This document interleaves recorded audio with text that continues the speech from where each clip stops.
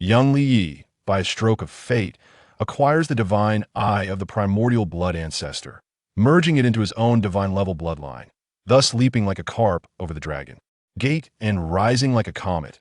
He ascends to the pinnacle of martial arts, embarking on the path to divinity, laughing proudly beneath the vast heavens. Chapter 1. The Exile.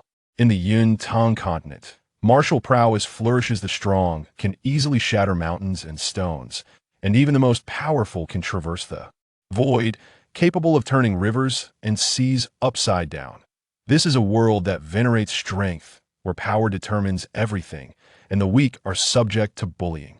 The measure of a person's strength lies within their bloodline power, known among all martial artists as the second soul, the blood soul power. Each person's blood soul is unique, yet undoubtedly, the higher the blood soul, the greater the potential for future achievements, enabling one to become a formidable warrior or even a transcendent being. In Jiangnan, in the city of Wuzhou, Li scratched his head, gazing at the same sky, yet everything had changed. The sky was a brilliant blue, devoid of the dreary gray that he had previously known, which seemed perpetually shrouded in thick mist. Well, it seems I have crossed over. A faint smile of bitterness graced his face, mingled with a strange sense of relief, as if he were grappling with emotions he barely understood. Crossing over, what a grand and trendy term. Li never imagined that this concept, often found in novels and films, would become his own reality. Indeed, Li had traversed to a wholly unfamiliar, yet oddly reminiscent world. He felt a twinge of gratitude that he had not perished, but instead found himself in a new existence. Li was an orphan, a university graduate facing an era dominated by nepotism, achieving nothing after years of effort. One fateful night, emboldened by drink, he encountered a stunningly beautiful woman on his way home. Attempting to flirt, he was horrified to discover the sharp fangs beneath her luscious red lips. A vampire. Indeed, if crossing over has become a reality, then the existence of vampires is not so strange after all. He touched his neck, knowing full well that no traces of a bite remained. Now he had crossed into the body of a boy who shared his name. In Jiangnan, in the city of Wuzhou, he inhabited the body of a 16-year-old boy named Li Yi. In simpler terms, he had undergone a soul transference. By merging with the memories within this new body, Li began to grasp some aspects of his situation. This world was called Yun Tang continent, the size and number of its nations unknown. What was clear was that the inhabitants revered martial arts, focusing on cultivation, and their customs were far more fierce than those of the earth he once knew. The best analogy would be that this realm resembled the worlds depicted in martial arts novels. Yet here, the strong could achieve terrifying feats even novice warriors could, traverse walls and rooftops, and some could obliterate mountains with a single punch. Even the legendary ability to shatter the void and soar through the heavens was said to be true. However, martial practitioners in this world primarily cultivated blood soul power, which originated from the blood within the body. The pinnacle of cultivation, even the color of one's blood could change. There are legends that when blood turns a brilliant gold, one is akin to a deity. With a slight grit of his teeth, he bit his fingertip, only to see the familiar crimson hue of his blood. Well, it appears I lack the fate of a protagonist. Just as Li sought to delve deeper into the mystery of blood soul power, a gentle voice drifted in from outside the door. He looked up just in time to see a woman in her 20s or 30s enter, her gaze gentle yet slightly reproachful. Yun Ant. Upon seeing her, Li momentarily lost his focus. The woman before him was far more beautiful than any so-called movie star or internet goddess from his previous life. Unlike those overly made-up celebrities, this woman, unadorned, possessed a natural elegance, as if she had stepped out of a dream, akin to a celestial being.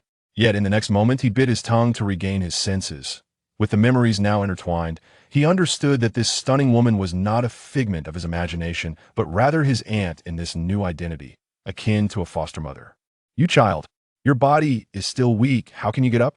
Seeing Li sitting at the edge of the bed, the woman glanced at him reproachfully, then turned to close the door. She approached the bed without regard for the differences between genders, sitting beside him, her loving eyes tenderly stroking his head. "Your father is absent, and Yun Ant has not taken good care of you.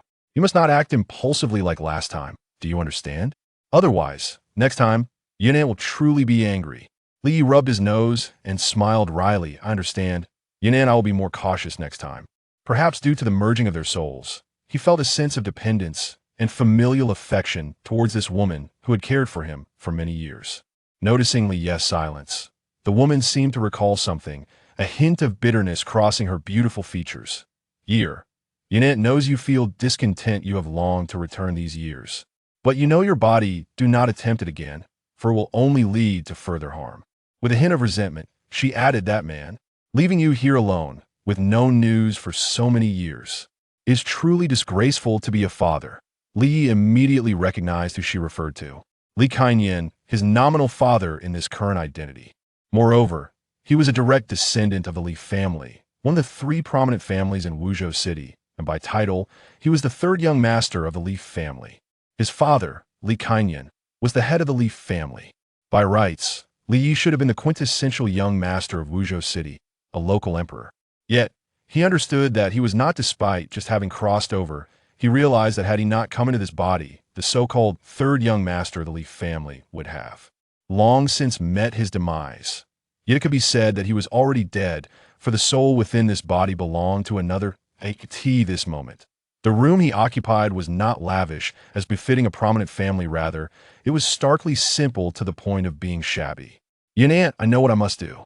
In his memories, this so-called third young master of the Li family had not enjoyed the privileges of a typical young master. Instead, he lived in utter destitution. The reasons for this could be traced back to his father. The Li family was one of the three prominent families in Wuzhou City, boasting nearly 1,000 years of history. It was said that the progenitor of the Li family was once a superlative power in the Yuntang continent, though the precise level of his might is now unclear. At the very least, he was a formidable figure. Li Kaiyan was noted as the most gifted member of the Li family in the past century, yet he mysteriously vanished, leaving behind an infant, who is now Li Yi. If it were merely this, it would not be a significant issue. Such a vast family could easily care for one child. Moreover, no one would trouble him, considering Li Kaiyan's status as the family head. However, the crux of the matter lay in Li Yi's frail health had been weak and sickly from a young age, and had failed to awaken his bloodline by the age of 13, thus being deemed incapable of cultivation and destined to be an ordinary person at T13. Li Yi was expelled from the family. Had it not been for Yunnan's shelter and care, he would have perished on the streets.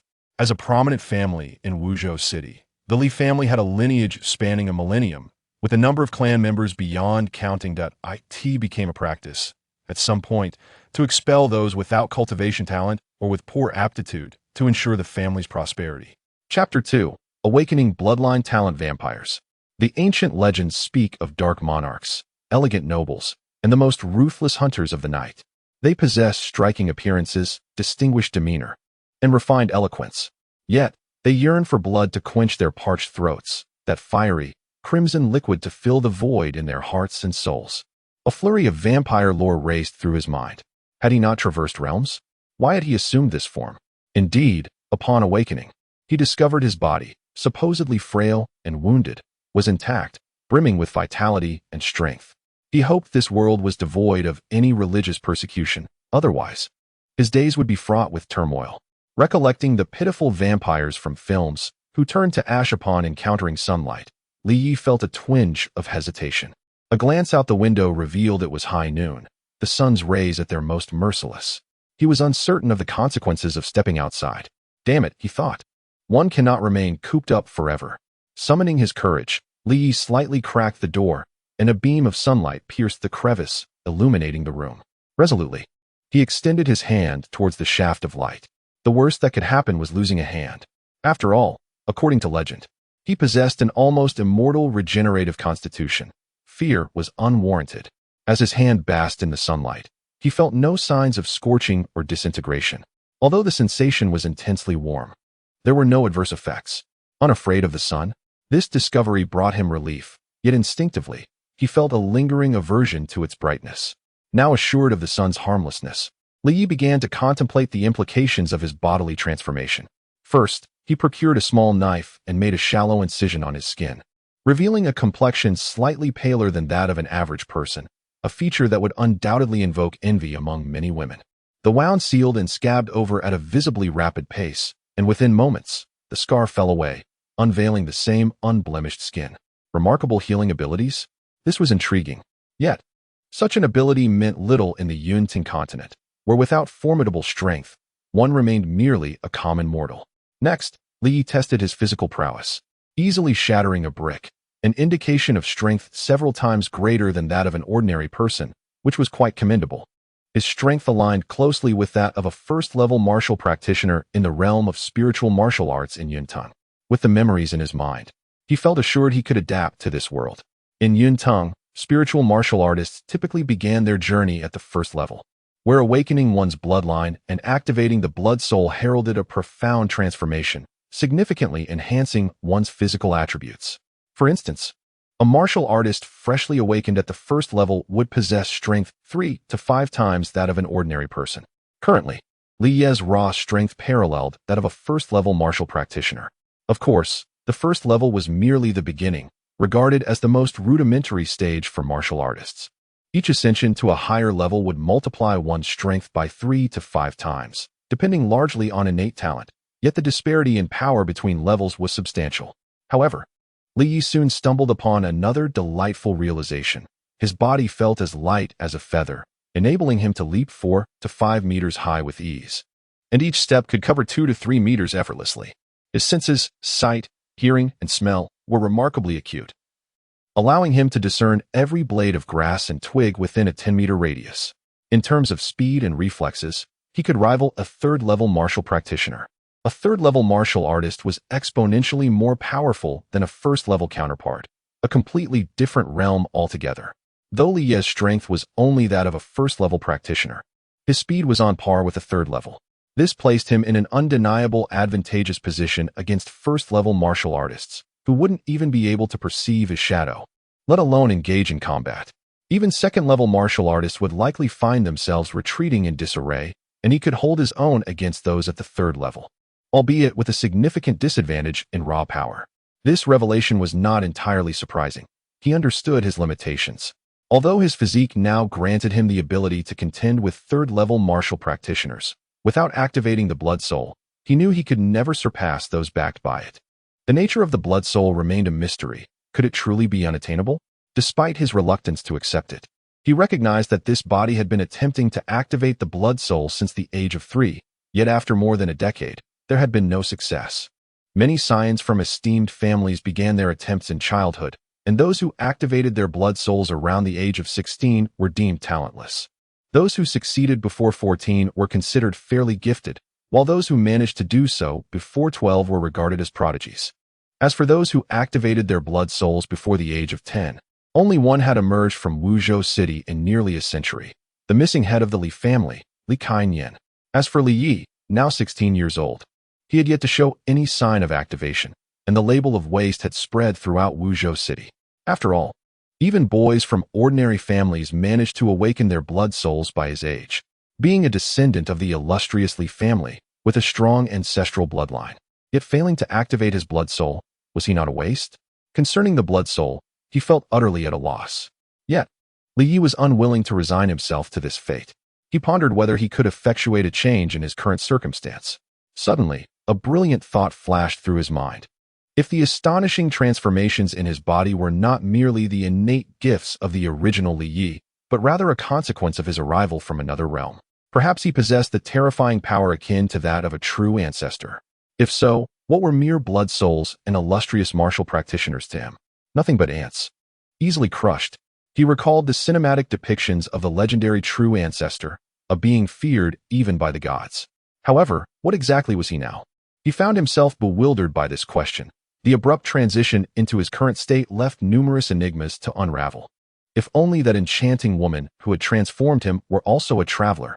A vision of the stunning figure who had precipitated his metamorphosis ignited a feeling within him. She was undoubtedly not an ordinary vampire. She could very well belong to a higher echelon of vampire lineage. At that moment, a cryptic stream of information surged forth from the depths of his mind, overwhelming Li Yi and Appos' consciousness and plunging him into unconsciousness. When he finally regained awareness, night had descended outside. Had he truly fainted for half a day? Thank goodness Aunt Yun had not come to check. Otherwise, he would have found himself in a precarious position. A wave of dread washed over him as he rose from the ground, and the memories of his previous state flooded back, accompanied by a plethora of new information that had previously been absent from his mind. After a brief moment of contemplation, a myriad of expressions flitted across Li Yi's face: surprise, confusion, and, most prominently, exhilaration. The newfound knowledge was related to cultivation. It contained a complete methodology for survival. Previously, he had been apprehensive about the prospect of disintegrating into ash under the sun and Apos' gaze. Now, he felt a wave of relief wash over him. The insights he had acquired revealed that many legends were merely exaggerated accounts of the unknown. Li Yi, perplexed, shook his head, setting aside his doubts, and continued to read on. After approximately 15 minutes, he finally grasped the essence of his current situation. He is no longer a mere vampire, or rather, the concept of a vampire is merely a superstition among people. To put it simply, he possesses a unique bloodline within him. The blood clan. At least that is how the information in his mind describes it. Naturally, the so-called blood clan bears some resemblance to the vampires depicted in Western films from his previous life on Earth. For instance, individuals with a low awakening of their bloodline tend to fear sunlight and are vulnerable to silver weapons, among other weaknesses. However, as the awakening of the bloodline gradually increases and its power grows stronger, those vulnerabilities will dissipate. Currently, he is likely at the initial stage of awakening a portion of his blood clan lineage, which means he has just begun, aside from a modest enhancement of physical attributes. It is of little practical use. The intriguing concept of bloodlines, according to this understanding, aligns rather well with the cultivation system of the Cloud Ascension continent. Yet, how does one enhance a bloodline? Why was the third young master of the Li family originally cast out? Was it not due to his inferior bloodline and lack of talent? Simultaneously, he discovered that his bloodline possesses at least one aspect that reassures him. It appears that he need not resort to the grotesque consumption of human flesh. However, the notion of devouring bloodlines sends a shiver down his spine. The term devour does not seem particularly virtuous. Furthermore, in his current state of bloodline awakening, he not only possesses a physique stronger than that of an average person, but has also manifested some additional abilities. Firstly, his strength in the darkness surpasses that of daylight. The extent of this enhancement is contingent upon the potency of his bloodline. Especially during a full moon, the boost seems terrifying. Yet, Li Yi is still uncertain about what effect this will truly have, and a sense of anticipation grows within him. Secondly, his mental strength far exceeds that of ordinary individuals. However, this newfound power leaves Li Yi somewhat perplexed. A formidable mental capacity? Surely he is not becoming a sorcerer? He recalls that in his previous life, he had not found love by the age of 30, nor had he become the so-called 30-year-old great sorcerer popularized on the internet. With these thoughts in mind, Li Yi resolves to seek an opportunity to test the veracity of his so-called exceptional mental prowess. Chapter 3. The Temptation of Evil. Upon confirming his extraordinary lineage, Li Yi felt a surge of delight within him. At the very least, this endowment granted him a semblance of survival capability in this world.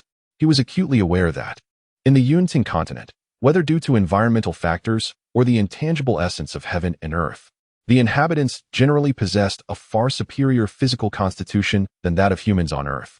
A mere young adult here could likely overpower 3 or 4 individuals from Earth. Even without cultivation, many enjoyed lifespans nearing a century or even beyond, nourished by the spiritual essence of the world. As for those martial cultivators who had activated their bloodlines and possessed blood souls, their prowess was even more formidable. After spending an entire night familiarizing himself with the effects of heightened powers during the night, Li Yi discerned that his strength, which was roughly 3 to 5 times that of an ordinary person in daylight, would escalate significantly after dusk, potentially reaching 7 or 8 times greater. Thus, by nightfall, his abilities nearly doubled. Unfortunately, he needed to experiment with his second talent, the intensity of his mental power. What could he use to test this mental prowess? Aunt Yun? The enchanting and gentle Aunt Yun. The thought stirred within him, yet he swiftly dismissed it. Though tempted, he recognized her familial regard for him, and such actions were beyond the pale. With Aunt Yun out of the question, he resolved to seek another target. Outside, the night was fading, and the sun was slowly rising on the horizon. As he sensed the dissipating energy within him, Li Yi shook his head. In daylight, he was barely on par with a first-level martial cultivator, perhaps slightly superior, but certainly not comparable to those of the second level. According to his memories, within the small Wuzhou city, first and second level martial cultivators were the most common, and even the average mercenary outside typically surpassed this level. Within the Li family, even those with the most mediocre talents possessed at least second or third level capabilities. Currently, he could not command respect from those individuals. Having merged with another soul, he had inherited all its memories. This soul harbored a strong obsession with its family, which in turn influenced Li Yi and Appos' thoughts. He understood that he was under the influence of another and Appos' spirit, yet he did not resist it. In this new world, he needed to assimilate, allowing him to fulfill the unspoken desires of that soul. As if conversing with himself, Li Yi sensed a ripple in his mind, akin to a release or perhaps gratitude. Finally, the last remnant of that soul dissipated into the vastness of the universe. Having traversed into this new realm for several days, Li Yi was gradually acclimating to his new identity. He was a discarded son of the Li family, one of the 3 prominent families in Wuzhou City. He was not the first, nor would he be the last to bear this title. As a family that had flourished for nearly a millennium, those deemed lacking potential were cast out. It was a harsh reality, but one that was necessary. A family could not sustain numerous members. Resources must be allocated to those who could contribute to its advancement, not to the inept. Undoubtedly, in the eyes of the family, Li Yi was a waste. Nonetheless, the family still provided a modest allowance each month, a concession made in consideration of his status as the long-lost son of the family head. To regain his standing, he needed to prove to them that he was not the worthless individual they perceived him to be, but rather a valuable asset to the family. On this particular day, Li Yi resolved to test the effects of his bloodline and Appos' innate mental prowess. He pondered how this might affect martial cultivators. Generally, those who had activated their bloodlines and possessed blood souls exhibited significantly stronger mental faculties. The higher the level of their cultivation, the more formidable their mental strength. Just as he contemplated finding an opportunity to test this on a martial cultivator, unexpectedly, someone appeared before him. Li Haoran, what brings you here? Before him stood a young man, seemingly around 20, handsome yet with a pallid complexion indicative of excessive indulgence. Though they bore no resemblance, he was indeed Li Yi and Appos' nominal cousin, the grandson of the 3rd elder of the Li family. Upon seeing him, Li Yi and Appos' expression turned cold. Despite their familial ties, Li Haoran had tormented him over the years, and now, seeing him, Li Yi could not suppress a slight smirk. Waste, why are you still alive? Li Haoran, taken aback upon seeing Li Yi standing unharmed before him, exhibited a look of astonishment. Li Yi noted the shift in his expression. Only days prior, he had been gravely wounded and brought back in a near-death state, the identity of his assailant a mystery. Many had assumed he would not survive, and while that had indeed been the case, it was unfortunate for them that Li Yi had transcended into this new existence, reclaiming his life. Observing Li Haoran and Appos' astonished gaze, Li Yi was no longer the timid scion of the Li family. He quickly grasped the situation. Clearly, this young man had ulterior motives, though he could not have acted alone. Given his status as the grandson of the 3rd elder, it would not take much for him to instigate others to act on his behalf. After all, Li Yi was somewhat notorious in Wuzhou City. The son of a formidable father could become a laughingstock if he were to be killed without consequence. Whether I live or die is of no concern to you. Was it you who orchestrated that incident? At this, Li Haoran and Appos' demeanor shifted, his eyes flickering as he avoided Li Yi and Appos' gaze, pretending innocence. What are you talking about? I haven't and Appos' done anything. What a fool. Li Yi was not surprised by Li Haoran and Appos' foolishness. In his memories, this grandson of the 3rd elder was a frivolous wastrel. Now in his early 20s, yet only possessing a mere 3rd-level cultivation, a rather pathetic figure within the family. Had it not been for his grandfather and Appos' influence, he would have been expelled long ago. Enough, Li Haoran. We both know the truth. There and Appos' no point in pretending otherwise. However, let me warn you, do not assume I will remain docile.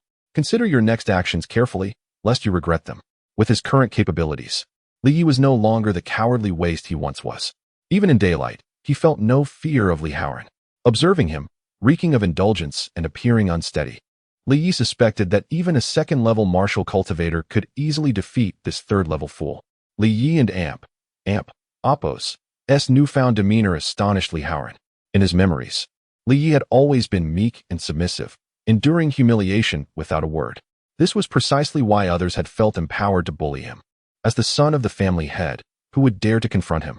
Even in the wake of his father and Oppos' disappearance, his reputation lingered. Now, witnessing the once timid boy who scarcely dared to lift his gaze speak with such audacity left Li Haoran dumbfounded. Yet, he quickly regained his composure, erupting in anger. Waste. Have you grown bold? Do you dare speak to me in such a manner? Do you believe I won and amp, Oppos, to ensure you spend the rest of your life bettered in? As long as I don and amp, Oppos, to kill you, the family won and amp, Oppos, to raise any objections. As he spoke, Li Haoran swiftly delivered a backhand slap. Despite his body being drained by indulgence, he was still a martial cultivator at the third level of the spirit martial realm. If that slap landed, an ordinary person would likely find themselves bettered in for at least 10 to 15 days. Upon witnessing Li Haoran and amp, Oppos' aggression, a glint of coldness flickered in Li Yi and amp, Oppos' eyes. In his memories, Li Haoran had often exploited his status to bully him, even subjecting him to numerous beatings. Yet, he was cunning enough to avoid striking his face, targeting instead the areas concealed by clothing, making it difficult for others to notice. This time was no different. Li Haoran aimed to strike directly at Li Yi and amp, Oppos' abdomen. With his third-level prowess, even a casual blow from him could shatter a solid granite stone. Should Li Yi take the full brunt of it, he would undoubtedly suffer severe internal injuries. Li Haoran, you brought this upon yourself. I was somewhat hesitant, but since you seek your own demise, I shall not hold back. To be frank, had this been a few days prior, the Li Yi perceived as a cowardly waste by everyone would have surely been left with half his life extinguished. But now, things were different. Li Yi and Oppos' body swayed slightly as he evaded Li Haoran and Oppos' strike.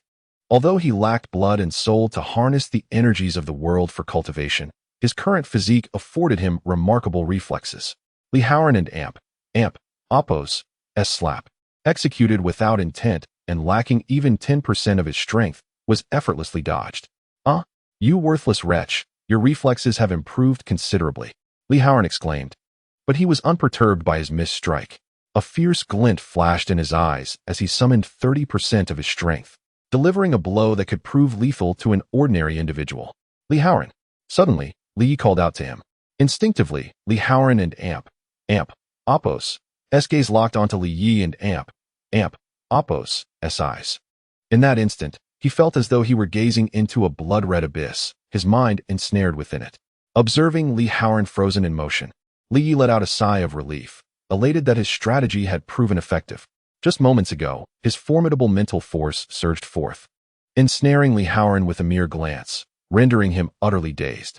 At that moment, Li Haoran and amp, Oppos' mouth drooled uncontrollably, his expression grotesquely lascivious, as if lost in a depraved dream.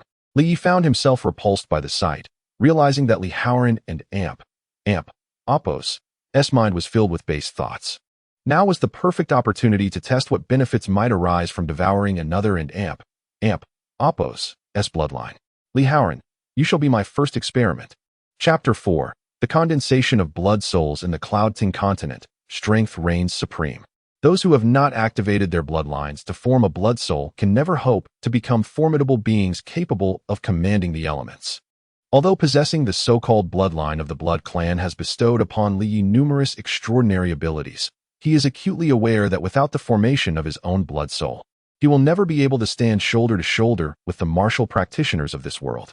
The process of devouring bloodlines proved to be less grotesque than he had initially envisioned. It was not merely a crude act of siphoning another's blood. However, the task of assimilating the bloodline was indeed complex. It took Li Yi a full hour to extract the essence of Li Haoran and amp, Oppos' bloodline and condense it into a single droplet of blood, which he then infused into his own body. As soon as the blood droplet entered him, Li Yi felt an intense heat surging through his body, as if he were ablaze. His blood boiled within him, akin to water reaching a rolling boil. It was difficult to articulate the sensation after the initial agony. It transformed into an exhilarating and addictive comfort. Meanwhile, Li Haoran and amp, Oppos' complexion had turned pale. His already weakened state from excessive indulgence now rendered him utterly feeble. His skin appeared sallow and dry, his eyes lacked luster, and his body was racked with spasms. Was this the essence of the bloodline within the human body? As Li Yi felt the warm current flowing into him, he realized that his first foray into devouring a bloodline had been completed. Simultaneously, this warmth spread throughout his organs and limbs, nourishing them.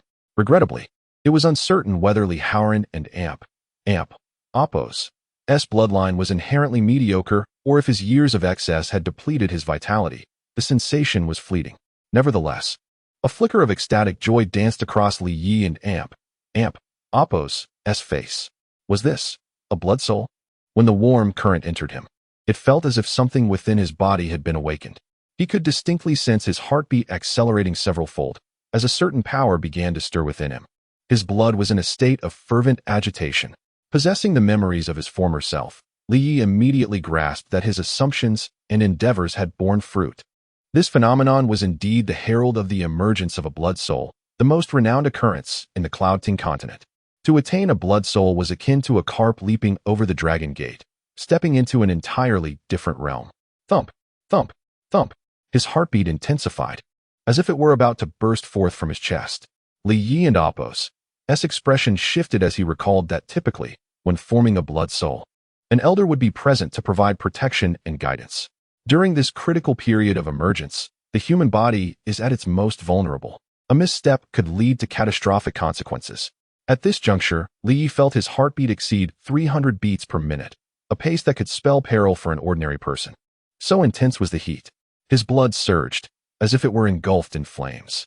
At such a moment, if an elder adept in martial arts were present, they could channel the natural energy of the heavens and their own blood soul power to alleviate the agony and mitigate the risk of catastrophic failure. Alas, the only company he had was the unconscious Li Haoran, leaving him without aid. Fortunately, his body had undergone a remarkable transformation, rendering him stronger than the average person who had just awakened their blood soul. After an indeterminate passage of time, when Li Yi felt himself teetering on the brink of unconsciousness, the torment finally subsided. After resting for a brief moment, he rose from the ground. Observing the dampness beneath him, evidence of the cold sweat that had poured forth from his body. Was this the essence of a blood soul? Feeling the lingering warmth in his chest, Li Yi pondered whether he had truly succeeded. Yet, based on the memories in his mind, he surmised that he had indeed formed a blood soul in the region of his heart. It was a curious method of cultivation, condensing the blood soul in the heart. Shaking his head, he sensed the omnipresent spiritual energy of the world gradually flowing into his body, nourishing him slowly. Only those who had formed a blood soul in their chest and become martial practitioners could perceive the spiritual energy of the heavens and absorb it to enhance their own strength. Bang! He threw a punch into the air, producing a resounding thud. His strength had increased at least threefold. Now, his power could rival that of a practitioner at the early stage of the third realm of spirit martial, or perhaps even surpass it. Even within the same realm, distinctions exist. The third realm of spirit martial is further divided into early and late stages. At this moment, having just condensed his own blood soul, according to the calculations of the Cloud-Ting continent, he had truly crossed the threshold into martial cultivation, placing him at the early stage of the first realm of spirit martial. Yet, he harbored confidence that he could contend with those at the early stage of the third realm and remain undefeated against those at the late stage. After all, upon condensing his blood soul, not only had his strength increased, but his speed and reflexes had also improved significantly. If night fell, he might even have the strength to confront someone at the fourth realm of spirit martial, for his bloodline could double his power at night. However, a qualitative change occurs every 3 realms in spirit martial. The difference between the third and fourth realms may seem like a mere tier apart, yet the disparity in strength can exceed 5-fold. In the entire Wu State City, many practitioners exist at the third realm of spirit martial, but few manage to ascend to the fourth. Any individual at the fourth realm is considered a formidable force within Wu State City. Of course, among the 3 great families, numerous individuals can break through to the fourth realm before the age of 16, thanks to the advantageous inheritance of potent bloodlines from their illustrious ancestors. The power of the blood soul derives from the bloodline within the body. The stronger the bloodline, the swifter the cultivation and the higher the starting point. It can be said that in the Cloud-Ting continent, some powerful families can be more terrifying than the supreme imperial authority. The condensation of the blood soul merely marks the initial step onto the path of martial cultivation. The journey ahead is one of defiance against the heavens. Within the Li family, only those who have condensed their blood souls may remain within the family. Li Haoran, being the least exceptional among them, still possesses the strength of the late stage of the second realm of spirit martial. To earn the respect of the family, Li Yi understood that he must present a performance that would astonish those old-timers. He was fully aware that being at the early stage of the first realm of spirit martial would not garner any attention within the Li family, let alone qualify him to reside among them. If Li Haoran were not the grandson of the third elder, his slow cultivation speed would have resulted in his expulsion from the family long ago. It seemed that in just 1 month and Oppos' time, the annual family competition would commence. This presented a splendid opportunity. Every year, the various families in Wu State City, especially the 3 great families, host an event for the younger generation to showcase their martial prowess. This serves both as a measure of their annual growth and as a demonstration of the family and Oppos' strength. Naturally, those who are found lacking in progress may face expulsion from the family, left to fend for themselves in the world.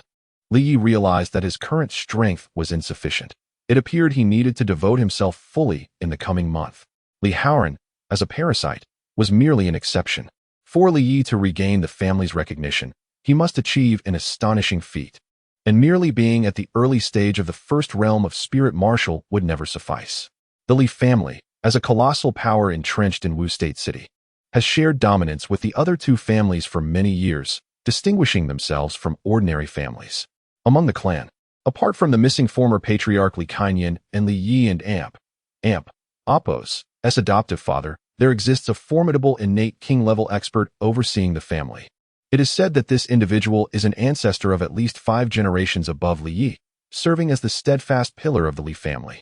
Within the city of Wuzhou, those at the 4th level of the spirit martial realm are already considered masters, while those at the 5th and 6th levels are truly remarkable figures.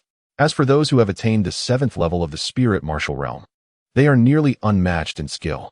The innate king level, it is likely that the entire city of Wuzhou could not muster even a handful of such individuals. They represent terrifyingly powerful beings above the spirit martial realm. Even a formidable warrior at the 9th level of the spirit martial realm is but an ant in the presence of an innate king-level expert. Each of the 3 great families possesses such fearsome powerhouses to maintain their dominance in Wuzhou for so many years. However, this is still far beyond Li Yi's current capabilities. With only a month remaining, he must elevate his realm to at least the 3rd level of the spirit martial realm. Otherwise, he stands no chance. He is acutely aware that within the 3 great families of Wuzhou, those at the 1st and 2nd levels of the spirit martial realm are plentiful and hardly valued. Achieving the 3rd level is merely a minimum requirement, while only those with strength above the 4th level are truly regarded as the backbone worthy of cultivation by the 3 families. Regrettably, the Family South annual competition takes place during the day, which is a great pity. Li Yi felt somewhat disheartened, for if it were held at night, his strength could potentially double. He hoped that his mental prowess would yield extraordinary results. Casting a glance at Li Haoran, who lay on the ground convulsing and frothing at the mouth, Li Yi felt a flicker of confidence. Even before forming his blood soul, he had managed to influence Li Haoran, who was at the late stage of the 2nd level of the spirit martial realm, now that his blood soul was fully formed. It served as a powerful trump card. Upon awakening, Li Haoran appeared significantly aged, despite being only a few years older than Li Yi. He now bore additional wrinkles and strands of white hair.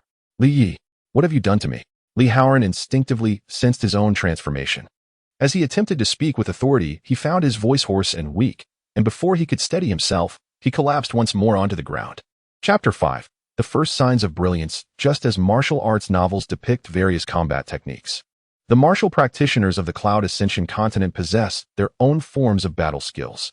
Upon condensing the blood soul within their bodies, they generate a unique energy known as blood soul power. This power is typically cultivated by absorbing the spiritual energy from the surroundings, enhancing one's abilities. However, it is only through the application of combat skills that one can truly harness the potential of their blood soul. Moreover, aside from combat techniques, there are also cultivation methods. A superior cultivation technique allows for a smoother and swifter progression. Nevertheless, the most crucial element lies in one's comprehension of martial arts. Both combat skills and cultivation methods serve merely as aids. The blood soul is fundamental, its strength directly correlating to 1's power. The members of the Li family have, at the very least, learned 1 or 2 combat skills. Should a confrontation arise, their proficiency in these skills would undoubtedly pose significant trouble for me. Even though I currently possess the ability to stand against someone in the late stages of the spirit martial realm due to my awakened bloodline, this is merely a conjecture based on raw strength.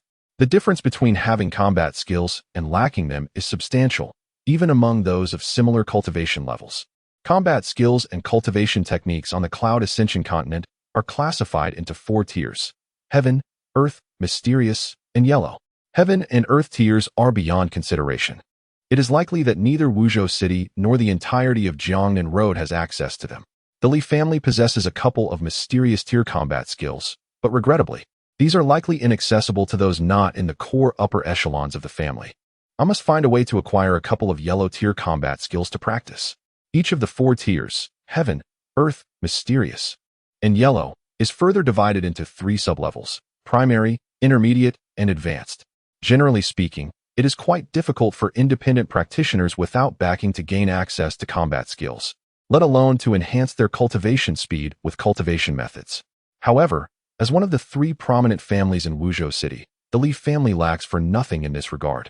Even so, the Li family only possesses a few Yellow tier combat skills and techniques, the majority of which are of the lower and intermediate levels.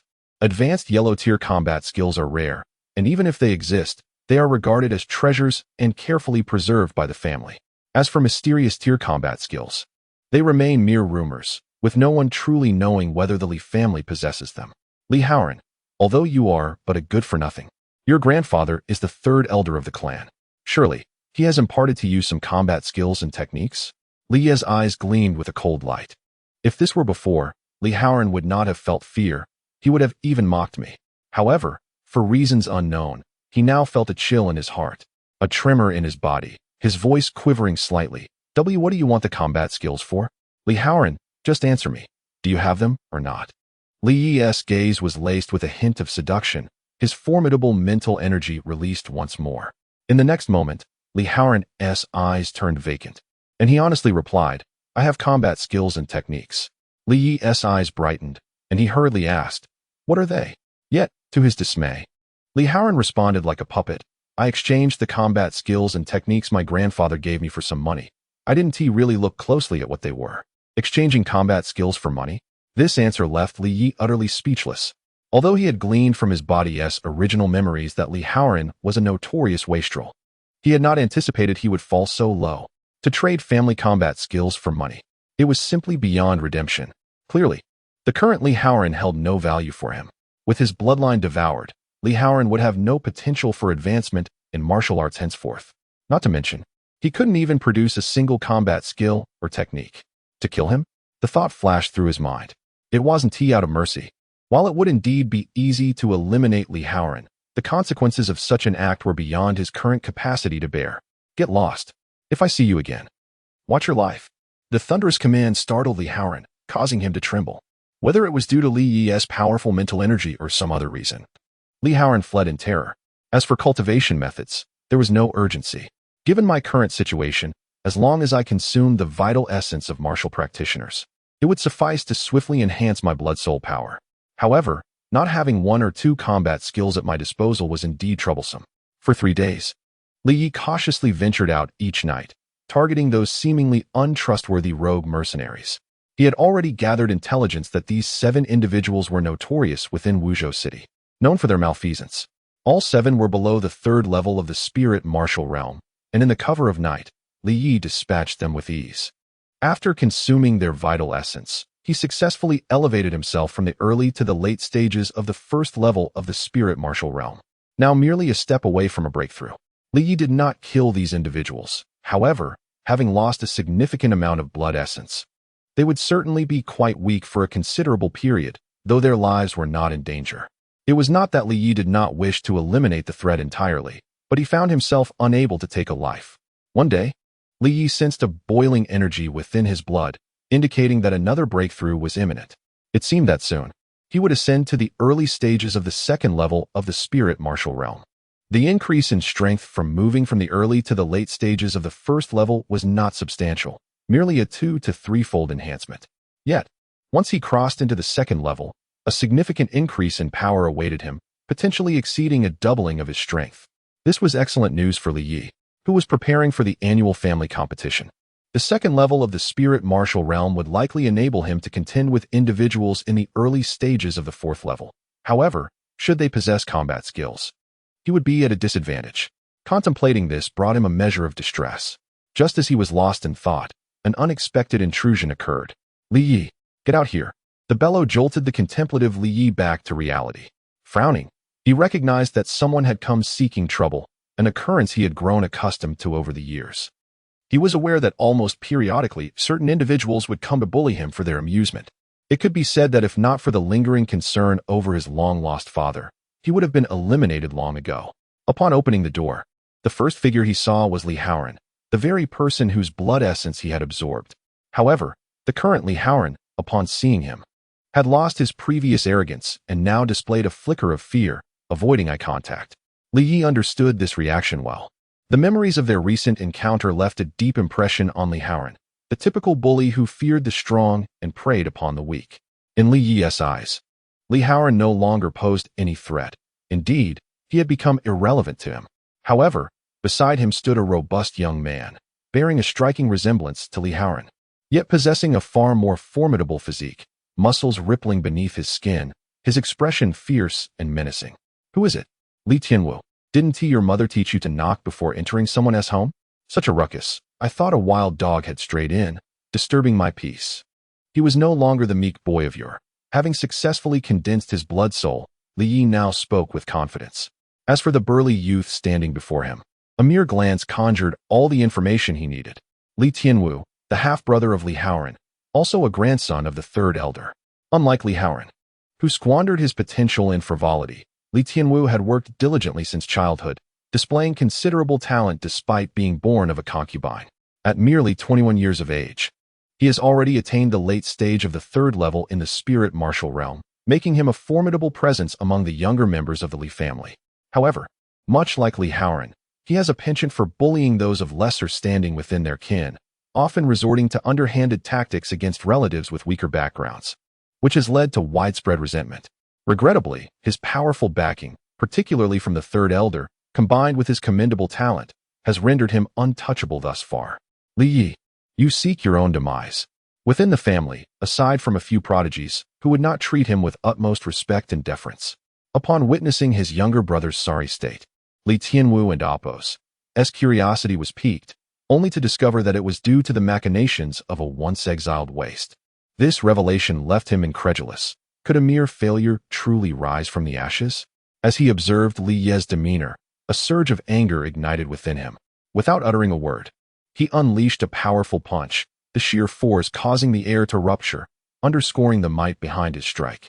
At the late stage of the third level in the spirit martial realm, a single punch from him could shatter solid granite. If it were to connect with a human body, it could result in shattering fractures or even the rupturing of internal organs. Li Tianwu, having grown accustomed to his unchecked arrogance, was already fuming over his brother being bullied. Now, seeing a once helpless waste audaciously taunting him, he was overwhelmed by a murderous intent, disregarding the consequences as he prepared to strike down his opponent. You waste. Do not think I shy away from killing you. After all, your deceased father has been missing for years. Perhaps he has long since perished. Without him, your life is of no concern to anyone. Li Tianwu was not foolish. Although Li Yi was ostensibly the son of the family head, the latter's prolonged absence, along with the lack of support from any elder, was precisely what emboldened him and Li Haoran to bully Li Yi. Seeing such arrogance from his adversary, Li Yi's eyes mirrored a flicker of murderous intent, igniting within him a fervent battle spirit. He had been uncertain of his current strength, but now, the arrival of Li Tianwu only heightened his excitement. Facing the punch from Li Tianwu, Li Yi stood his ground and retaliated with a punch of his own. Seeking death, Li Tianwu, witnessing the so-called waste of the family not only devoid of fear and despair, but daring to fight back, grinned sinisterly, envisioning the moment when he would see someone in Appo's arm shattered by a single blow. Unexpectedly, as their fists collided, Li Tianwu, at the late stage of the third level in the spirit martial realm, felt a formidable power emanating from Li Ye's arm that matched his own. His expression shifted, unable to contain his shock as he staggered back 3 or 4 steps. In stark contrast, Li only swayed slightly, remaining steadfast. The disparity was unmistakable. Li Yi was, astonishingly, stronger than Li Tianwu in terms of raw power. It was essential to note that he was currently merely at the late stage of the first level in the spirit martial realm, a difference of at least 2 levels and 4 minor realms. The gap in strength was at least 4 or 5 times greater. You have condensed your blood soul. Li Tianwu's countenance shifted dramatically. He had distinctly sensed the familiar surge of blood soul power during their exchange, and it was inconceivable for an ordinary person to wield such strength. All signs pointed to a singular conclusion, that the waste he had deemed incapable of rising again had, indeed, turned the tide in his favor. Li Yi coldly smirked, offering no reply. Seizing the moment of Li Tianwu and Appo's astonishment, he advanced, his eyes ablaze with determination, and launched a punch without reservation. Although Li Tianwu was taken aback, his reflexes were swift. Realizing that this former waste had unleashed strength equal to his own, a flicker of fear crossed his gaze, quickly replaced by a fierce snarl. Even if you have condensed your blood soul, what of it? Do you think I cannot handle a mere waste like you? Thunderous fist, clearly shaken by Li Ye's newfound prowess. Li Tianwu abandoned his underestimation and unleashed his combat technique. Chapter 6. Li Kaiyan Li Tianwu unleashed a punch that resonated with a thunderous roar, albeit faint, nonetheless. It sent a chilling sense of danger coursing through Li Yi. The impact propelled Li Yi several meters back, barely allowing him to regain his footing. In stark contrast, Li Tianwu sneered, showing no mercy as he followed up with another punch. You worthless fool, don't think that by condensing your blood soul, you can turn your fate around. Today, I shall shatter your blood soul, condemning you to a lifetime of being a mere waste incapable of cultivation. Li Tianwu's malice was palpable. The blood soul is the essence of a cultivator. To destroy it is to sever any hope of ever practicing cultivation again. This fate is far crueler than failing to condense a blood soul in the first place. The latter still leaves a glimmer of possibility, while the former seals one's destiny to perpetual uselessness. It seemed there was no choice but to act. In sheer physical strength, Li Yi was not significantly inferior to Li Tianwu, even though he was merely at the late stage of the spirit martial realm and Appo's first level. The disparity against Li Tianwu, who was in the initial phase of the third level, was nearly negligible. Unfortunately, Li Tianwu's mastery of combat techniques allowed him to amplify his strength to an alarming degree, rendering Li Yi somewhat overwhelmed. Die! Li Tianwu cackled, disregarding the ancestral teachings that forbade members of the same clan from harming one another, showing no inclination to relent. At that moment, a voice laced with fury pierced through the tension.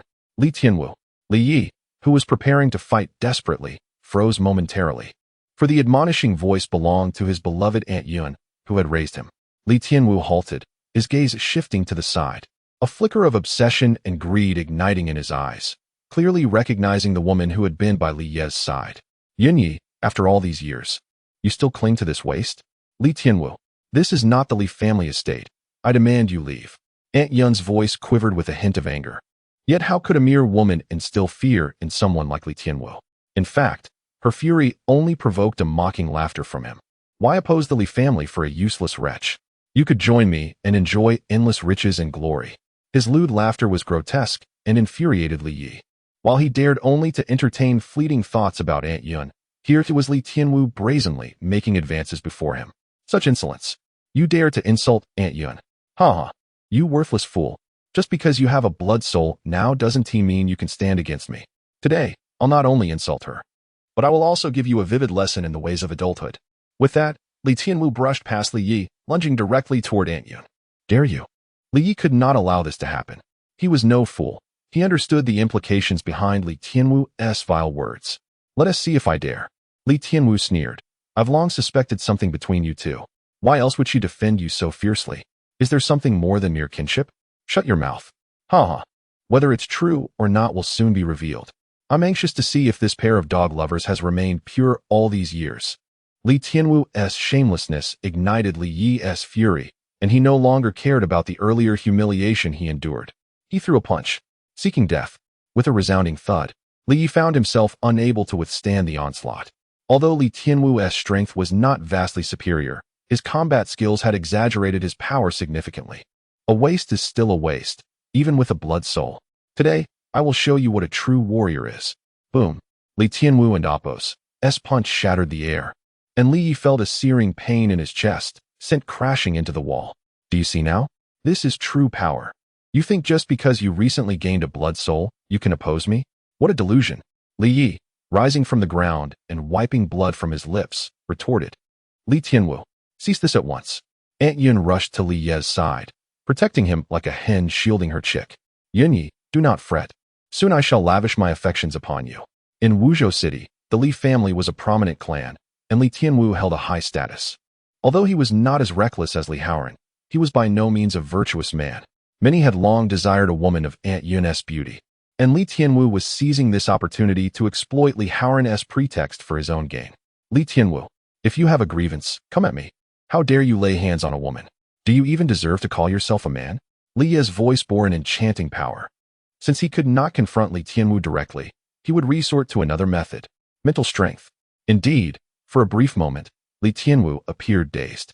However, he quickly regained his composure, proving he was no fool like Li Haoran. Am I not a man? You will soon see. With a lecherous grin, Li Tianwu wasted no time, lunging forward to seize Li Yi, mocking him with cold laughter. Rest assured, I won't kill you. I will make you watch as I indulge in your precious Aunt Yun before your eyes. Ha ha. At that instant, Li Yi's gaze met Li Tianwu's. Li Tianwu. This cry, echoing like a dream, momentarily shattered Li Tianwu's focus. Before he could regain his wits, Li Yi delivered a powerful blow to his chest. The force of this strike was enough to shatter stone. Despite Li Tianwu's current status as a third-level spirit martial realm cultivator, he let out a scream, spitting blood as he was sent reeling backward.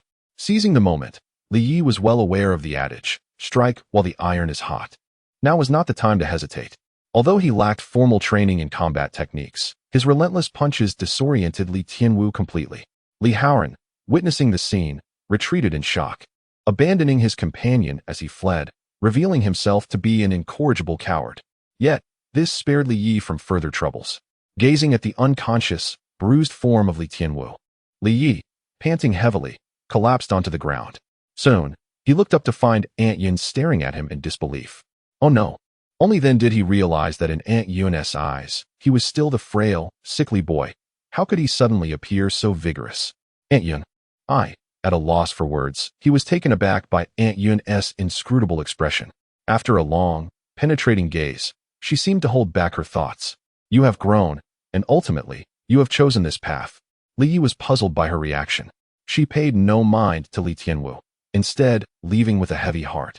Though he was unaware of Aunt Yun's reasoning, Li Yi had more pressing matters to attend to. Absorbing Li Tianwu's bloodline essence. Li Tianwu, you have delivered yourself to me. Early stage of the second level of the spirit martial realm. Late stage of the second level of the spirit martial realm. It shows no signs of stopping. Peak of the second level of the spirit martial realm. Finally, at the peak of the second level, the surge of power diminished, coming to a halt. Boom. With a punch that threatened to rupture the very air. The force was tenfold greater than before. How could such an increase be possible? Typically, the leap from the late stage of the first level to the peak of the second level would yield, at most, a threefold increase in strength. Why had he experienced such a transformation? Li Yi felt that the power of his blood soul within him was significantly more robust than that of an ordinary individual, nearly rivaling that of a practitioner at the fourth tier of spirit martial realm. This effectively granted him strength comparable to the pinnacle of the fourth tier. With less than a month remaining, if he could achieve another breakthrough, it should be sufficient. Currently, he faced little difficulty in contending against those at the fourth tier of spirit martial realm.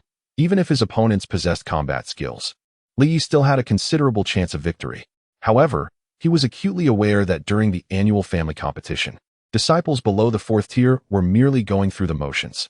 The true focus remained on those at the fifth tier and beyond, as only they would capture the attention of the family elders. At this moment, he felt slightly lacking. Without a strong bloodline, he was inherently weaker than others. After beginning his cultivation, if one lacked a superior technique, their progress would be significantly slower compared to those with exceptional martial arts. For instance, many within the Li family practiced mid-grade yellow tier techniques, while a select few elite disciples honed the Li family's advanced yellow tier technique, the Xian Huanggong, allowing them to cultivate at several times the pace of ordinary practitioners. Nevertheless, Li Yi was not overly concerned about this. He discovered that the growth of his blood-soul power occurred almost effortlessly, especially at night. His body would instinctively absorb the spiritual energy of the heavens and the earth as if it were a black hole. Although the effects diminished during the day, he was perpetually cultivating. It is essential to note that no practitioner could maintain such a relentless pace, for all individuals possess emotions and desires, requiring sustenance, rest, and sleep. Aside from a few cultivation fanatics, who would continuously practice. Yet, he could, without needing to exert effort, his body naturally engaged in cultivation. On one particular day, a radiant blood light seemed to materialize around Li Yi, his aura surging once more. After a brief moment, his aura stabilized, and upon opening his eyes, a flash of brilliance emerged, only to vanish swiftly. Upon inspection, a hint of a smile graced Li Yi's face. He had reached the third tier of spirit martial realm. Though not as rapid as drawing strength from others' blood, this speed was likely far superior to that of the Xian Huanggong practiced within his family. In just a single day, he had advanced from the pinnacle of the second tier to the early stages of the third tier, a pace that would undoubtedly astonish anyone. Not only did it rival advanced yellow tier techniques, but it even eclipsed the rumored effects of higher-level Xian tier techniques. He marveled once more at the uniqueness of his bloodline. Just as Li Yi prepared to venture out and seek someone to validate the extent of his current strength, he suddenly heard a cracking sound emanating from beneath his bed. Glancing down, he realized that his recent breakthrough had caused the somewhat unstable bed frame to splinter. Oh no, Aunt Yun is sure to scold me for this. Just as Li Yi felt a twinge of distress, he unexpectedly discovered that beneath the bedboard lay a hidden space, as if a package were concealed within. What could it be? Reaching down, he retrieved the package and opened it, revealing a long, cold sword, approximately a foot in length. Alongside a letter, drawing forth the sword, it became evident that this was a remarkable weapon. Although its exterior appeared unremarkable, the blade emanated a chilling aura, far surpassing the sharpness of those so-called weapons forged from common iron. Setting the sword aside, Li Yi unfolded the letter. At the moment he opened it, the letter spontaneously ignited, and a surge of formidable intent surged into Li Yi's mind. This intent bore no malice. Otherwise, his spirit would have suffered a devastating blow. You have chosen to open it. A voice, tinged with the weight of ages, resonated within his consciousness. For some inexplicable reason, Li Yi felt an overwhelming sense of familiarity upon hearing this voice. Li Kaiyan, his father? It must be. His instincts assured him that this was indeed the lingering consciousness of Li Kaiyan, the most extraordinary genius of the Li family over the millennia. Whether this is right or wrong for you to encounter, since you have already coalesced your blood soul and attained the third tier of spirit martial realm. Perhaps this is destiny. This was the essence of a powerful individual's divine will, leaving Li Yi astounded. To think that even a king-tier expert could not achieve such a feat. Could Li Kaiyan truly be a being of a higher realm, above the king tier? I know you have many questions, but this is merely a fragment of my consciousness, and it cannot linger for long. To be brief, since you have chosen this path, it is a burden you must bear. With that, the intent shattered, transforming into myriad luminescent particles that fused into Li Yi's mind. When you reach the Tongtian realm, seek me in the central state holy domain.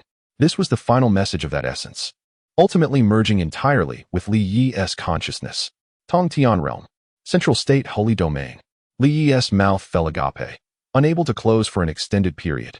What does the Tongtian realm signify? The spirit martial realm serves as the foundation of cultivation, encompassing 9 tiers.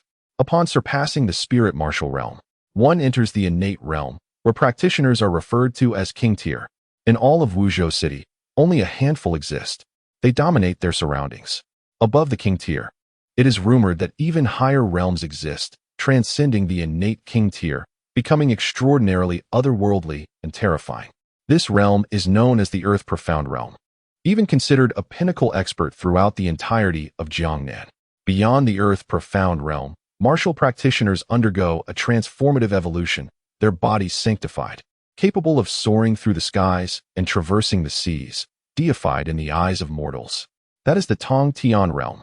The essence of Li Kaiyan stated that he must achieve the Tongtian realm to find him. Central State Holy Domain. Isn't that the very heart of the Yunting continent? It is said to be the paradise for countless martial practitioners, where formidable beings abound.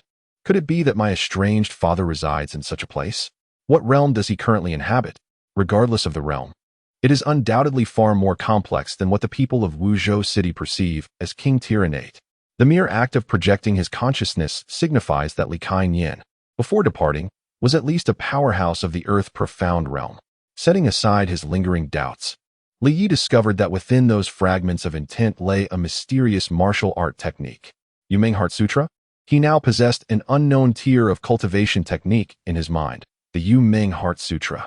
Upon reading through it, Li Yi gasped in astonishment, his heart racing fiercely. This was as if it had been tailor-made for him. It was indeed a technique concerning illusion and sorcery. Chapter 7. Potent Illusions in Just a Single Day. Li Yi completely solidified his mastery of the third level of the spirit martial realm, elevating himself to its pinnacle. Such rapid advancement would undoubtedly astonish many. Even though the spirit martial realm is regarded as the foundational stage for martial practitioners, the first 3 tiers are merely the basics, allowing for swift progress. Yet, no one has ever achieved such a feat as he did, breaking through and immediately consolidating his realm to reach its zenith within a day. Not even the prodigious Li Kaiyan of Wuzhou City, nor his unremarkable father, had displayed such an exaggeration. Typically, the third level of the spirit martial realm should confer 3 to 5 times the strength of the second level. However, Li Yi now felt his power had increased at least tenfold. With a decisive breath, he halted his frenzied training. The adage haste makes waste rang true. If not for the impending family annual meeting, he would not have exerted himself to such extremes, remaining confined within his room for 10 consecutive days. Now, standing at the pinnacle of the third level, he was merely a step away from another breakthrough. Yet, it was prudent to stabilize his progress. While rapid advancement can enhance one's prowess, such a swift and substantial leap could affect one's foundation. Thus, Li Yi wisely chose to pause further cultivation. With a thunderous punch, he unleashed his power, watching as the air before him parted violently, resulting in a resounding explosion. At this moment, even those at the 4th level of the spirit martial realm would stand no chance against him. He brimmed with confidence, assured he could confront any peak martial artist of the 4th level, provided they did not employ combat techniques. As his realm ascended, Li Yi discovered that his senses were also heightening. He could distinctly see cobwebs in the corners of the room and hear previously overlooked faint sounds from outside. Remarkably, he could even discern the breathing of Aunt Yin from a nearby room. Having traversed into this realm as an adult, his thoughts were significantly more mature and complex than those of the previous incompetent young master. It appeared that with the elevation of his realm, his other faculties were also enhancing. In the Cloud Ascension continent, practitioners continually refine their physiques through cultivation, even extending their lifespans. While ordinary individuals may live less than a century, those who reach the innate level can expect lifespans of at least 200 years, double that of normal humans. Naturally, certain desires also become more pronounced.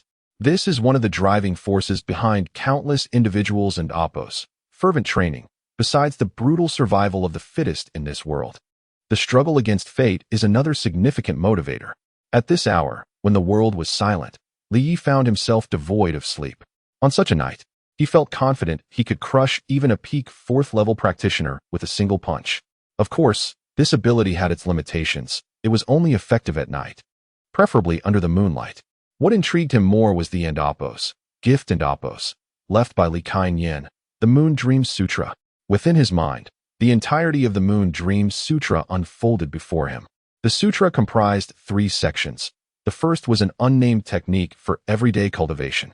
Yet, Li Yi sensed that it was far superior to the esteemed Huang-level advanced technique, the Xian Huang Ju, which the Li family cherished. It is worth noting that in all of Wuzhou City, only 3 prominent families possessed Huang-level advanced techniques. The second and third sections brought him immense joy. He discovered they contained augmentation techniques and illusions. To be candid, while the Cloud Ascension continent boasts an array of combat techniques, augmentation techniques are relatively rare. Even when they do exist, they often come with severe side effects. However, within the Moon Dream Sutra, the second section detailed an augmentation technique known as the Moon Sutra. The Moon Sutra is divided into 3 tiers. The first tier, New Moon, allows practitioners to double their strength at night without any side effects. The second tier, crescent moon, also augments strength at night, increasing it threefold. At this level, engaging in combat at night would be terrifying. The sudden surge in power would instill despair in any opponent. Yet, the most fearsome aspect lies in mastering the final tier, full moon, which amplifies one's strength tenfold. The notion of enhancing power at night resonated with his innate abilities. Was this mere coincidence? Given that he already experienced a boost at night, he could only imagine the effects when combined with the Moon Sutra. While the Moon Sutra was formidable, it paled in comparison to the third section, the Dream Sutra. This illusion technique could only be cultivated by those possessing innate special ocular powers. Upon reading the introduction to the Dream Sutra, Xiao Bailian could scarcely contain her excitement.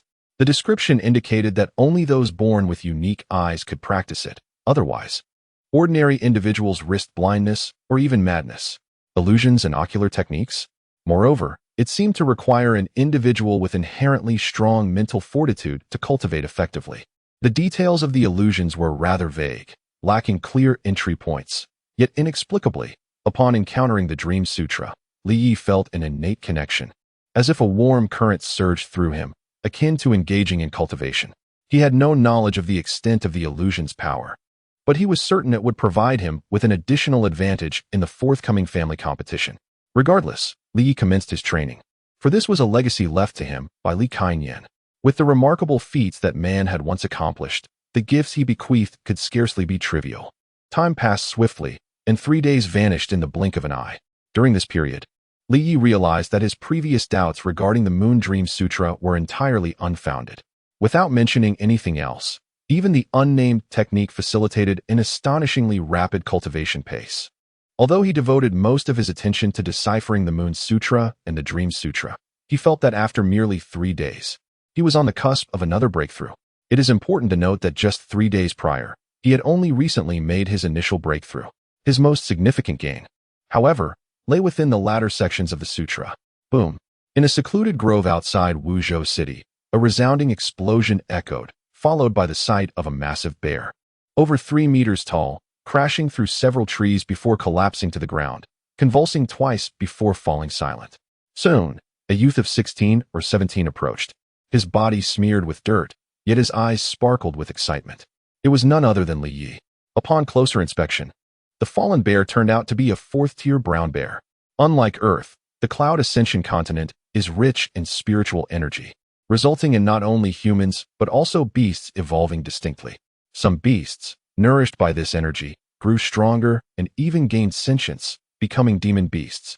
The bear before him was indeed a demon beast, albeit merely of the 4th tier.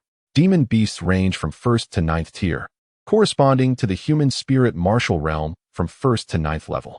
However, demon beasts hold the advantage even within the same tier.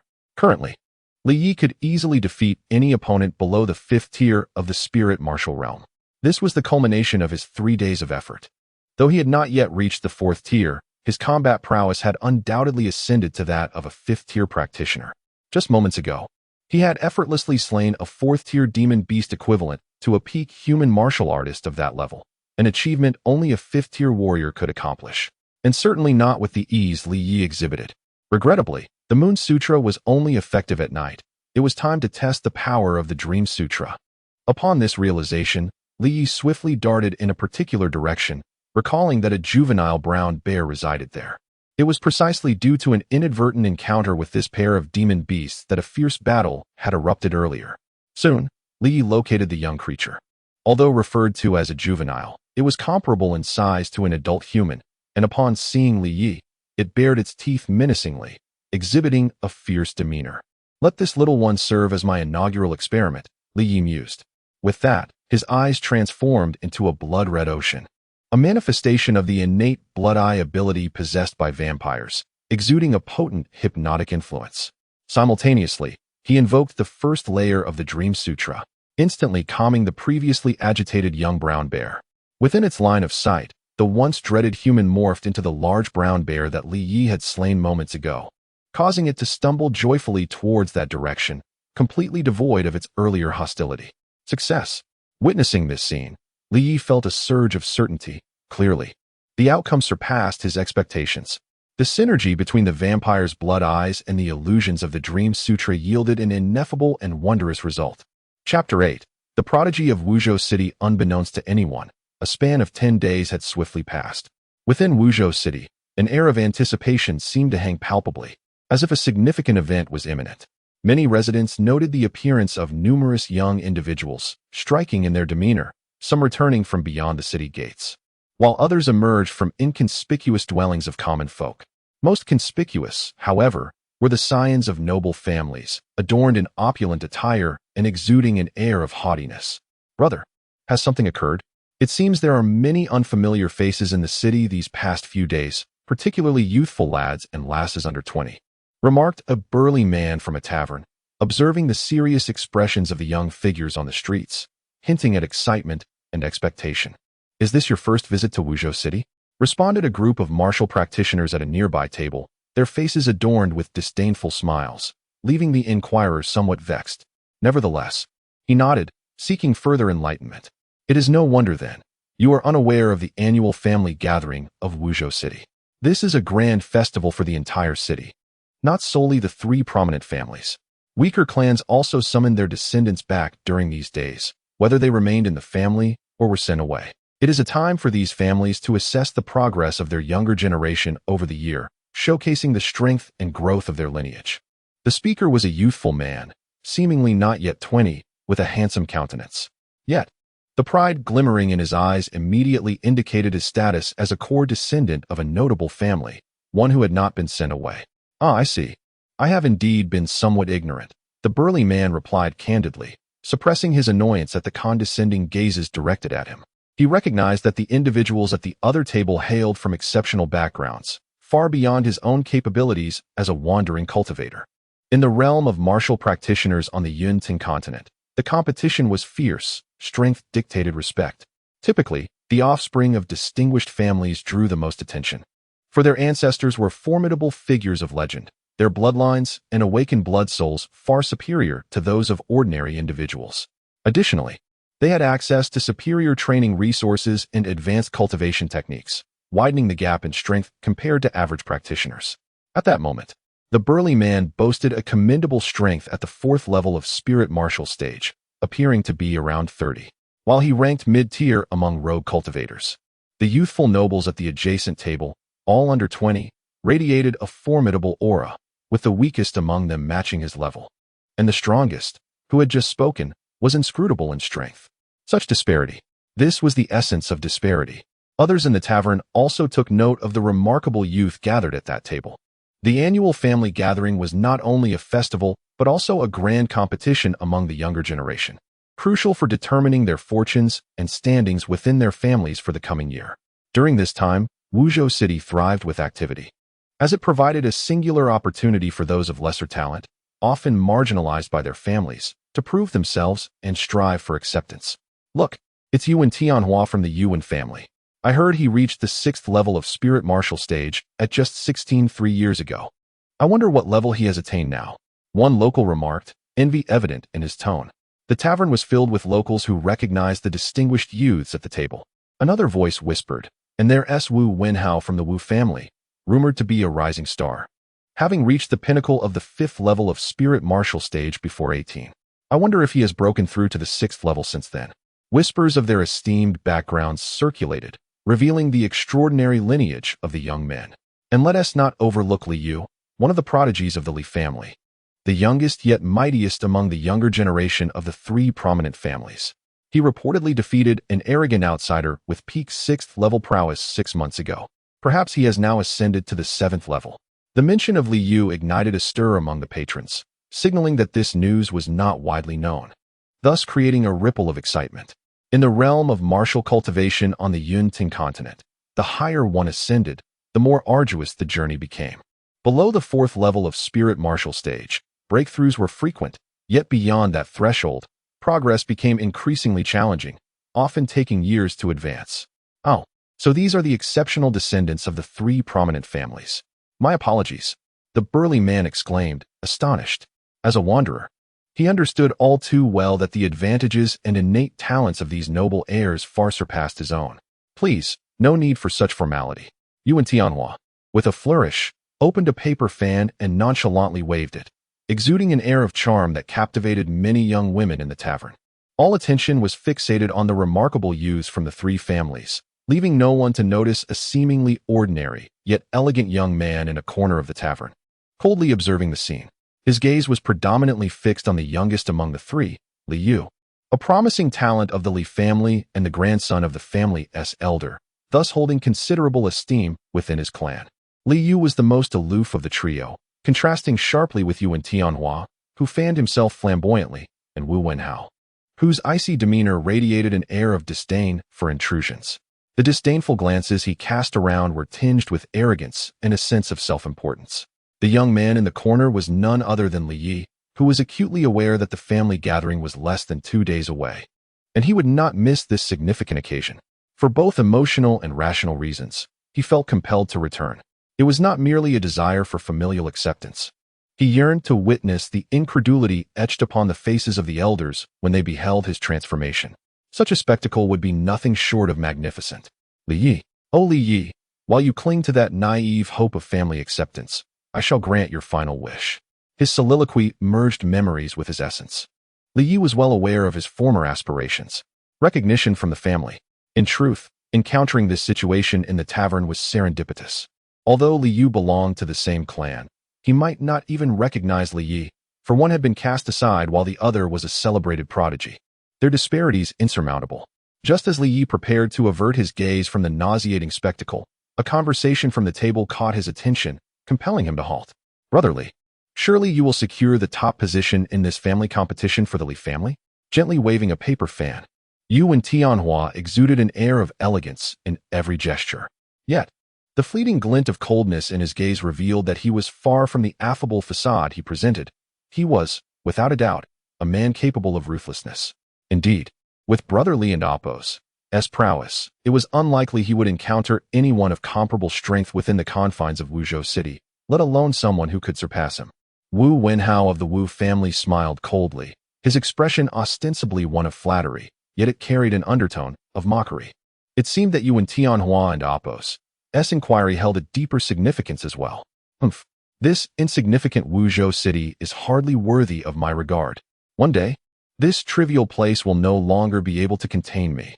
Arrogance, unparalleled arrogance.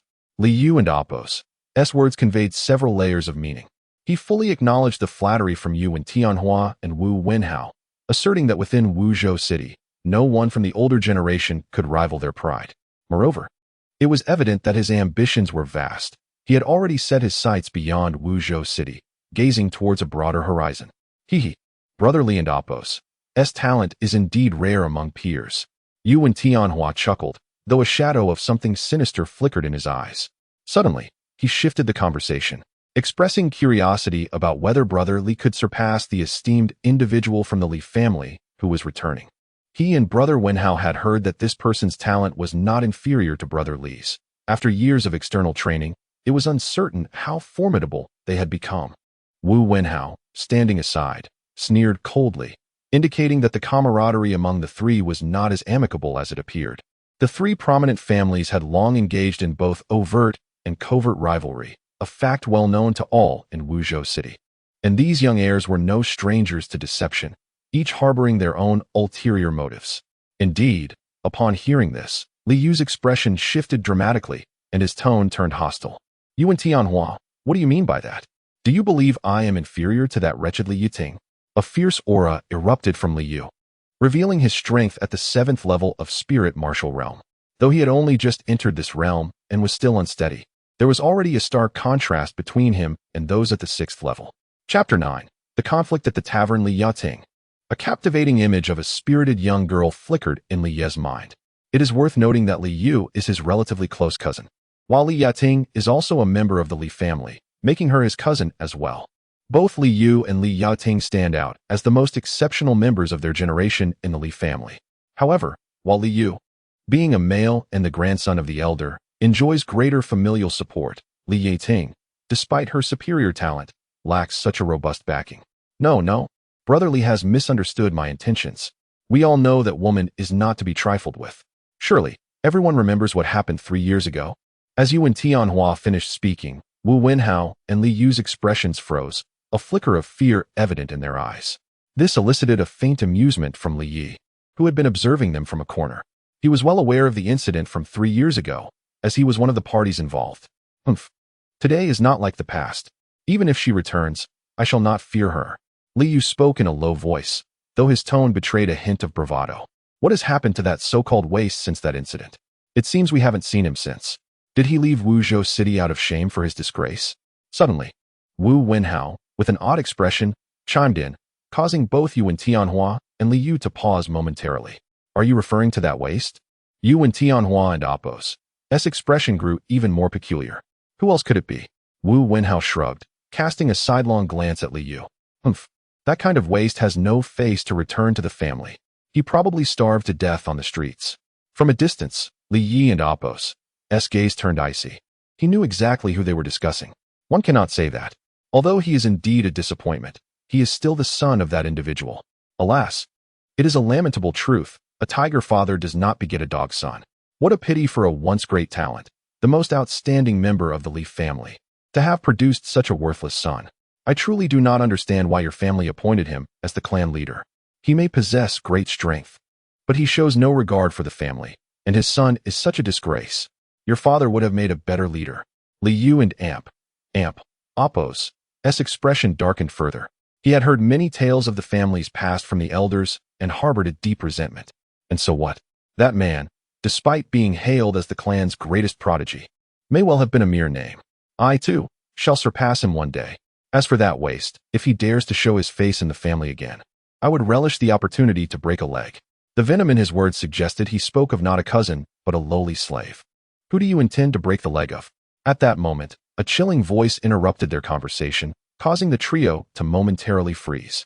Turning toward the source of the voice, Li Yu's expression shifted to one of shock, while Yuan Tianhua and Wu Wenhao exchanged glances, their eyes glinting with amusement. Speak of the devil, and he shall appear. Waste, you dare to show yourself before me. Li Yu and Apos' gaze was filled with a malice unbecoming of his youth, and the speaker was none other than Li Yi. Though he had no intention of stirring trouble, the trio and Apos' escalating insults, not only toward his missing father, but also their derogatory references, had pushed him over the edge. Li Yu, you just claimed you would break someone and Apos' leg. Who was that? Li Yi's eyes were frigid. He was no longer the timid boy abandoned by the family. If he could endure such blatant insults, would he still be considered a man? Say it again if you dare. Li Yi had never been one to keep his composure when provoked, yet he was certainly not one to tolerate such humiliation without response.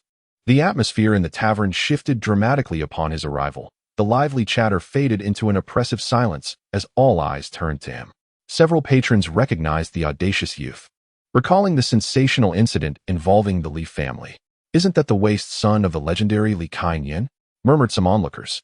I heard he was driven out of the family years ago, rumored to have starved to death on the streets. Who would have thought he still lives? Li Yi, you are still alive? Li Yu's initial shock morphed into disdain as he looked upon his cousin, his expression a mix of scorn and derision, akin to that of a man observing a mangy street dog. I cannot believe you have the audacity to show your face.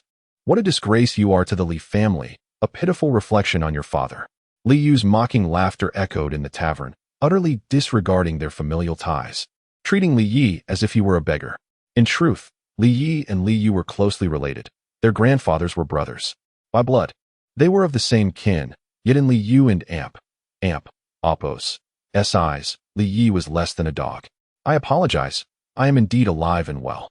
Yet, it seems you've changed little, Li Yu. You continue to boast and brag, as if you cannot breathe without it. If this had been in the past, Li Yu would have shrunk back in fear, unable to raise his head in the presence of his kin. But now, his boldness left Li Yu and his companions utterly stunned, especially Li Yu, who gaped at the transformation of the once timid boy. Yuan Tianhua and Wu Wenhao exchanged surprised glances, yet soon donned knowing smiles. Did you not say you would break my legs? Here I stand before you. Come, let me see how much you've grown in these years. This was not the same Li Yi of the past. He was no longer afraid of these so-called second-generation aristocrats, merely descendants of their ancestors and Apos' bloodlines. Brotherly, it seems you have been underestimated. Yuan Tianhua fanned himself, exuding an air of flamboyance that struck Li Yi as exceedingly nauseating. The intent to provoke was unmistakable, revealing the malice within. "Be silent, you insignificant fool. What gives you the right to interrupt? Leave." Li Yi and Amp, Oppos. S words froze Yuan Tianhua and Amp, Oppos. S haughty smile, his eyes narrowing as a flicker of menace danced within them. Yet, he swiftly regained his composure, smiling once more. "I am Yuan Tianhua of the Yuan family. You must be the esteemed third young master of the Li family, young Master Yi. It is indeed a pleasure to meet you. The tales of your reputation do not do justice to your presence." To remain unruffled in the face of such blatant rudeness had earned Li Ye's respect. Compared to the ashen-faced Li Yu, it is evident that the young scions of the Yuan family possess a more profound temperament and cunning. Unfamiliar with one another, Li Yi shows no mercy. For the three prominent families of Wuzhou City have never been allies. Rather, they harbor a mutual desire to eradicate one another, particularly in the case of Yuan Tianhua. His sparse words seem to subtly guide the conversation with intent. "Brother Yuan, it appears you have been utterly underestimated," remarks Wu Wenhao, one of the rising talents of the Wu family.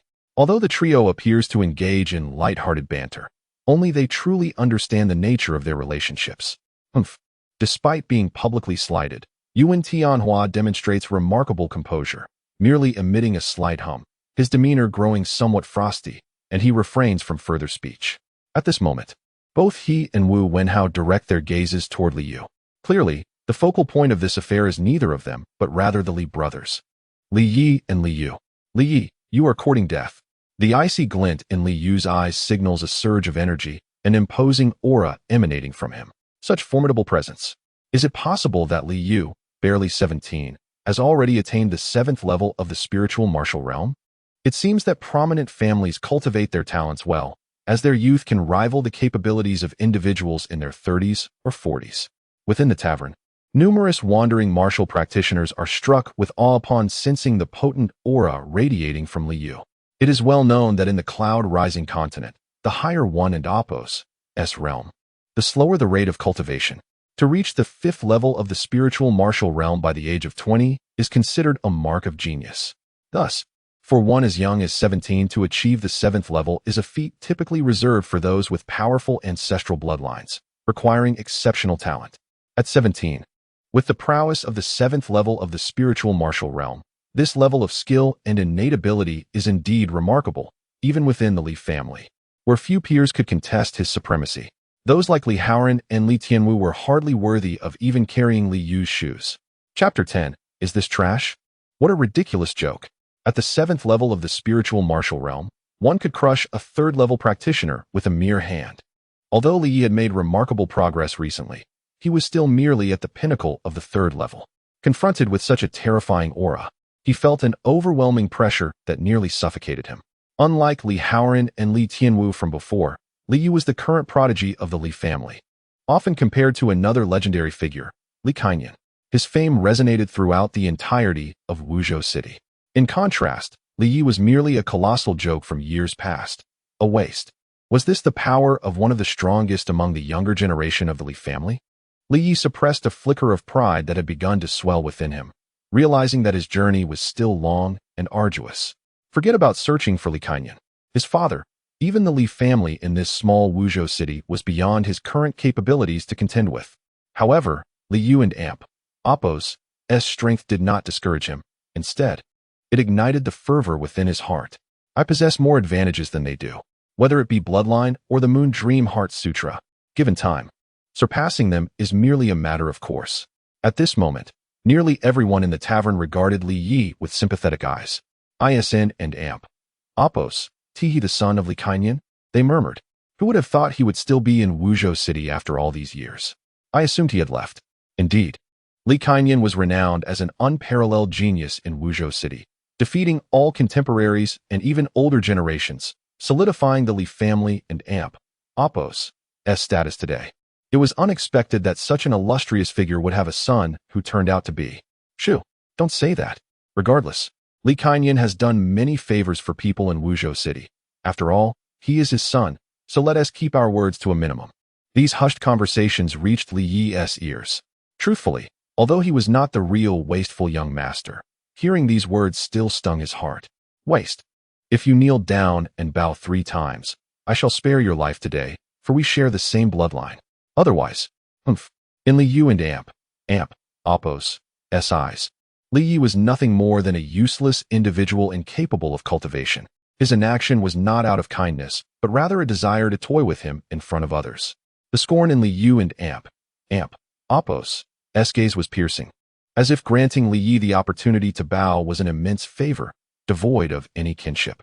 It was as if he were looking at a stray dog, filled with disdain and contempt. He believed that the once timid waste would kneel down, filled with unwillingness yet helplessness, just as before. But he was gravely mistaken, utterly so. Li Yu, you remain as arrogant as before, believing yourself invincible? How laughable. It appears that the lesson from that time was insufficient to awaken your mind. No, it should be said that your mind must have been thoroughly muddled, kneeling and bowing to you. Who do you think you are? Not even your esteemed elder has the right to command my submission. Under the astonished gazes of countless onlookers, Li Yi scoffed, looking at Li Yu as one would at a clown, provoking his rage. You seek death. If you truly wish to die, I shall oblige. Unlike before, you want to have that wretched woman to back you up. Ignoring Li Yu's furious expression, Li Yi sneered. Li Yu, what are you? Just a petty man who has found success. If not for your grandfather being the elder, would you have achieved this status? The #1 genius of the Li family? Recalling Li Yu and Oppos' proud demeanor moments ago made Li Yi want to laugh. TSK. Shameless. Seeking death. In his fury, Li Yu slammed his palm onto the wooden table in front of him, shattering it into splinters, causing wine and dishes to scatter across the floor. This display of strength left many in the vicinity shaken. While a few could accomplish such a feat, none could do so with the ease of Li Yu. This moment revealed that despite his arrogance, Li Yu indeed possessed the prowess to back it up. Not only was he from one of the 3 prominent families, but he was also among the top talents of the current Li family, a figure of renown in Wuzhou City. At this moment, with malice flashing in his eyes, Li Yu intended to strike down his opponent on the spot. Faced with such a formidable genius of Wuzhou City, Li Yi maintained an outward demeanor of disdain, yet internally, he was cautious. After all, he had confidence in holding his ground against a 5th-level practitioner, but the gap against a 6th-level opponent was substantial. Not to mention a 7th-level practitioner who had entered the ranks of high-tier powerful beings. Despite Li Yu and Oppos' haughty demeanor, his strength was indeed exceptional. Many present sighed inwardly upon witnessing Li Yu's attack. At the 7th level of the spiritual martial realm, he was a prominent figure in Wuzhou City. Not to mention, at only 17, he was younger than both Wu Wenhao and Yu Wentian. Bang! Li Yi did not evade, but instead retaliated with a punch. Seeing this, even Li Yu's eyes widened in astonishment, though it was primarily laced with cold mockery. How dare a waste display such courage? Yet a waste remains a waste. Today, I shall impart a painful lesson upon you. Even if I cannot kill you outright, I shall break every limb of yours. While Li Yu held some reservations, his malicious intent was even more sinister than outright murder. Undoubtedly, the gap between a 3rd level and a 7th level practitioner was vast. Akin to comparing a newborn infant to a robust adult, a disparity that was insurmountable. Li Yi felt as if he had struck a solid iron plate. The immense recoil nearly dislocated his arm, propelling him backward to crash into several tables before he could finally stabilize himself. The difference in power was overwhelming. I am not his match yet, not even at night. In that instant, Li Yi assessed the disparity between them. Although he was unafraid of a 5th-level opponent, the gap to a 7th-level practitioner was considerable. Just as he was marveling at Li Yu's strength, the 2nd floor of the tavern fell into an absolute silence. Li Yu did not revel in the joy of having knocked Li Yi back. Instead, his eyes widened in horror. Not only he, but everyone in the tavern, including the prodigies Yu Wentian and Wu Wenhao, were rendered breathless. After what felt like an eternity, someone murmured, I can't be mistaken, can I? That waste. Did he just exhibit blood soul power? Everyone present were martial practitioners, and although most were not of high rank, they could still discern the significance. No, an ordinary person could never survive under the assault of a 7th-level powerhouse. Yet, Li Yi had merely been sent staggering back several dozen steps. This was utterly astonishing. Especially at that moment, they could feel the aura of blood soul emanating from Li Yi, which signified something profound. A waste. You have actually condensed a blood soul? You can cultivate? Li Yu's incredulous gaze was as if he were witnessing a dinosaur appear before him, and more shockingly, he distinctly sensed a formidable blood-soul power emanating from Li Yi, a third-level spiritual martial practitioner. Who would have thought this foul-salted fish would rise again, secretly training to reach the third level of the spiritual martial realm? Although in Li Yu and Apos' eyes, the third level of the spirit martial realm was akin to mere ants, he could not help but feel a surge of astonishment. Many years ago, even the esteemed elder of his clan, a venerable ancestor with innate strength at the king level, had unequivocally declared that Li Yi, deemed a waste, would never cultivate and would remain an ordinary person for his entire life. As he contemplated this, an inexplicable, profound fear surged within Li Yu. He let out a thunderous roar. His earlier composure evaporated, his eyes reddening as he shouted, "Even if you can cultivate, the third level of the spirit martial realm is still merely a robust ant. Before me, you are destined for demise." This time, unlike before, Li Yu unleashed his full strength, delivering a punch that sent the wooden tables on either side flying, producing a piercing shriek that tore through the air. Li Yi, undeterred and devoid of any fear, retaliated with a punch of his own, opting for a direct confrontation once more. Undoubtedly, he was once again sent flying, but this time it was even more devastating. He crashed through the partition of the tavern, tumbling into an elegantly appointed private room on the other side. However, the onlookers soon witnessed him rise, wiping the blood from the corner of his mouth, a grin stretching across his face. "Li Yu, did you skip dinner last night? Or have you exhausted all your strength on the ladies of Chunfeng Tower? Your strikes are so feeble, you can't even defeat a waste like me. Yet you dare to call yourself a genius? Huh, I feel embarrassed for you. With such prowess, how can you boast here?" Silence. An overwhelming stillness enveloped the entire tavern, as if time itself had come to a standstill.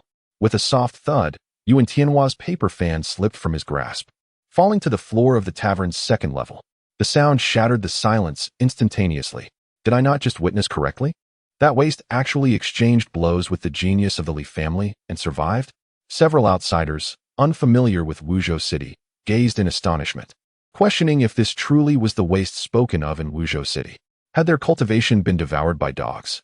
They felt utterly humiliated. Chapter 11. Would you dare act this way if that person were here? Shame. Who is Li Yu? As one of the outstanding talents of the illustrious Li family, he is revered among his peers in the entire Wuzhou City, not to mention a well-known waste from over 3 years ago. Even facing a seasoned mercenary who has lived on the edge, he could easily be felled with a single blow. His countenance darkened, especially with the whispers surrounding him, causing the last remnants of his rationality to shatter. "Li Yi, if you wish to die, I shall grant your wish." The terrifying aura of a martial artist at the 7th stage of the spirit martial realm was laid bare at this moment. A single bellow sent many below the 3rd stage of the spirit martial realm in the tavern reeling, their ears ringing as blood poured forth. Feeling the overwhelming force that far exceeded his own, Li Yi and Apos' expression shifted slightly, yet this level of power was within his expectations. Once more, he was forced to retreat. But this time it was merely a dozen steps before he steadied himself. The atmosphere in the tavern erupted. Everyone gazed in astonishment at that frail figure, and some older patrons seemed to catch a glimpse of a bygone era, recalling the charismatic man who once led Wuzhou City, evoking both love and hate in countless hearts. It appears I was overly confident. There exists a vast chasm between the 7th and 6th stages of the spirit martial realm. I am currently no match for a martial artist at the 7th stage. Shaking his hand, the pain radiating from it made him acutely aware of the terrifying prowess of a 7th stage martial artist. Li Yu must not have exerted his full strength, otherwise, such power could not be achieved. Well, I never expected that the useless son of Li Kaiyan would have his day of resurgence. However, if I am not mistaken, while you have successfully condensed your blood soul, you are only at the peak of the 4th stage, perhaps reaching the 5th. If you endure until the family's annual competition, you might indeed astonish those old geezers and regain your place in the family. Alas, what a pity. A thick aura of murderous intent emanated from Li Yu's eyes. Clearly, Li Yu's performance had ignited his desire to kill. However, even under the bright daylight, a scion of a prestigious family like Li Yu dared not act recklessly. If it were merely an outsider or an inconsequential person, it would be one thing. But Li Yi is no ordinary individual. The son of Li Kaiyan, This identity alone was enough to deter him from acting in front of so many witnesses. Although the family had neglected Li Yi over the years, they would not allow outsiders to witness the Li family tearing itself apart. Moreover, despite the many enemies Li Kaiyan had made, he also had numerous friends. They may not show it openly, but they would never permit Li Yi to be killed in public. Let this waste live a while longer. There will be plenty of opportunities to deal with you. As such thoughts flitted through his mind, Li Yu snorted coldly. Just when everyone thought the scene was about to conclude, an oddly mocking voice pierced through. It seems Brother Li is showing mercy for the sake of kinship. Unfortunately, this person shows you no respect. In that case, why not let him understand the gap between a waste and a genius? After all, so many people here have witnessed this waste provoke Brother Li first. Even if you lose control and strike too hard, it wouldn't count as a private fight. I, along with Brother Wenhao, can testify to that.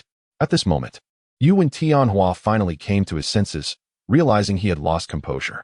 Yet, he quickly bent down to pick up a fan adorned with various elegant designs, resuming his role as the dashing young gentleman. However, he intentionally incited further, Brother Li, you are renowned as one of Wuzhou City's geniuses. Surely you wouldn't want to tarnish that reputation? Of course, if Brother Li truly felt constrained by family ties and could not teach a lesson, Brother Wenhao and I could step in for you. Wu Wenhao nodded in agreement with a mocking smile. What Yuan said is true. No need for you to intervene. I can handle this waste myself. Li Yu, being a proud son of heaven, could not tolerate such provocation and roared, his eyes tinged with red. The suppressed killing intent surged forth once more. Observing his expression, Yuan Tianhua and Wu Wenhao exchanged knowing glances, their silent understanding palpable. Incited by their taunts, Li Yu could no longer hold back. He unleashed a powerful punch, revealing the might of a seventh-stage martial artist.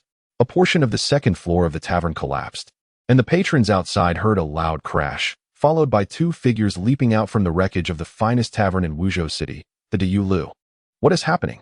Isn't that Li Yu, the talented son of the Li family? Some recognized the infamous Li Yu, his face twisted with murderous intent. Look, isn't that the waste being pursued by young Master Li Yu? Others recognized Li Yi's figure, although he was not as renowned as Li Yu. The events from over 3 years ago were still fresh in many minds, especially the tale of the Li family's waste, known even to 3-year-olds in Wuzhou City. It seems they are fighting. Quick, let us go watch. The two figures dashed out from the second floor of Diyu Lu, but Li Yi appeared somewhat disheveled in comparison. Facing the pursuing Li Yu, a glimmer of crimson flashed in his gaze as he turned and retaliated with a punch. A futile endeavor. With a dismissive scoff, Li Yu did not regard the former waste before him. Even if that waste had turned his fortunes around and could now cultivate, he was still leagues behind. Boom. The two were forced to retreat simultaneously, eliciting gasps from the onlookers. How is this possible? What kind of fortuitous encounter has Li Yi experienced?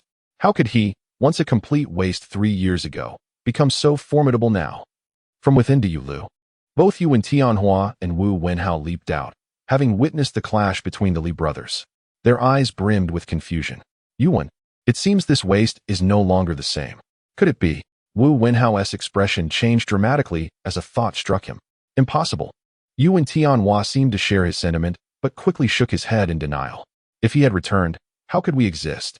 After careful contemplation, Wu Wenhao found this reasoning sound and ceased further discussion. Yet, their gazes toward Li Yi were filled with a semblance of dread. At that moment, the commotion from Diyu Lu had drawn a considerable crowd. Wuzhou City, neither too large nor too small, with a population of hundreds of thousands, was well acquainted with the 3 most prominent families. Seeing one of their own, the genius scion Li Yu from the Li family, instantly garnered attention. When they spotted the other figure, the situation became even more extraordinary. With so many eyes upon him, Li Yu felt his pride wounded. He was a master at the 7th stage of the spirit martial realm. In Wuzhou City, aside from the older generation, few could rival him among his peers. He had always believed himself to be the foremost youth in Wuzhou City. Now, he could not even subdue a former waste. How could he hold his head high? Li Yi, you defy family rules, openly assaulting a fellow clansman and even uttering insults against the family elders. You are nothing short of a beast. In light of our shared lineage as members of the Li family, I shall extend a measure of leniency. If you are willing to dismember yourself before the esteemed elders of our community, I shall spare your life. Otherwise, I shall not hesitate to execute you here and now. regardless of the consequences it may bring to my uncle, Li Kaiyan, as a lesson to others. The voice of Li Yu resonated, portraying himself as the victim, while casting Li Yi as the epitome of malevolence. Those lacking understanding cast bewildered glances towards the opposing side.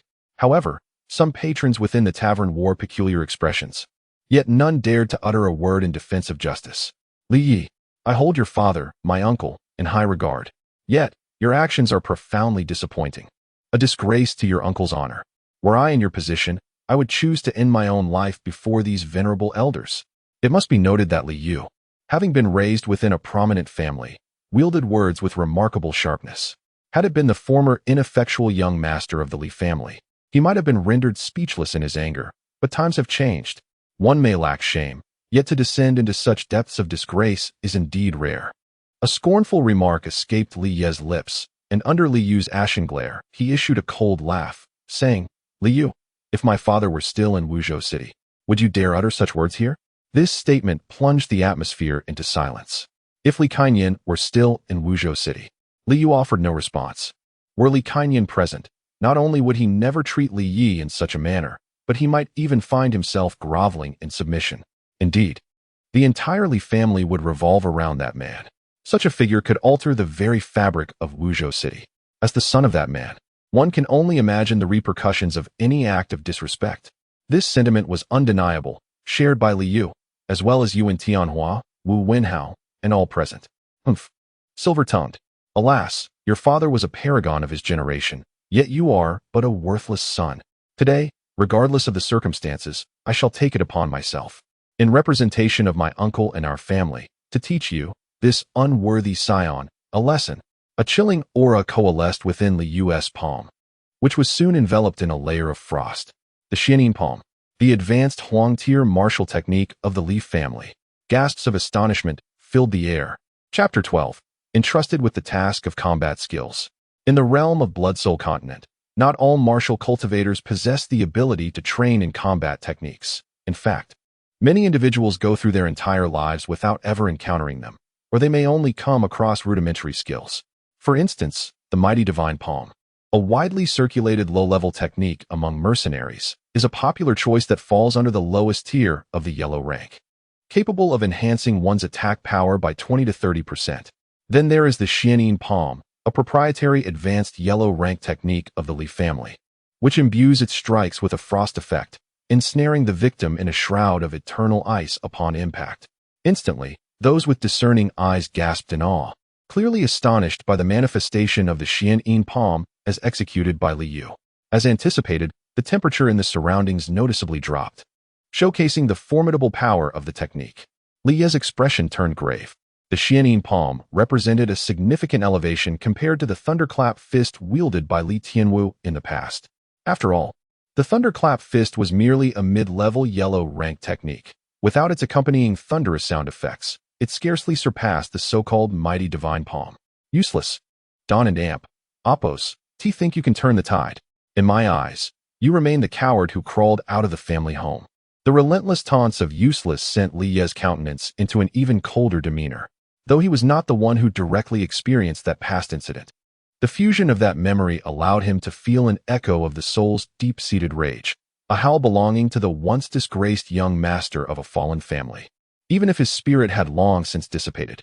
Silence. Suddenly, Li Ye's eyes blazed with a crimson hue, an eerie light piercing into Li Yu's gaze. Crack. Li Yu's palm struck Li Ye's left arm, and a sharp sound of bone fracturing filled the air. Simultaneously, onlookers witnessed a layer of frost enveloping the injured limb. What a terrifying Xianin palm. This youth is doomed. A burly man in the crowd observed the unfolding scene, a glimmer of sharpness flashing in his eyes as he contemplated intervening. However, a realization quickly quelled his intent. Others soon noted that although Li Yu had shattered Li Yi and Oppos' left arm with a single blow, he did not press the advantage. Instead, he clutched his head, revealing a pained expression. Li, brother, what is wrong with you? Yuan Tianhua and Wu Wenhao exchanged bewildered glances. What in the world? Has he lost his mind? Meanwhile, Li Yi bit his lip, enduring the pain of his fractured arm, while frost crept ominously towards his shoulder. Yet, his attention was primarily fixated on Li Yu, who was now in distress. A flicker of joy ignited within him. He had ensnared him in his blood eye illusion technique. Truth be told, the blood eye technique was not particularly effective against strong-willed martial cultivators, let alone someone of Liu and Apos' caliber, who was 4 ranks above him. The chances of influencing such a formidable opponent were almost negligible. Even with the enhancement from the Dream Sutra, his understanding of the illusionary arts was still rudimentary. It sufficed against those of weaker resolve, but stood little chance against someone of greater prowess. However, Liu's current demeanor was a clear indication of the technique's impact. His anguished expression began to ease. It appeared he had shaken off the influence of the illusion. Unbeknownst to Liu and Apos' visage now bore a hint of fear. Yet his gaze towards Li Yi was rife with murderous intent. Li Yi, what did you just do? Instinctively, Li Yu sensed that this matter was linked to Li Yi. Yet would Li Yi admit to it? After all, even in the Blood Soul continent, illusions were shrouded in mystery, and it was likely that no one in Wuzhou City truly understood their nature. What did I do? Oh, you mean that wailing? Surely you must have lost your mind. Roar. I will kill you. Li Yu suddenly surged forward, unleashing a fist with a ferocious expression, resembling a demon. The force of his punch sliced through the air like a blade, and a full-powered strike from a 7th-tier martial artist could easily obliterate a solid granite boulder. What chance did a mere human body have? Faced with this onslaught, Li Yi remained composed, fully aware that he could not match Li Yu in sheer power, yet his response time was swifter. He deftly sidestepped the blow, the wind from Li Yu and Apos' fist grazing his face and leaving behind shallow cuts, from which blood seeped forth. Perhaps due to overwhelming rage, Li Yu left himself wide open. And without hesitation, Li Yi countered with a palm strike that struck like a heavy hammer, eliciting a blood-curdling scream as Li Yu, now 4 ranks above him, was sent flying. The very palm technique he used was none other than the mighty divine palm, a common skill among mercenaries, which unexpectedly yielded remarkable results in this instance. However, Li Yi too was met with a powerful recoil, retreating several paces as the disparity in cultivation levels, 3-tier peak versus 7-tier, was palpable. Achieving such a feat would undoubtedly catapult Li Yi to fame throughout Wuzhou City. Yet, this time was markedly different from 3 years ago. Heavens! Is that waste about to rise again? Will he become like that man from years past? A once disgraced youth was now battling on par with the Li family's prodigy. Regardless of the outcome, the title of Apos' would no longer haunt him. Indeed, if this was deemed a waste, then we, too, are even less than that. The crowd was stirred with tumultuous thoughts, including Yuan Tianhua and Wu Wenhao, who exchanged glances filled with unspoken dread. How could this be? The pinnacle of the 4th tier. No, he must have reached the 5th tier.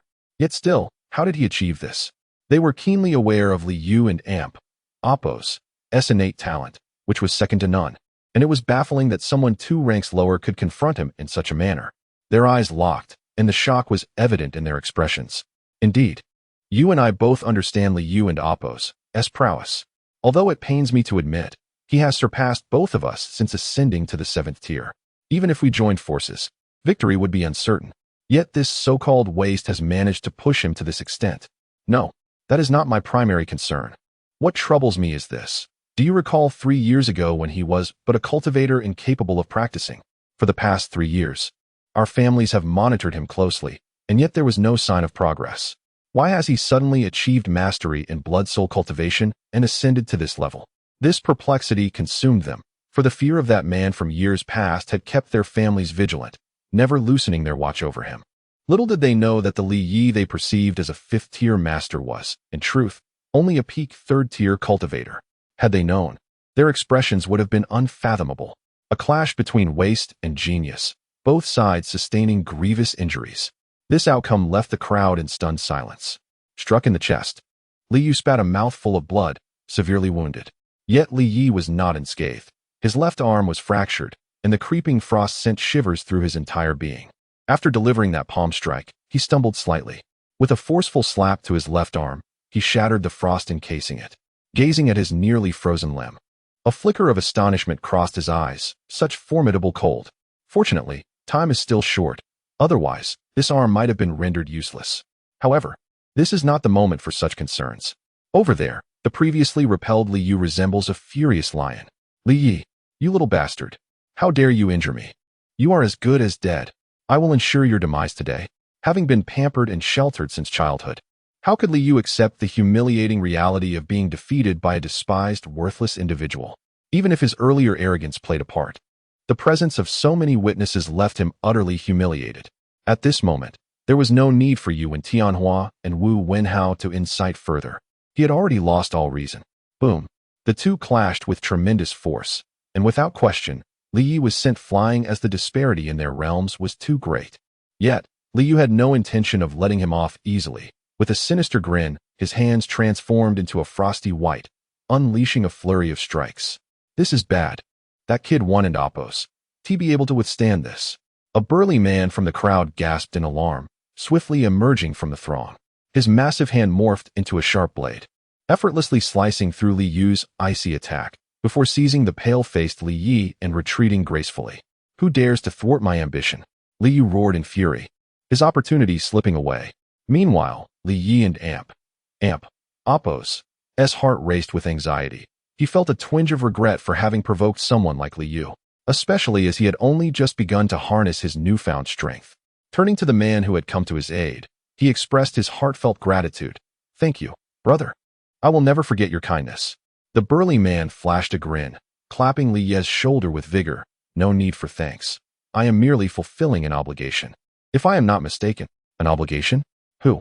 Li Yi pondered, wondering who in the entire city of Wuzhou would care about him. Yuni? Certainly not. She was merely a feeble and ineffectual girl. But who could it be? Seeing himself ignored, Li Yu let out a furious roar, striking out with a palm that summoned a swirling frost storm. However, the burly man was no ordinary individual. He finally revealed his formidable power, effortlessly cutting through the attack with a single sweep of his hand. Seventh realm of spirit martial. Li Yi and the others felt a jolt of shock in their hearts. Moreover, judging by the man and Oppos' nonchalant demeanor, it was clear that his true strength surpassed this level. Chapter 13. The Power of Spirit. It was the first time that Li Yi encountered such a situation where he had to draw his sword to aid those who were wronged, especially within the city of Wuzhou, who was unaware of the formidable presence of the Li family.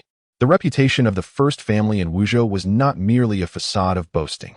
Brother, I appreciate your goodwill, Li Yi acknowledged. But it seems you are not a local of Wuzhou.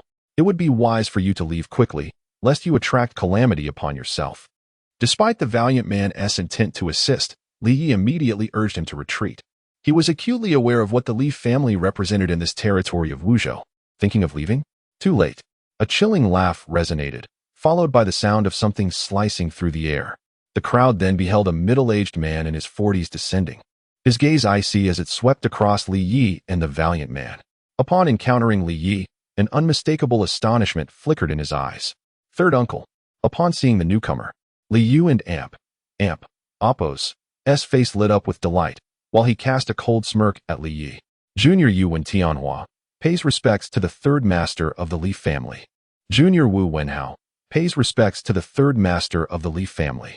With the arrival of this individual, Yuan Tianhua and Wu Wenhao stepped forward.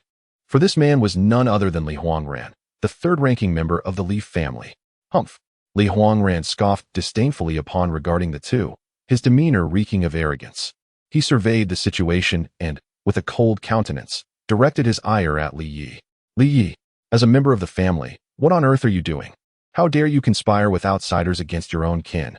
Such treachery! Do you intend to betray the family? Truly disappointing. These words plunged Li Yi and Oppos' already frozen heart into an abyss.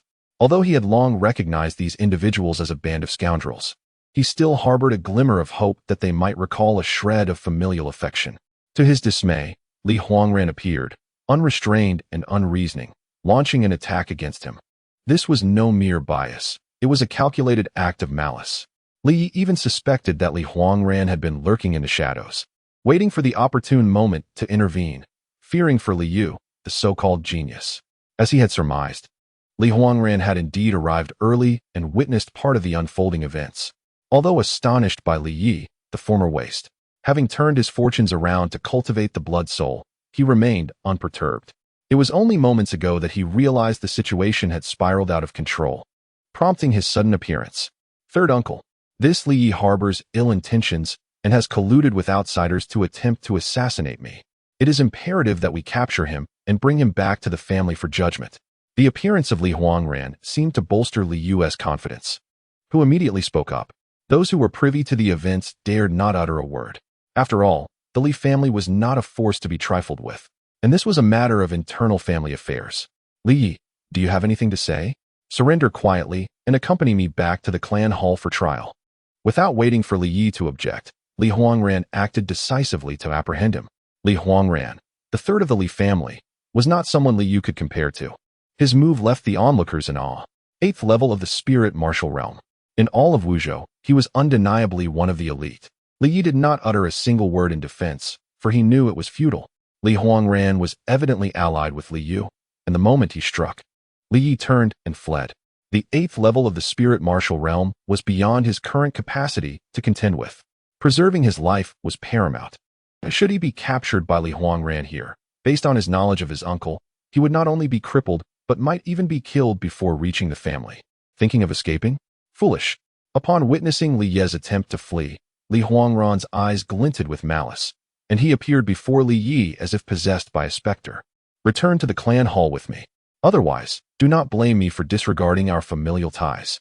Li Huangran, being the second generation of the Li family and ranking third, was indeed Li Yi and Apos' uncle, as Li Yi and Apos' father, Li Kaiyan, was the second in line. Yet, at this moment, he did not regard Li Yi as his nephew.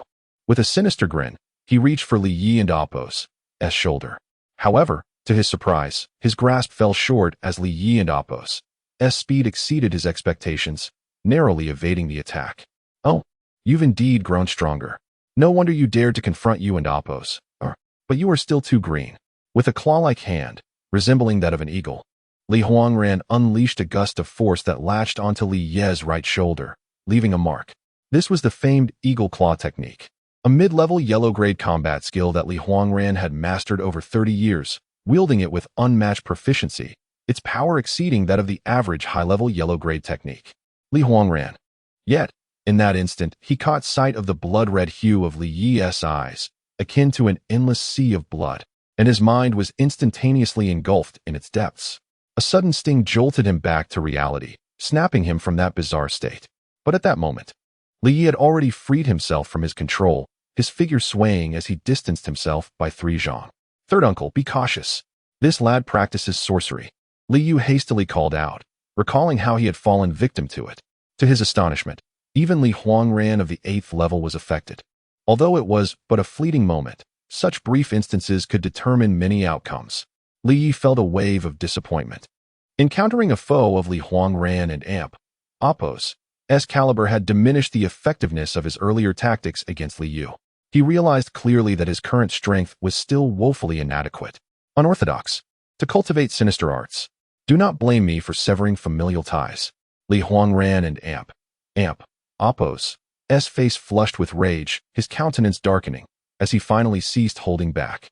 The formidable aura of the 8th level of the spirit martial realm unfurled, enveloping the surroundings in a suffocating pressure.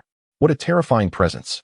The 8th level of the spirit martial realm was significantly more formidable than the 7th. The onlookers had long since retreated, though a few audacious souls remained to witness the outcome. Just then, a resonant voice broke through the tension, exclaiming, "Who would have thought that the esteemed third master of the Li family would resort to violence against a junior? Truly an eye-opener for us all." The crowd beheld the large man who had previously intervened against Li Yu, now standing before Li Huangran, laughing heartily. Let this junior experience the prowess of an elder. Without waiting for Li Huangran and Apos' response, he launched a punch. There was no technique involved, yet this blow caused Li Huangran and Apos' expression to shift, for he realized that this unknown figure possessed strength rivaling his own. Boom. The two exchanged blows, each stepping back, though the large man staggered several paces, indicating a slight inferiority in strength. However, he had not employed any combat techniques, while Li Huangran had immersed himself in the eagle claw technique for nearly 30 years. Coupled with their age difference, the disparity in strength was evident. "Who are you? How dare you meddle in the affairs of the Li family?" Li Huangran barked, his mind racing. This individual appeared youthful, yet matched his prowess. Though seemingly brash and uncouth, his approach was seasoned, indicating he was no ordinary person. With this assessment, he hesitated to act immediately. I am Shao Qing, a man who has always taken it upon himself to meddle in others' affairs, especially when confronted with someone as shameless as you. If you have the ability, refrain from intervening and let the juniors resolve their own disputes. What business is it of an old man like you to intervene? Do not glare. Though your Li family reigns supreme in Wuzhou, it is but a remote backwater to me, and I hold you in utter disregard.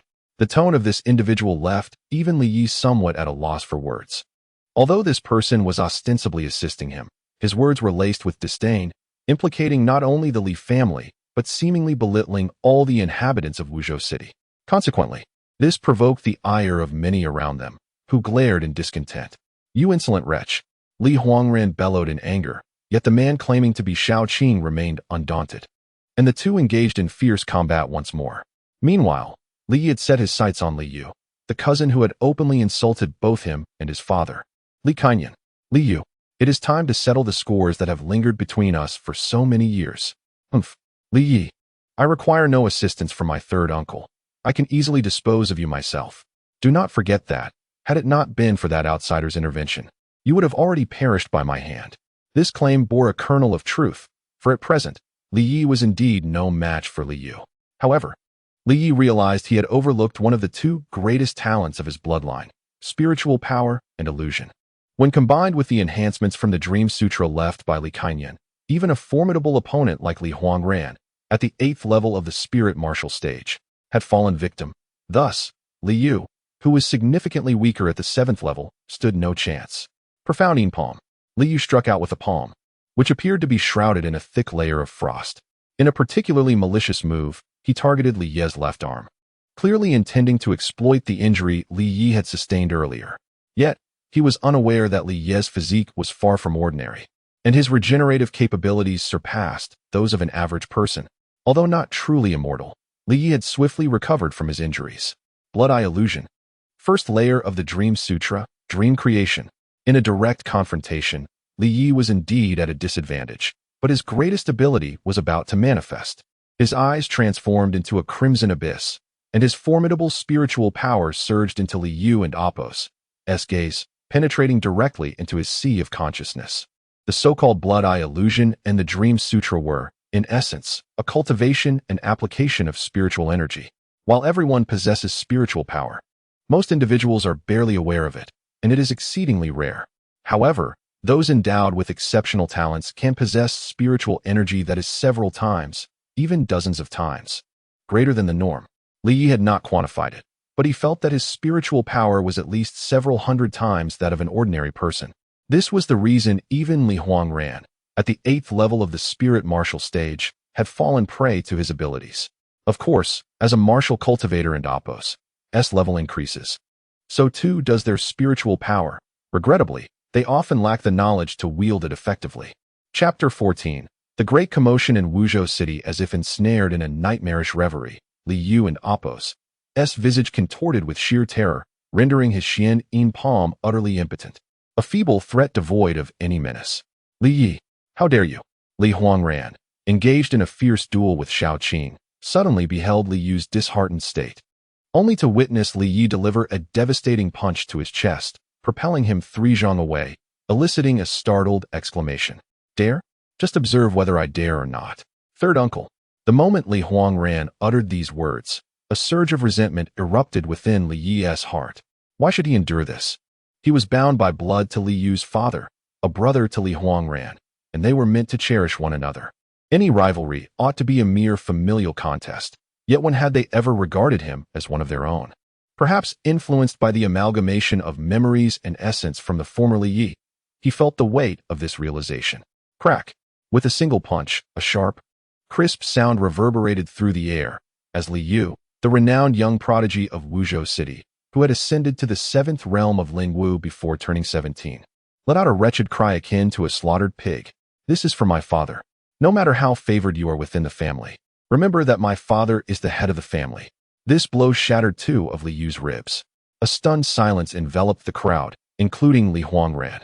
Here stood a once reviled waste, now reduced to a pitiful state by the very scorned individual of the past. What a cruel irony. As Li Ye's gaze shifted towards Yuan Tianhua and Wu Wenhao, both felt a chill creep down their spines, a shiver of dread coursing through them. Heh. Third young master, this matter bears no relation to us. Yuan Tianhua spoke solemnly, his expression laden with caution. He and Wu Wenhao remained perplexed about how Li Yu had met his downfall, fostering a profound sense of trepidation. Once, they had dismissed this so-called waste entirely, yet now, they were gripped by fear. Begone. Li Yi held no interest in the two. The Wu and Yuan families were not yet his targets. Li Yu was merely the first step. He would ensure that those who had wronged him would deeply regret their misguided decisions. As for the cold glances from Yuan Tianhua and Wu Wenhao as they departed, he paid them no heed. Boom. In that moment of distraction, Li Huangran seized an opportunity as Shao Qing landed a punch on his shoulder, allowing him to escape momentarily, his face contorted in rage as he lunged toward Li Yi. You wretched beast! How dare you injure Yuer with such vile methods? I shall sever one of your arms and strip you of all your cultivation according to the clan rules. Enraged by his nephew's state, Li Huangran was incensed. Yet he failed to realize that the wretched beast he spoke of was, in fact, also his own nephew. Wretched beast. Li Yi chuckled, a bitter smile gracing his lips. The man before him was his own blood, his direct third uncle.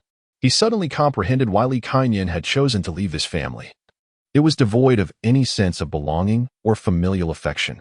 At least, that was his experience. Boom. Li Yi made no effort to defend himself as Li Huangran's palm struck his chest with substantial force. Pooh! A mouthful of blood erupted from him, splattering across Li Huangran's face. Yet Li Ye's expression remained cold and amused. Li Huangran, accept this slap as a gift from your nephew. As the full force of the blow struck him, Li Yi felt as though flames engulfed his body, a searing pain radiating through him. He struggled to breathe, the metallic tang of blood saturating the air. Yet he stood resolutely, refusing to fall. Humph! Such cruelty towards your own kin cannot be forgiven. However, given your Li family blood, I shall merely cripple one arm and strip you of all your cultivation. Upon your return, I shall present you to the clan elders for judgment. Li Yi and Apos' gaze held a flicker of something that unsettled Li Huangran, but he swiftly suppressed it, coldly snorting as he sought to seize Li Ye's shoulder. Stop! A thunderous roar erupted as Shao Qing strode forward, akin to a rampaging bull, delivering a punch that cleaved the air, producing a sonic boom. Faced with Shao Qing's formidable strength, Li Huangran dared not turn his back. He was compelled to abandon his attempt to seize Li Yi and instead rushed to catch the fallen Li Yu, glaring viciously at Li Yi before departing. Wretched beast! Today, someone has aided you, but unless you flee Wuzhou City and never return, there shall be no refuge for you here. With that, he disregarded all else, carrying the unconscious Li Yu away. That final glance bore no trace of emotion or kinship, merely the gaze of an adversary, shattering Li Ye's last vestiges of hope. Yet, he also perceived the faint crimson at the corner of Li Huangran and Apos' mouth, indicating that he had sustained injuries during his recent clash with Shao Qing. I await you. An oppressive sensation filled Li Ye's chest, compelling him to shout in exasperation. However, he recognized that his body was in a precarious state. Though bolstered by a formidable physique that transcended human limitations, he had still suffered greatly from Li Huangran's strike, a formidable opponent of the 8th realm of Lingwu. This injury would take at least 2 or 3 days to heal. Fortunately, since the awakening of his bloodline, his metabolism had accelerated to an extraordinary degree compared to that of ordinary individuals. He speculated that his remarkable recovery rate, akin to near immortality, might be linked to this phenomenon. For an ordinary person, such severe injuries would render them bedridden for months. Yet he would require merely 2 or 3 days to fully recuperate. This was precisely why he had the audacity to allow Li Huangran to strike him. He was not foolish enough to engage in a losing endeavor. You're quite stubborn, unlike what I had heard. But that's what defines a man. Had you truly been the fragile coward I was told of, I wouldn't have cared about your fate. Shao Qing and Apos' palm struck Li Yi's weakened shoulder, nearly toppling him to the ground. Why help me? Li Yi was puzzled, while Shao Qing merely chuckled, glancing around before whispering, This is not a place for discourse. Where are you residing? Let us speak there. Very well. Li Yi was not one to linger unnecessarily and nodded in agreement. Can you still walk? I'm not dying. With their swift departure, The tale of the earlier events spread throughout Wuzhou City within mere hours. In an instant, the fervor sparked by the impending annual competition among the three prominent families took on a new flavor. Have you heard? That once reviled waste from the Li family has inexplicably begun to cultivate and has made rapid advancements. He even shattered two of Li Yu and Appo's ribs and sent Yuan Tianhua and Wu Wenhao of the Yu and Wu families fleeing. I know. I was present that day. The entire Dua Tower was uprooted. You wouldn't believe it. Li Yi may have obtained the unparalleled secret tome left behind by his father, achieving mastery in his skills. Seeking to prove himself. What? You don't know who his father was?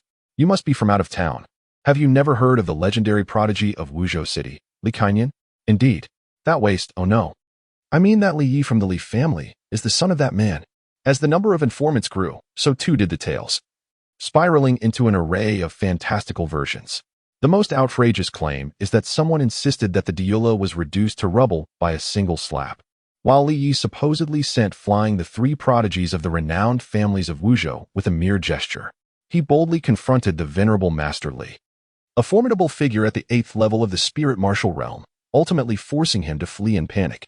The more fantastical the tales become, the more incredulous they sound. Upon learning of these events, the reactions of the three prominent families varied significantly. The Yuan and Wu families seemed to have fallen silent, their responses unknown. In contrast, the Li family was thrown into an uproar. Of course, all of this is but a prelude to later events. At this moment, in the dilapidated courtyard belonging to Li Yi, Shaoqing was admiring the graceful and enchanting Aunt Yun as she emerged from the house. He winked at Li Yi and chuckled. I never imagined you would keep a beautiful woman hidden away. This girl has quite the allure. Though she may be a bit older, she possesses a depth of femininity that those young girls lack. You truly have an eye for beauty. Get lost, Li Yi retorted, having discerned Shaoqing's character. Though he appeared rugged, there was a subtlety to him. Throughout their journey back, Shaoqing had been babbling incessantly. Yet Li Yi could tell he was attempting to guide him in his own way. Understanding was one thing, but to suggest that his beloved Aunt Yun was a hidden treasure was intolerable. What made it worse was that he had struck a nerve. Shaoqing fell silent with a smirk, while Aunt Yun, taken aback by the sudden stranger, merely raised an eyebrow at Shaoqing's ambiguous remarks. Instead, she turned to Li Yi with a gentle smile, her eyes filled with a hint of reproach and concern. Have you been fighting again? How old are you now? Still behaving like a child? Come, let Aunt Yun take a look at you. Only in the presence of Aunt Yun could Li Yi lower his guard completely. Perhaps the influence of another soul within him was slowly merging with his own, granting him a sense of belonging in this world. Aunt Yun, I and Appo's, am fine. By the way, this is my friend. We have some matters to discuss. Aunt Yun did not inquire further, simply nodding with warmth. You two talk. I and Appo's, LL prepare something for you. With that, she gracefully departed. Watching her retreating figure, Li Yi felt a pang of guilt. Such an extraordinarily beautiful woman deserved a wonderful life. So why waste her youth caring for a useless person like him? Was it truly a debt of affection his elusive father had left behind? Chapter 15. The Colossal Xiantian Sect. What a remarkable woman. A fleeting smirk crossed Shaoqing's rugged face before it swiftly transformed into a serious expression, attempting to temper the situation before Li Yi could erupt. To be honest, I had no inkling of your considerable capabilities back then. It was rather unexpected. Now tell me, who exactly are you? A hint of confusion flickered across Li Yi and Appo's countenance as they entered Li Yi and Appo's humble abode. Shaoqing and Appo's eyes widened in surprise at the stark simplicity of the interior. Are you astonished? This has been my life for the past few years. It is indeed surprising to see the young master of a prominent family in such dire straits. Shaoqing, however, showed no disdain, promptly taking a seat on one of the chairs and continued. You must be quite curious as to why I am here to assist you. I am indeed curious. You mentioned being entrusted by someone. Who might that be? Shaoqing and Appo's expression bore a playful hint, tantalizingly withholding information. Is it that little girl Li Yiting? A delicate figure floated in Li Ye's mind. If there was anyone in the Li family he still held dear, it would undoubtedly be her. Over 3 years ago, on the 10th anniversary of Li Kaiyan's disappearance, that group finally found an opportunity to cast him out of his home. As he faced mockery and bullying from countless individuals, including family members like Li Yu, a small girl stood before him, shielding him from their scorn. It must be her, right? I heard she was taken under the wing of a certain esteemed elder who passed through Wuzhou City in recent years. It was subsequently revealed that this elder was a renowned figure in the entire Jiangnan Dao, an elder of the Xiantian sect. You are also a disciple of the Xiantian sect, are you not? Though Shaoqing appeared rough around the edges, Li Yi was not one to judge a hero by appearance alone. To be able to contend with Li Jia Sanyi, Li Huangran, and even gain a slight advantage was no small feat. Such individuals were scarce in Wuzhou City, and even rarer within the expanse of Jiangnan Dao, which encompassed hundreds of cities. You guessed correctly. I am indeed a disciple of the Xiantian sect, and am acquainted with junior sister Li Yuting. However, the person who entrusted me is not the junior sister you mentioned, but someone else entirely. This revelation left Li Yi momentarily speechless. You just referred to her as junior sister? Aren't you her uncle or something? Get lost. I'm only 21 this year. Shaoqing chuckled in disbelief, and Li Yi suddenly realized his significant error. Shaoqing, with his full beard, appeared to be at least in his 30s, but in reality, he was only a few years older than Li Yi. My apologies. I had no idea Brother Xiao was so young, having reached the 8th level of the spirit martial realm at just 21. No wonder you are a disciple of the Xiantian sect. Compared to you, those so-called geniuses in Wuzhou City are hardly worthy of carrying your shoes. This mix-up brought the two of them much closer together, and just then, a knock on the door interrupted their conversation. Aunt Yun entered, carrying a tray of exquisite pastries. Our Yi seldom brings friends home. It seems you share a strong bond. Li Yi internally sighed at this remark. Few friends? If his memories were accurate, he had no friends at all, apart from his cousin Li Yuting, who would befriend a waste like him, especially someone as reclusive as he was. What Sister Beauty said is true. He and I are like brothers, closer than siblings. The overly familiar Shaoqing beamed with enthusiasm, nearly drooling at the thought. Upon witnessing his exuberance, Aunt Yun covered her mouth and chuckled, her smile exuding an enchanting charm that was both alluring and feminine, far surpassing that of the young maidens. Then it seems my Yi will be in your capable hands from now on. Yes, absolutely. After Aunt Yun left, Li Yi noticed Shaoqing still gazing dreamily and could not help but scoff. The person has already departed. Stop staring. To his surprise, Shaoqing's expression shifted instantly, returning to normal, devoid of any lingering infatuation. Your lovely sister is truly exceptional. Li Yi did not comprehend, but Shaoqing did not elaborate, instead shifting the topic. It turns out that 2 years ago, Li Yuting, who had been the closest to Li Yi and the only one in the Li family to treat him as kin, encountered her benefactor, a certain elder from the Xiantian sect, and not just any elder, but a reclusive grand elder, who happens to be the master of the current sect leader. For reasons unknown, he took a liking to such a minor family scion from a little city, accepting her as a closed-door disciple and bringing her back to the Xiantian sect for training. This time, when she returns, one of her objectives is to prepare the younger members of your family for a martial competition, and the other is to come for you. Shaoqing's words stirred something within Li Yi. For me, yes. This time she pleaded with her master for quite some time before receiving permission to return. She intends to persuade those old relics in your family to allow you to return.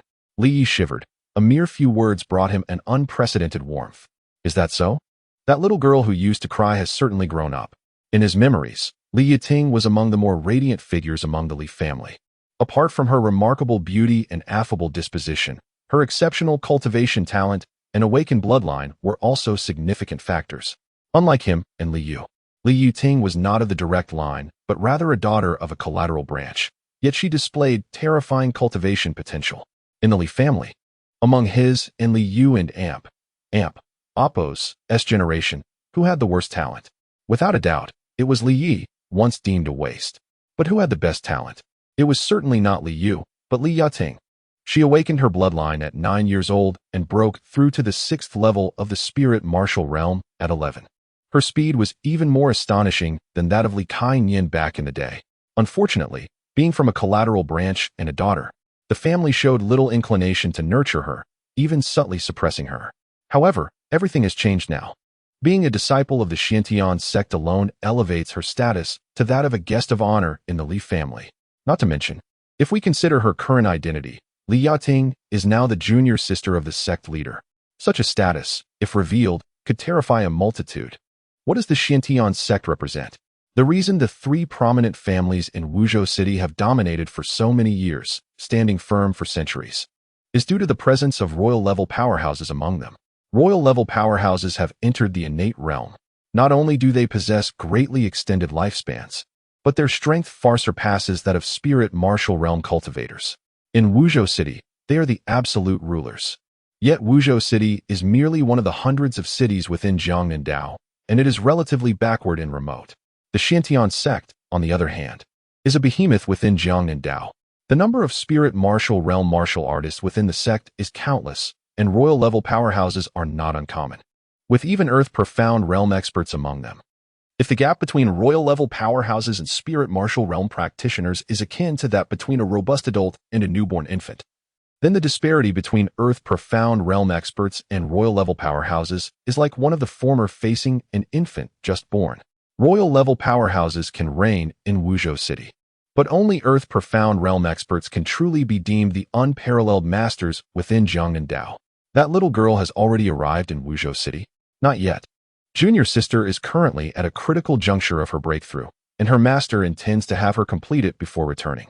But if we calculate the time, it should be in just a couple of days, right in time for your family and Oppo's martial competition at year-end. Li Yi felt a sudden urge to inquire further. But at that moment, the news of Li Yiting's return captivated his thoughts. A breakthrough? What level is that little girl at now? When I departed from the Xintian sect, my junior sister had already reached the pinnacle of the 8th stage of spiritual martial arts. If fortune favored her, she must have ascended to the 9th stage by now. Li Yi was left speechless. How old was Li Yiting? She seemed to be of the same age as him, as they were born on nearly the same day, leaving the question of who was older and who was younger unresolved. The 9th stage of spiritual martial arts?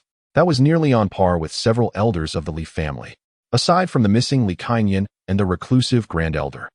The strongest in the Li family was indeed at the 9th stage.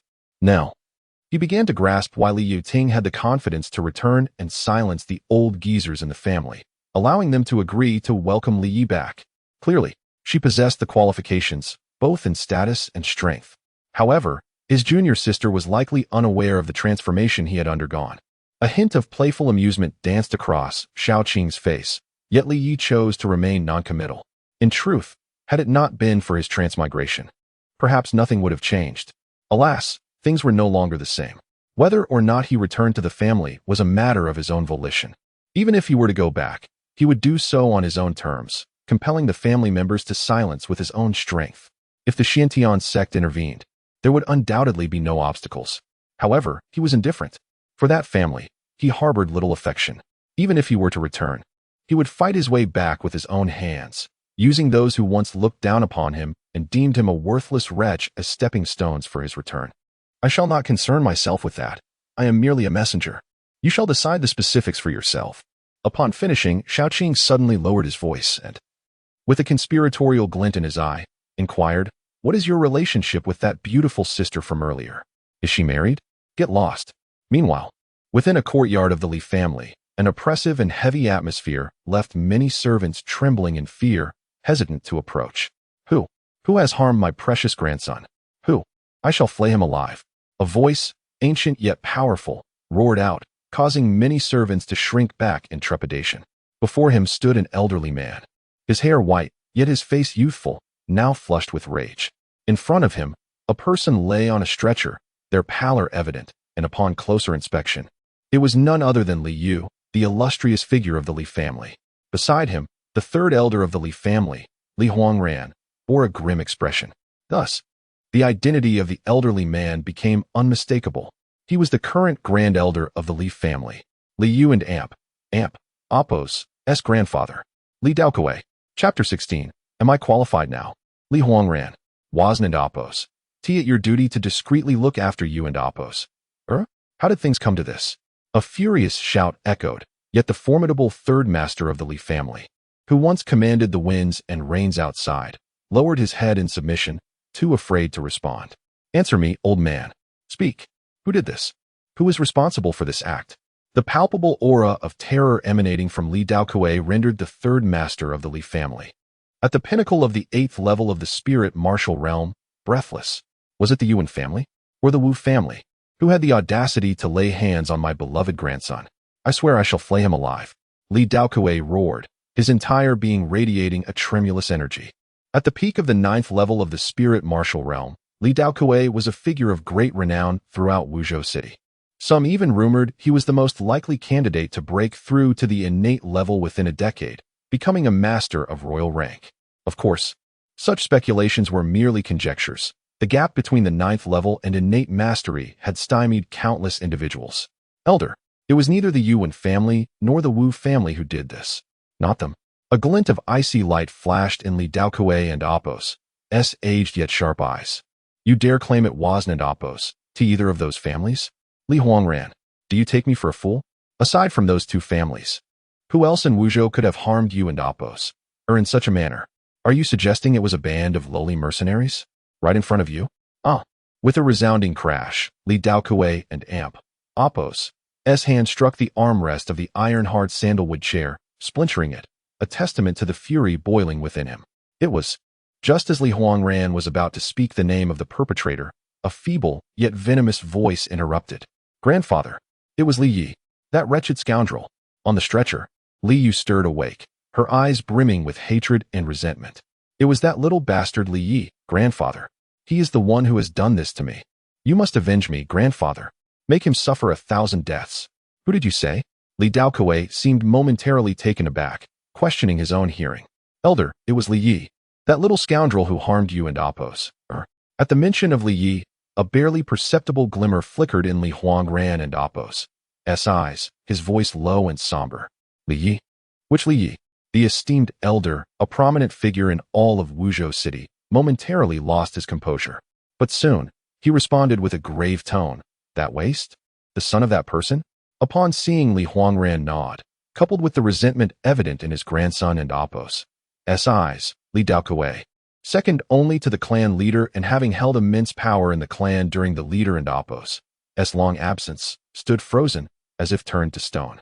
3 days later, only 2 days remained until the year-end celebrations. The traditions of the Yunting continent bore a striking resemblance to those on Earth. The year-end was akin to a grand festival, a time for families to gather in joyous reunion. In Wuzhou City, the most vibrant event during the year-end was the annual martial arts competition among the younger members of the 3 prominent families.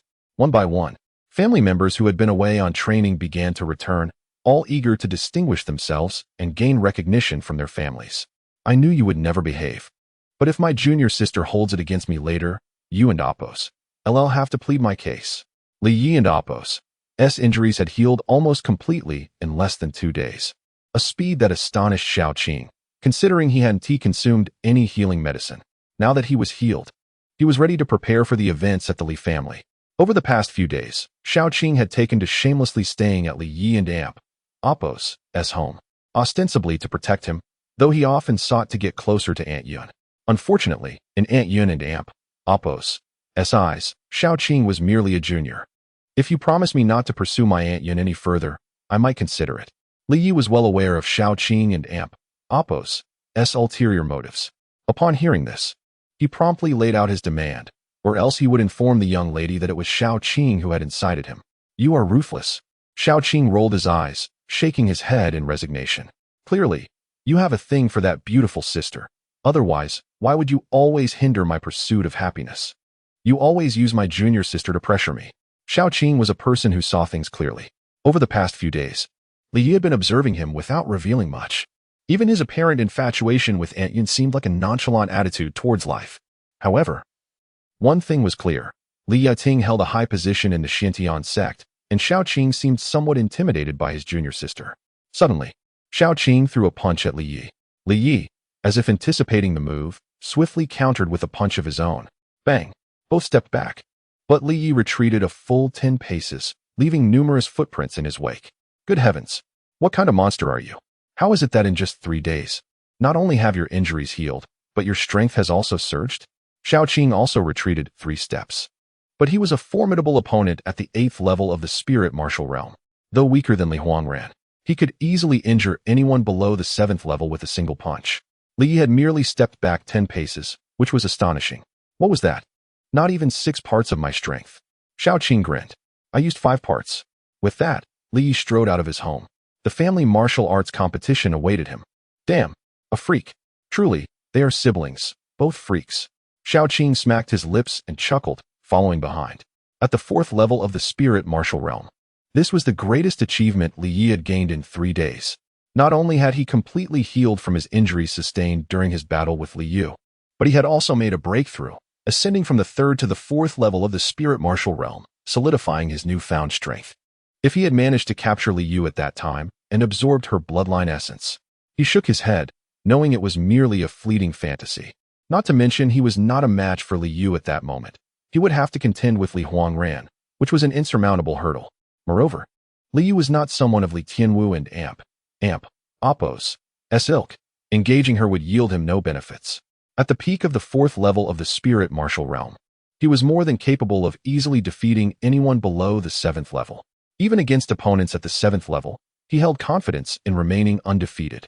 The punch he exchanged with Xiaoqing was a testament to this.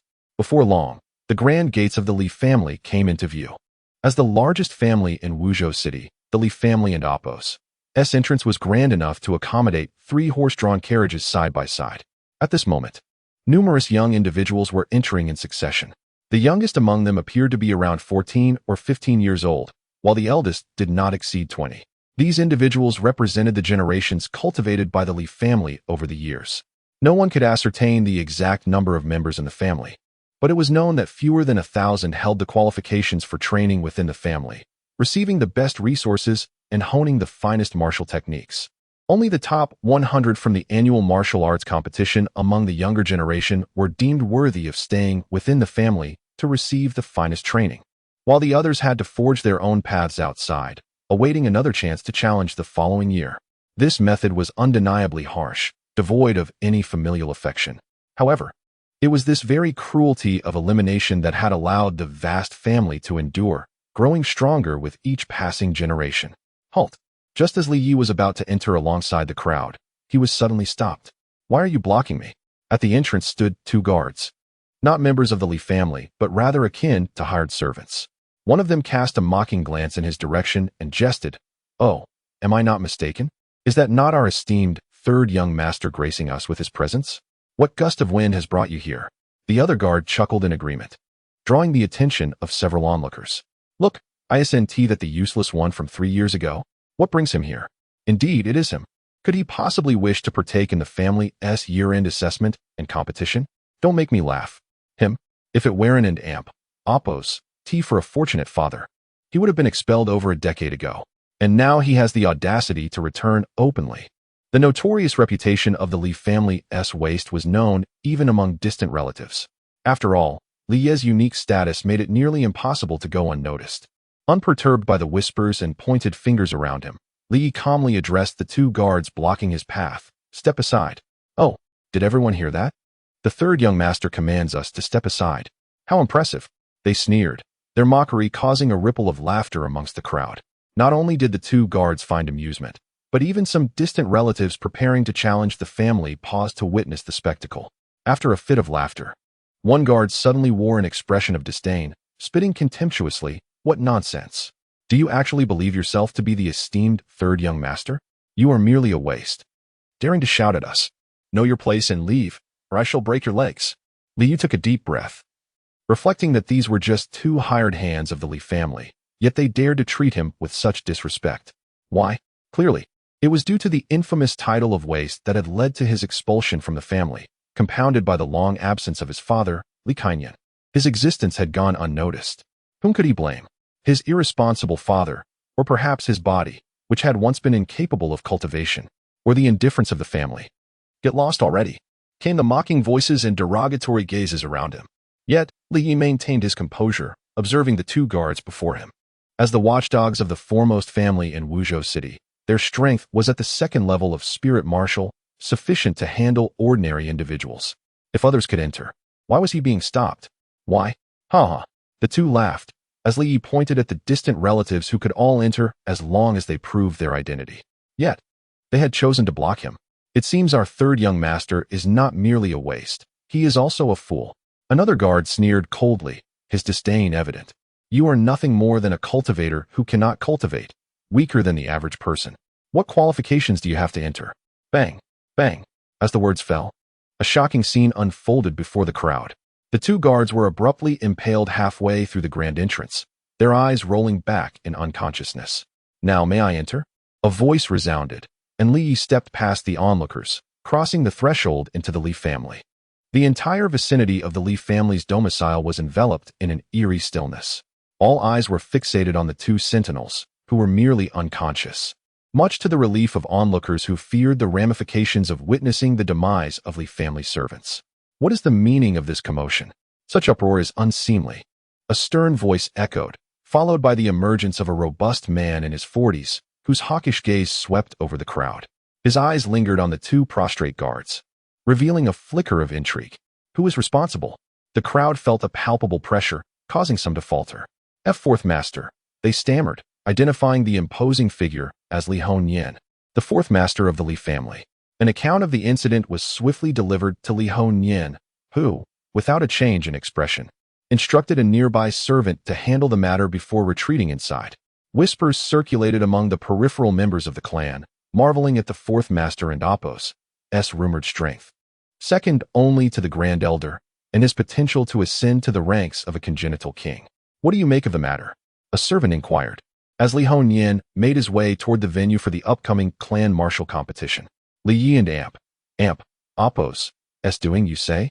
Unexpected, yet befitting of my brother and Apos' son," Li Hongyan mused.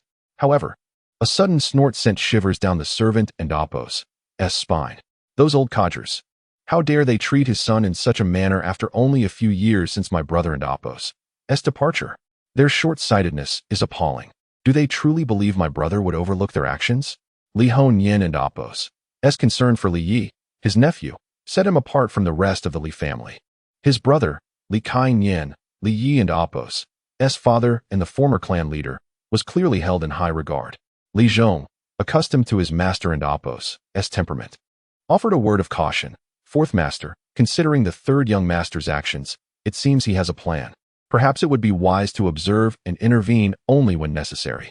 "Very well," Li Hongyan conceded, "but should they dare mistreat young Yi, even the Grand Elder's intervention will be futile. This Li family is not theirs to control." "Indeed, fourth master," Li Zhong replied, his eyes gleaming with a cold light. "The third young master is the son of that man and should not be subjected to abuse." Despite not being a true member of the Li clan, Li Zhong's loyalty to Li Hongyan was unwavering, and his martial prowess was a closely guarded secret.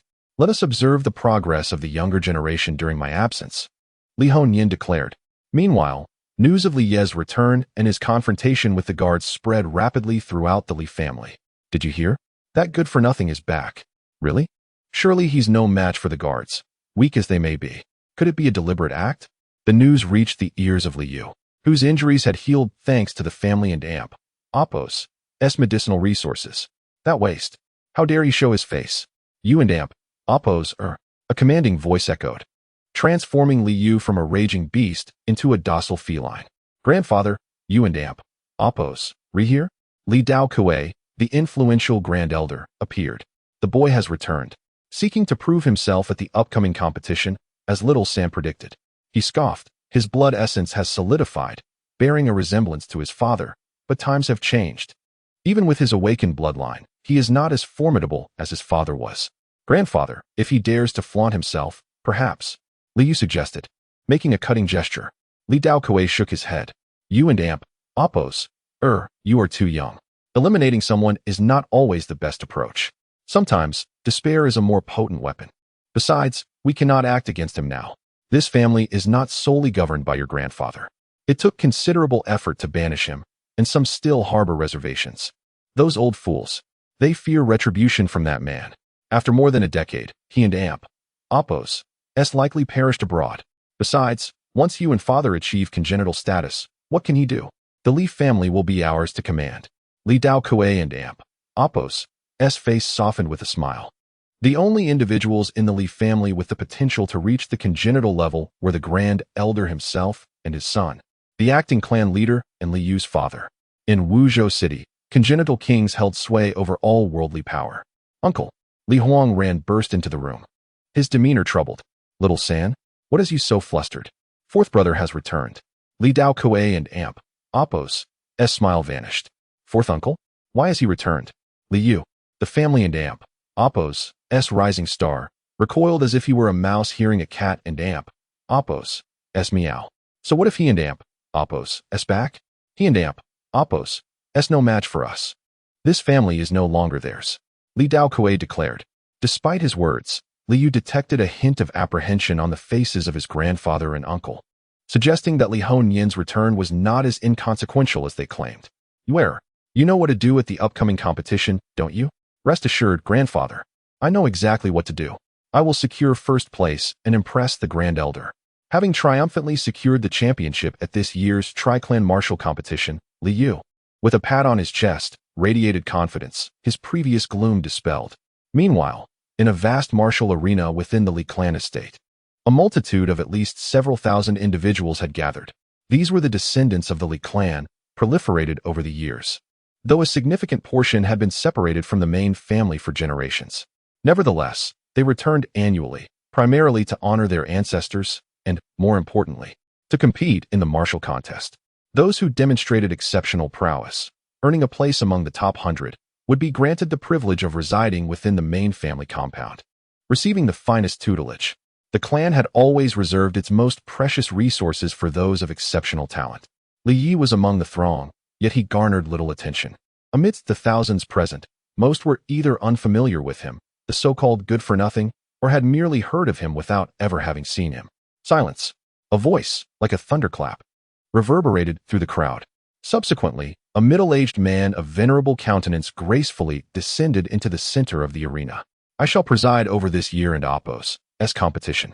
His voice, though not loud, resonated clearly with everyone present, showcasing his considerable cultivation. To project one and Appo's voice so effortlessly to thousands required substantial power. It and Appo's sixth master. I didn't expect him to be officiating this year. Excellent. Li Yi overheard someone exclaim with delight. The middle-aged man was none other than the sixth sibling of the Li clan and Appo's second generation, known as Sixth Master.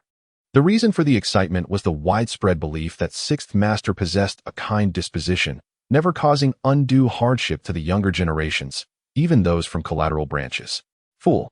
With your meager abilities, it matters not who presides. You have little hope of even passing the first round. A scornful voice sneered. Li Yi turned to see a youth of similar age, his face haughty and arrogant. You. The former individual's expression shifted, but upon recognizing the speaker, he fell silent. Others also recognized the arrogant youth, murmuring amongst themselves. Isn't that Li Xian, the young master from the main family? I heard he's only 16.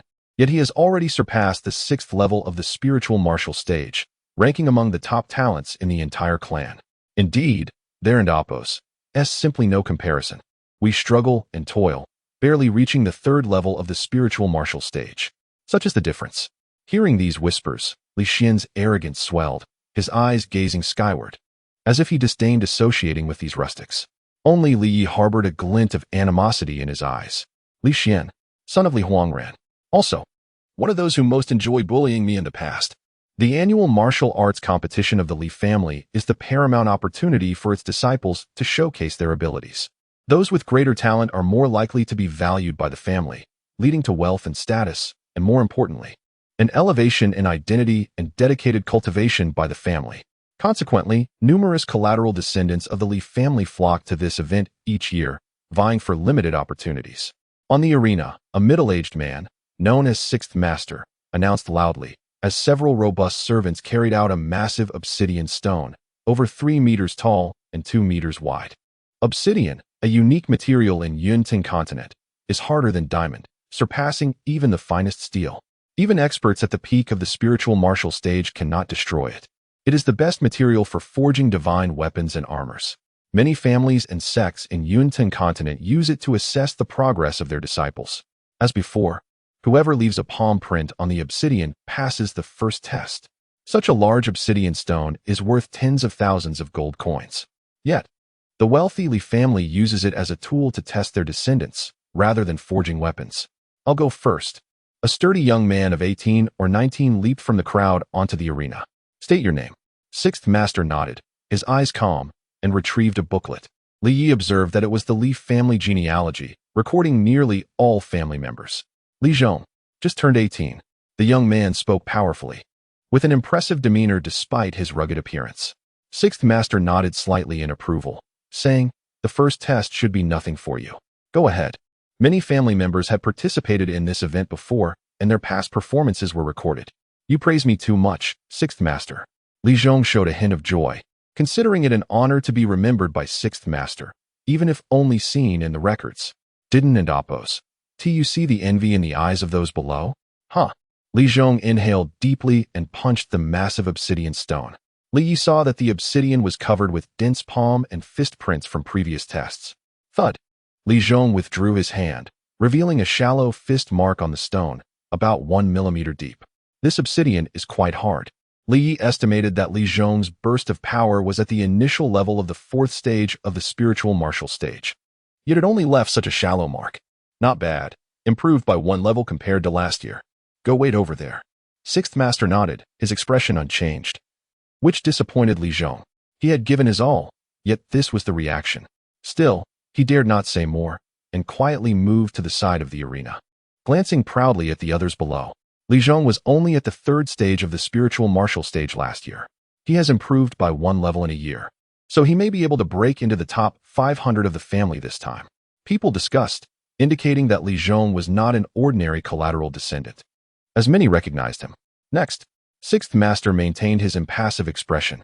People went on stage one by one, some successfully leaving marks, others failing. After watching over a dozen people, Li Yu understood the gist. It seems one needs at least the power of the 3rd stage of the spiritual martial stage to leave a mark. In other words, this first round eliminates all those below the 3rd stage of the spiritual martial stage. This is quite cruel. Li Yi estimated that at least 70 of the thousands of people around would be eliminated in the first round. The Li family has indeed branched out over the centuries, with numerous members. However, few possess significant talent for cultivation, and even fewer can reach the 3rd stage of the spiritual martial stage.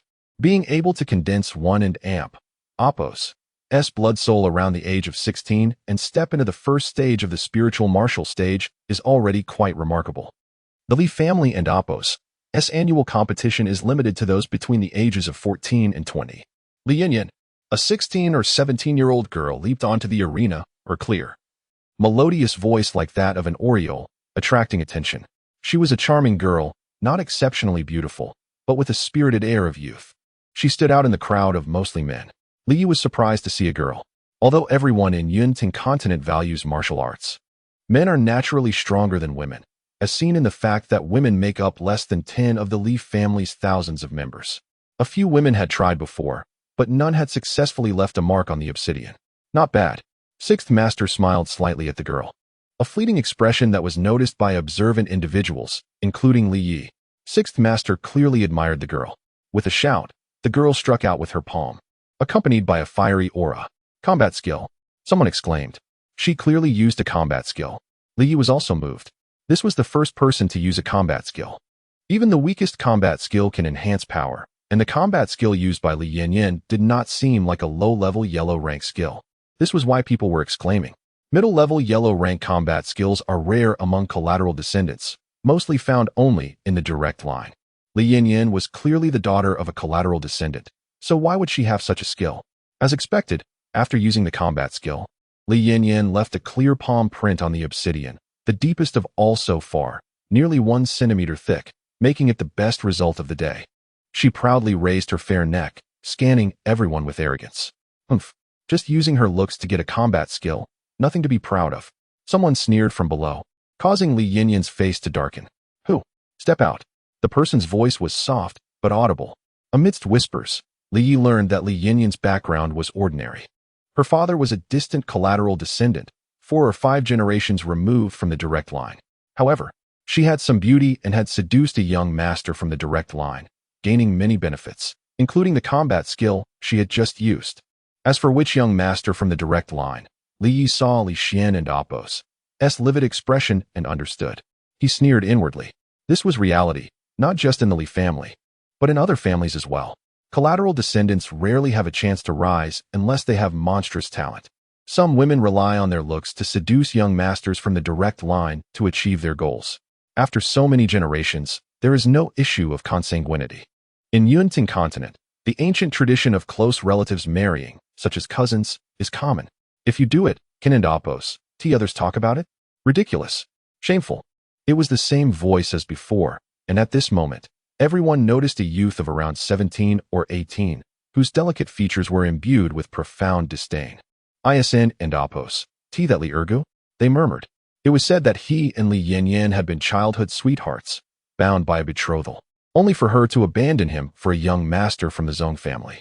One could only imagine his seething hatred towards Li Yanyan now. Rumor had it that after Li Yanyan donned him with a green hat, even his elderly parents succumbed to fury and grief, leaving this world in despair. The whispers around him continued, and Li Yi listened intently.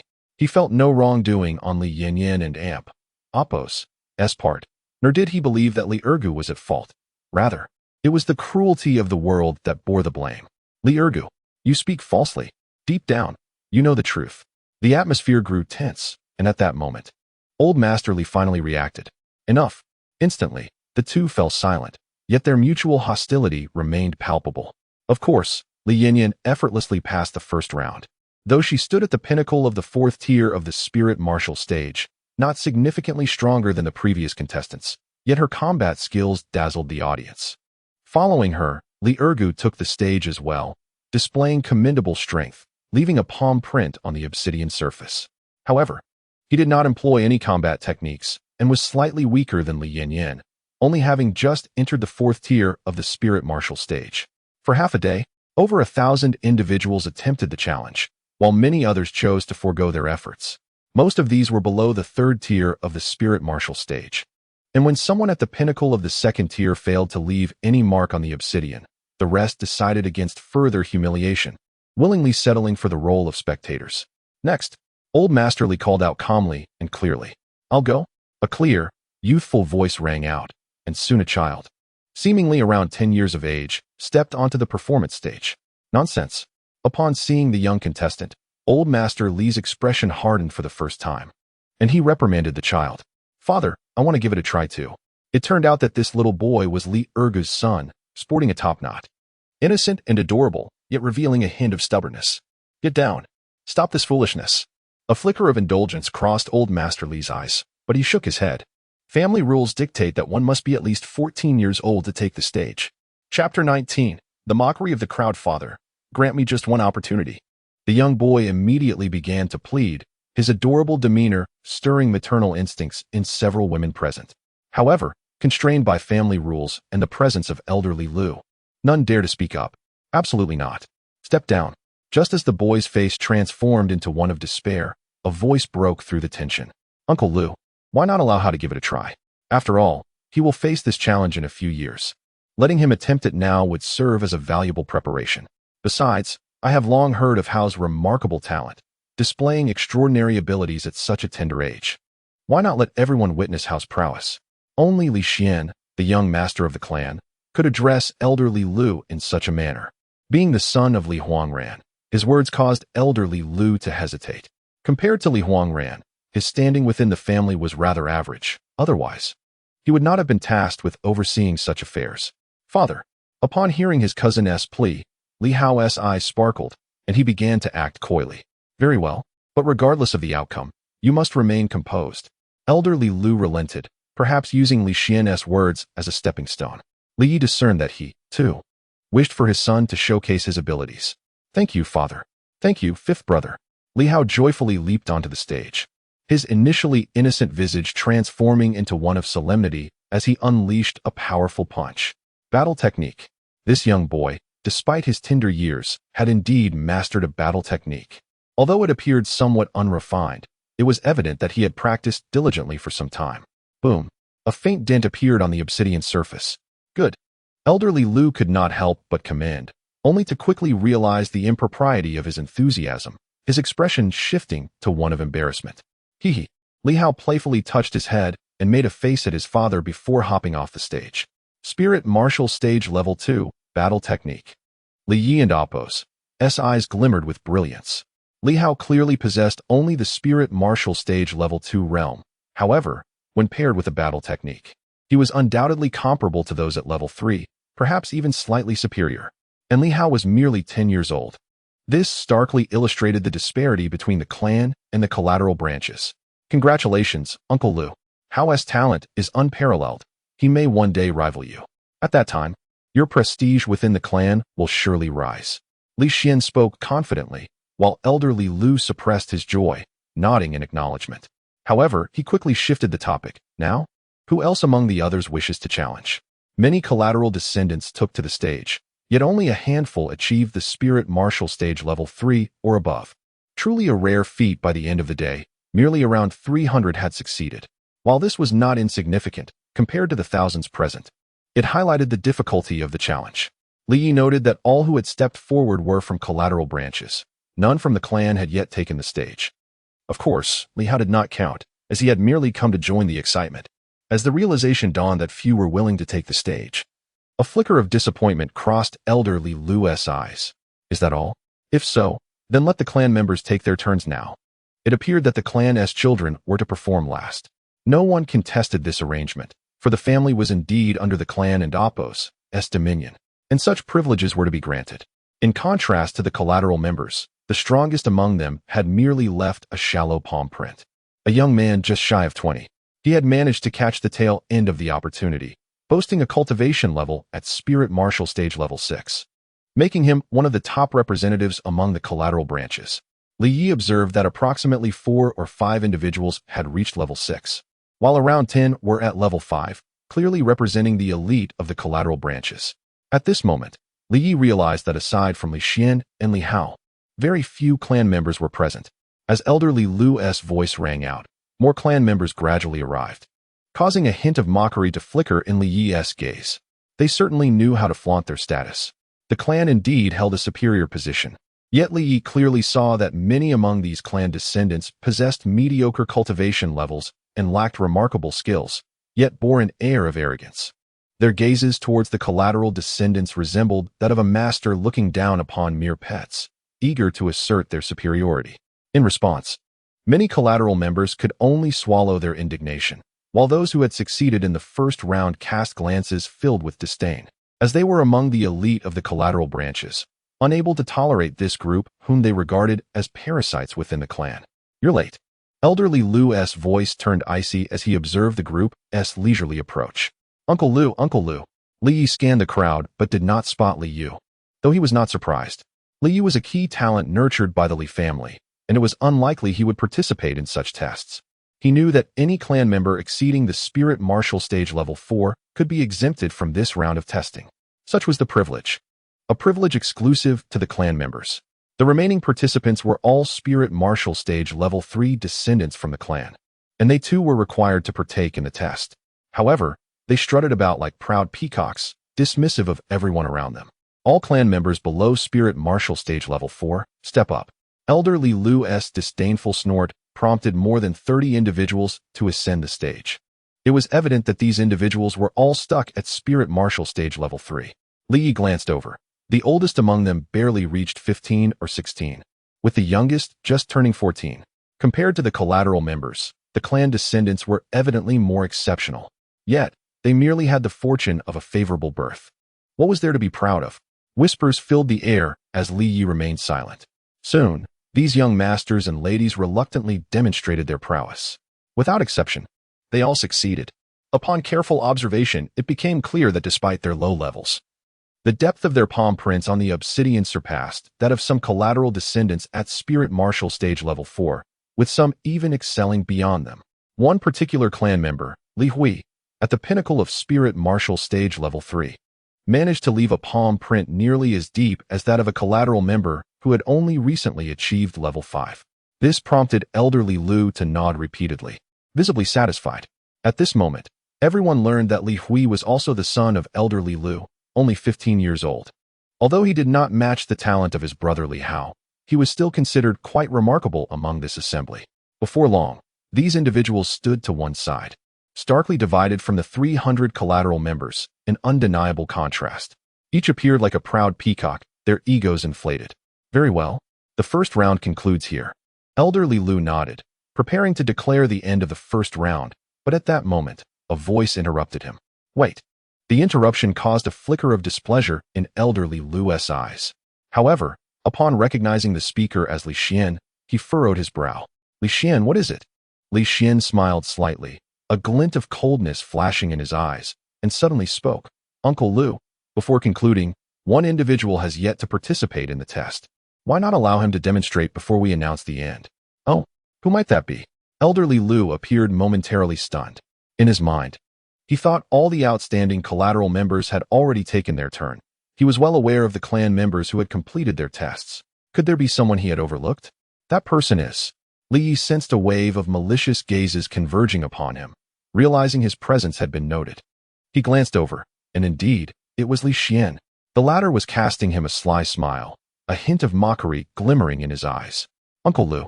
Li Yi had no intention of watching the spectacle. It was only Li Xian and Appo's preemptive address that shattered the silence, preventing him from interrupting Sixth Master Li. Rather than theatrically leaping onto the stage like the others, he ascended step by measured step, drawing the gaze of the assembly and piquing their collective curiosity. Who is this fellow? I've never seen him before, some remarked, puzzled. Others, however, betrayed a mixture of bewilderment and disbelief, as if struggling to trust their own eyes. Could that be the third young master? Third young master indeed. He's nothing but a good-for-nothing. To think he'd resurface after all these years, and with such audacity. Does he know no shame? Those who recognized Li Yi immediately engaged in hushed whispers.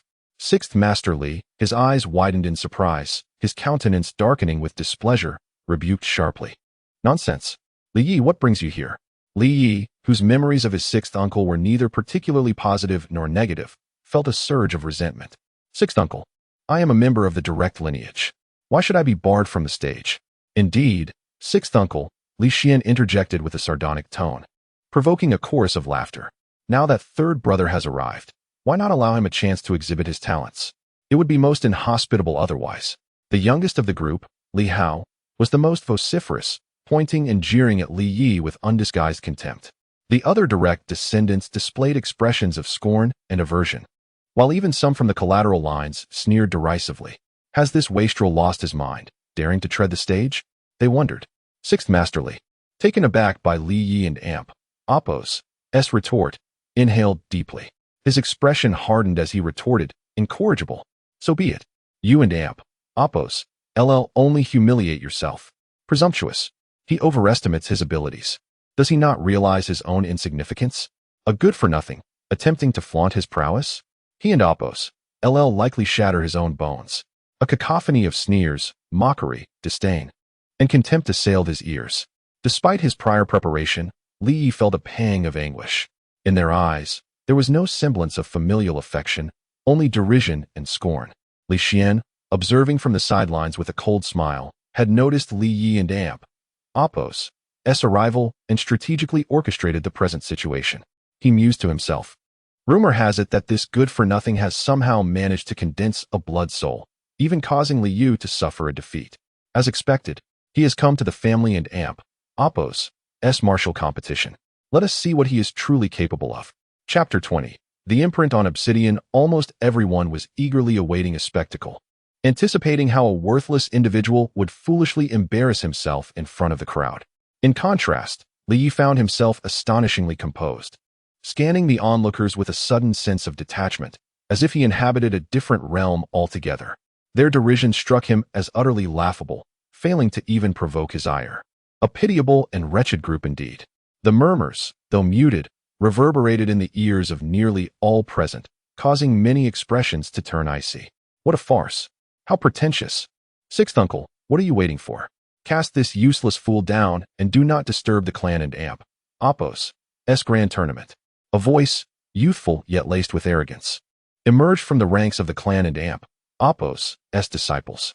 Li Yi turned to see a boy of about 14 or 15, still somewhat naive in appearance, yet exuding pride akin to that of a peacock displaying its feathers. If memory served him right, this lad was the second son of Li Huangran, and thus, the younger brother of Li Xian. Truly, like father, like son, the ancients did not deceive me. Li Yi chuckled softly, directing his gaze towards sixth uncle Li, curious to see what decision this esteemed and fair-minded elder, often lauded within the family, would make. Get lost. Useless. This place is beyond your reach. Another voice rang out. This time not from the clan and Appo's core, but from a side branch, an impressive 18-year-old who had already attained the 6th level of spirit martial stage, ranking second among the side disciples. If Li Yi recalled correctly, this individual was named Li Zhongren, a highly regarded figure among the side branch, possessing a leader and Oppos as charisma. Although he was slightly weaker than another side disciple of the same level, that individual was nearing 20, while he had just turned 18. The disparity in their development was stark. Li's 6th uncle appeared troubled, the clamor for Li Ye's removal weighing heavily on him, leaving him in a state of indecision. 6th uncle, I recall that the clan's rules permit anyone aged between 14 and 20 to participate in the trials. Am I mistaken? I hope you can enlighten me. Li Yi spoke confidently, undeterred by the jeers surrounding him, exuding a calm demeanor.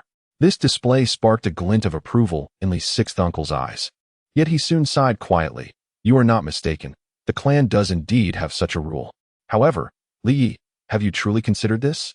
6th uncle, why waste words on him? This fool is clearly here to cause trouble. It would be best to have him expelled, so we may conclude this matter swiftly. Our uncles are awaiting us. The speaker was none other than Li Xian's brother, whose name Li Yi did not know, as he was unfamiliar with many of the clan and Oppos' members and had once been too timid to engage with them, akin to a stray dog. Li Yi, you should just step down. Unlike the others, Li's 6th uncle gently urged him, revealing a character that, despite holding a certain status within the clan, lacked the arrogance exhibited by many others, genuinely attempting to persuade Li Yi to withdraw. All eyes were fixed on Li Yi, while Li Xian and Oppos' gaze brimmed with mockery. The clan and Oppos' disciples shared similar sentiments, their laughter cold and derisive, while even most of the side branch members wore expressions of amusement, eagerly anticipating the spectacle of a once revered young master being humiliated. Taking a deep breath, Li Yi cast a cold glance over the raucous crowd, causing them to feel as though they had plunged into an eternal abyss of coldness, involuntarily shuddering. 6th uncle, since this is the clan and Oppos' rule, why not grant your nephew a chance? Seeing Li Yi and Oppos' determination, Li's 6th uncle and Oppos' expression hardened, his displeasure evident as he flicked his sleeve, choosing not to speak further. Self-inflicted humiliation, Li Xian thought with a sneer. Meanwhile, Li Yi stood before the immense obsidian stone, a complex expression crossing his face. Although the memories in his mind were merely the result of a soul fusion, he felt as if a scene from years past unfolded before him. A defiant boy relentlessly pounded his fists against the obsidian surface, his hands bloodied and bruised, yet he refused to relent. He understood that this was a recollection of the past soul, a moment when the family had granted him one last opportunity. That frail, youthful body could never perform a feat achievable only by a spirit martial stage practitioner of the 3rd level. Even after shattering his hands, he received no pity from the elders, who coldly expelled him from the family. A surge of intense resentment coursed through Li Yi, shaking him to his core. Though that soul had vanished or been consumed by him, its impact on him was undeniable. Now, I have arrived. It was unclear to whom he spoke. Clarity returned to his gaze. Time had passed. He was no longer who he once was. What he could not accomplish back then did not equate to his inability to achieve it now. What you failed to finish back then, I will accomplish for you now. At that moment, 2 servants stepped aside, appearing respectful, yet secretly mocking as they addressed Li Yi. 3rd young master, as long as you leave a mark on it, you will pass this round. Such is the nature of sycophants, where even the servants of a prime minister hold greater sway than a 4th-rank official. Although they were mere servants, they would flatter and ingratiate themselves even before side disciples, let alone a worthless individual. Proceed. Li's 6th uncle's voice urged from behind, and the others fell silent, eager to witness how the rumored fool would disgrace himself. Do you think this fool will cry like he did back then? Some in the crowd whispered among themselves, occasionally bursting into derisive laughter. Perhaps he has lost his sanity from the years of ridicule. On the stage, the over 300 side disciples who had passed this round, along with the 30 or so young masters and ladies from the clan, wore expressions of disdain, as if they were mere spectators watching a clown's performance. Hurry up, you fool. Do not waste our precious time. We have no leisure to squander here with you. Some of the clan's young masters and ladies grew impatient, urging him on. Ignoring them, Li Yi approached the obsidian stone, extending his hand to touch the significant stone that held great importance each year. The surface was covered in countless handprints and fist imprints of varying depths, nearly filling over half of its area. These were the memories left by generations of clan members over the years. One imprint stood out prominently, a handprint nearly 5 or 6 inches deep, the most striking of all. That was left by your father. He was not yet 12 at the time. He truly was the most extraordinary individual in our Li family over the past millennium, but alas. As a sigh echoed from behind, Li Yi chose not to respond, instead tracing the deepest imprint with his fingers. Not yet 12 years old. That was the first monumental impact the man had left on the family. Subsequently, miracles seemed to occur one after another in his life, shining brightly like a comet only to fade just as swiftly. What realm was my father at that time? Li Yi knew little about that man, for his memories held scant impressions of him. 7th level of spirit martial stage, and he used no combat techniques. 12 years old. The greatest talent in Wuzhou City in a millennium, without question. Li Yi nodded, his reaction subdued. After all, this was that man. It would be strange if he were of lesser caliber. As long as I leave a mark, that is sufficient. Regardless of its depth or lack thereof, the exchange transpired. Yet few entertained the notion of his potential triumph. Why waste words? Do you, in your ineptitude, genuinely believe you are capable? Cease your delusions.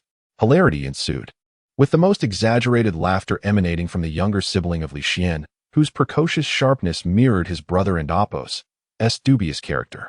Silence, thundered Li VI, his displeasure silencing the crowd, though their gazes remained fixed upon him, laden with contempt and derision. To leave an imprint, you say? With his current abilities, imprinting the obsidian should pose no significant challenge. Suddenly, a fist struck the obsidian, landing precisely near the palm print left by Li Kaiyan. Now, even the mockers were eager to witness the outcome. Li Xian, in particular, watched with a glint of shrewdness in his eyes, contemplating his next move. Well, Uncle Six, is it acceptable? Li Yi inquired, retracting his hand with an air of nonchalance, as if he had accomplished a mere trifle. Is that all? How utterly laughable. It appears the years have not improved this wretch. Before Li VI could respond, someone exclaimed. Simultaneously, several menacing servants approached Li Yi with menacing smiles, declaring, Young Master 3, please. We wouldn't want to cause you any discomfort. The servants' words, delivered with the weight of their spiritual martial stage strength, triggered a wave of uproarious laughter. Begone, you good-for-nothing. This place is not for you. Li Yi remained silent, his gaze fixed upon Li VI. Only then did the crowd begin to sense something amiss in Li VI and Apos' demeanor. Li Xian leaped onto the stage, shoving aside the servants, and his countenance underwent a dramatic transformation upon witnessing the scene. Impossible, he exclaimed. In that instant, the thousands present fell into an awed silence. Next, the crowd noticed a fist mark of almost the same depth appeared beside the most noticeable palm print on the obsidian. Chapter 21. Surpassing the first challenge. The unmistakable fist mark stood out conspicuously among countless other impressions of varying sizes and depths. Impossible. How could a mere worthless one achieve such depth? A gasp echoed, followed by the incredulous exclamation of Li Xian's younger brother. The others were equally astonished, with Li Xian himself reaching out to touch the mark, seemingly seeking to verify its authenticity. Worthless. What underhanded means did you employ to achieve this? Li Yuan. Enough. Silence. It turns out that Li Xian's younger brother was named Li Yuan, who, despite his tender age, had garnered considerable notoriety within the family, though not for commendable reasons. Rather, he was infamous for his arrogance and disdain for others. Indeed, even when reprimanded by elder Li Lu, he remained undeterred, boldly pointing a finger at Li Yi and hurling insults. You are nothing but a worthless creature. Don't think for a moment that I am unaware of your schemes. You wish to reclaim your place in the family, don't you? Resorting to such underhanded tactics to deceive us is futile. You cannot conceal the truth from our discerning eyes. Li Yuan's youthful face radiated an unwarranted pride, as if he had achieved a great feat, continuing his tirade while failing to notice the increasingly stormy expression on elderly Lu and Apos' face. Even Li Xian and Apos' gaze was frosty and intimidating. Worthless. You think you can leave a mark on the impenetrable obsidian? I could shatter it with a single blow. Ha ha. This provoked laughter from many, though a few others exchanged knowing glances, as if conveying an unspoken message. Ignoring the brat, Li Yi and Apos' indifference only served to ignite Li Yuan and Apos' fury. Worthless. What did you just say? Repeat it if you dare. Who is Li Yuan? He is the youngest son of the third elder, Li Huangran. even among the clan and Appos' offspring. He holds a position of superiority. When has anyone dared to speak to him in such a manner? Didn't your father teach you manners? You uncultured wretch. Li Yi harbored no affection for Li Yuan. It mattered not that he was Li Huangran and Appos' son. His incessant arrogance and incessant taunts of worthless were enough to color Li Yi's perception of his cousin unfavorably. You are courting death. Though merely 14, Li Yuan's temper was formidable, and upon hearing Li Yi and Appos' dismissal, he erupted in rage. He hurled a punch at Li Yi, demonstrating considerable force. Witnessing Li Yuan's aggression, a cold glint flashed in Li Yi's eyes as he effortlessly seized his fist, twisting it behind him and delivering a sharp slap. The resounding crack echoed like an explosion, leaving the onlookers agape. Li Yuan, momentarily stunned, soon let out a wail and began to roar in anger. Worthless. I'll make you pay. Slap. Another strike. But this time it was not Li Yi, but rather Li Xian, Li Yuan's elder brother, who intervened. Enough. Aren't you embarrassed enough? Go back.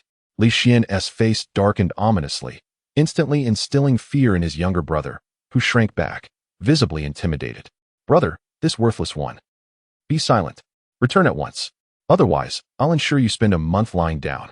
The low, threatening tone from Li Xian compelled Li Yuan to retreat, joining the bewildered clan members. Yet, he cast a venomous glare at Li Yi, his eyes brimming with unquenchable resentment. After reprimanding his brother, Li Xian's demeanor transformed. A warm smile graced his face as he turned to Li Yi, offering an apologetic smile. Third brother, I hope you can forgive my foolish sibling. If he has offended you, I will ensure he receives a proper lesson upon our return. Third brother, such a long-forgotten title.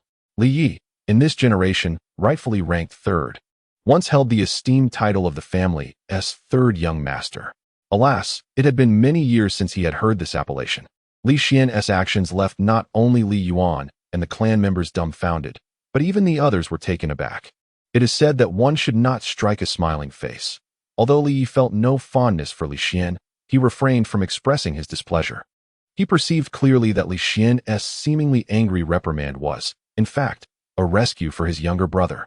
Otherwise, Li Yi's retaliation would have been far more severe than a mere slap, potentially inflicting serious injury upon Li Yuan, certainly not less than the pain imposed upon him in years past. With a hint of a smile, Li Yi feigned nonchalance, remarking, Fifth brother, there is no need for such seriousness. It was merely the antics of a child, and I bore no ill will towards the 14th brother. We were merely jesting. Then I must thank third brother. The two shared a hollow smile, leaving the onlookers astonished. Only Li Yuan glared with seething hatred, wishing death upon Li Yi, whose existence would have been extinguished countless times had glares held lethal power. At that moment, elder Li Lu suddenly regained his composure, casting a deeply complex gaze at Li Yi. However, he inhaled deeply and declared, Li Yi, you have passed the first round. Applause erupted, marking the conclusion of this episode. Though none could foresee the repercussions that would ensue, the once derided third young master had shed his reputation, and news of his successful passage through the first round spread like wildfire. Yet, these matters were but a prelude. Following the announcement of results, elder Li Lu dismissed the others, signaling the loss of their opportunities for this year.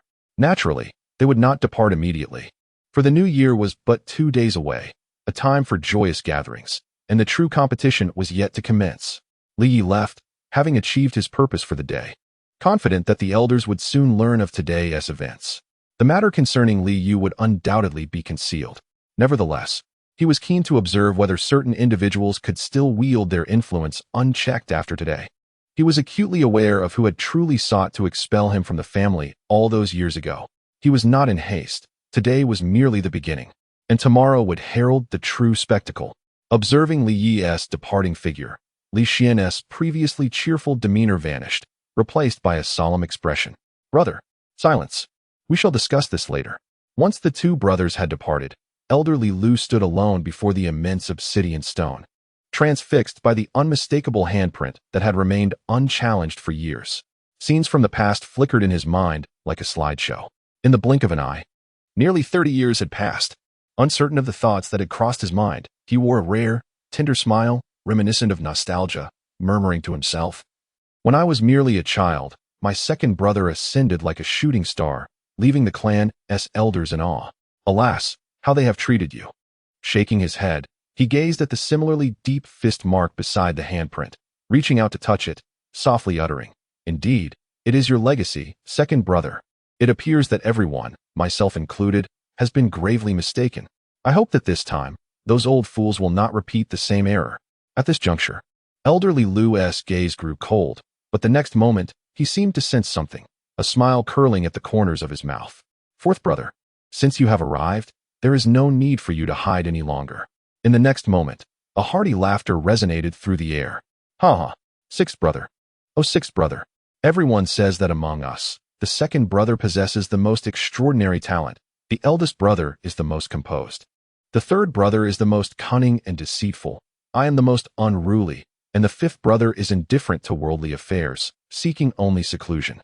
While you seem to have achieved nothing, among the six of us, your talent is the least remarkable, yet it appears that aside from the second brother, you are now the greatest surprise of our family." A towering figure suddenly appeared on the stage, none other than the recently returned fourth master of the Li family, Li Hongyan. Upon hearing these words, Li Xuanji smiled silently, shedding his usual demeanor of solemnity. He rushed forward and embraced Li Hongyan warmly. "Fourth brother, you have returned." The bond of brotherhood at that moment required no words. Everything was understood in silence. If you hadn't returned, this family would have truly descended into chaos. A cold snort escaped Li Hongyan, clearly indicating that during his brief absence, he had learned much about the events that transpired, particularly one incident that ignited a flame of anger within him. Li Xuanji offered a wry smile and shook his head, refraining from further conversation. Instead, he inquired, "Fourth brother, how long do you intend to stay this time? There are certain matters I believe are now due for resolution."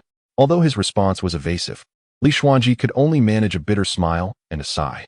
At that moment, Li Hongyan also noticed the situation concerning the obsidian, and a hint of nostalgia flickered across his face, reminiscent of Li Xuanji's earlier reaction. Upon seeing the clear fist imprint, he inquired, "Did that lad leave this?" Li Xuanji nodded in affirmation, choosing not to elaborate. "Ha ha." Li Hongyan laughed heartily, a glimmer of sharpness shining in his eyes. "Excellent. It seems tomorrow will be quite spectacular." However, the next moment, his expression grew serious. "Sixth brother, I must caution you. Be vigilant of certain individuals' subtle maneuvers." After a moment of hesitation, Li Xuanji nodded, "I understand. Unless it is the Grand Elder, I will ensure his safe appearance tomorrow. With your word, I am reassured." With that, Li Hongyan strode away, while Li Xuanji ordered for the obsidian to be put away and proceeded to prepare for what lay ahead. Chapter 22. The second round. Good lad. It seemed that Shao Qing was already aware of everything that transpired within the Li family. Upon Li Yi and Apos' return, he lightly delivered a punch to him and gave a thumbs up. Initially concerned, he now felt relieved, thinking that perhaps he wouldn't and Apos' have to intervene this time. Shao Qing and Apos' visit to Wuzhou City was clearly motivated by Li Yi. Moreover, he was supported by Li Yating, who had once shared a close bond with Li Yi. However, having joined the Xintian sect, Li Yating had yet to return to Wuzhou City. According to the information Li Yi received from Shao Qing, she was expected to arrive on the last day of the family's annual gathering, which coincidentally was also the final day of the family competition. This annual contest was a rigorous assessment of the family's younger generation, and Li Yi had thoroughly prepared himself. Just a few days prior, he had learned that the competition consisted of 3 rounds in total. The first round had been successfully passed. The second round was set to commence tomorrow. The first round had eliminated over 90% of the participants, meaning only those at the third level of the spirit martial realm or above could potentially advance to the second round. This initial phase was the simplest, requiring no actual combat, only a palm or fist imprint left on obsidian. Yet, it was also the most challenging, as each year, it managed to disqualify more than 90% of the family's youth. Tomorrow marked the second round.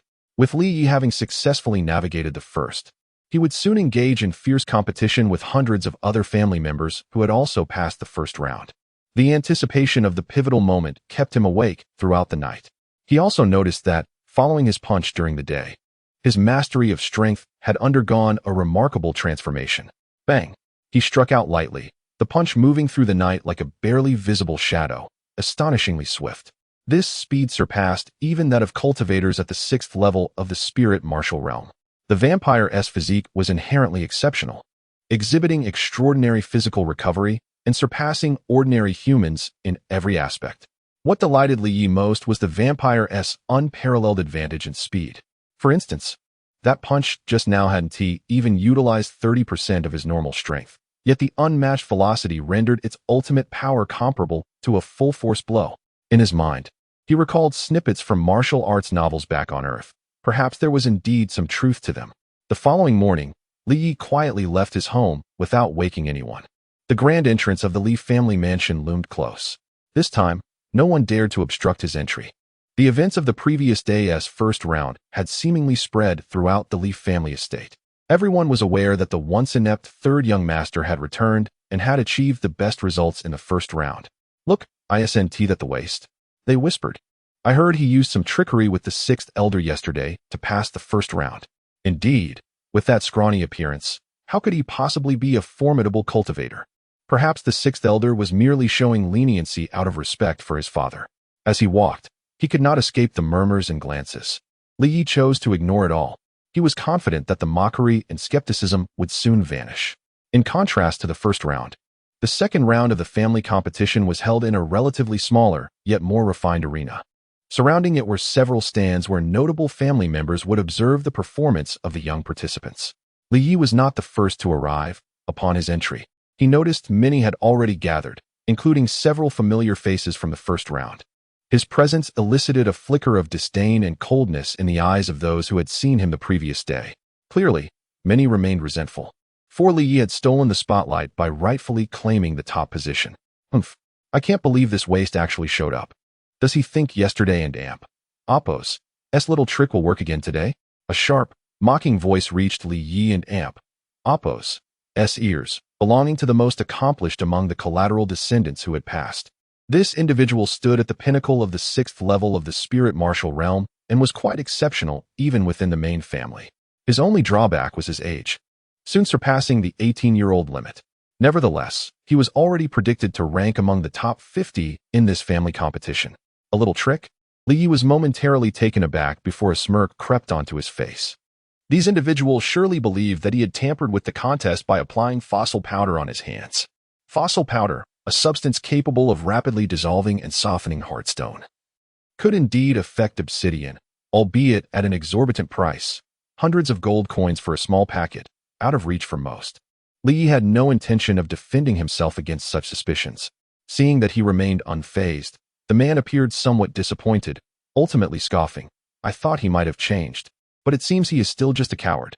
Casting a glance at those assembled, Li Yi inhaled deeply, marveling at the Li family's reputation as one of the three great families of Wuzhou City, perhaps the most powerful of them all. As more individuals arrived, all were under 18 years of age, with the least among them at the third level of the spirit martial realm, the majority standing at the fourth level or higher. The fourth level alone comprised 60% of the participants, while those at the fifth level were considerably fewer, under 20%, with the remaining being third-level stragglers merely there to fill slots. Yet, there were also many formidable sixth-level cultivators. It was evident that within the smaller families of Wuzhou City, the strongest individuals barely reached this level, highlighting the Li family's strength. Li Yi, who merely appeared as a peak fourth-level cultivator among this crowd, seemed unremarkable, failing to capture anyone's attention. Only a few from the previous day recognized him, yet they dismissed him, convinced he had cheated to pass. Hundreds of young elites from the Li family were gathered, all with a singular purpose. It was rumored that those who made it into the top 100 would become outer disciples of the family, allowed to remain and cultivate.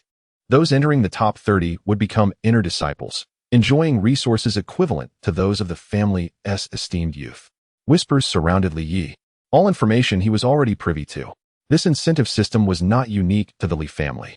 Many families employed it to inject fresh blood and identify the most promising talents, which was crucial for a family's development. You're all outdated in your information. This time, it's not just that. Rumor has it that those who break into the top 10 will enjoy the status of family steward, and the top 3 will be directly awarded positions as elders. As for the first place, they will receive 3 days of personal instruction from the Grand Elder. The announcement turned heads, and even Li Yi found himself surprised by the gravity of the news. The so-called outer disciples were merely those selected to remain within the family for cultivation, not particularly prestigious. For the direct descendants, their status was akin to that of servants, subservient to the family's commands. Yet, despite this, countless collateral descendants were eager to seize the opportunity. However, once one becomes an inner sect disciple, the treatment is vastly different. Firstly, they enjoy an equal status with the disciples of the clan, and if they exhibit extraordinary talent, they may receive privileges that surpass those of the young masters and mistresses. Unfortunately, it has always been the case that those who ascend to the rank of inner sect disciple are invariably of clan descent. It has been a long time since any collateral descendants have penetrated this echelon. This disparity is evident not only in bloodline, but also in the resources for cultivation. Nonetheless, inner sect disciples, despite their elevated status, remain limited in rank. In contrast, family stewards hold a different position. Below the elders, the stewards wield the greatest authority. Each steward possesses at least a peak cultivation level of the 5th realm of spirit martial, with many reaching the 6th realm. While their individual strength may not be overwhelmingly formidable, they command power. Even those of clan origin must treat them with deference. Unexpectedly, the family has presented such favorable conditions this time. It appears to be in honor of Miss Yiting's return. Suddenly, a commanding shout brought silence to the gathering. A few stewards of the Li family, their expressions grave, appeared on the performance stage. The aura they exuded caused most present to tremble in fear. At a glance, Li Yi discerned their cultivation level, peak 5th realm of spirit martial. Although not particularly high, it was more than sufficient to intimidate the majority of the young attendees, whose levels were below the 5th realm. Simultaneously, Li Yi noticed figures gradually emerging on the elevated platforms on either side. Among them were the prominent figures of the family, Li Huangran and Li Xuanyi. Additionally, several elders were present, the youngest barely in their 50s or 60s, yet their presence was chilling, each at least at the 8th realm of spirit martial. A piercing gaze swept over Li Yi. There was no need to look closely to know who it belonged to. Indeed, on the platform, Li Huangran's eyes narrowed slightly, flickering with a cold light as he recognized Li Yi and Apos' figure. A trace of a sneer appeared on his face, though it vanished almost instantly. At that moment, the second round of the family competition officially commenced. Hundreds of participants were swiftly divided into 10 groups, each assigned to a smaller arena for combat.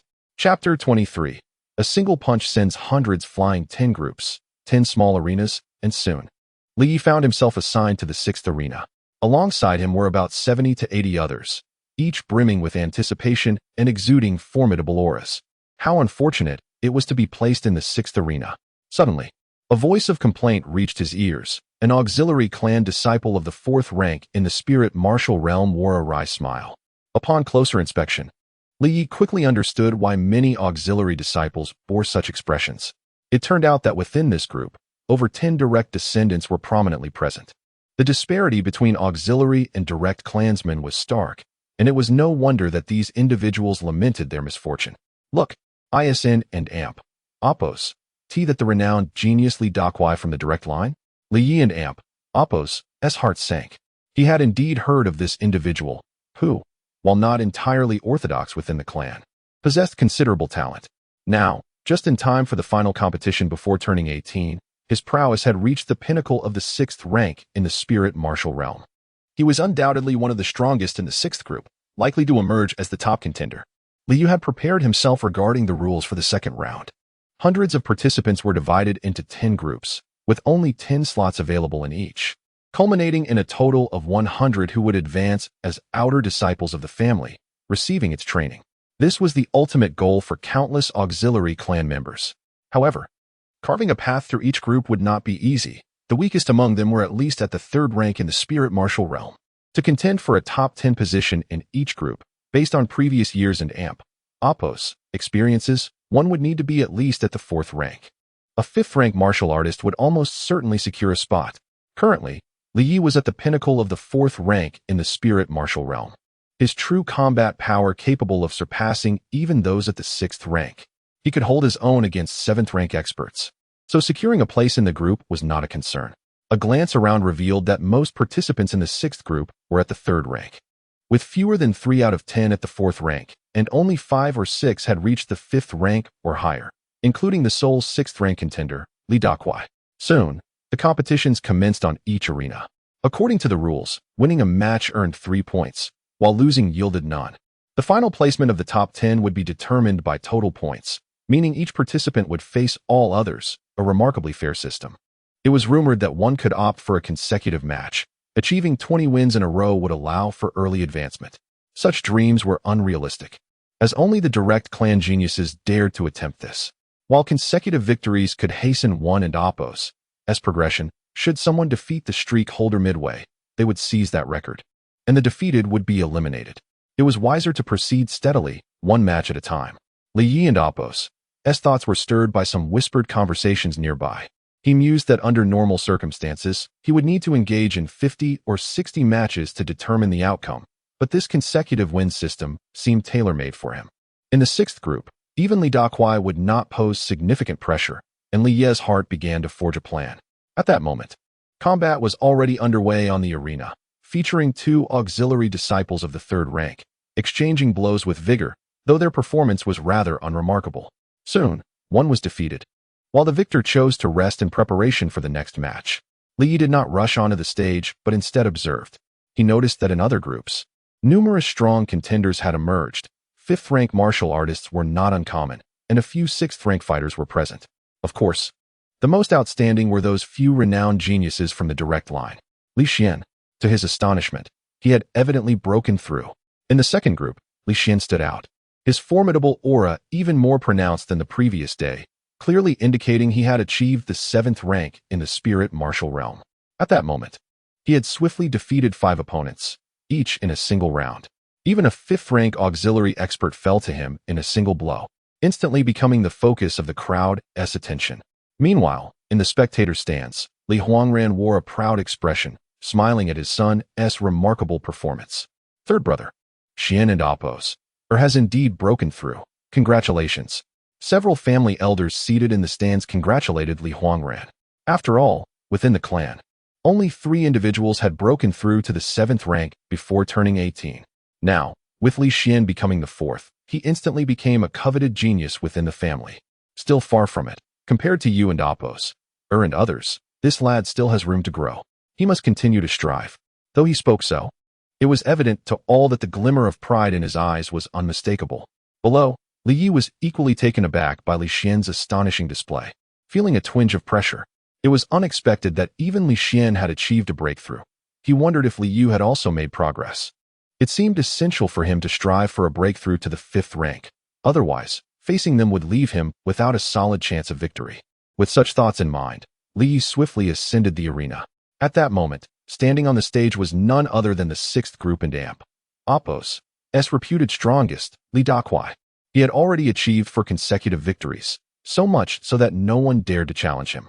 Thought it was a bunch of cowards. Turns out they're in Oppo's one with some guts. State your name.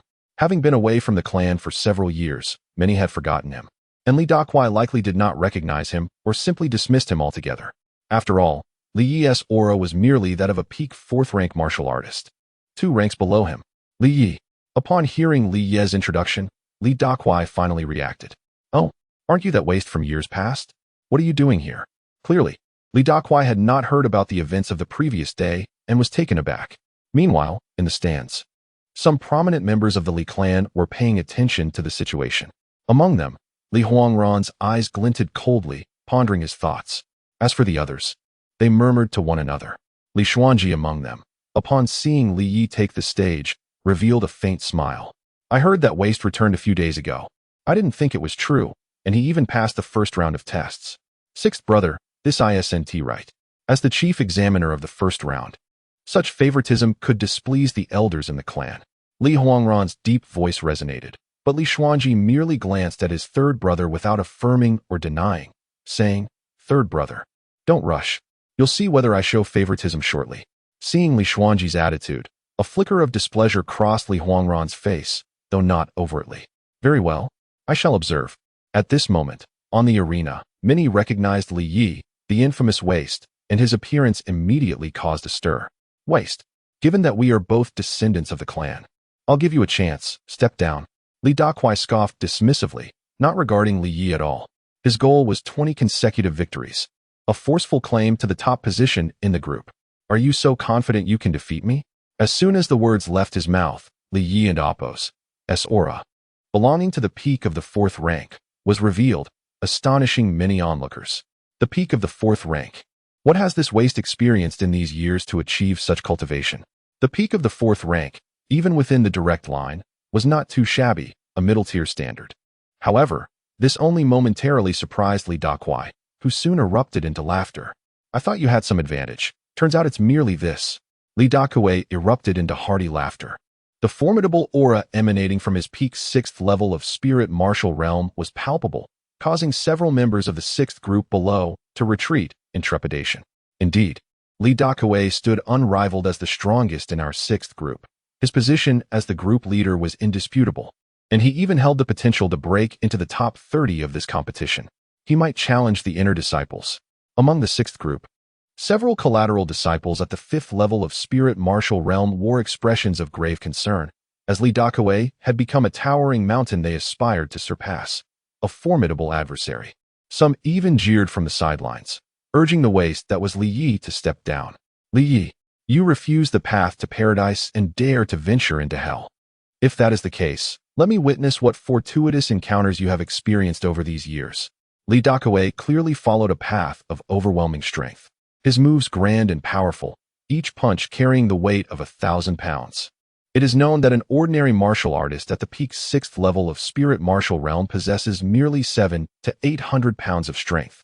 Showcasing Li Dakuei's remarkable innate talent, he was indeed born with divine strength. He dismissed Li Yi entirely, unleashing a punch, aiming to resolve the matter in a single blow, as he had in previous matches. Come on. Seeing Li Dakuei's fist coming towards him, Li Yi shouted softly, making no attempt to evade, and countered with a punch of his own. Remarkably, he chose to meet force with force. Is this fellow out of his mind? Observers erupted into derisive laughter. To confront an opponent 2 realms higher, especially one endowed with innate divine strength, was tantamount to courting death. At the peak 4th level of spirit martial realm, one could muster at most 400 pounds of strength. The disparity was immense. Even Li Dakuei and Appo's eyes gleamed with a sinister smile, envisioning the overconfident Li Yi having his arm shattered by a single strike. Yet, in the next moment, the crowd was astounded to see Li Dakuei sent sprawling by a single punch from Li Yi. With a scream, he fell from the stage, his face ashen. What? How is this possible? In an instant, shock enveloped everyone. Even the elders of the Li family in the stands were left aghast, unable to comprehend this turn of events. This so-called waste had actually defeated the naturally gifted Li Dakuei through sheer brute force. Li Yi wins. Simultaneously, he achieved a remarkable record of 5 consecutive victories, inheriting Li Dakuei and Appo's previous 4 wins. Chapter 24. The 3 great talents of the family within the vast martial arena. The 10 platforms held little suspense from the outset. Aside from a few outstanding side-branch disciples, the majority were overshadowed by the brilliance of the main family members. Yet, there were exceptions. On the second platform, a seemingly simple-minded youth, around 16 or 17 years of age, achieved an astonishing feat by defeating 7 main family disciples consecutively, emerging as a dark horse. This Li Daitu is simply monstrous. How many is this now? With a scream, a young man tumbled from the platform, losing consciousness upon impact. The 10th. And yet again, it was a main family disciple. This lad is clearly defying the heavens. At this moment, the youth on the platform maintained a foolish grin, scratching his head, and asked, "Is there anyone else who wishes to spar?" The crowd, particularly those from the second platform group, wore expressions of disbelief. Even 2 formidable practitioners at the 5th tier of the spirit martial realm dared not step forward. Could this lad truly be at the peak of the 4th tier?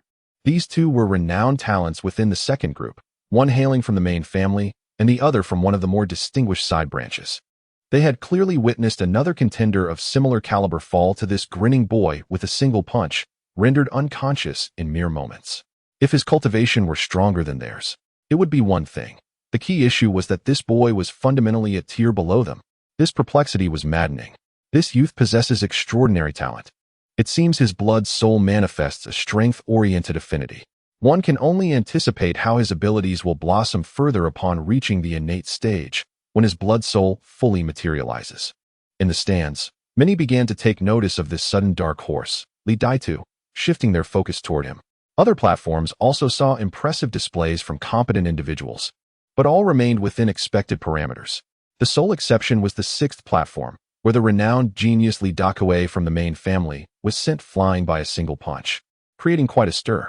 Soon, Li Daitu from the second platform and Li Yi from the sixth became the most dazzling dark horses of the current stage. Both advanced effortlessly, securing 20 consecutive victories and progressing to the next round. Notably, Li Yi observed that aside from Li Daitu, on the first platform, a figure exuded charisma and grace. Moving with an ethereal elegance, it was Li Huangran's son, Li Xian. At the seventh tier of the spirit martial realm, he appeared to be a formidable contender. Those in Li Yu's group lamented their ill fortune. In addition to Li Xian, who dominated with his seventh tier prowess, there were 3 other practitioners at the sixth tier and 5 at the fifth tier. It was almost certain that the remaining competitors were left to vie for the last available spot. As expected, the final results saw Li Xian rightfully claim 20 consecutive victories, securing first place in his group. The remaining 8 competitors at the sixth and fifth tiers split the 8th and 9th positions, while a fortunate youth at the peak of the 4th tier claimed the final opportunity. In half a day and Oppos, time, all 10 groups had determined their top 10 contestants. How splendid! Now, they could at least become outer disciples and continue their cultivation within the family. Many side-branch disciples rejoiced, basking in the envious gazes of the hundreds around them. Yet, several individuals maintained calm expressions, revealing their dissatisfaction with their current achievements. Among the 10 groups, only 4 individuals managed to secure 20 consecutive victories. Li Yi had finished early and diligently observed. He noted that aside from himself, only Li Xian from the first group, with his overwhelming 7th tier strength, bested all challengers effortlessly, often finishing fights more swiftly than he did. Every opponent he faced, even those at the 6th tier, fell to him with a single strike. Meanwhile, the unassuming youth from the second group, at the peak of the 4th tier, triumphed over 3 5th-tier masters, decisively claiming first place. This prompted those who had initially rejoiced at the prospect of a 5th-tier champion in the second group to vocally express their frustration. Another standout was a 16 or 17-year-old girl from the 10th group, whose icy demeanor mirrored that of a perpetual winter. Her stunning beauty drew considerable attention, earning her the moniker of the Ice Princess. Although she too was at the peak of the 5th tier, her true combat prowess rivaled that of an average 6th-tier practitioner. Li Yi observed closely. Despite her 5th-tier status, few 6th-tier opponents could withstand 10 rounds against her. As for the simple-minded youth, despite his lower tier, his innate strength surpassed that of Li Dakue, whom he had previously defeated, rendering him several times more formidable. His punch equated to the force of 1,000 pounds. It appeared his true combat ability should at least align with the peak of the 6th tier. Li Yi could not help but temper the pride that had begun to swell within him. His ability to fight above his level did not imply that others were incapable of the same. Even the so-called geniuses, aside from their accelerated cultivation speed, were also judged by their ability to combat opponents of higher tiers. Otherwise, a mere higher cultivation level would signify nothing more than a longer training duration. Regrettably, he had not seen Li Yu and the others. Within the Li family, there were truly 3 renowned geniuses in Wuzhou City. Among them was Li Yu, the current clan leader and Oppos' son, who had once engaged in a brief duel with Li Yi at the Yu Tower. However, despite Li Yu's achievement of reaching the 7th tier at under 17 years of age, he ranked last among the 3 great talents of the Li family. It was rumored that one of the 3 great talents, Li Yiting, who had previously caught the attention of the Xiantian sect, would also return this time, generating considerable anticipation. The rivalry among the 3 great talents promised to yield intriguing outcomes. Moreover, with Li Xian now also at the 7th tier, it seemed the landscape would shift from 3 to 4 great talents.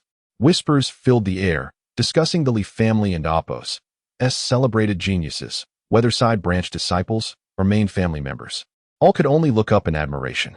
After all, these individuals not only surpassed the younger generation, but also stood shoulder to shoulder with many elders of the family. 3 years prior, Li Mo, at the age of 15, dominated the others at the pinnacle of the 7th tier, with 3 years elapsed. One could only wonder what level he had attained now. Li Mo, the Li family and Oppos' acknowledged foremost genius, hailed as the most likely to rival the legendary achievements of Li Kainian from years past. Simultaneously, he was also the eldest son of the current acting clan leader. While Li Mo was indeed impressive, let us not forget that 3 years ago, Li Yiting was merely 14, only slightly behind Li Mo. ultimately losing in a narrow defeat and being chosen by the Shintian sect. Now she returned with formidable strength, and it was uncertain whether Li Mo could maintain his position as the family and Apos' top genius. Let us not overlook Li Yu. It is undeniable that the two Grand Elder and Apos' grandsons are both exceptional. Li Mo overwhelms all his peers, and even his brother Li Yu ranks among the three great talents, inciting envy. Of course, it was evident that among the three great talents, many favored Li Mo and Li Yiting, while Li Yu was perceived to be somewhat inferior. Li Yu distinctly noted that in the stands, aside from a few family elders, there were only 3 chairs occupied by individuals who were not elders. One chair was conspicuously occupied by a youth around 18 years of age. This individual exuded an air of indifference, his demeanor haughty, surveying the crowd with the gaze of an emperor looking down from a great height.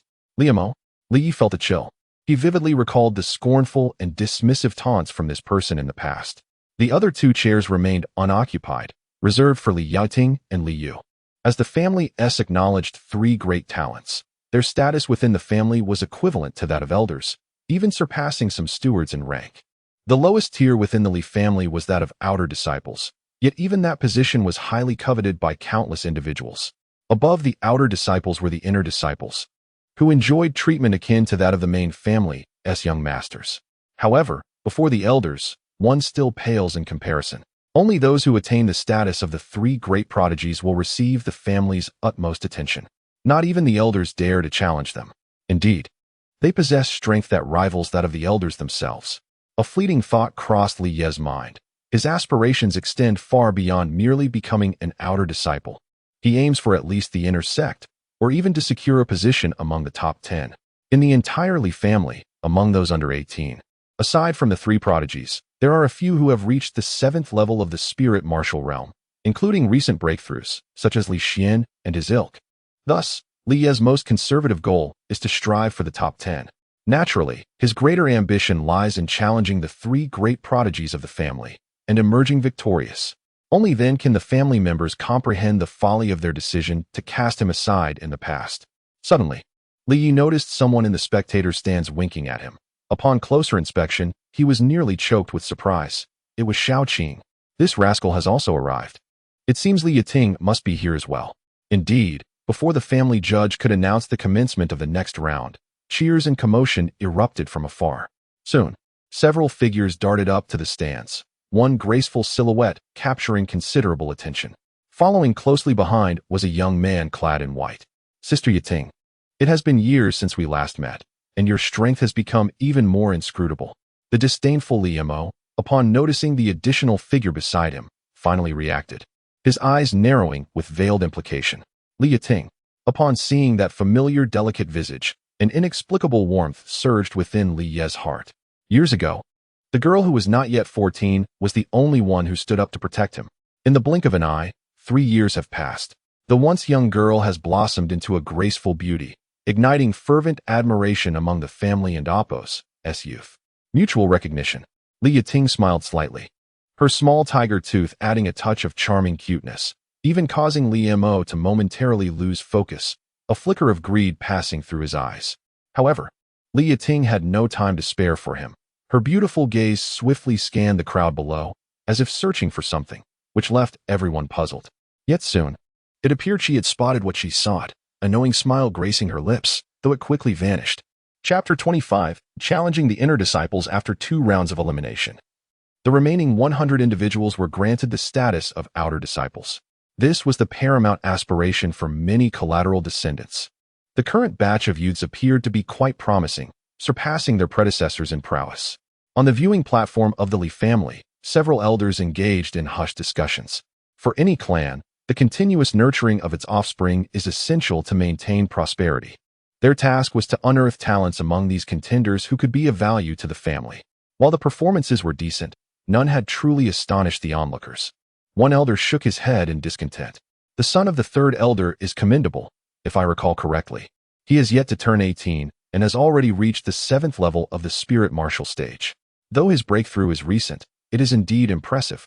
Upon hearing this, a flicker of pride illuminated Li Huangran's face. His son, Li Xian, had made a significant impression this time. Observing the previous competitions, He noted that no one else had achieved such heights in the spirit martial stage. Suddenly, a young man on the 6th arena struck Li Huangran as vaguely familiar. Who mentioned him? He pondered, his expression darkening. Old Nine, how could you be so forgetful at your age? That lad is the sole heir of second brother. I can hardly believe he has grown so much. A loud voice drew the attention of others. Is it really him? Most of the family elders were evidently unaware of Li Yi and Apos' return. Now, they too began to notice the frail young man amidst the crowd, who appeared somewhat dazed. On another side, after the competition, 10 groups of 10 had emerged. An elder from the family stepped forward, his authoritative gaze sweeping across Li Yi and the others. You are the pride of the family. For the next year, you may remain as outer disciples to cultivate your skills. However, the tournament is not yet concluded. The next phase will determine your rankings. Those who place in the top 30 will ascend to inner disciples, enjoying elevated privileges. If you reach the top 10, the family will grant you steward status and even allow you the opportunity to select a martial art technique from the martial arts pavilion. The mere mention of the martial arts pavilion ignited a spark in Li Ye's eyes. A quality martial technique could enable the weak to triumph over the strong. With such techniques, the underdog could become formidable, and the strong would only grow more potent. Even the most ordinary low-tier and mid-tier yellow-grade techniques could incite envy among many. Who would have imagined the chance to enter the martial arts pavilion?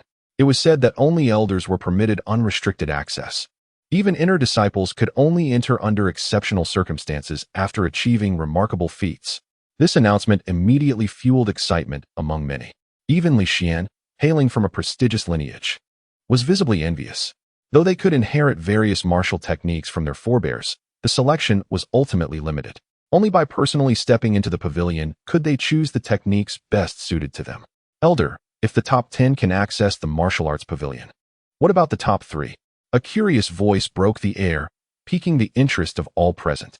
Xiao Balian turned to the speaker, a rather unremarkable youth of 15 or 16 with a youthful visage. A fleeting memory recalled his identity. Li Yu, an outstanding member of the collateral line. At not yet 17, he was at the pinnacle of the 5th level of the spirit martial stage, an exceptional talent within the Li family. Good question. The elder smiled, not one to keep them in suspense. To encourage your diligent cultivation, the family head has graciously approved that the top 3 can stay in the martial arts pavilion for 3 days. They may select up to 3 techniques and will be recommended to the Supreme Elder as his registered disciples. Gasps of astonishment echoed through the crowd as the implications of the elder and Apos' words sank in. 3 days in the martial arts pavilion? The opportunity to select 3 techniques? Becoming a registered disciple of the Supreme Elder? Each revelation was a thunderclap, quickening their breaths. Even Li Xian and Apos' gaze burned with intensity, a formidable aura emanating from him as he edged closer to the competition for the family and Apos' most illustrious 3 talents. Yet, amidst his excitement, Li Yi felt a chill within. The elder had referenced the family head and Apos' special approval. However, he distinctly remembered that the family head was still his father, Li Kainyan, who had been missing for over a decade. Currently, the Li family only had a provisional leader, not a true head of the family. Scanning the viewing platform, he noticed the absence of both the Grand Elder and the acting family head.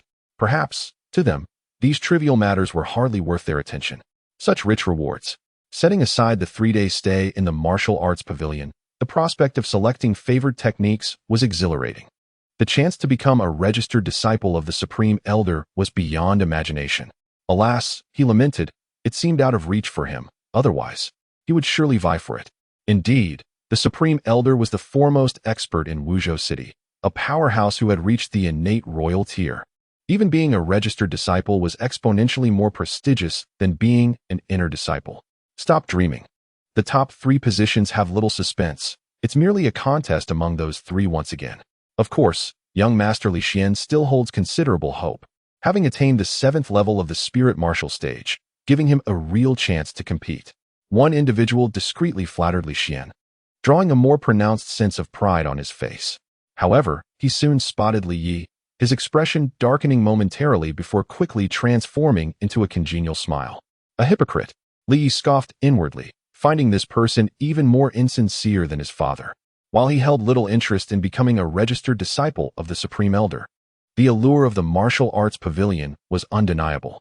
Despite training at an accelerated pace thanks to the Moon Dream Sutra, he faced a significant gap in martial techniques. The combination of the Dream Sutra with the Blood Phantom art merely served as an auxiliary. He needed to master one or two primary offensive techniques. In the Blood Soul continent, high-quality martial techniques were a rare treasure, predominantly monopolized by powerful families and sects, making them nearly unattainable for ordinary individuals. Now, with such a golden opportunity before him, Li Yi was determined not to let it slip away.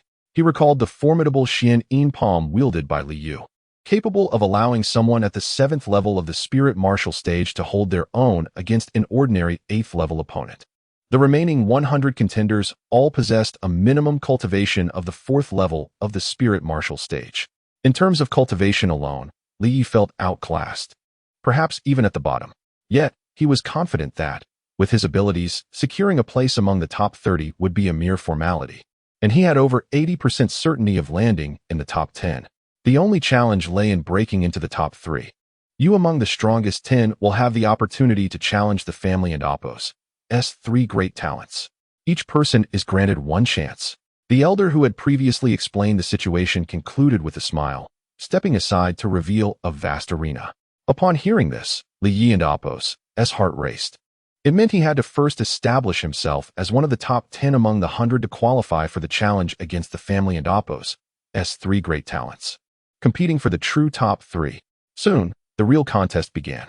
I shall go first. A youth with a complexion as pale as a scholar leaped onto the stage, surveying everyone with pride as he proclaimed, "Who dares to fight? I shall." Instantly, another individual sprang onto the platform, and the two engaged in a fierce exchange, each strike executed with unwavering resolve. However, Li Yi discerned that the two individuals were merely appetizers in this round, two peak 4th realm spirit martial practitioners, incapable of advancing much further. Indeed, they were soon eliminated.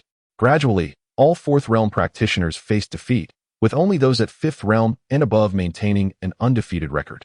Simultaneously, Li Yi observed a group of 30 men and women, seemingly a year or two older than himself, watching with cold indifference.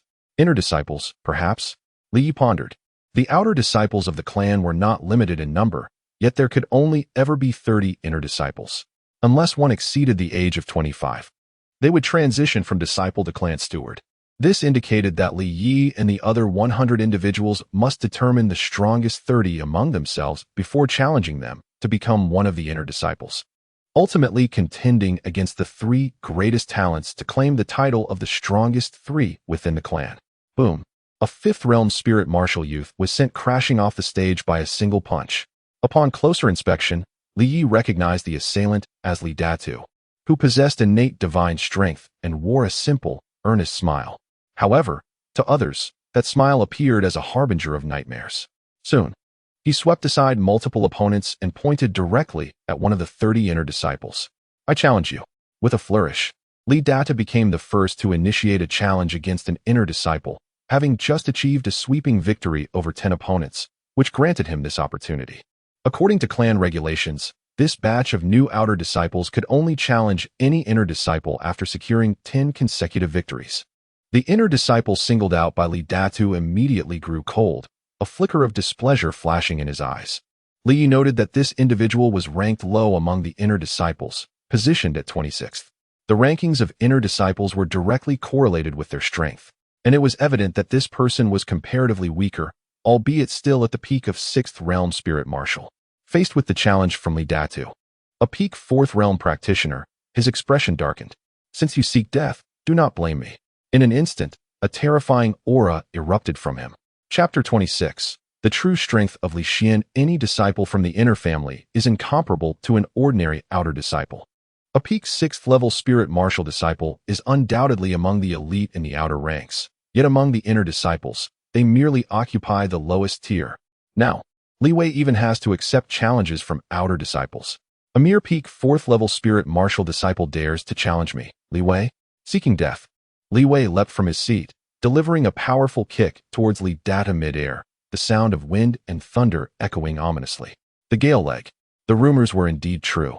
Li Wei, ranked 26th among the inner disciples, had been unable to break through to the 7th level of spirit martial for years. Despite his lower rank, he had mastered a high-level yellow-tier combat technique, the Gale leg, which could rival even ordinary 7th-level spirit martial experts. It was truly absurd for Li Dada to challenge such a person. He would have been wiser to choose someone ranked lower. As Li Wei unleashed his attack, countless shadows of his legs filled the air, overwhelming Li Datu. The spectators felt a chill. Inner disciples were indeed on a different level. Even Li Yi, witnessing this, began to ponder deeply. The power of a high-level yellow-tier combat technique is astonishing, surpassing the explosive strength of typical 7th-level spirit martial practitioners. He had to admit that previously forcing Li Yu into such a predicament was largely due to luck. Given another chance, he would not have such an opportunity again. Faced with the storm of leg shadows, Li Dada not only showed no fear, but instead appeared exhilarated, his eyes ablaze with fighting spirit. With a low roar, he swung his fist. Boom! A palpable wave of energy surged towards the crowd, causing many to involuntarily retreat. He blocked it. Li Datu possesses divine strength. The spectators watched in awe as Li Datu and Apos' fist shattered the multitude of leg shadows, his punch and kick colliding with ferocity. A muffled groan escaped Li Wei as he was sent flying backward despite being 2 levels higher and employing a combat technique. He stumbled midair, landing several meters away before regaining his footing. What incredible strength! To break my Gale leg with sheer force. At this moment, a grave expression settled on Li Wei and Apos' face as he scrutinized the younger challenger before him, who was 2 or 3 years his junior. Is this all the strength you possess? Then your position as an inner disciple is mine. Meanwhile, after sending Li Wei flying with a single punch, Li Dada did not relent. He grew even more vigorous. Li Datu, having never learned any combat techniques, wielded innate divine strength capable of delivering a 1,000-pound punch, rivaling any 7th-level spirit martial practitioner. If he were to learn a technique focused on raw power, his strength would easily triple. Many spectators, including several elders from the Li family in the stands, analyzed the situation. For them, the emergence of more talents within the family was their utmost desire. Li Wei is about to be defeated. Several inner disciples furrowed their brows, and one whispered softly. Sure enough, after a few exchanges, Li Wei was sent flying by Li Datu and Apos' punch, spitting blood midair, his complexion pale as he collapsed to the ground. Bravo! Many outer disciples, and even those from the collateral branches cheered. After all, Li Datu, hailing from a collateral lineage, had not only forcefully entered the outer ranks but also defeated an inner disciple, significantly boosting their morale. The expressions of several inner disciples soured, as most of them came from the main family, with few originating from the collateral branches. What a disgrace!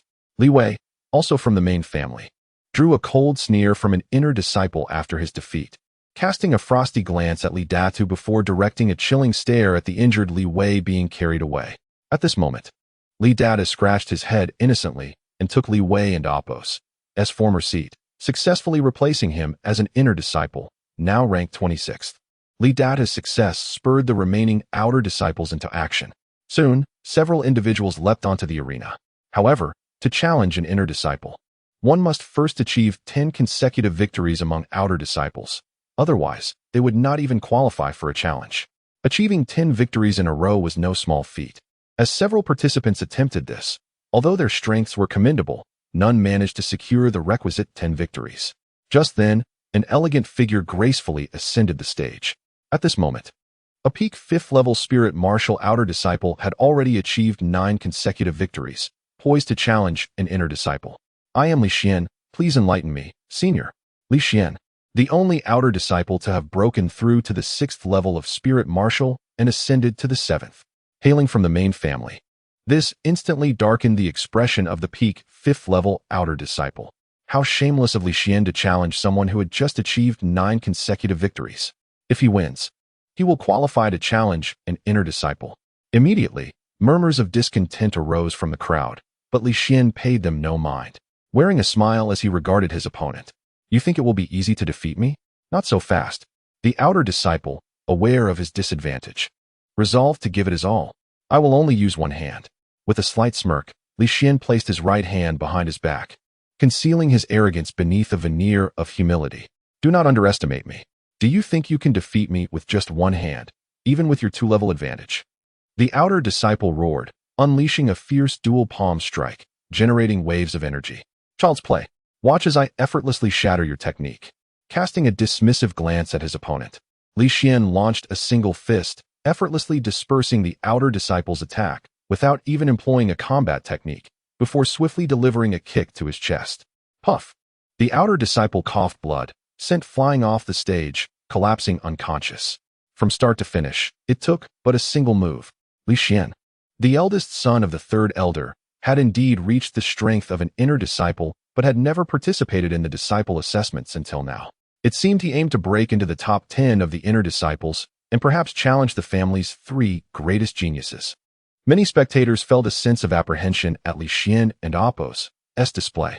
Even the lofty inner disciples wore grave expressions. Xian and Apos. This boy strikes with such ferocity.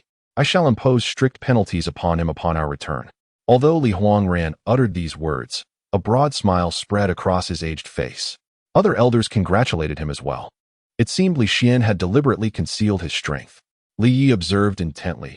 The defeated outer disciple was formidable, even among 5th-level spirit martial practitioners.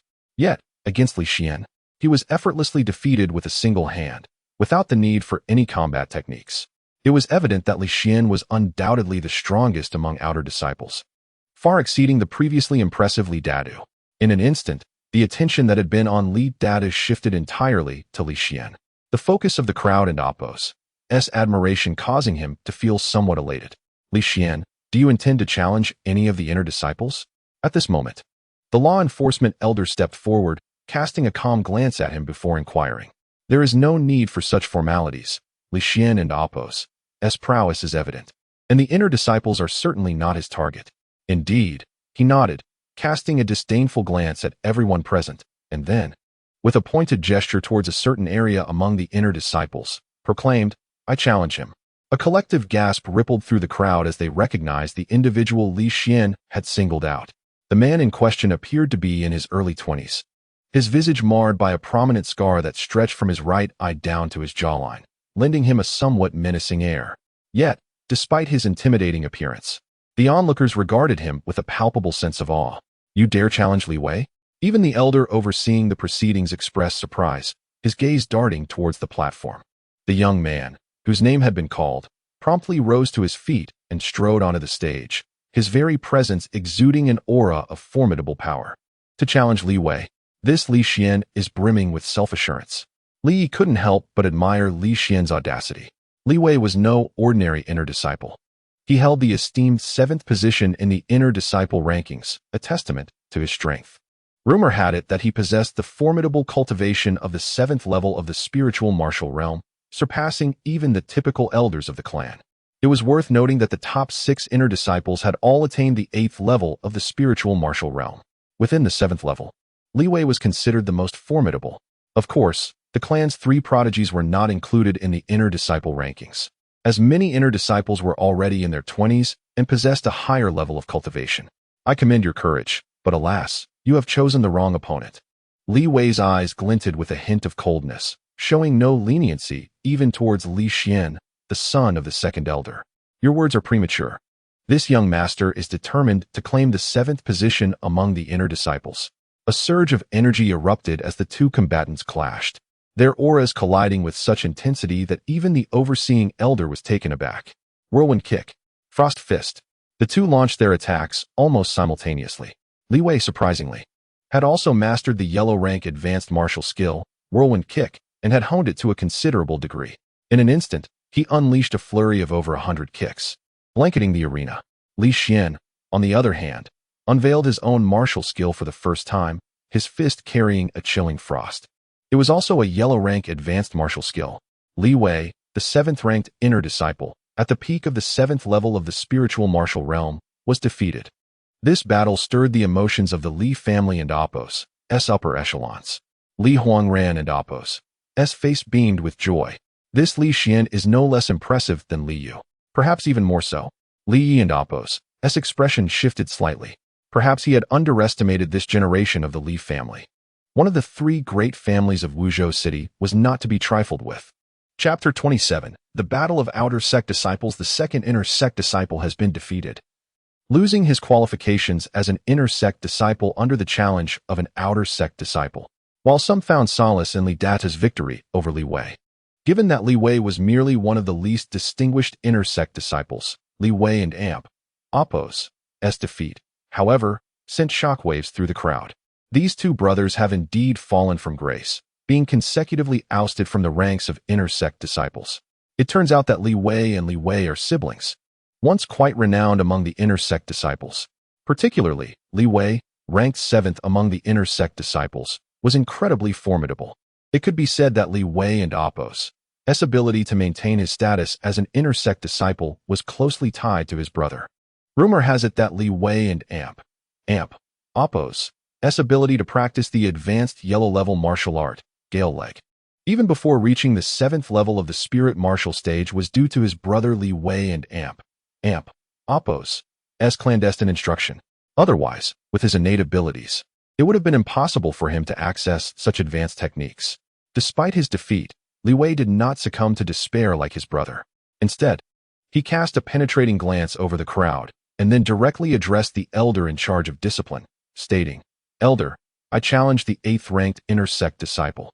According to the family and Amp, Apos' rules, an inner sect disciple who has been defeated in a challenge is granted one opportunity to redeem themselves." Upon hearing this, the crowd cast pitying looks towards the disciple in the 8th position among the inner sect ranks. Though Li Wei had lost, his prowess was undeniable. Now challenging the 8th-ranked disciple, who was already weaker than him, he had at least an 80 to 90% chance of regaining a position among the top 10 inner sect disciples. Many spectators thought to themselves, and indeed, while the 8th-ranked disciple was also at the peak of the 7th level of the spirit martial stage, he was unable to withstand Li Wei's advanced yellow-level martial arts. After several exchanges, he voluntarily conceded to preserve his strength. Immediately following, the defeated disciple challenged the 9th-ranked inner sect disciple and was victorious as well. Soon, a series of changes rippled through the inner sect disciple rankings, with nearly everyone shifting back a place, save for a select few who remained unchanged. The atmosphere surged with excitement as Li Xian and Li Dado entered the ranks of inner sect disciples.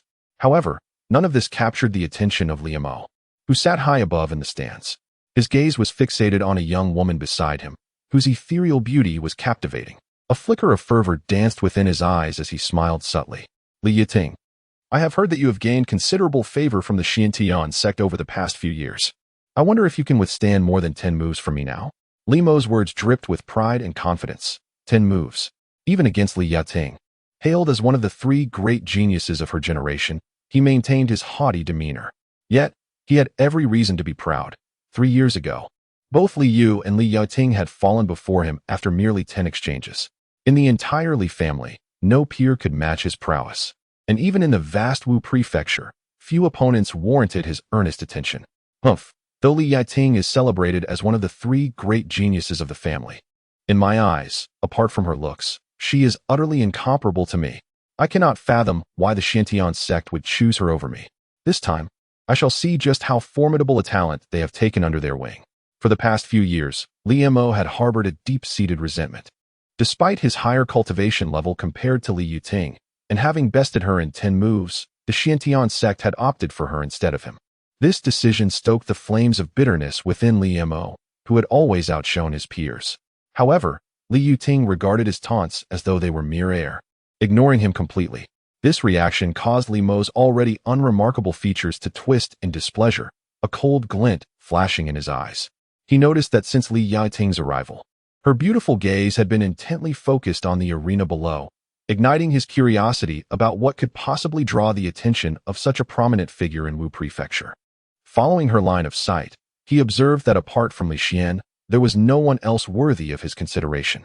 Just as he shook his head and prepared to dismiss the matter, a figure suddenly caught his eye. Below in the arena, a youth, appearing to be around 16 or 17, leaped forth with a calm smile adorning his clean-cut face. Upon seeing this youth, Li Mo furrowed his brow, a sense of familiarity washing over him.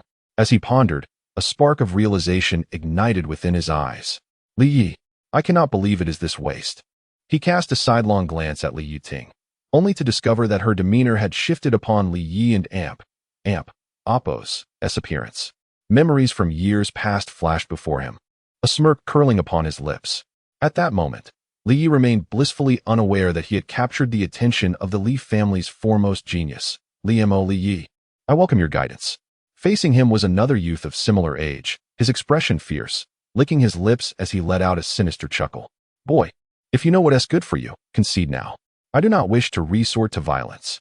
Before Li Yi had even entered the arena, this opponent had already claimed victory in a previous match, brutally incapacitating his adversary. Heh, this kid is seeking his own demise, spectators murmured, shaking their heads as they anticipated a fate similar to that of Li Yi and Apos, as predecessor. It was known that Li Yi and Apos, as current adversary, Li Gua, had gained a modicum of fame within the family, being a well-known figure among outer sect disciples. Last year, Li Gua had reached the pinnacle of the 5th level of the spirit martial stage. Although he had yet to break through, none at the spirit martial stage below level 6 could contend with him. He was notorious for his ruthless tactics, often leaving opponents with broken limbs. Li Yi, on the other hand, exuded only the aura of the pinnacle of the 4th level of the spirit martial stage, a full tier below Li Gua, which explained the skepticism surrounding his chances of victory. At this moment, among the outer sect disciples, those possessing considerable strength had already challenged inner sect disciples, with varying degrees of success. Remaining were the likes of Li Gua, the strongest among the 5th level spirit martial stage outer sect disciples, who had bided their time until now. Their goal was not necessarily to defeat an inner sect disciple, but to secure a higher ranking among the outer sect disciples. The rankings of outer sect disciples determined the amount of training resources allocated by the family, with those ranked higher receiving more. Li Yi recalled that outer sect disciples could earn 20 gold coins monthly, while the top 10 received at least 100 gold coins each month. The first-ranked disciple received a staggering 500 gold coins. This disparity in treatment was significant. For martial cultivators on the Blood Soul continent, the costs of healing injuries and obtaining precious materials for training could be exorbitant, rendering their earnings scarcely sufficient. Li Gua had ranked among the top 50 outer sect disciples last year, and now he was poised to break into the top 20. The audacity of a mere 4th-level spirit martial stage youth to challenge him was met with both admiration and disdain from the onlookers. Seeing Li Yi unwilling to concede, Li Gua's eyes glinted with malice as he unleashed a fierce attack, aiming to strike Li Yi down. Eagle Claw Technique, a yellow-level intermediate martial art. The crowd gasped in astonishment, recognizing that even within the Li family, only a select few among the outer sect disciples could cultivate such techniques, and even fewer could master them to a significant degree. Yet, it was evident that Li Gua had indeed honed the Eagle Claw technique to a remarkable level. Earlier, an individual's hands were fractured by this very Eagle Claw technique. Li Gua, with his spirit martial realm 5th tier peak cultivation, coupled with the mid-grade yellow rank combat skill, now possesses the prowess to contend with a spirit martial realm 6th tier expert. This Li Gua is indeed formidable. He might even break into the top 10 among the outer disciples. Perhaps he even harbors a sliver of hope to challenge an inner disciple. On the viewing platform, a sneer crept across Li Huangran's face. Many inner disciples cast a cursory glance before losing interest, save for those ranked near the bottom. Li Yi, let me gauge your true mettle. Li Mo mused silently. Although he held Li Gua in contempt, the latter was still a rare talent among the outer disciples. Combat skill, you say? A mocking grin surfaced on Li Ye's countenance, and he unleashed a punch, courting death. Seeing that Li Yi didn't even bother to employ a combat skill, the sinister smile on Li Gua's face intensified, as if he were reliving the moment he would once again twist his opponent's limbs. But then, boom, a miserable shriek erupted, defying everyone's expectations. Instead, Li Gua, who possessed the qualifications to challenge an inner disciple, emitted a pained cry and was sent flying. Upon closer inspection, his right hand was unnaturally contorted, broken. I'll butcher you. The intense agony plunged Li Gua into a frenzy. With a roar, he brandished his left hand, once more executing the Eagle Claw technique. Yet, the outcome remained unchanged. Li Yi, with a single punch, shattered his left hand, with both hands crippled. The excruciating pain caused Li Gua and Apos' eyes to roll back as he succumbed to unconsciousness. Who would have thought that Li Gua, who spends his days breaking the hands of others, would meet such a fate himself? Some outer disciples, who previously dared not offend Li Gua, felt an immense sense of relief at his downfall. Where did this kid come from? How could a spirit martial realm 4th tier peak cultivator effortlessly defeat Li Gua? A spirit martial realm 5th tier peak expert who wielded the mid-grade yellow rank combat skill, Eagle Claw, without even using a combat skill. In an instant, Li Yi became the center of attention, especially given his feat of overcoming a stronger opponent with his spirit martial realm 4th tier peak cultivation. He became another dark horse after Li Datu. Chapter 28. Li Yi and Apos. S weakness in the subsequent matches, several outer disciples took to the stage, eager to defeat Li Yi.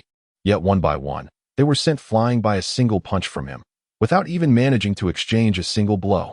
Who is this young man? Although he has merely reached the pinnacle of the 4th level of the spirit martial realm, how can he be so formidable?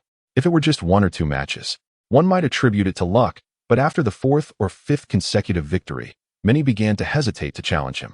Every outer disciple is an elite from their respective families, each possessing at least the 4th level of the spirit martial realm, with the strongest having broken through to the 5th level and even entering the 6th level. Yet, at this moment, no one dared to step forward. Wasn't he the so-called waste from 3 years ago? How could it be possible? A waste with such strength now. Among the outer disciples, even the strongest among them began to waver. Of the individuals Li Yi had already defeated, except for the initial challenger, Li Gua, the rest were merely at the 4th level of the spirit martial realm. For those with at least the 5th level, victory should be a given. However, the crucial issue was that winning against someone at a lower realm was expected, but losing would render them a laughingstock, just like Li Gua. What a bunch of cowards. Just a waste, and yet you are all so terrified.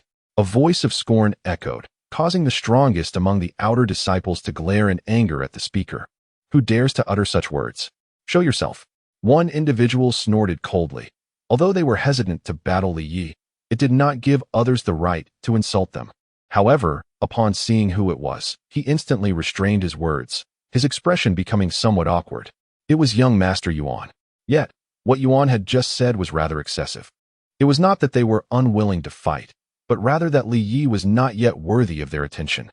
The speaker was none other than the strongest outer disciple, possessing the 6th level of the spirit martial realm. Even when facing inner disciples, he had a chance of victory. Li Yijian, how can you still call yourself the first among outer disciples when you are now so timid, completely tarnishing the reputation of sword cultivators? Li Yijian was a martial artist specializing in swordsmanship, his back adorned with a fine blue sword forged from refined steel. This individual was indeed Li Yijian, who had gained notoriety a year ago after narrowly losing to the 16th-ranked inner disciple, Li Hua, in a duel. Since then, his fame had skyrocketed. Now, a year later, one could only wonder how much his strength had grown. Li Yijian was familiar with Li Ye's prowess and knew he could definitely contend among the inner disciples, perhaps even break into the top 20. As for the one who had just mocked him, Li could not help but smirk inwardly upon recognizing him. It was none other than Li Yuan. Despite his youth, he had a sharp tongue, and recently, it seemed he had encountered some fortuitous event, for he appeared to have significantly improved in strength compared to a few days prior. Li Yuan's words left Li Yijian somewhat embarrassed, but considering Li Yuan and Apos' status, he refrained from showing it. After all, Li Yuan was the son of the 3rd elder, holding a position of higher status than most inner disciples. While Li Yijian might be regarded as the first among outer disciples, he still paled in comparison. Humph, a waste. Since he refused to fight, allow me to be the one to kick him off the stage. With that, Li Yuan leaped onto the arena, glaring at Li Yi with a sinister smile, whispering, "Waste. I heard that your father once dominated the entirety of Wuzhou City without a rival. I wonder how much of his power you have inherited? Don and Amp, Apos, let it be too easy for me to kick you off the stage, or you will bring great shame upon your father." Upon hearing this, Li Yi's expression turned icy. Ready? Waste. Watch as I toy with you. Do you think you can come back and act like it matters? This is no longer the era when your father was still around. Boom. A powerful aura erupted from Li Yuan, the 6th level of the spirit martial realm. How is this possible? Gasps of disbelief arose from the crowd. Even Li Yi was taken aback. Just days ago, Li Yuan had been at the pinnacle of the 3rd level, yet he had suddenly broken through 3 realms. This was truly extraordinary. Even Li Yijian, the first among the outer disciples, displayed a look of concern. On the viewing platform, Li Huangran wore an inscrutable smile, leaving no one able to discern his thoughts. However, one elder beside him seemed to have realized something, whispering, "Could it be the 1,000-year snow ginseng?" Li Mo also witnessed this scene, letting out a faint snort. Relying on external forces to elevate one's realm is ultimately a deviation from the path. It is hardly worth worrying over. Nevertheless, the effects of the thousand-year snow ginseng are indeed formidable, enabling one to ascend 3 realms directly. On another side, Xiaoqing and Li Yaoting exchanged glances, both recognizing the surprise in each other's eyes. Indeed, the clan had 3,000-year snow ginsengs, all safeguarded by the Grand Elder. Unexpectedly, Li Yuan had obtained one of them. It is a pity that his own realm is too low, otherwise. If a cultivator at the 7th level of the spirit martial realm were to consume it, they could directly leap into the pinnacle of the 9th level. Clearly, given Li Yuan and Apos' current realm, consuming the thousand-year snow ginseng would waste a significant amount of its potency. Third Elder, with Li Yuan and Apos' newfound strength, it seems he may well challenge the inner disciples. Several elders who were on good terms with Li Huangran offered their congratulations. If both of his sons were to enter the inner disciples, it would undoubtedly be a matter of pride for Li Huangran. At this moment, Li Yuan had already made his move, an icy aura erupting from his body. Frost Fist. Although not as terrifying as when Li Xian wielded it, it was still sufficient to slow the movements of any below the 6th level of the spirit martial realm, even causing frostbite from the chilling air. As Li Yuan attacked, many began to analyze the situation. They did not believe Li Yi could surpass Li Yuan, let alone defend himself. Apter all, one was at the pinnacle of the 4th level of the spirit martial realm, while the other had reached the 6th level. Although Li Yuan and Apos' aura seemed newly attained and a bit unstable, the gap of 2 realms, combined with the suppression of a high-level yellow technique, left Li Yi with no room to retaliate. Indeed, Li Yi soon discovered that his movements were somewhat affected by Li Yuan's frost energy. His speed had decreased by at least 30%. However, the crowd underestimated his advantages in speed. They merely saw a flash before realizing Li Yi had appeared behind Li Yuan. Such incredible speed! To maintain such swiftness even within the range of Frost Fist's attack. In terms of pure speed, Li Yi was hardly inferior to any 6th level spirit martial realm expert, even comparable to those at the 7th level. Li Yuan was equally taken aback, not expecting Li Yi to evade his attack so effortlessly. By the time he attempted to turn and block, it was already too late. Bang! Li Yi struck Li Yuan squarely in the back, yet it felt like hitting a block of ice that had been frozen for ages. The next moment, the force of the punch prompted Li Yuan to abandon any further offense, retreating swiftly. Li Yuan had managed to transfer the frost effect of the Frost Fist to his back, enhancing his defense. What a genius!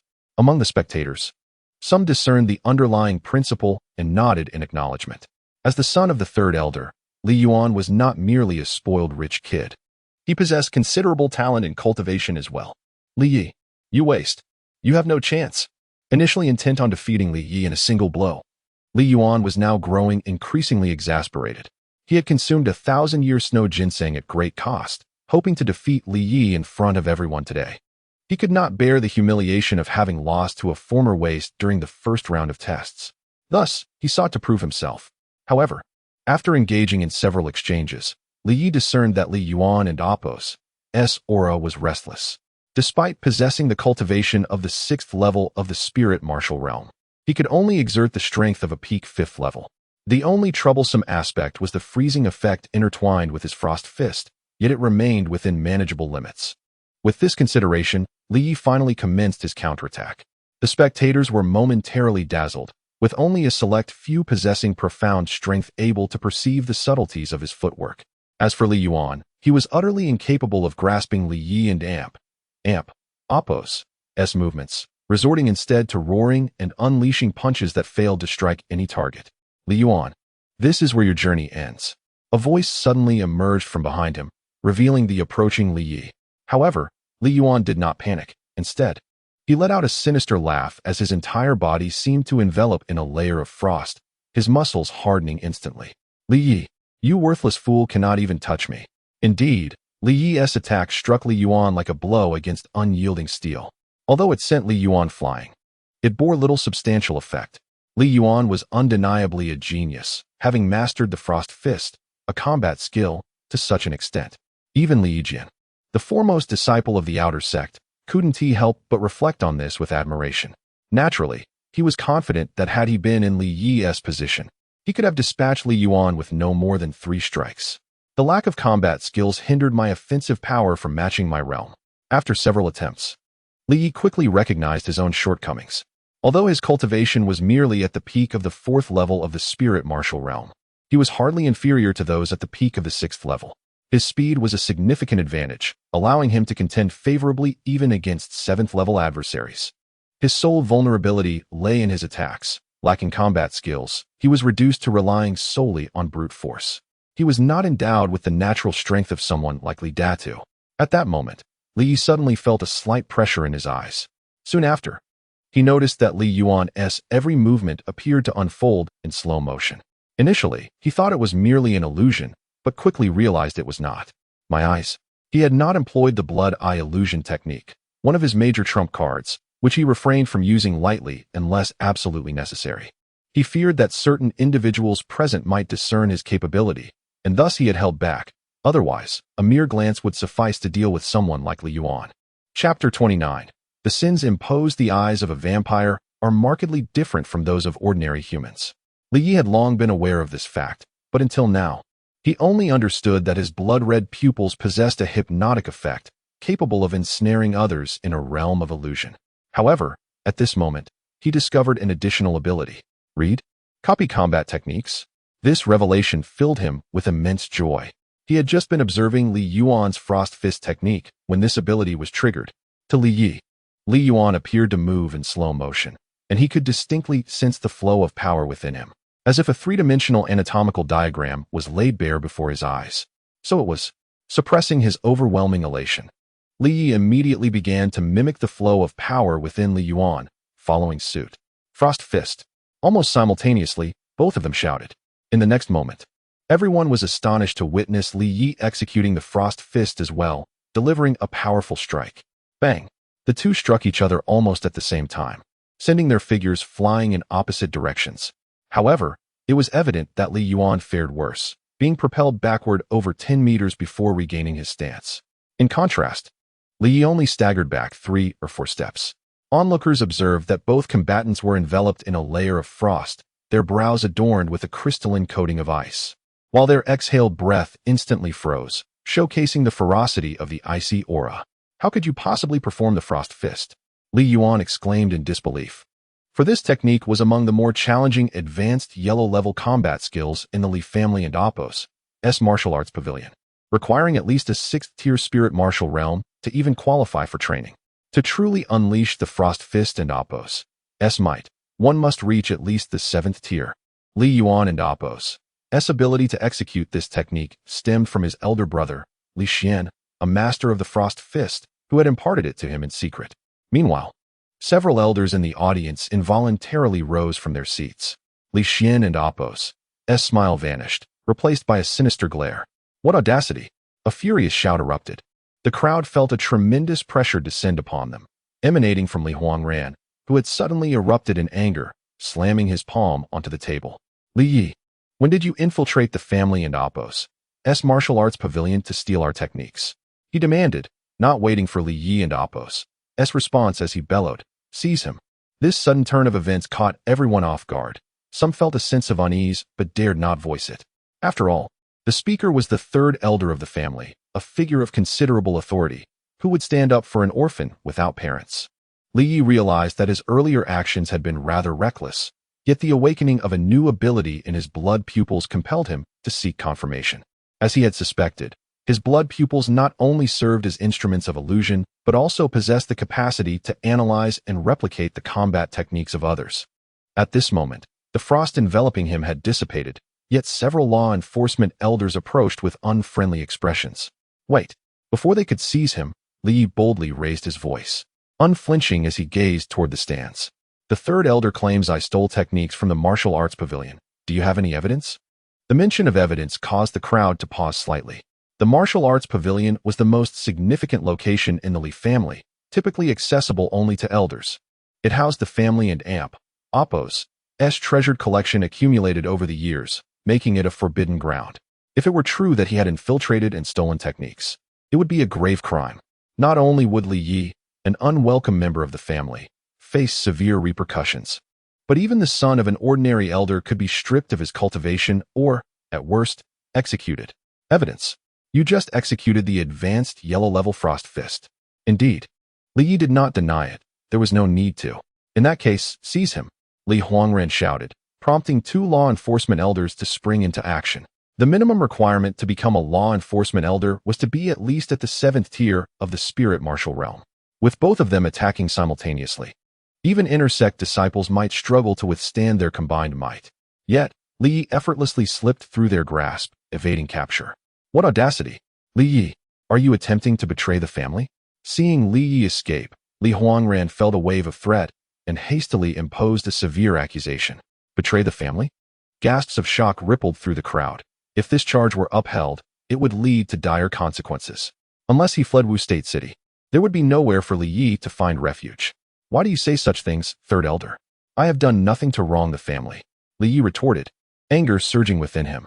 Li Huangran was clearly intent on condemning him to death, and with only a few influential elders present, most were merely spectators.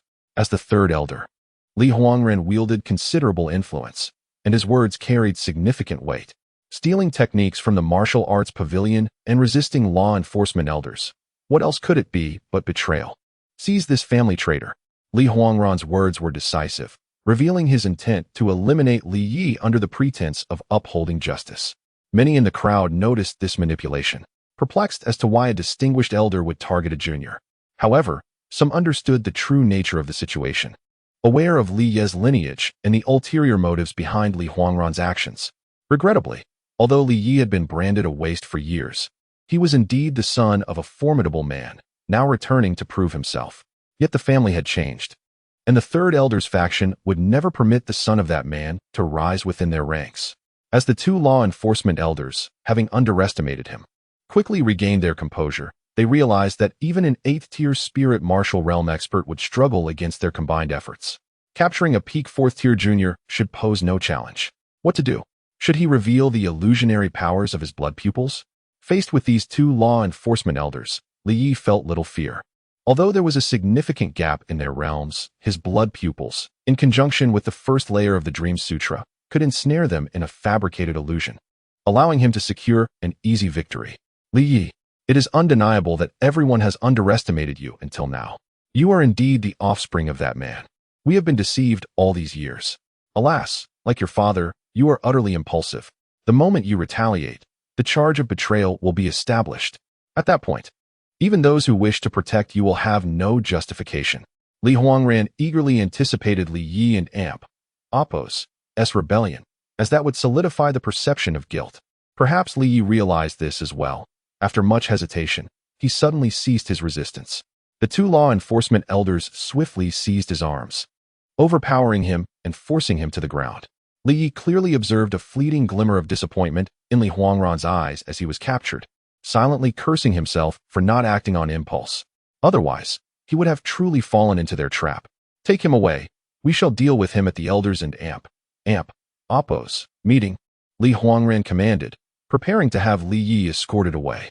However, at that moment, a voice interrupted. Hold on. The crowd turned to see a middle-aged man in his 30s or 40s stepping forth from the throng. His piercing gaze swept over the 2 law enforcement elders, causing them to tremble as if struck by lightning. The 4th elder, they exclaimed, bowing their heads in respect, for the man was none other than Li Hongyan, the 4th elder, who had been away from the family for many years. Upon seeing him, Li Huangran appeared unfazed. Instead, he greeted him with a warm smile. Ah, 4th brother, you and App's returned.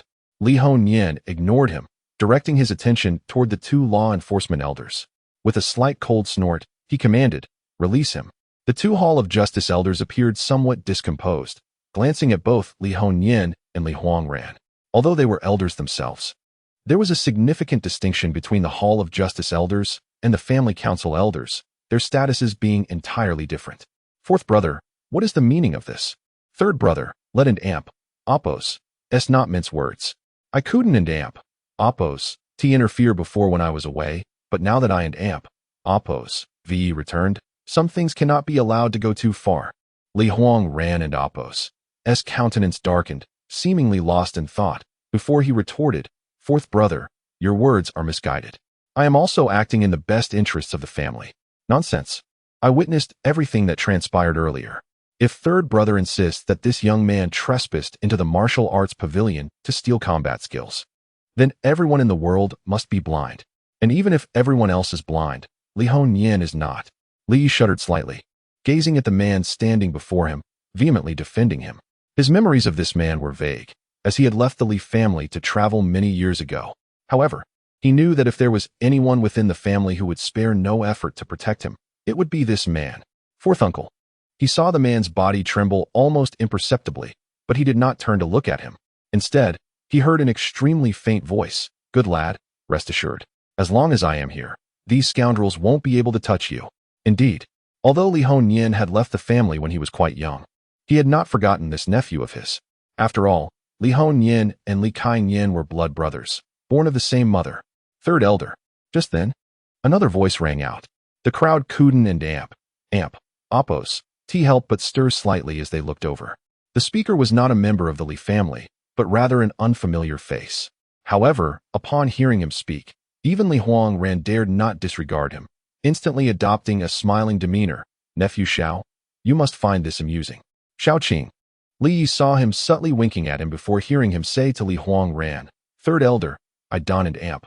Oppos, believe this young man, Li Yi, is as despicable as you claim. Xiao Qing and amp. Oppos. S words immediately astonished Li Hongyan, and even Li Hongyan looked over in surprise. Apart from Li Yi, no one knew why this young man, who was not from the Li family but sat in the same position as the Li family elders, would speak in favor of this stranger, Li Yi. Chapter 30. The duel against the inner sect disciple Xiao Xianzi jested, claiming that this young man was not even an outer sect disciple before, let alone an inner sect disciple. Thus, how could he possibly master a combat technique that is rarely cultivated even by the inner disciples? Many nodded in agreement, acknowledging that the yellow-level high-tier combat techniques were not something one could casually encounter, and even among inner sect disciples, only a select few were qualified to cultivate them. How could a mere boy, at the pinnacle of the 4th rank of the spirit martial stage, who had only just entered the outer sect this year, possibly learn such a technique? Li Hongyan furrowed his brow, feeling quite troubled by this. Li Hongyan seized upon this point, intent on putting Li Yi in an irretrievable position. But to everyone's surprise, upon hearing this, Xiao Qing burst into laughter, disregarding Li Hongyan's displeased expression. With a look of incredulity, he swept his gaze over the crowd and declared, Isn't it just a yellow-level high-tier combat technique? Such a trivial technique can be learned at a glance. There's no need to steal the secret manual. His words stirred a commotion. What audacity! A haughty grunt echoed as an inner sect disciple glared menacingly at Xiao Qing. This individual ranked 5th among the inner disciples, emanating a terrifying aura that even made some enforcement elders feel inferior. Yet, Xiao Qing paid him no mind and turned to Li Yi, asking, Brother, was what I said accurate? Li Yi understood immediately and nodded in agreement, stating, What this brother said is entirely correct. I learned the Frost Fist merely by observing it once. There was absolutely no need to steal the combat technique's secret manual to practice it secretly. This declaration immediately caused an uproar among the onlookers. Outrageous. A yellow-level high-tier combat technique can be mastered just by watching it once? The third elder and this pair are speaking nonsense. Do not be deceived. Especially this person, whose origins are unknown. He may very well be an enemy sent by the other 2 major families. We must take him down. A certain enforcement elder huffed in anger, and most shared similar sentiments. However, Li Hongyan inhaled deeply, casting a long, penetrating glance at the seemingly rough Xiao Qing. He understood the relationship between Xiao Qing and Li Yi, yet he was even more aware of the powerful identity behind the young man before him. Not only he but the entire Li family, and indeed the 3 major families of Wuzhou City combined, were no match for the might of the Xiantian sect. Casting a detached glance at the beautiful young woman sitting there as if unaffected, Li Hongyan understood. One Li Hongyan alone might not guarantee his success, but with the addition of these 2 young fellows, he realized that he must tread carefully. Very well, there would be other opportunities. There was no need to jeopardize relations with the Xiantian sect over such trivial matters. With this thought, Li Hongyan suddenly changed his expression, a smile re-emerging as he patted Xiao Qing on the shoulder like a benevolent elder, responding, What Xiao Xianzi says holds merit. However, your lineage from the Xiantian sect may lead you to disdain the yellow-level high-tier combat techniques, but others may not share your views. Why not let this young brother prove it? Xiao Qing appeared unfazed, leaving the others somewhat perplexed. Clearly, He had just helped Li Yi out of a predicament, and now he was echoing Li Huangran and Appo's sentiment. What was his intention? Only Li Yi understood. In that moment, they exchanged a knowing glance, indicating that Li Yi had intentionally prompted Shaoqing to respond in this manner. Very well. Since Xiao Xianzi has said so, Li Huangran turned to Li Yi, a hint of menace in his tone. Li Yi, if you can prove your ability to learn the yellow-level high-tier combat technique at a glance, then this matter shall be settled. How to prove it? At this moment, the two enforcement elders had released him, and facing Li Huangran, Li Ye's voice was cold, his gaze unwavering. Quite simply, the last battle will be deemed as a victory over Li Yuan. In the next battle, you will directly challenge any one of the inner sect disciples. Li Yi, any inner disciple, must have mastered at least one yellow-level high-tier combat technique. As long as you can learn their technique in combat, that will suffice. Upon hearing this, Li Yi was taken aback.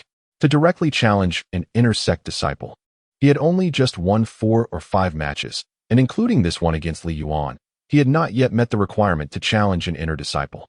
However, the crowd did not oppose this, as it was evident that few outer sect disciples could contend with Li Yi, making the challenge to an inner disciple not overly excessive.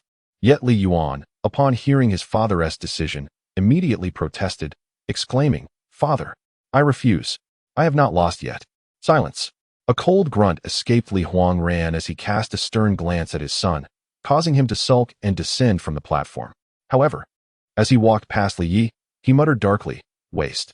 Just wait and see how you die." Li Yi paid him no mind, instead awaiting the outcome. Any inner disciple could be challenged. There were disparities in strength among inner disciples. The top 6 were all at the 8th rank of the spirit martial stage, their prowess rivaling that of ordinary elders. Even Li Huangran was merely at the peak of the 8th rank, and the weaker ones, the last few, barely reached the peak of the 6th rank of the spirit martial stage. While they were certainly stronger than the outer disciples, they were not insurmountable. Of course not. I have been observing your performance in the previous matches. No one among the outer disciples is your match. Given this, ordinary inner disciples are no challenge for you. Li Huangran and Appo's statement astonished many, as it was clear that Li Yi and the 3rd elder were at an impasse. Those in the know could only marvel silently at why Li Huangran would elevate Li Yi so highly. Only Li Yi understood that Li Huangran was clearly harboring ill intentions. Sure enough, Li Huangran soon spoke with a cold smile. "Li Wei, you shall engage him." Li Wei, the named disciple, and Appo's eyes flashed with cold light. Having not anticipated that Li Huangran would choose him, the others gasped. Although Li Wei had previously lost to Li Xian and dropped a rank among the inner disciples, he was still ranked 8th. With his cultivation at the peak of the 7th rank of the spirit martial stage, he was fearsome, with few enforcement elders being his match. To have Li Wei, the 8th-ranked inner disciple, battle him, though Li Wei harbored anger from having lost to Li Xian, now being called upon to fight an outer disciple at a level 3 ranks below him, filled him with humiliation.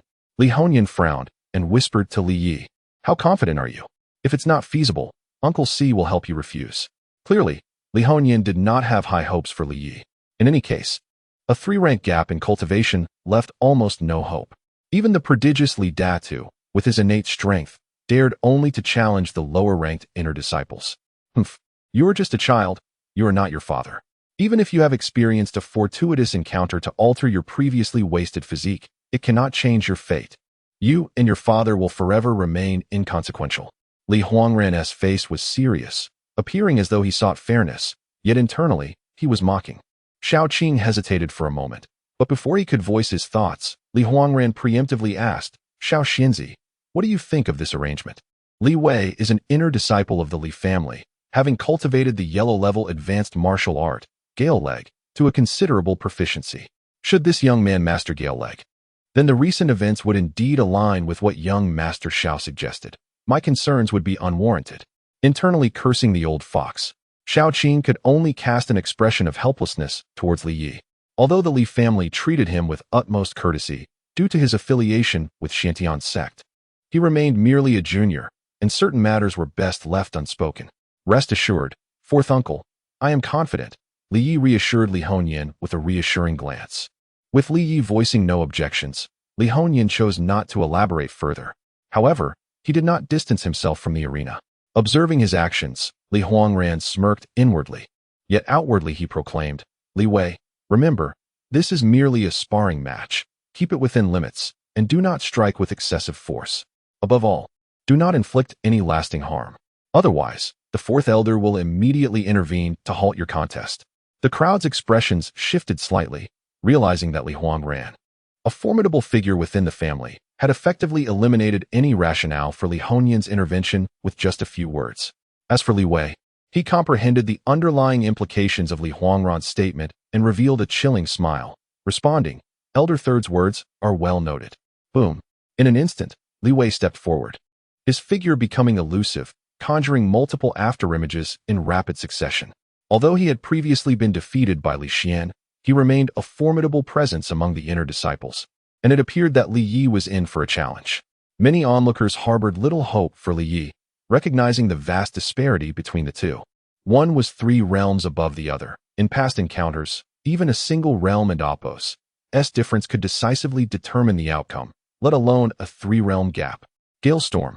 In a heartbeat, the crowd witnessed Li Wei transform into 3 or 4 distinct figures, each unleashing dozens of kicks in an instant.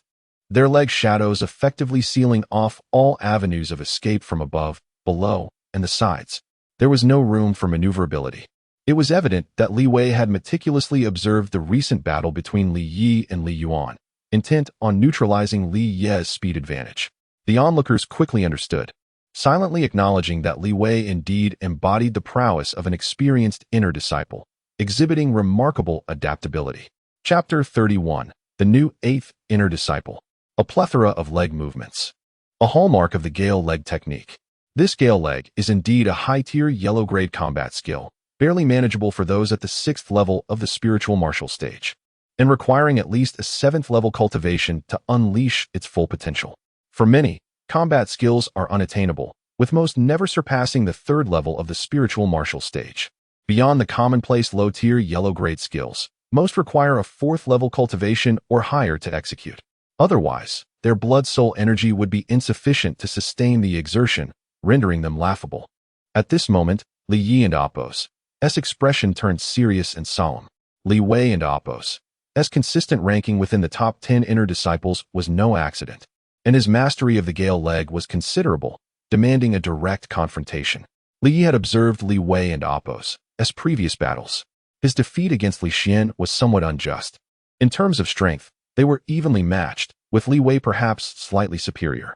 However, Li Xian's Frost Fist, also a high-tier yellow-grade skill, possessed an elemental advantage over the Gale leg. The Gale leg excels in agility and speed, but against the Frost Fist's slowing effects, its effectiveness was greatly diminished. With this in mind, Li Yi conceived a plan. Frost Fist. A punch landed, causing the surrounding temperature to plummet. The chilling aura enveloped the myriad of leg movements, revealing Li Wei and Apos' form. I will not fail twice with the same move. With a roar, Li Wei, previously defeated by this very technique, was enraged to see Li Yi employing it against him. Break. Despite the disparity in cultivation levels, Li Ye's blood-soul energy was insufficient to fully manifest the Frost Fist's power, and the faint freezing aura was shattered. However, it successfully averted the crisis, allowing him to retreat and evade Li Wei's attacks. Well done, Li Hongyan exclaimed from the sidelines, his gaze towards Li Yi softening.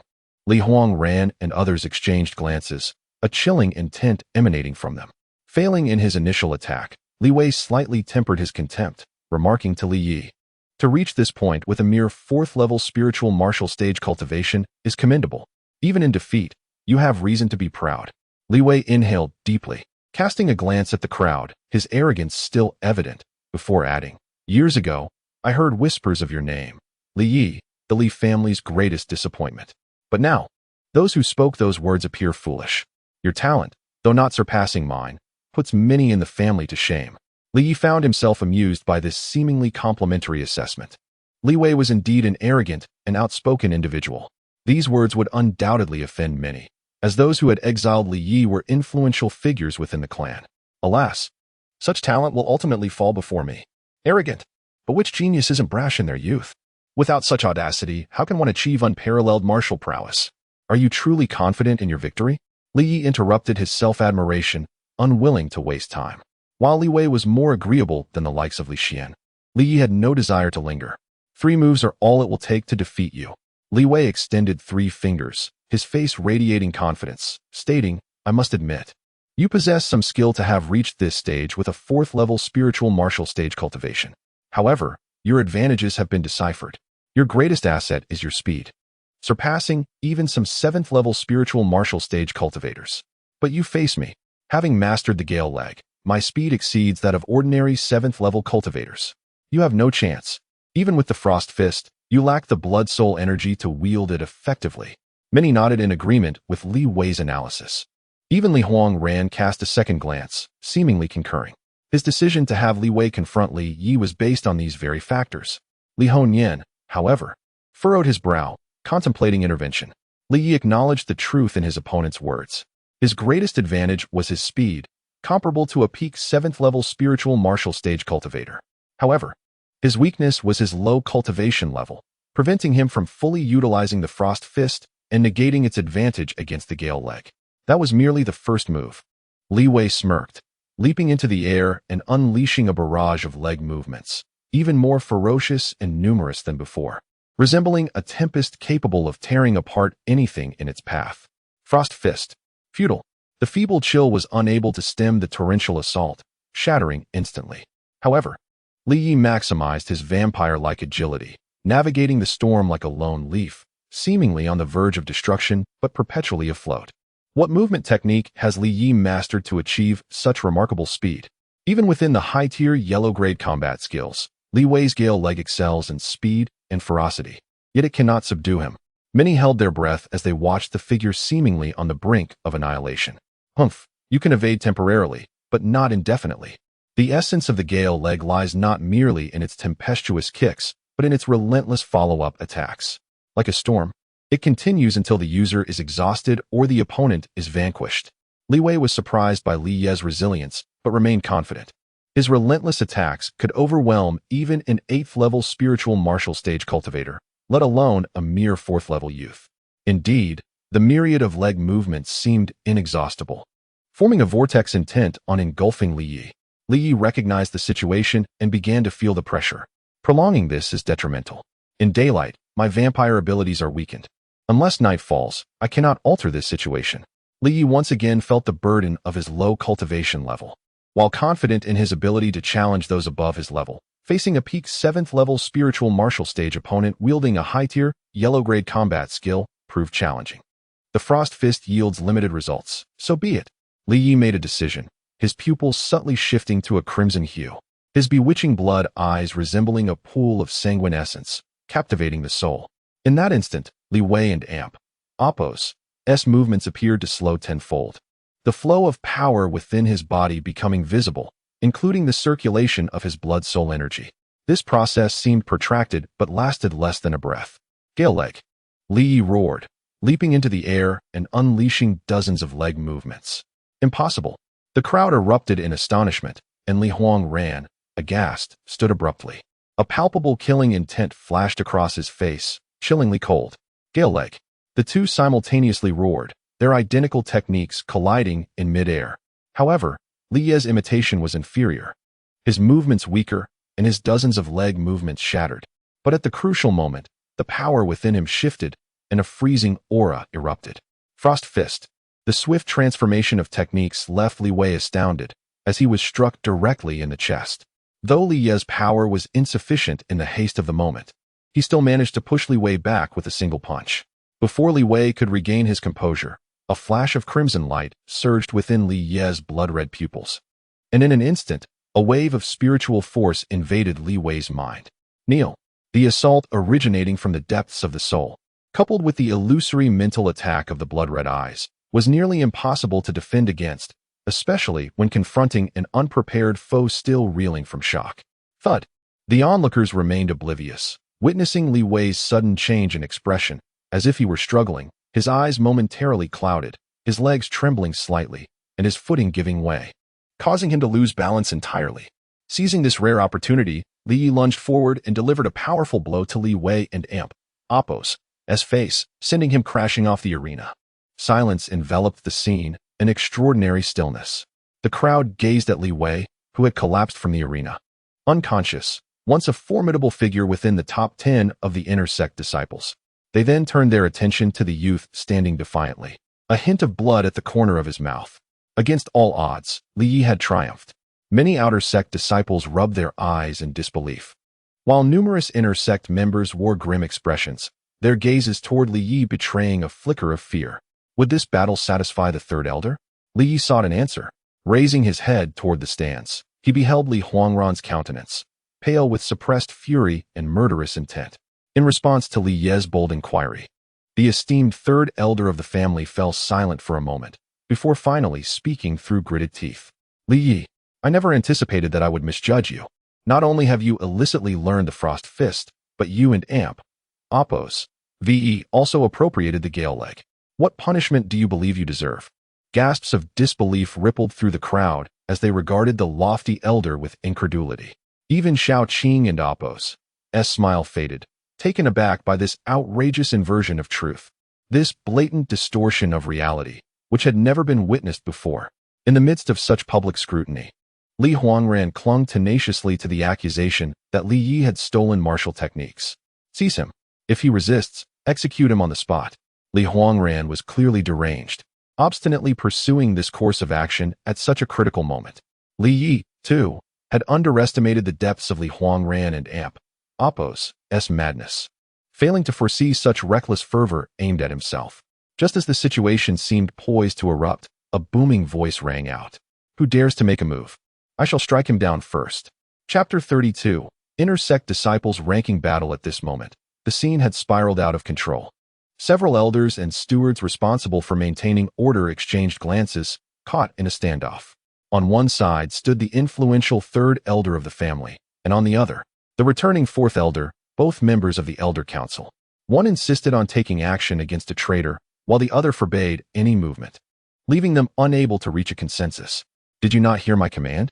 Seize the family traitor, Li Yi. With a thundering voice, Li Huangran leaped from the viewing platform, instantly launching an attack, casting a formidable claw imprint through the air, an execution of the yellow-level intermediate skill, Eagle Claw technique. However, in Li Huangran and Oppos' hands, its power was undeniably more terrifying than that wielded by an ordinary practitioner of the yellow-level advanced techniques. Li Yi, today, you shall find no escape. Surrender willingly. As Li Huangran made his move, a fleeting flicker of hesitation crossed Li Yi and Oppos' eyes. He knew that resisting now would solidify the charges against him. Even if innocent, he could not evade punishment. Yet, should he refrain from fighting back, being captured by Li Huangran would undoubtedly lead to dire consequences. Dare you? Just as he hesitated, a booming voice interrupted, and a towering figure stepped in front of him. Li Hongyan, fourth brother, stand aside. Li Huangran bellowed angrily upon seeing Li Hongyan blocking his path. Not a chance. Whoever dares to harm my nephew today shall face my wrath. Upon hearing these words, Li Yi trembled slightly, deeply touched. He understood that Li Hongyan's actions today would undoubtedly impact his standing in the clan. Although all were elders, it was clear that Li Huangran had more entrenched influence than Li Hongyan. Yet, Li Hongyan showed no hesitation, resolutely protecting him. Fourth uncle Li Yi gritted his teeth, yearning to fight, even against Li Hongyan himself. Li Yi, do not move. If you cannot restrain yourself, your fourth uncle will also be unable to protect you from falling into their trap. But fourth uncle, listen to me. You must not act. I will bear the brunt of this. At that moment, Li Hongyan clashed with Li Huangran, and their relative strengths became evident in an instant. Li Huangran's eagle claw was shattered by a single punch. Had Li Hongyan pursued the attack, Li Huangran would have found himself in grave danger. Despite only exchanging a few blows, many present discerned that, aside from the well-traveled fourth elder, Li Hongyan clearly possessed superior strength over the third elder. Good. With a face ashen with fury, Li Huangran returned to the platform, narrowing his eyes at Li Hongyan for a long moment before coldly repeating the word good 3 times. Fourth brother, it seems your skills have not diminished over the years. I am genuinely pleased for you. Perhaps sensing Li Hongyan and Oppos' steadfast protection of Li Yi, Li Huangran began to waver. His gaze swept across the crowd, reading their expressions, and he found himself momentarily at a loss. Third elder, I propose we let this matter rest, since the fourth elder is willing to take full responsibility. Why not defer the discussion until after the annual martial arts competition and decide at the Elder Council then? Suddenly, a voice spoke up. The crowd turned to see their pupils constricting in shock. Liamo, the most formidable among the clan and Appos, three prodigies. It was rumored that his true strength even surpassed that of the elders, and no one had ever forced him to fight seriously. None could survive 10 moves against him. Though merely one of the clan's disciples, Limo's status was even higher than that of ordinary elders. His intervention provided Li Huangran with a way out, prompting him to snort coldly and fall silent, tacitly accepting this proposal. Li Hongyan cast a deep glance at the youth, not yet 20, who had just spoken. While his words appeared conciliatory, a careful reflection revealed a sinister intent behind them. He was clearly attempting to ensnare Li Hongyan as well. Should even a hint of suspicion arise regarding Li Yi, not only would Li Yi suffer, but Li Hongyan would also be implicated. Yet, despite recognizing Li Mo's ulterior motives, Li Hongyan did not oppose the suggestion. Fourth uncle, I am sorry for bringing you trouble. Li Yi felt a twinge of guilt. However, Li Hongyan remained unfazed, shaking his head and placing a reassuring hand on Li Ye's shoulder. Do not worry, go forth with confidence. Remember, in this family, I am your steadfast support. Unless I am dead, no one can harm you. In just a few words, Li Yi was profoundly moved. This man, often reserved and taciturn, had once instilled fear in Li Yi during his childhood. Yet now, he saw that beneath his exterior lay a fervent spirit, rarely expressed through words.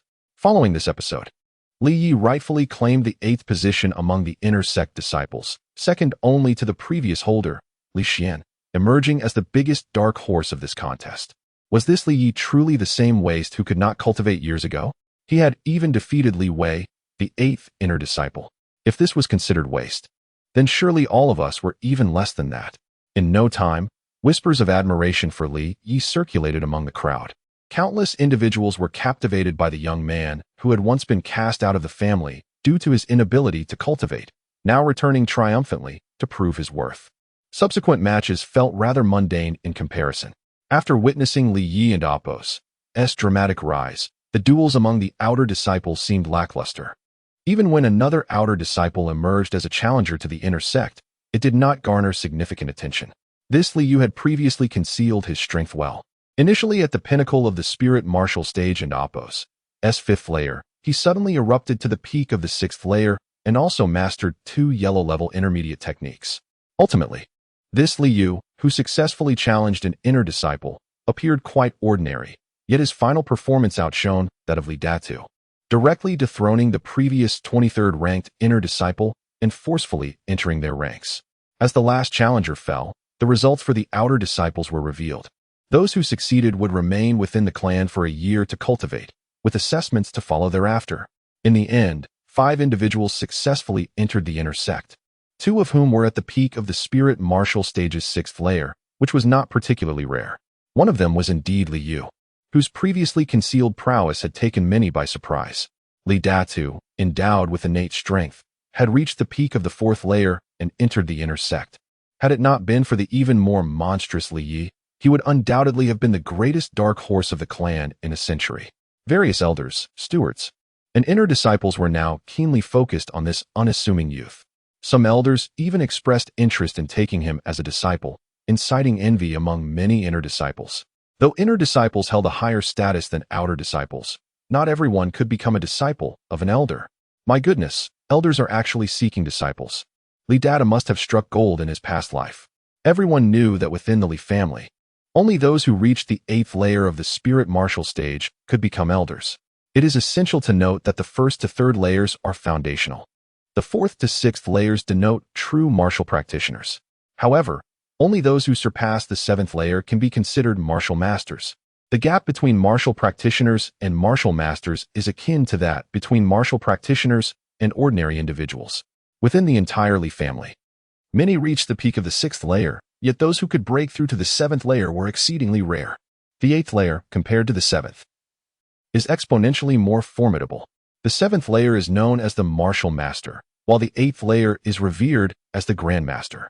As for the 9th layer, it is regarded as the realm of the true masters in the eyes of the ordinary. The innate royal level remains unyielding, with these masters being the most formidable. The fact that a master is willing to take on an apprentice speaks volumes about Li Datu and Amp, Appo's exceptional talent. However, it is rather puzzling that this seemingly simple-minded individual would decline such an opportunity, leaving the elder who made the offer quite displeased as he left in a huff. An imbecile, wasting such a chance. Observing this outcome, many could not help but snicker inwardly. Yet, only Li noticed the flicker of brilliance in the depths of the naive boy's gaze amidst the laughter. This lad was certainly not as foolish as he appeared. Li trusted his instincts, and as if sensing his scrutiny, the boy returned a goofy grin. Although the challenge between the outer disciples and the inner disciples had come to a close, the annual martial competition was far from over. According to the customary practices of previous years, it was now time for the 30 inner disciples to compete amongst themselves.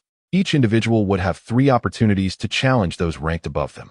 The victor would usurp the loser and Appo's position, while the defeated would descend in rank, and so forth. This marked a pivotal moment for the family, as the future of the Li clan would largely be determined by the inner disciples. For countless years, this had been the cornerstone of the Li family's enduring presence in Wuzhou City. Once the elder of law enforcement concluded his remarks, a palpable surge of combat spirit erupted among the inner disciples. Many, roused from their earlier stupor, resembled awakened lions displaying their fangs. Among the inner disciples, the disparities in treatment were stark, some even vastly different. Witnessing the glimmers of determination in their eyes, Li felt a profound sorrow for those within the great family.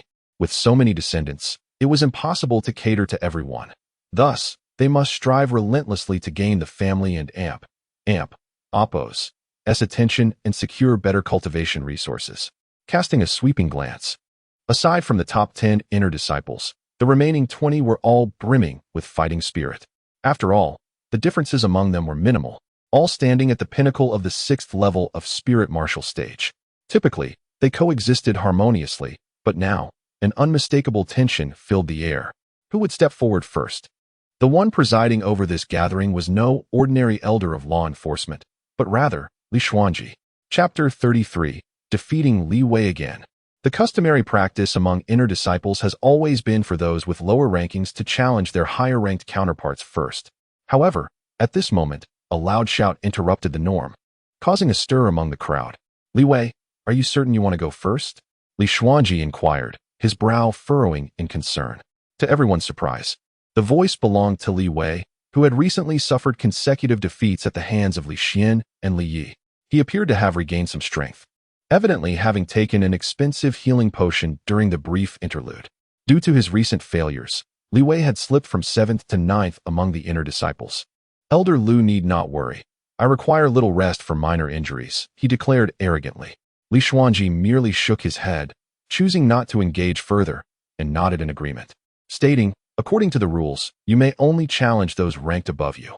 The battles among inner disciples are structured around a year of striving for improved rankings, allowing only challenges to those of superior rank. Hence, Li Wei could only challenge those in the top 8. As he surveyed the competition, Li Wei's expression darkened. He mused, the 1st through 6th ranks are all at the 8th level of spirit martial realm. Even at my peak, my chances of victory would be below 30%. To challenge them would be a waste of opportunity and could exacerbate my injuries. The 7th-ranked Li Xian, being the son of the 3rd elder and possessing unfathomable strength, made Li Wei apprehensive as well. Although he had previously underestimated Li Xian and lost, he knew that a rematch would yield less than a 50% chance of success. Therefore, he ultimately focused his attention on the 8th-ranked Li Yi, feeling a surge of determination. Elder Lu, I choose to challenge Li Yi. This declaration elicited little surprise among the spectators. The top 6 were all formidable masters, and the 7th was the enigmatic Li Xian. Only Li Yi, with his cultivation at the peak of the 4th level of spirit martial realm, stood out as an anomaly among the inner disciples. Are you sure? Li Xuanji glanced at Li Yi, who remained calm and unperturbed, prompting a nod of approval from the elder. Although this young man awakened later than others, he does possess some of the qualities of my second brother from years past. Absolutely. Li Wei was aware that his chances against the other challengers were slim, but he felt a sense of grievance from his previous defeat to Li Yi. My loss earlier was due to a moment of distraction. This time, I refuse to believe he possesses any further tricks to affect my state of mind. Against him, I am confident of an 80 to 90% success rate. It was clear that Li Ye's earlier use of Blood Eye's mental assault, a rare technique on Yunting continent, was mistakenly perceived by Li Wei as a form of sorcery. Upon being named for the challenge, Li Yi promptly ascended the platform. Li Yi, my earlier loss was due to underestimating you and your little trick. Do not assume the same method will yield success twice. If you concede now, you might retain some strength for future battles. Li Yi shook his head, regarding Li Wei's confidence as mere arrogance. Despite his significant disadvantage in cultivation, he possessed an innate affinity for blood-soul power as a vampire. His peak 4th-level spirit martial realm blood-soul power was equivalent to that of an ordinary individual at the 6th level, coupled with his speed that rivaled top practitioners at the 7th level. Even without employing Blood Eye and Oppos' illusions, he was confident he would not be defeated. Enough talk. Let us commence. Li Wei's ire flared at Li Ye's indifference. He believed he had extended ample courtesy to Li Yi, even considering his welfare. Little did he know the truth of Li Ye's capabilities. Otherwise, he might have thought differently. Then do not blame me for being ruthless. With that, Li Wei launched into action, his figure blurring as he executed a series of movements, creating 3 or 4 afterimages that obscured his true position. Li Wei was indeed a promising talent within the clan, having mastered the elusive Misty Step, a difficult technique among the advanced yellow-tier martial arts. Observing him, several elders nodded in approval, their smiles widening. Meanwhile, Li Yi concentrated intently, recognizing the challenges of replicating the Misty Step, which, when mastered, could produce up to 12 clones in combat, making it difficult for opponents to discern reality from illusion. At that moment, Li Wei initiated his offensive, his multiple clones mimicking his true self and leaving a whirlwind of footprints in their wake. Li Yi narrowly evaded the attacks, focusing on learning from Li Wei's execution of the Misty Step rather than countering. Almost there. To the onlookers, it appeared as though Li Yi was being overwhelmed, leaving many who hoped for a miracle disheartened. Even Li Huangran in the stands felt disappointment, scoffing softly. It seems I overestimated this boy. He is not his father. After all, when did you become so timid, Li Huangran? After 10 exchanges, Li Yi sensed his movement space diminishing. The relentless onslaught of Li Wei's Gale Leg technique was putting him under considerable pressure. Suddenly, Li Ye's body trembled, and a faint smile graced his lips. So that is how it is. The Misty Step functions like this. At last, he had successfully replicated Li Wei's Misty Step, though it had taken him significantly longer than copying the Gale Leg or Frost Fist techniques. Nonetheless, he was immensely satisfied with the outcome, believing the effort worthwhile. The Misty Step was undoubtedly more than just an ordinary advanced yellow-tier technique. It seemed to be a remnant or simplified version of a profound tier's martial arts technique. The Misty Step, characterized by its unpredictable footwork, confounded opponents and Oppos' vision. Typically, martial arts techniques are categorized into 5 levels: beginner, minor achievement, major achievement, proficient, and perfect. A beginner can create a single clone, while a practitioner at minor achievement can produce 4. Those at major achievement can create 6. Proficient practitioners can manifest 9. And the perfect level yields 12 clones. Li Wei and Oppos' ability to produce 3 or 4 clones indicated he had reached the minor achievement stage, a commendable feat, especially since most advanced yellow-tier techniques demand more rigorous training, and even some 8th-level masters struggle to reach major achievement. However, after assimilating the technique, Li Yi discovered that the existence of 12 clones was not the pinnacle. There remained further depths of cultivation. Yet it was evident that the Misty Step had been intentionally modified, leaving him feeling somewhat discordant. Clearly, he would need to seek an opportunity to examine the original text of the Misty Step. All inner disciples have one chance to enter the martial arts pavilion. So Li Yi was not in a hurry. To avoid drawing undue attention, he refrained from immediately showcasing the Misty Step, even though he could barely produce a single clone. If he did, it would undoubtedly heighten the intent to eliminate him among individuals like Li Huangran. With the inherent agility of a vampire, even at the entry level of the Misty Step, he could potentially manifest 3 clones, nearing the minor achievement stage. Although he did not employ the Misty Step, Li Ye's speed surged, and the once dizzying figure of Li Wei began to sharpen into focus.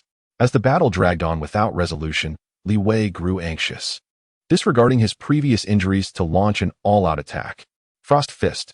Having experienced this technique before, Li Yi was now well prepared to counter it effectively.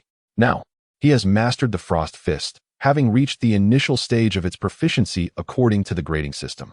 However, when faced with Li Wei's Gale Leg, which is at least at the minor success stage, his frost technique shattered instantly. Yet, Li Yi and Apos' true lethal move was soon to follow, the Tempest. What? Li Wei was taken aback. The same technique, albeit still somewhat unrefined, was clearly being wielded against him by Li Yi. Bang, bang, bang. Despite his efforts to evade most of the strikes, Li Wei was still struck 3 times, one of which landed directly on a prior injury. A sweet taste filled his throat, and he spat out a mouthful of blood. Li Yi emerged victorious without a doubt. Useless waste. A cold snort echoed, heard by only a few, among them Li Yi. Perhaps no one knew that a vampire and Apos' senses are far more acute than those of ordinary humans. Li Huangran and Apos' disdainful remark was utterly unmasked to Li Yi and Apos' keen ears. Li Wei and Apos' defeat caused many inner disciples, who were initially eager to challenge Li Yi, to reconsider. Who exactly is this Li Yi? Despite being merely at the pinnacle of the 4th level of spirit martial realm, he proved to be extraordinarily formidable. Not only had he mastered both the Frost Fist and Gale Leg, 2 high-level yellow-grade combat techniques, but he had also triumphed over Li Wei, a former 7th-ranked inner disciple. Clearly, he was not to be trifled with. Could this young man be deliberately concealing his true strength?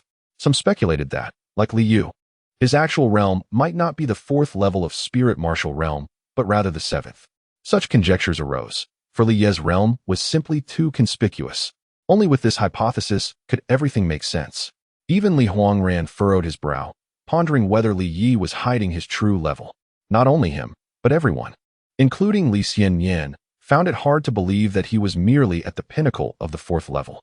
If that were the case, they might as well commit suicide with a block of tofu. Subsequently, among the inner disciples, the previously top outer disciple, Li Yijian, defeated his opponent in less than 10 strikes, ascending to the 12th position among the inner disciples. Meanwhile, the previously concealed Li Yu successfully challenged a higher-ranked inner disciple, rising to the 20th position. Even Li Data managed to defeat one opponent, climbing from the 26th to the 24th rank. I challenged the inner disciple ranked 7th, Li Xian. At last, it was Li Ye's turn, and as he spoke, the arena fell into a profound silence. Chapter 34. Li Xian's trump card, I challenge Li Xian. The pronouncement of these words ushered in a moment of profound stillness. Li Xian, previously enthroned upon the 7th seat of the inner disciples, unveiled his eyes. A surge of intense light erupting from them. It pierced the challenger, Li Yi, like a sharp, radiant blade. You challenge me? Li Xian's query, delivered as he rose from his seat, possessed an outward tranquility. Yet, to perceptive observers, it was evident that a tempest was brewing within. Li Yi, in his audaciousness, seemed to be a fledgling unafraid of heights. Having just vanquished Li Wei, the former 7th-ranked inner disciple, he now challenged the formidable Li Xian, who had subdued Li Wei with ease. Some secretly applauded Li Yi and Apos' choice, while others met it with derision. The former group, predominantly composed of collateral branch disciples, represented the vast base of family members. The latter, epitomized by Li Xian, hailed from the direct lineage and harbored an unwavering arrogance, dismissing the notion that those from subsidiary branches could surpass them. Li Yi is simply arrogant. Does he truly believe himself invincible? Indeed, he merely achieved a fortunate victory over an out-of-sorts Li Wei. Who does he think he is? One of the family and Apos' 3 prodigies? Numerous voices echoed with scorn, their remarks laced with acrimony. In the stands, Li Huangran's aura flickered with a hint of animosity, as he had not anticipated Li Ye's challenge to Li Xian. It was universally acknowledged that, despite sharing the same 7th level of the spiritual martial realm, Li Xian surpassed Li Wei by a significant margin. Ha! This lad is amusing. I like him. This hearty laughter caused the faces of the Li family elders, particularly Li Huangran, to darken. It originated from Shao Qing, who had accompanied Li Yiting. Aside from Li Huangran, none were aware of Shao Qing and Apos' prior acquaintance with Li Yi. His laughter drew frowns from several individuals. Young Master Shao, I apologize for the spectacle. Li Yi has been presumptuous for years, and we have tolerated him out of respect for his father. However, he has shown no gratitude and has only grown more insolent. An elder aligned with Li Huangran voiced his displeasure, seemingly averse to the possibility of Shao Qing from the Xiantian sect aligning with Li Yi. Presumptuous? I think not. A martial cultivator must possess an indomitable spirit. If one cowers before those of superior strength, what is the point of martial cultivation? They might as well return home, marry, and spend their days farming in peace. Xiao Qing's blunt rejoinder caused the elder's face to flush crimson. He yearned to retort, but dared not. While the Li family held sway in Wuzhou City, the origins of their guest were such that even the combined might of the three major families of Wuzhou City would not risk antagonizing his sect. Meanwhile, below, Li Xian had taken his place on the arena stage. His eyes narrowed as he scrutinized Li Yi, who was beginning to distinguish himself among the family's disciples. By seniority, I should address you as third brother, shouldn't I? Although Li Yi was not the eldest in his generation, he held the third position in terms of seniority within the family, and was thus entitled to the honorific third young master. Li Xian, despite being a year older, was not ranked by age within the family. Spare me the courtesy. Li Yi remained unmoved. He was acutely aware that Li Xian was more cunning and required more caution than the arrogant Li Yu. At the very least, this man, previously unheard of, had suddenly revealed a fearsome 7th-level cultivation in the spiritual martial realm, his combat prowess bordering on that of an 8th-level martial arts master. What you sought has already been achieved. I must concede that many underestimated you in the past. However, you are not your father. Li Xian's words grew sharper, his eyes revealing a hint of coldness. My father is my father, and I am me. Li Yi shook his head. Perhaps having a father who was a peerless prodigy was not always a blessing. Regardless, standing here now, he simply sought to prove that he was not a waste, and that he was even more exceptional than the family and Appos' geniuses. Perhaps this was influenced by the lingering obsession of the soul he had once merged with. He did not reject this influence, but instead prepared to fulfill the desires of that soul. Words failed to bridge the divide, and the two stood poised, their gazes locked. Finally, Li Xian launched the first attack. In an instant, the surrounding temperature plummeted, and an icy aura washed over the area, slowing movements. Li Xian and Appos' mastery of the Frost Fist has reached at least the greater mastery stage.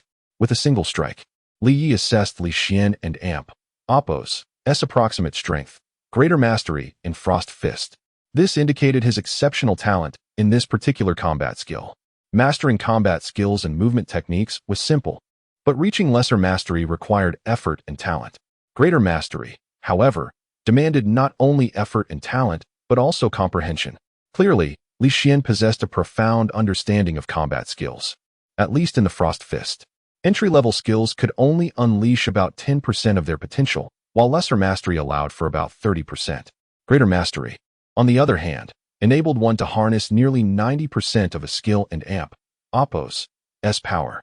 This demonstrated the vast difference between someone who had merely attained lesser mastery and someone who had reached greater mastery in the same skill.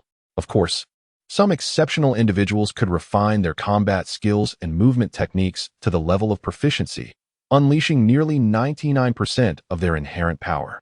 Some even reached the realm of perfection, truly mastering a combat skill and making it an intrinsic part of themselves. Alas, such individuals were exceedingly rare.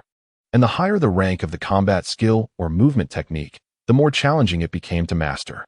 For example, even some martial arts grandmasters at the 9th level of the spiritual martial realm might not be able to achieve proficiency in a high-grade yellow rank combat skill. Not everyone could even reach greater mastery. A chilling gust of wind brushed past Li Yi, and he felt a slight stinging sensation on his cheek, where a red line appeared. A trace of blood flowed, only to be quickly frozen. My speed has been reduced by at least 30%.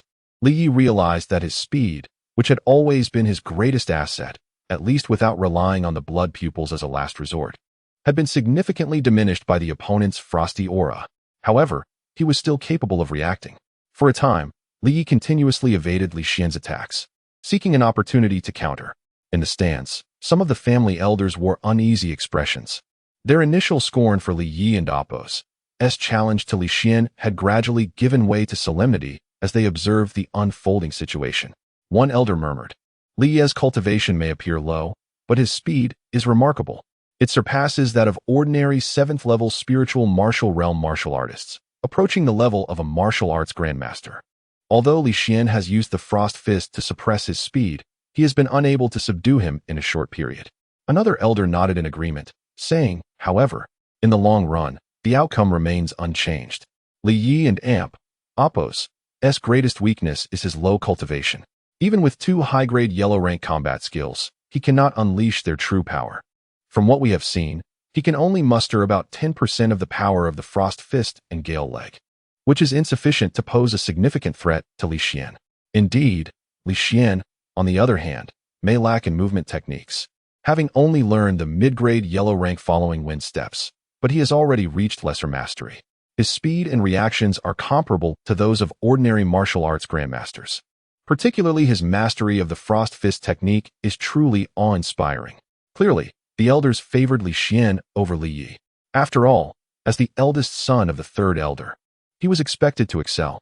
Perhaps he might even have the opportunity to challenge the top inner disciples or contend with the family and Appos, S3 prodigies.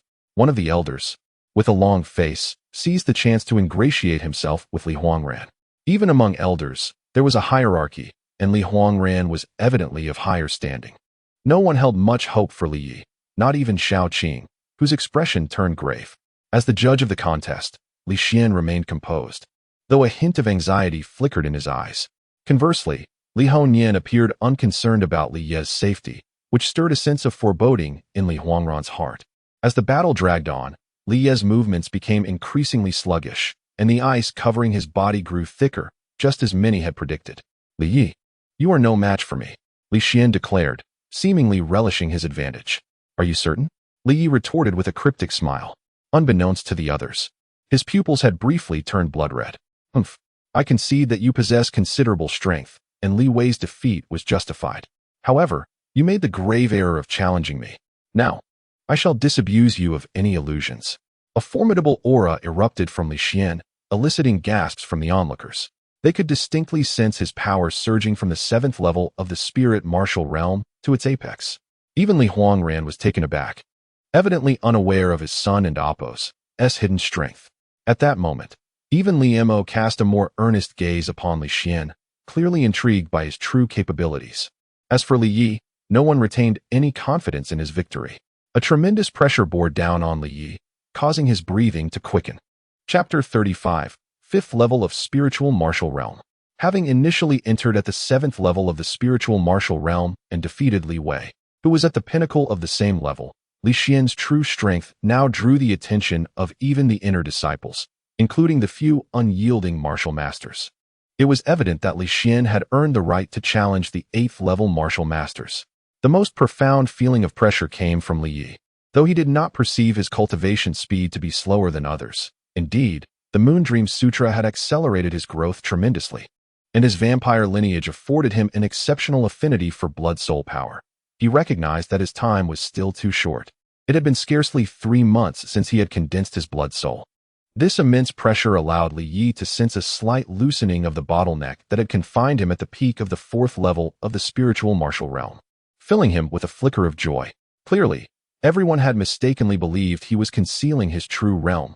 In fact, his true level was indeed only that of the 4th pinnacle.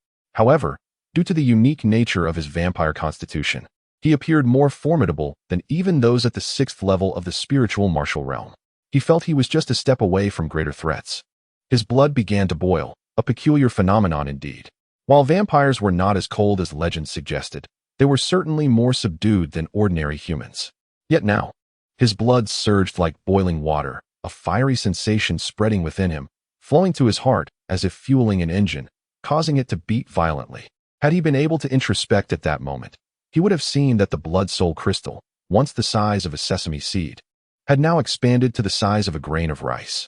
Simultaneously, bright red blood surged into it, while a dark red viscous liquid flowed out. In the outside world, upon revealing his true level as the peak of the 7th level of the spiritual martial realm, Li Xian wasted no time and launched a punch, moving like a gust of wind, instantly closing the distance. Li Yi, this ends here. A glint of pride sparkled in his eyes. He had endured much for this day, aiming to astonish and compete with the geniuses of his family. To him, Li Yi was merely an appetizer, and even as Li Yi emerged as a dark horse, he hardly warranted any regard, merely a stepping stone. Bang! The punch struck Li Ye's chest, sending him flying, encasing his torso in a layer of ice crystals. The chilling aura permeated Li Ye's body, as if intent on freezing his very blood. Humph! The true potency of the Frost Fist lay not in its exterior force, but in the terrifying cold that invaded the body, freezing blood, and even the internal organs entirely. Having landed a successful blow, Li Xian did not pursue further.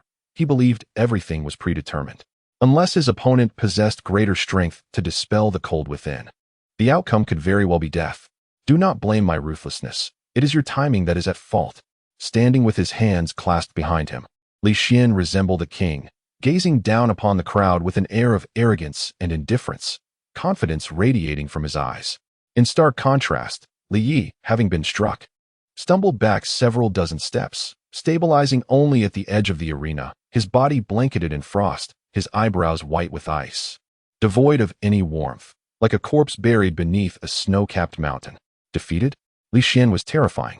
The Frost Fist wielded by him could easily overwhelm not only those at the 7th level, but even the 8th level martial masters. People often shift their focus to the strong. And at that moment, Li Xian, standing with an air of aloof superiority, appeared to countless girls like a princely figure. Some female disciples from collateral lines secretly plotted how to leverage their beauty to align themselves with this rising star of the family. Crack. Just as Li Xian prepared to declare victory, a faint sound of cracking interrupted him. Suddenly, the crowd witnessed Li Yi, presumed gravely injured or even dead, as the frost around him shattered into countless pieces. Seeing that Li Yi had not perished, Li Xian furrowed his brow, a hint of dissatisfaction flickering within him. This Li Yi is like a cockroach that refuses to die. Useless. Even if he survived that blow, the gap in strength between us leaves him with no chance. Li Yi, if you cannot hold on, do not force yourself. Li Xuanji whispered, audible only to Li Yi. Many looked at this elder, known for his fairness and kindness despite his stern demeanor, with surprise, recalling that their interactions had been minimal. Do not worry, it was merely a minor setback. Li Yi replied with a slight smile, disregarding the astonished expression of Li Xuanji as he moved his limbs. Li Yi, you truly have potential, being able to withstand that punch. But do you truly think you have a chance? Facing the mockery and disdain in Li Xian and Apos' gaze, Li Yi and Apos' response was simple, a tempest unleashed. Countless leg shadows rushed forth, yet they lacked the ethereal quality Li Wei had once displayed, instead carrying an air of lethal intent. Useless. Your Gale leg is merely at the entry level and poses no threat to me. A cold laugh echoed, and an icy aura descended upon the arena, coating it with a thin layer of frost. Indeed, Li Yi's silhouette revealed itself, intensifying the derision in Li Xian's eyes. It is over for you. This ends now. With a cruel laugh, Li Xian launched his fist, the sharp sound of it piercing the air, aimed directly at Li Yi's chest. This time, he showed no mercy, his intentions murderous. No. A gasp erupted from the stands. It was Li Yating, her beautiful eyes flashing with anger and anxiety as she stood abruptly. The others bore varied expressions. Li Huangran looked relieved yet amused, while the rest appeared more complex. But soon, someone shouted in alarm. As Li Xian's fist penetrated Li Yi, the joy on his face froze, for he felt no sensation of piercing flesh. Indeed, Li Yi was slowly fading away, no blood flowing from the wound. A mere afterimage. The crowd finally realized that it had merely been a phantom, not the real Li Yi. Oh no. A sense of foreboding surged through Li Xian as he turned, but it was too late. Behind you, Li Huangran and Apos' voice rang out. But all Li Xian saw was a pair of blood-red eyes filled with an endless abyss that seemed capable of consuming his very soul. Bang! Li Xian was hurled from the arena, crashing into the crowd, eliciting cries of dismay, as some were encased in ice crystals. Li Yi victory!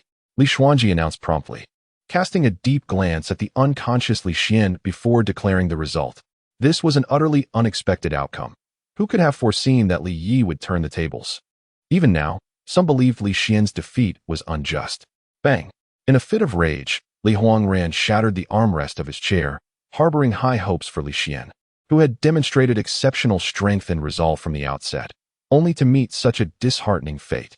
How could he not be furious? However, instead of acting as before, he merely cast a murderous glance at Li Yi and Li Hongyan, scoffed, and stormed off. Good lad. Li Hongyan clapped Li Yi on the shoulder with force, now relieved. Especially with Li Huangran and Apos' departure, at least for the time being, no one would dare lay a finger on Li Yi. Taking the seat previously occupied by Li Xian, Li Yi, having succeeded in his challenge, was directly promoted by one rank, now holding the 7th position among the inner disciples. He was somewhat thrilled, as he had never imagined reaching such heights before. One must know that inner disciples are different from outer disciples. Only the strongest 30 among their peers can become inner disciples, and the family provides significant support to them. Now, who would dare call him trash? He even noticed that some elders looked at him with a hint of inexplicable awe. They see the shadow of that person in you, a voice whispered in his ear. It was none other than Li Xuanji, the family and Appos' renowned poker face. Li Yi looked over in astonishment, only to find that the other party was not even looking at him. The shadow of my father. Li Yi mused. He didn't have many memories of that man, only knowing that back then, the entire city of Wuzhou practically revered him, and even the other 2 major families had worked diligently under his shadow for many years until he left Wuzhou City. Subsequently, numerous inner disciples launched assaults, seeking to improve their rankings by 1 or 2 positions. However, no one managed to break into the top 10. After all, apart from Li Yi, the rest in the top 10 were martial masters who had stepped into the 7th level of the spiritual martial stage, far from what ordinary martial cultivators could compare to. Li Yi was not in a hurry to challenge again. Instead, he calmed down to assess his own situation. The 5th level of the spiritual martial stage. I didn't Appos, to expect to truly break through. It turned out that in the previous exchange with Li Xian, that punch had not only failed to seriously injure him, but had also helped him break through the bottleneck in one fell swoop, advancing from the peak of the 4th level of the spiritual martial stage to the 5th level. Now, if I were to face Li Wei again, I wouldn't even need the blood pupils. I would have full confidence in victory. Even if I were to fight Li Xian again, my chances of winning would be at least 60%. The 4th and 5th levels of the spiritual martial stage might seem like a small leap, but for Li Yi, it was more than a mere doubling of his strength. Chapter 36. The inheritance space, the frost fist, and the gale leg techniques require at least the blood soul power of the 6th level of the spiritual martial realm to utilize. Yet, astonishingly, I am capable of executing them now. Although my mastery is merely at the minor success stage, it suffices to approximately double my combat effectiveness. If this thought of Li Yi and Appos' were to be known, it would undoubtedly stir a tempest of controversy. The cultivation of combat skills is straightforward to initiate, yet achieving minor success demands considerable time and effort. Observing others who have illicitly learned these techniques and swiftly reached minor success is nothing short of extraordinary. Regrettably, to attain major success, I must ascend to the 6th level of the spiritual martial realm. Otherwise, I cannot employ them at all. Shaking his head discreetly, Li Yi then turned his thoughts to the 3 combat techniques he had surreptitiously acquired, focusing on the soul movement technique, the mysterious steps, which is more challenging to cultivate than standard high-tier, yellow-level combat skills. This is evident from Li Wei, who, at the pinnacle of the 7th level of the spiritual martial realm and nearly 20 years of age, has evidently devoted substantial time to his training. Despite this, he has only achieved minor success, managing to create 3 illusions of himself, barely able to conjure a 4th shadow. Within the Li family, even if Li Wei is not considered a prodigy, he certainly ranks among the elite. Given his talents and comprehension, his achievements are remarkable. One can only imagine how much more difficult it is for others. Even Li Xian has opted for a mid-tier yellow-level movement technique, the swift wind steps, underscoring the formidable difficulty of the high-tier, yellow-level mysterious steps. In his previous encounter with Li Xian, Li Yi relied on the deceptive maneuvers of the gale leg technique, conjuring an illusion to divert Li Xian's attention while he swiftly maneuvered behind him, employing his blood eye to unleash an illusionary assault on the opponent's psyche, achieving the element of surprise. The preceding battle, though victorious, was perilously close. Li Yi understood the dangers of excessive pride. In terms of true strength, Li Xian undoubtedly surpassed him. However, with Li Yi and Appos' recent breakthrough to the 5th level of the spiritual martial realm, the gap between them has narrowed to a mere whisper. As he envisioned the situation in his mind, Li Yi suddenly found himself immersed in a peculiar space. Glancing around, he discovered he was within an ancient castle, surrounded by an endless wasteland, the sky above ominously dark and oppressive. Where am I? After an initial surge of panic, Li Yi regained his composure. Gazing outward, he observed that the vast expanse of the wasteland was soaked in a sanguine hue, as if drenched in countless bloodshed. Pushing open the castle and Appos' grand door, he stepped inside, instantly engulfed by an overwhelming scent of blood. This aroma provoked a strange thrill within him, sending a shiver down his spine. Young vampires, depending on their bloodline and oppos, as purity, choose to enter the ancient castle. Suddenly, an ancient and resonant voice echoed in his mind. Who? Li scanned his surroundings warily, but found no one present. Instead, a statue resembling a human with bat-like wings stood resolutely in the background. A vampire statue? The figure before him was a remarkably handsome man. His wings not the black bat wings typical of cinematic vampires, but golden in hue. Enter the room you can access and accept the inheritance of the Blood Clan. The ancient voice resounded once more, and this time Li discerned that it was directly penetrating his mind rather than being heard through his ears. Let me assess the situation. Given his inexplicable arrival in this place, Li felt a sense of relaxation. Since he had encountered the statue of a vampire-like man within the castle, as a vampire himself, he should not face significant peril. The term Blood Clan used by the voice refers to how vampires identify themselves. As he surveyed the expansive castle space, he noted 7 grand doors, one of which bore a golden seal. Approaching these 7 doors, he observed that the first door, situated on the far left, was the smallest, akin to a standard room door.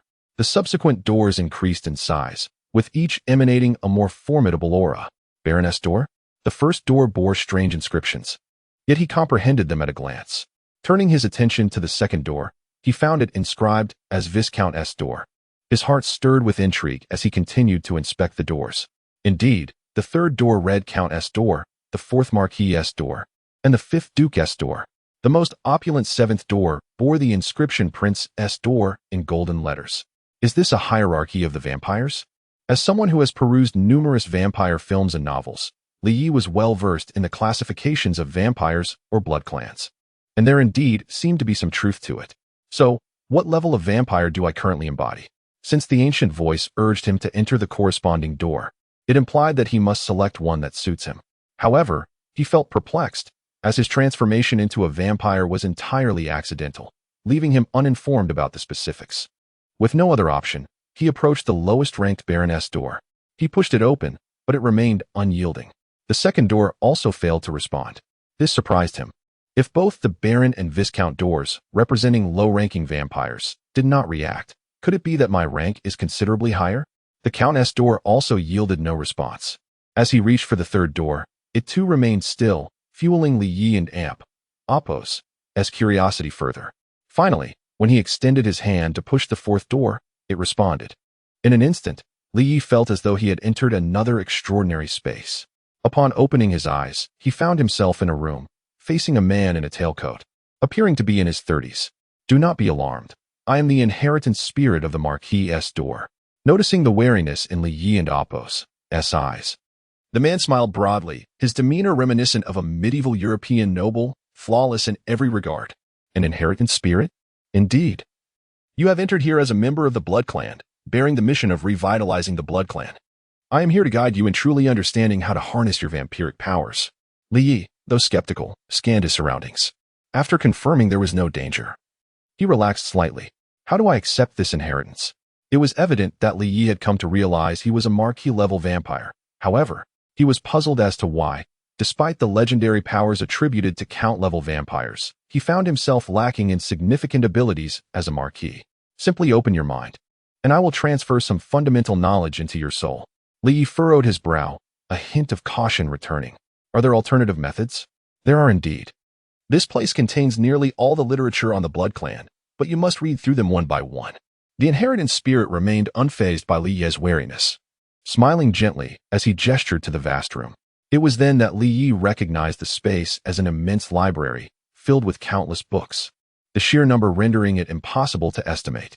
He reached for a book, noting the same inscriptions as on the door, yet he could comprehend them at a glance. Could this be the Blood Clan and oppos' own script? However, as he began to read, his eyes suddenly emitted a crimson glow, and in the next moment, the contents of the book materialized in his mind, as if they had been copied verbatim. Is this possible?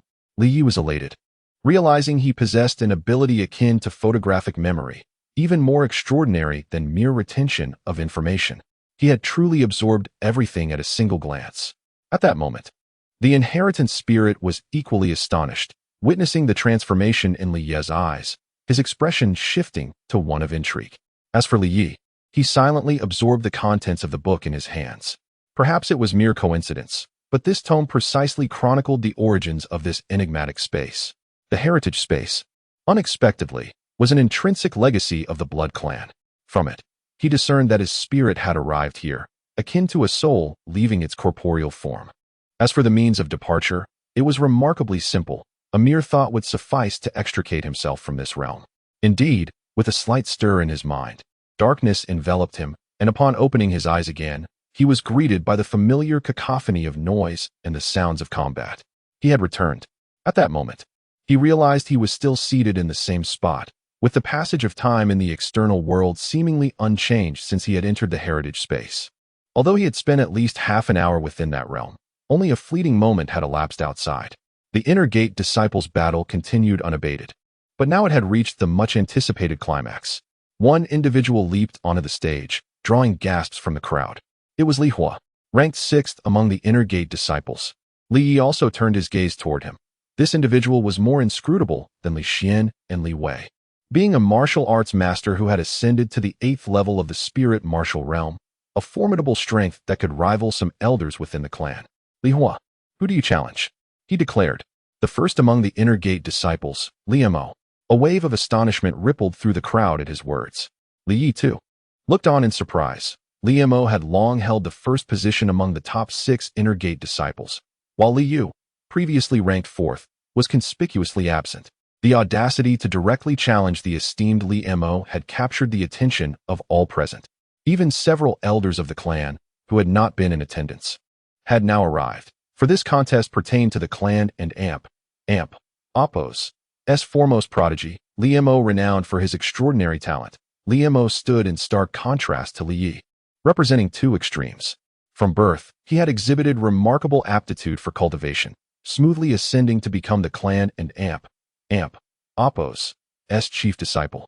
Although Li Hua had only recently attained the 8th level of the spirit martial realm and earned the title of martial arts master, he was challenging none other than Li Mo, lauded as the clan and Oppo's greatest genius and one of the 4 prodigies of Wuzhou City. Having broken through to the 7th level at 15 and the 8th level by 17, Li Mo was adorned with countless accolades, commanding respect even from some elders within the clan.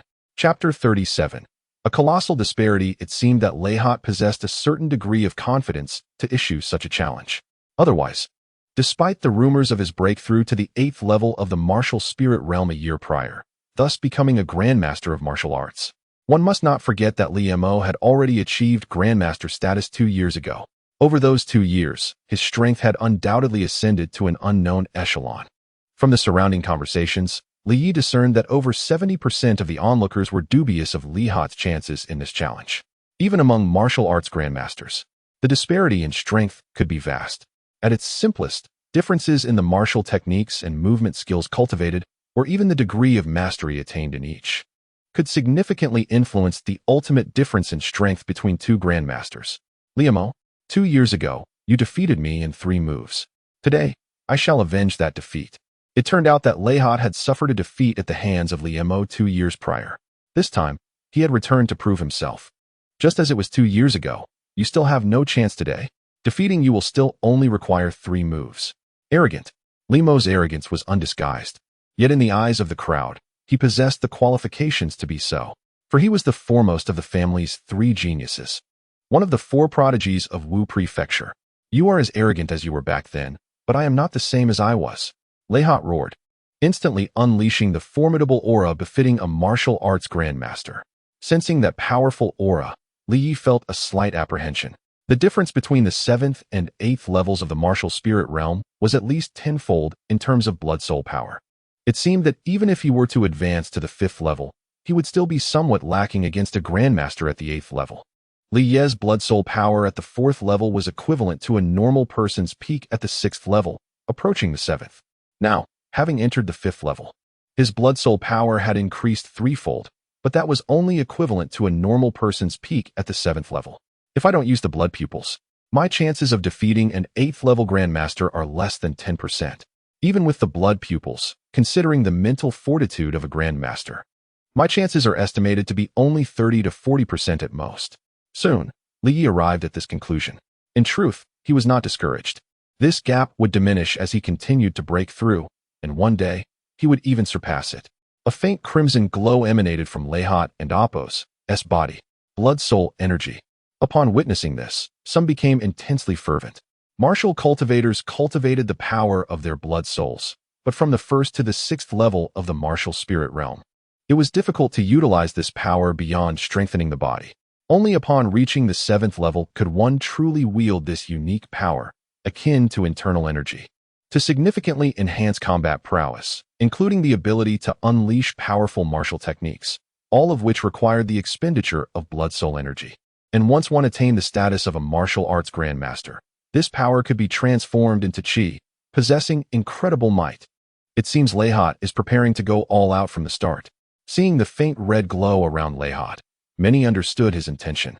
Although martial arts grandmasters could force their blood-soul power out of their bodies, generating tremendous destructive force in the form of chi, the consumption was equally immense.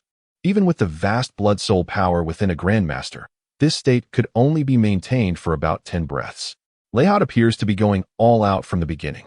A person sitting next to Li Yi said indifferently.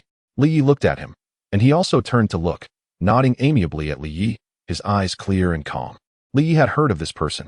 Li Yuanjia, ranked 5th among the inner disciples, second only to the family's 3 geniuses. He broke through to the level of martial arts grandmaster at the age of 18, and he is a man of few words and keeps a low profile. However, none of this is the most important thing. The most important thing is that Li Yuanjia is the adopted son of Li Hongyan.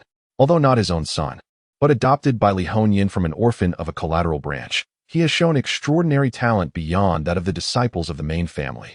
Father has spoken of you, and once secretly instructed me to take care of you if I had the opportunity. However, judging from what I see now, your strength no longer requires me and Father to provide much protection. A faint voice came from his ear. Obviously, because of Li Hongyan. Li Yuanjiao was on Li Yi and Apos' side. Of course, Li Yi could not be cold to his own people, and nodded slightly as a greeting. What are Lehat and Apos' chances of winning? Li Yi asked softly and casually. At this time, Lehat had already started fighting with Li Mo, and the intensity of the fight made him understand the power of martial arts grandmasters even more. There is no chance of winning. Li Yi originally thought that Lehat, who was going all out, had at least 3 or 4 points of winning, but he did not expect that Li Yuanjia, the top 5 powerhouse among the inner disciples, would shake his head and deny it in one breath. Why? He was very curious about this. Lehat and Apos' move is a desperate move. Although the power of the blood-soul chi will be greatly improved in a short period of time, it will not last long. However, none of this is the most important thing. The most important thing is that the gap between him and Li Mo is even greater than he imagined. However, on the field, Lehat was covered in a layer of red light, looking majestic, and took the initiative all at once, which made many people shout loudly. How much strength do you think Lehat can force Li Mo to use? At this time, almost the top 10 people among the inner disciples were whispering to each other secretly. For Li Mo, the number 1 genius of the family, they did not know whether it was lucky or unfortunate for them. They had been suppressed for many years and were extremely humiliated. It's hard to say, but Lehat has stabilized his initial level of the 8th level of the martial spirit realm this year, and is approaching the minor success of the 8th level of the martial spirit realm. At this time, he is going all out and directly stimulates the blood-soul chi. Even Li Mo needs to treat it with caution. The person who spoke was Li Wei, who was ranked 10th among the inner disciples. Now that Li Xian, who was ranked 9th and 8th, had retired due to injuries, he and Li Yi were the only 2 who had not reached the level of martial arts grandmaster, but had entered the top 10 inner disciples. Wrong, in my opinion. Li Mo hasn't even shown half of his strength at all now. He is simply playing with this idiot Lehat. It's a waste that Lehat is working so hard. But in the eyes of the other party, he is like a clown, with a cold snort. Li Yi looked over and saw that it was the person ranked 2nd among the inner disciples. This person was 23 or 4 years old, which was considered relatively old among the inner disciples, but his aura was also the most terrifying. His name was Li Ji. Sure enough, Li Yi took a closer look and saw that although Lehat was majestic on the field, Li Mo had a sneer on his face. His expression was calm and even mocking. He had his hands behind his back, as if he was taking a leisurely stroll, dodging left and right under Lehat and Apos as crazy attacks. His figure was erratic and unrestrained. This directly caused many young girls in love to scream. Although he himself was not good-looking, even a little ugly. But as one of the 4 geniuses of Wu Prefecture, in this world where strength is supreme, he still did not lack the love of women. Although martial arts grandmasters can stimulate the blood-soul power in the body to produce a power similar to qi in a short period of time, it cannot last long. Once the consumption is too large, the subsequent weakness is not even as good as an ordinary person. Li Yuanjia's faint analysis sounded in his ears. Li Yi also nodded in agreement, and then heard Li Yuanjia say over there, the Cloud Tin continent has been passed down for thousands of years. The so-called martial spirit realm is just a starting stage. It is rumored that only by breaking through the imprisonment of the martial spirit realm and entering the innate realm, becoming a king-level powerhouse, can one truly master the powerful power of qi. And martial arts grandmasters, and even martial arts masters are just like children imitating adults. Ridiculous and laughable. At this time, the faint red qi outside Lehat and Apos' body gradually disappeared, and at the same time, his aura also declined instantly. Liamo, are you looking down on me?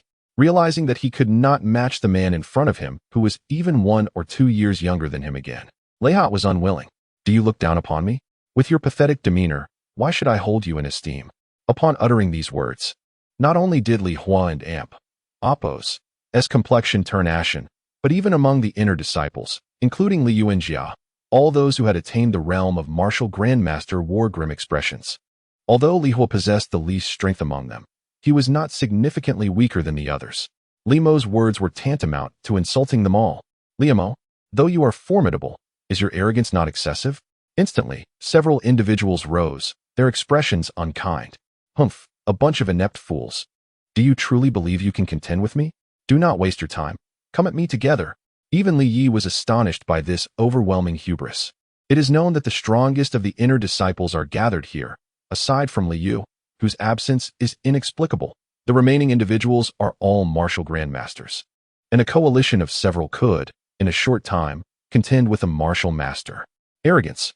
One individual suddenly shouted in anger, and at this moment, no one sought to intervene. Perhaps the higher-ups of the clan were quite pleased to witness such competitive spirit.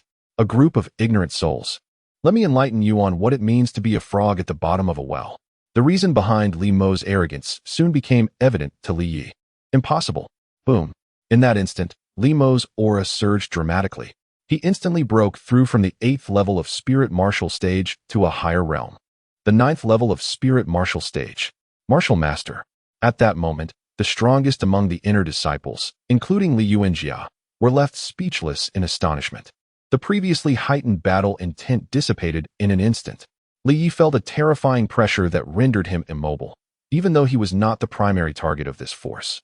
He sensed an overwhelming dread. There was no need for a confrontation. All the inner disciples were utterly convinced. The 9th level of spirit martial stage. Moreover, it appeared he had reached at least the pinnacle of the 9th level. Liamo had concealed his strength remarkably well. Li Yuanjia took a deep breath, shook his head, and let out a bitter smile. The disparity was too vast, so immense that it extinguished any desire to pursue. Chapter 38. The Martial Arts Pavilion Within the Inner Sect. There are 30 disciples, with a stark contrast between the top 10 and the remaining 20. Among the top 10, those who have attained the level of martial arts masters stand on an entirely different plane compared to ordinary martial artists. However, regardless of the circumstances, the top 6 disciples of the inner sect previously belonged to a singular realm, where their differences could not engender a fundamental suppression of one another. Yet, at this moment, when Li Mo unveiled his true level of mastery, disbelief washed over all the inner sect disciples, including the esteemed elders. 9th level of spirit martial realm. Truly, Li Mo is the foremost genius of the family. A martial arts master before the age of 20. Such a record has not been seen in a millennium. One elder let out a deep sigh, his eyes betraying profound astonishment. After all, at over 50 years of age, he himself had only reached the pinnacle of the 8th level of spirit martial realm, still a step away from becoming a martial arts master. Elder Li's words were misguided. Although Yating was young, she was well aware that over 2 decades ago, the clan leader had broken through to the innate stage at a mere age of under 20, becoming the youngest royal-level powerhouse in Wu Prefecture's history. A voice caused the previously sighing elder to subtly change his expression, casting an irked glance at the speaker, yet fell silent instantly.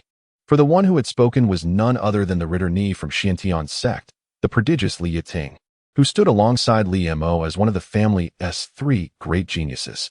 Other elders wore peculiar expressions, muttering in indignation. The former clan leader was indeed a taboo topic within the family, and this young girl dared to bring it up. However, it was true, though the leader had vanished. Otherwise, Wu Prefecture would have long been the dominion of the Li family. Li Huangran's expression revealed nothing. Yet those familiar with him noticed a fleeting glimmer of coldness in his eyes when Li Yiting mentioned the clan leader. 9th level of spirit martial realm. Excellent. Excellent. Li Mo, you truly deserve to be the chief disciple of our family. I, Li Hua, have no cause to resent my defeat. Seeing the gap between himself and the rival he had been pursuing widen further, Li Hua felt a wave of despondency, yet he graciously admitted his loss. The disparity between a martial arts master and a martial arts grandmaster is akin to that between a martial arts master and an ordinary martial practitioner, immense. With no hope of victory for him, who among you wishes to challenge me? Li Mo proclaimed, embodying the essence of a sovereign as he surveyed the crowd with haughty confidence. His gaze swept across the most formidable inner sect disciples, who could only respond with bitter smiles. What challenge could possibly be made? Though they were martial arts masters, the chasm separating them from Li Mo was too vast. Any challenge would only serve to humiliate themselves, just as Li Hua had experienced. Humph! A bunch of worthless fools, you shall forever gaze up at me. Li Mo felt no surprise at this outcome. Instead, he found it somewhat tedious. His demeanor exuded an air of solitary superiority, as if he were destined to defeat all challengers. In his eyes, the entire clan, not just the inner sect disciples, but even the elders, were hardly his match. He didn't even glance at Li Yi and the others, despite Li Yi having recently vanquished the two martial arts masters, Li Wei and Li Xian. To Li Mo, none of them posed any threat. It was unexpected that Li Mo had managed to break through so swiftly. It seemed that the rankings among the four great geniuses of Wu Prefecture would soon be altered. Li Yuanjia smiled slightly, while Li Yi, puzzled, inquired about Li Mo's previous ranking among the four great geniuses. The four great geniuses of Wu Prefecture hail from the three prominent families, with our Li family represented by Li Mo, who had previously ranked third in the last few assessments. Another, Wu Batian from the Wu family, ranked second.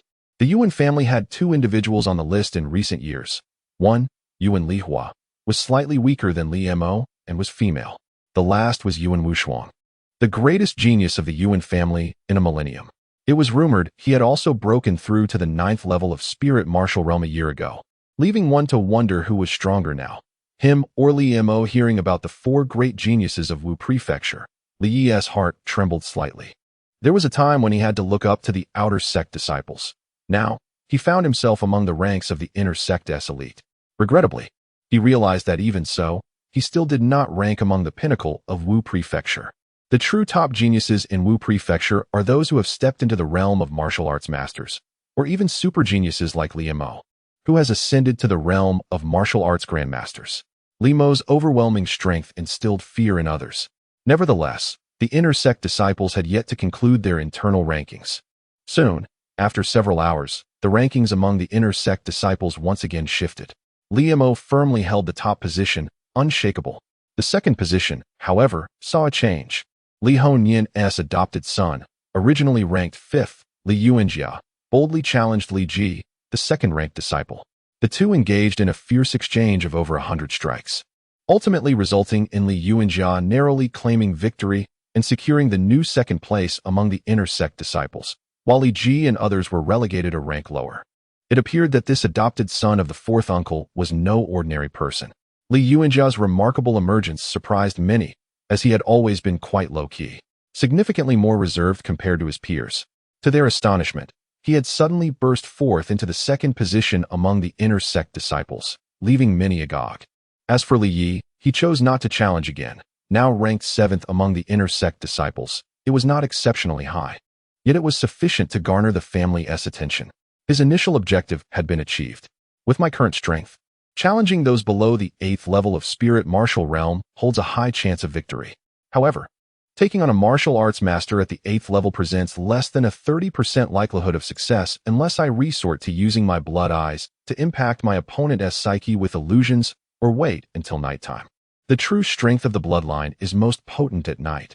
During the day, my abilities are significantly curtailed, preventing me from revealing my true prowess.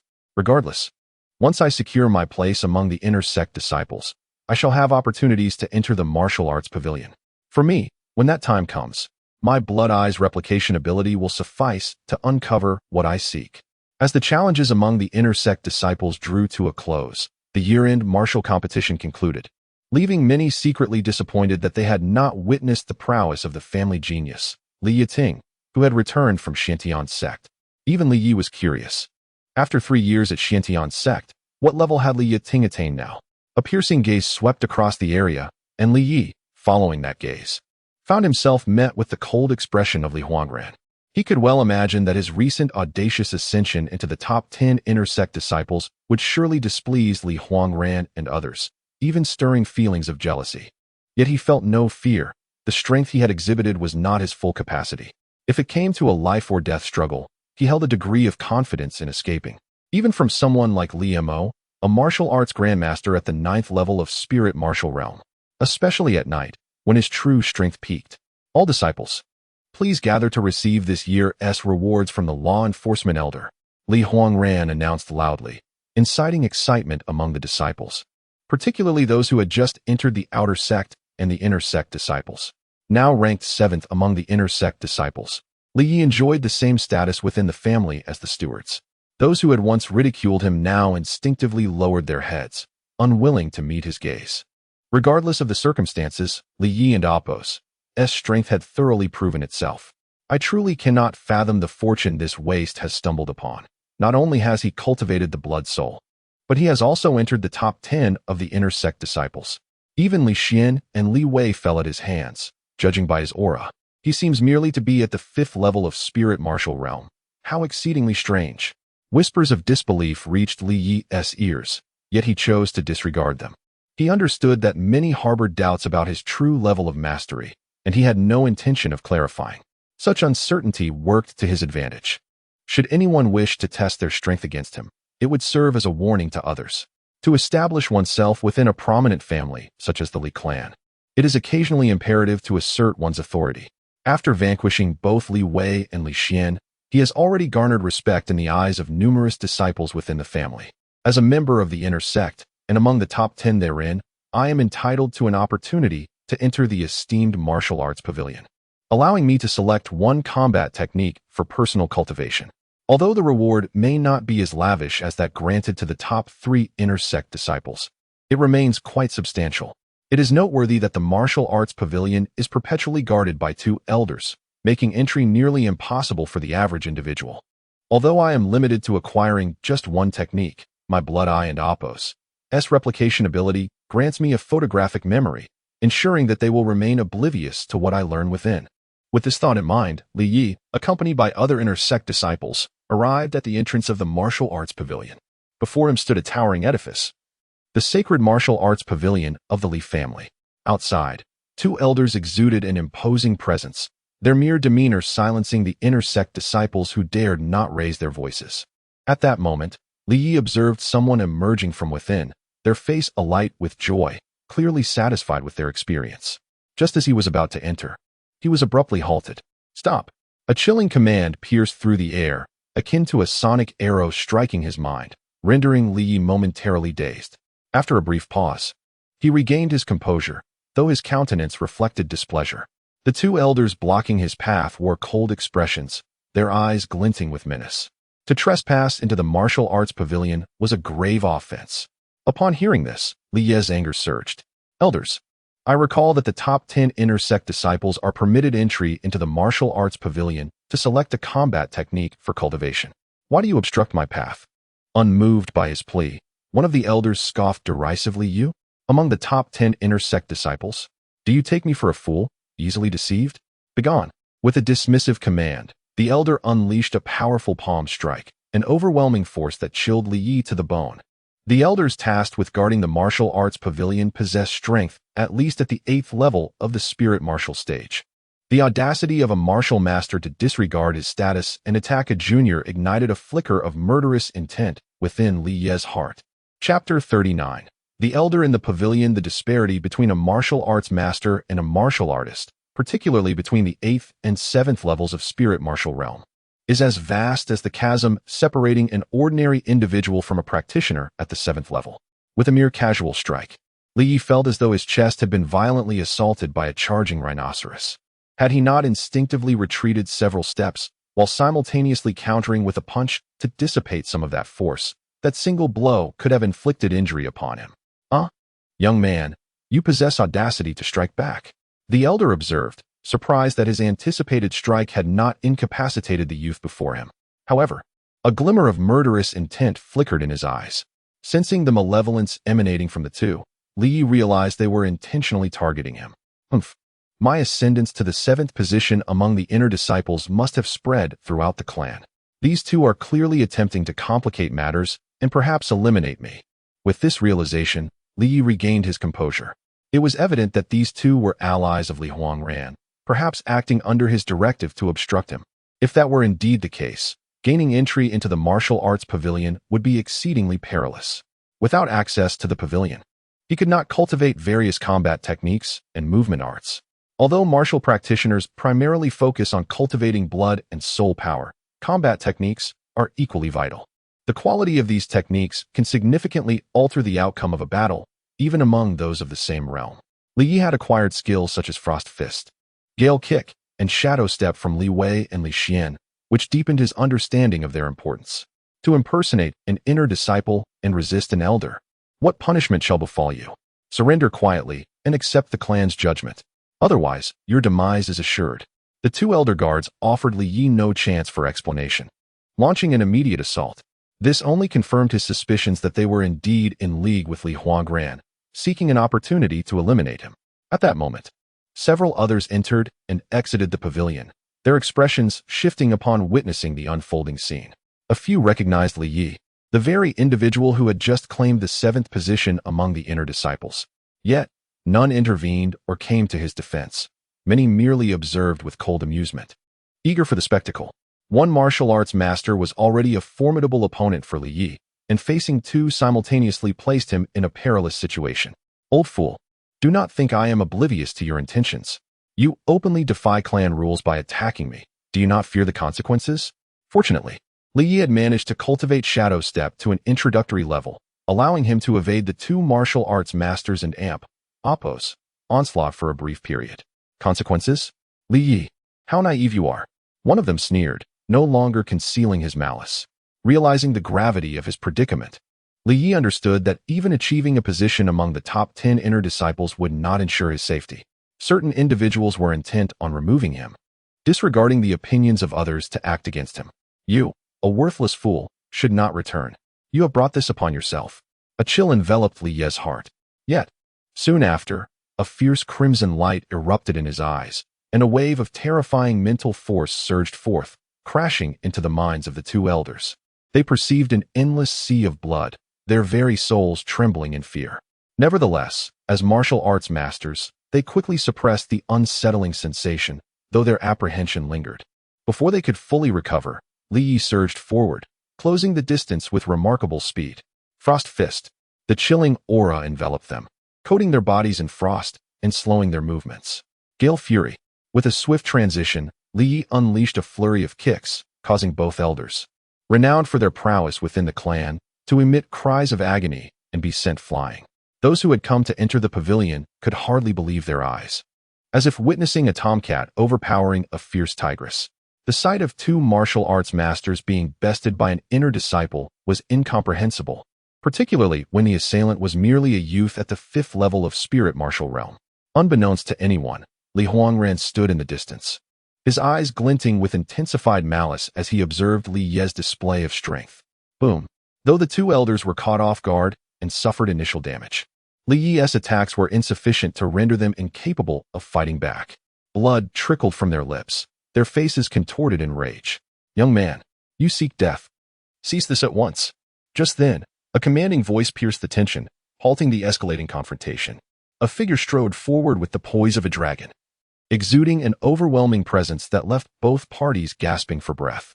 Fourth uncle, fourth elder, Li Yi and Amp, Apos, S expression brightened upon recognizing the newcomer, sensing a potential shift in the situation.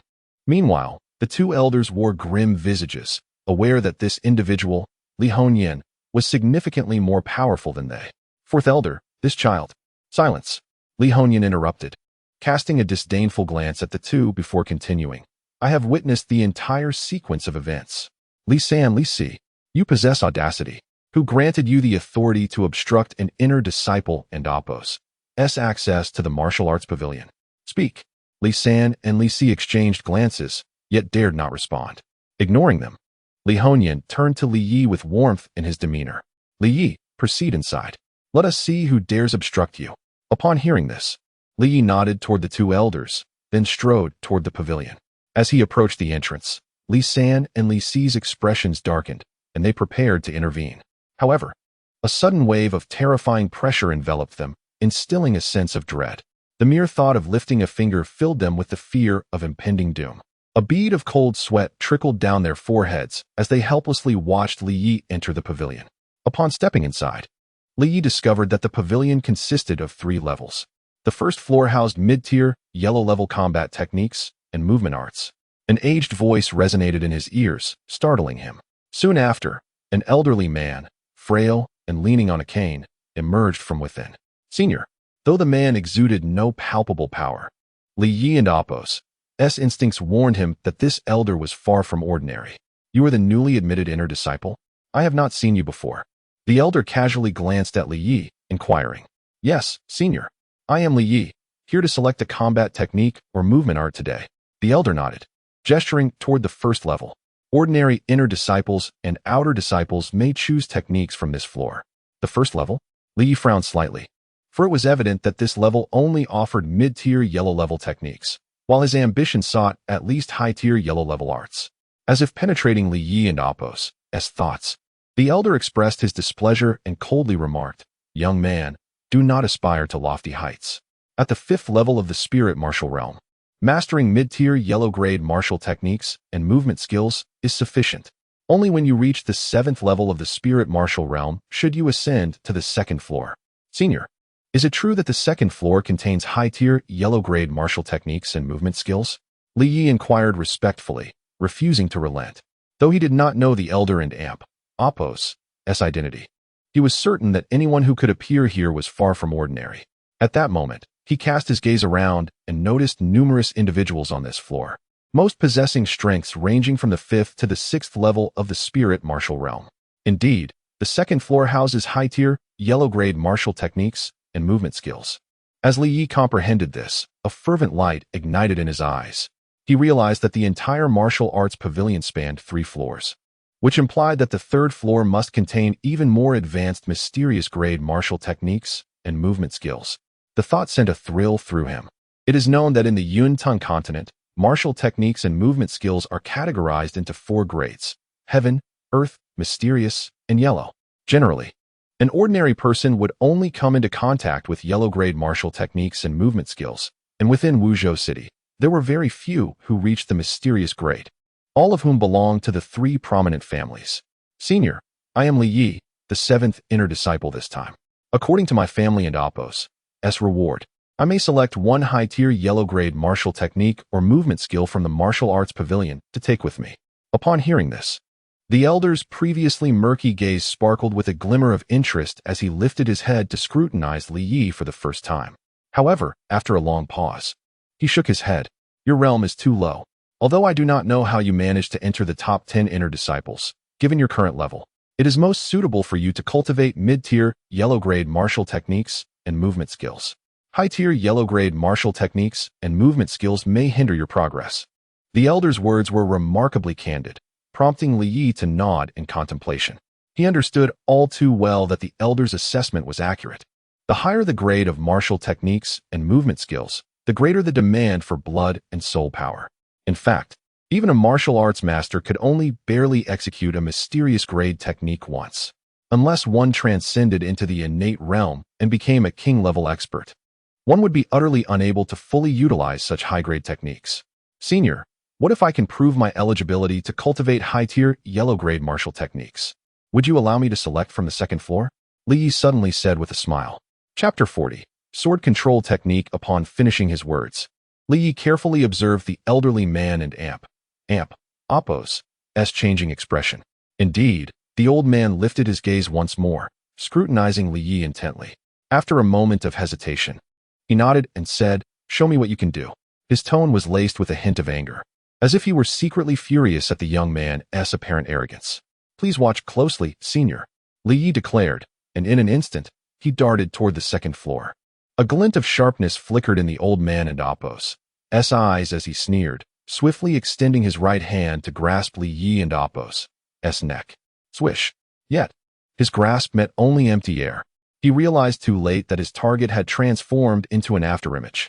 While the real Li Yi stood confidently at the entrance of the second floor, turning with a smile to face him. "I hope you can forgive my rudeness, senior." The old man was momentarily speechless, but soon erupted into hearty laughter. "Very well, you may proceed to the second floor." With that, he dismissed Li Yi and turned his attention elsewhere. Li Yi nodded, not wishing to linger, and stepped into the second floor of the martial arts pavilion. Once inside, the old man appeared contemplative, as if speaking to himself. "That must have been the Misty Steps. I never expected someone at the 5th level of the spirit martial realm to master it successfully. This technique requires a certain talent even for ordinary martial artists. This young man is indeed intriguing. An inner disciple at the 7th level, is he?" Lost in thought, the old man shook his head and said no more. Unbeknownst to anyone, he vanished from the martial arts pavilion as if he had never been there. In the second floor of the martial arts pavilion, Li Yi discovered that it was significantly smaller than the first. The first floor housed at least 1,000 martial arts techniques, while this level contained only a few dozen, all neatly arranged on a single bookshelf. He was not alone. Several others occupied the space. Upon hearing his footsteps, they looked up, their expressions shifting to surprise upon noticing his youth and the evident aura of a 5th-level spirit martial artist. As they scrutinized him, Li Yi reciprocated the gesture. Apart from himself, there were 5 others on the second floor. 4 appeared older and were not disciples, while one, a man in his early 20s, was none other than Li Wei, whom Li Yi had bested twice. Their meeting elicited a complex expression from Li Wei, one that mingled resentment with a tinge of wariness. Having lost to Li Yi twice, he was acutely aware that Li Ye's strength was far more formidable than it appeared. Li Yi paid him no mind and began selecting martial arts techniques. The Li family had cataloged approximately 70 to 80 techniques on the second floor, all of which were high-level yellow grade, with a few exceptional mid-level yellow grade techniques. He soon spotted the profound Yin Palm, a technique previously demonstrated by Li Yu. Among the second floor's high-level yellow grade techniques, it was neither the best nor the worst, merely average. He also noticed the Frost Fist and the Gale Leg. Although he had already mastered them, he still carefully studied them. His eyes seemed to glow with a crimson hue as he rapidly recorded the techniques in his mind. To the casual observer, it appeared as though he were merely flipping through pages, glancing quickly before returning them to their places. Yet, unbeknownst to anyone, he had memorized every detail of the techniques. The Gale Leg, a high-level yellow-grade technique, could unleash a barrage of attacks in rapid succession when perfected, akin to a tempest that could ensnare opponents in a dire situation. The Frost Fist, also a high-level yellow-grade technique, imbued the practitioner's strikes with a chilling aura that could immobilize opponents and, when cultivated to its peak, could freeze an adversary in one blow. After meticulously studying these techniques, Li Yi gained a deeper understanding of their intricacies. Both techniques were indeed powerful among high-level yellow-grade techniques, which explained why they were favored by the talented Li Wei and Li Xian from the family. Remarkably, these 2 techniques were derived from incomplete versions of advanced mysterious grade techniques. As he reached the end of his examination, Li Yi was astounded. According to the records, the Gale Leg was a simplified version of a technique called the Divine Wind Leg, while the Frost Fist was a simplified version of the Heavenly Frost Fist. The notes suggested that both techniques were likely derived from powerful mysterious grade techniques. However, due to their age and incomplete nature, they had been modified and transformed into the current Gale Leg and Frost Fist.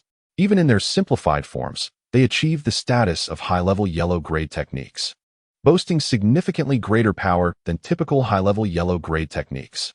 After copying down all the content, Li Yi returned the 2 techniques to their places. He then turned his attention to the Misty Steps, copying it as well. The Misty Steps, a high-level yellow grade technique, was rumored to have been created by a formidable ancient master, with the complete version being a ground-level technique. This revelation sent a shiver down Li Ye's spine. Techniques in the Yunting continent were categorized into 4 grades: heaven, earth, mysterious, and yellow, each further divided into 3 tiers of high, middle, and low. A ground-level technique. Not even in Wuzhou City could one easily find such a treasure, let alone in the entire Jiangnan region. He could hardly believe the extraordinary provenance of the Misty Steps, lamenting that it was merely a fragmented version. Even if cultivated to its utmost limit, it would only reach the high-level yellow grade. According to the records, the complete Misty Steps could create countless afterimages, each possessing 1/3 of the original strength. Just imagining it was terrifying. Confronting such a formidable opponent would mean facing thousands of afterimages, each wielding 1/3 of the original and Appos' prowess, while also guarding against the real body's ambush. Certainly a daunting prospect. After glancing through other techniques and methods, most were commendable, yet none rivaled the 3 he had already mastered. The few movement techniques on the second floor numbered scarcely a dozen, and none could compare to the Misty Steps, leading Li Yi to forego the others. As for combat techniques, he found no fist or leg techniques that could match the frost fist or gale leg.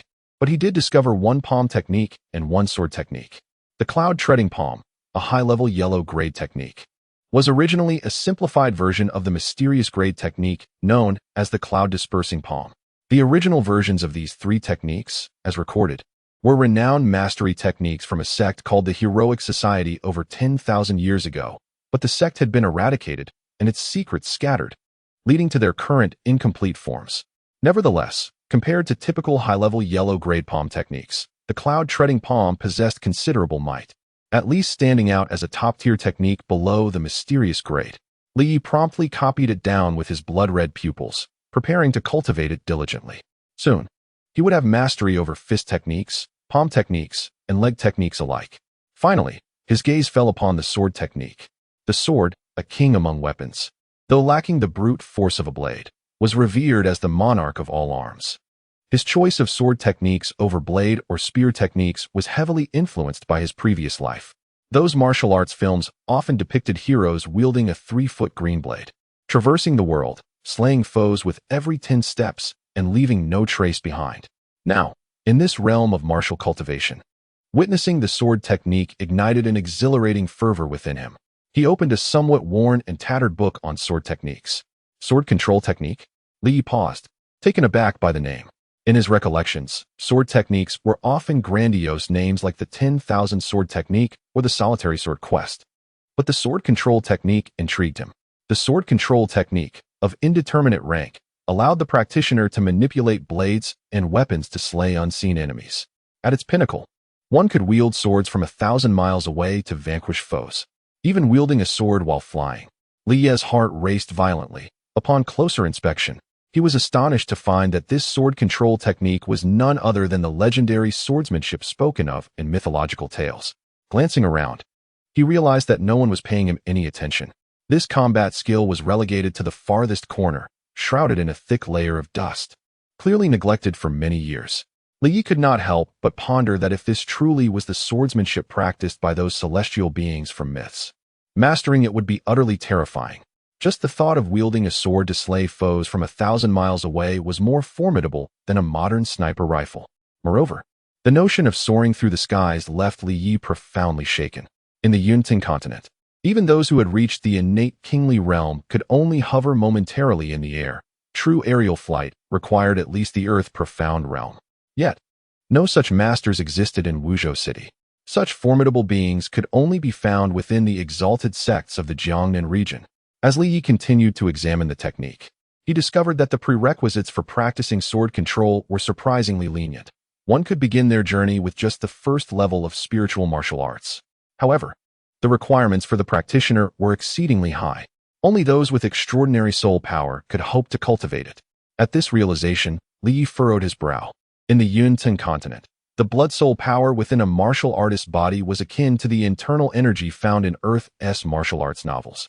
A concept he comprehended well. But what, then, was soul power?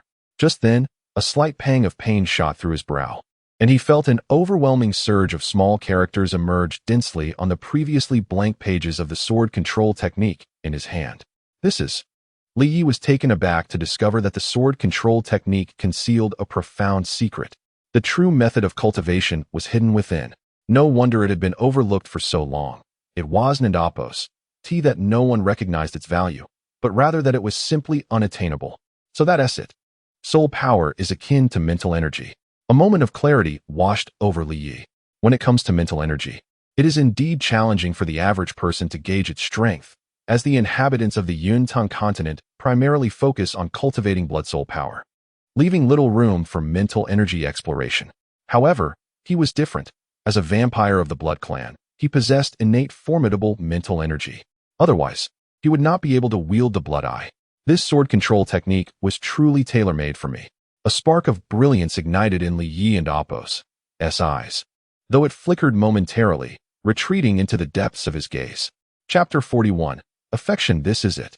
As an inner disciple ranked among the top 10, Li Yi is entitled to select a martial technique or movement skill from the martial arts pavilion. Although I could replicate all the techniques and skills within, leaving empty-handed would undoubtedly arouse suspicion. Contemplating this, he grasped the sword control technique. A glance at the entrance of the third floor of the pavilion revealed an overwhelming aura emanating from that direction. A profound secret lies within the third floor of the martial arts pavilion, where higher-level techniques or movement skills of the Xian rank are concealed. Unfortunately, within the entire clan, not even the elders are permitted entry to the third floor. Only the clan leader and the elder supreme possess such privilege. Since the disappearance of Li Kaiyan, the Li family has had only the elder supreme remaining who can access the third floor. Upon exiting the martial arts pavilion, Li Yi encountered the elderly man from earlier. Senior. His intuition told him that this elder was extraordinary, prompting Li Yi to adopt a respectful demeanor. Regardless of the circumstances, a person who can freely enter the martial arts pavilion must hold an exceptional status. What have you chosen? The elder nodded, his murky gaze giving Li Yi the unsettling sensation of being seen through. This one. Li Yi did not conceal his choice, presenting the sword control technique to the elder. Sword control technique. At that moment, a terrifying aura erupted from the elder, sending shivers down Li Yi's spine, though it vanished as quickly as it appeared. Indeed, a master concealed within the clan. Are you certain you wish to select this sword control technique? I am certain, Li Yi replied. This technique, though lacking a formal rank, allows for the ability to kill from 1,000 miles away or even to ride the sword itself. It is truly more formidable than Xian-level techniques. Moreover, as a member of the Blood Clan, my innate spiritual power is exceptionally suited for mastering this technique. Young one, I noticed your movement technique on the way up. It should be the Misty Steps. Although it appears somewhat crude and immature, achieving this at your level is no small feat. The sword control technique has been in our clan for centuries, and many young individuals have chosen it in hopes of taking a gamble. Yet history has shown their regret. Given your comprehension and talent in martial techniques, it would be wiser to select a high-level Huang rank technique. With the Misty Steps, you have ample opportunity for exploration. While in martial techniques, you should deliberate carefully. The elder's words filled Li Yi with deep respect. Since entering this family, apart from Li Hongyan and his father Li Yuanjia, everyone else had harbored animosity towards him. Yet this elder spoke earnestly, even offering advice tailored to his situation. Regardless of who this elder was, Li Yi could discern the sincerity in his words. Regrettably, Li Yi shook his head. Senior, I have a profound longing for the sword control technique. As for martial techniques, I have already trained in Frosty Fist and Gale Leg. Upon hearing this, the elder regarded Li Yi with surprise, but ultimately cautioned him. Even so, the sword control technique is exceedingly elusive. It is not something an ordinary person can master. Are you certain you've considered this thoroughly? Yes. The elder did not persist in his opposition, but merely shook his head slightly before turning away, no longer addressing Li Yi. Casting a final glance at the elder, Li Yi exited the martial arts pavilion. Upon stepping out, he observed the two elders who had previously obstructed him, their faces pale, with traces of blood at their lips, as though they had sustained considerable injuries. Upon seeing Li Yi, the two men's eyes glinted with cold resentment, yet they made no further move against him, merely casting him a disdainful glance before disregarding him entirely. What happened? Just then, Li Yi spotted Li Yuanjia approaching the martial arts pavilion and quietly inquired. "Those two old fools were reprimanded by your father right after you entered," came the reply. "I see." Li Yi smiled faintly and nodded. After a few interactions with Li Hongyan, he sensed that this uncle, though seemingly aloof, was fiercely protective, especially towards him. His nephew. However, Li Yi felt a deep curiosity towards his uncle. It was said that Li Hongyan had traveled extensively over the years, which explained why Li Yi had been neglected and cast out. Otherwise, he would not have been so. Among the clan, many were unfamiliar with the fourth elder, and no one knew the extent of his prowess. Now, witnessing the two elders, at least masters of the 8th level of Lingguo, being so thoroughly schooled by Li Hongyan, yet daring not to voice their anger, Li Yi began to understand. It seems my fourth uncle possesses considerable strength. He must at least be a master of martial arts. With this thought, Li Yi felt a slight sense of relief. In such a short time within the family, danger lurked everywhere. He understood, while that Li Hongyan's hostility towards him was not merely his own doing. Others were undoubtedly orchestrating things behind the scenes. Had it been solely Li Hongyan, he would have been cautious, lest he become utterly extinguished. Now, with the emergence of his fourth uncle, at least these people might think twice. A martial arts master, even within the clan, is a rare find. The entire Wuzhou city is rife with formidable figures. After bidding farewell to Li Yuanjia, Li Yi returned to his residence. With his ascent to the top 10 inner disciples, he was now granted a small courtyard within the clan. Indeed, the status of an inner disciple is markedly different. Although it was merely a modest courtyard, the distinction was evident. Outer disciples were crammed into rooms shared by 4 or 5 individuals, while the bottom 20 inner disciples enjoyed separate rooms, and the top 10 were afforded individual courtyards. The higher the rank, the larger the courtyard. Those in the top 3 even had servants and maidens attending to them. Li Yi felt no aversion to such hierarchical treatment. On the contrary, he believed it essential for a family or sect to thrive and endure. It must cultivate generations of strong individuals, and such a system evidently stimulates competitive spirit among the disciples. Though this courtyard was not expansive, it was a significant improvement over Li Yi and Appo's previous dilapidated dwelling in Wuzhou City. Before long, Li Yi returned to his former residence to find Aunt Yun, intending to invite her to move in with him. Unfortunately, Aunt Yun shook her head. "Child, I have grown accustomed to living here for so many years. I will not move to that place. As long as you visit me from time to time, I will be satisfied." After several unsuccessful attempts to persuade her, Li Yi ceased to insist. In truth, he felt torn.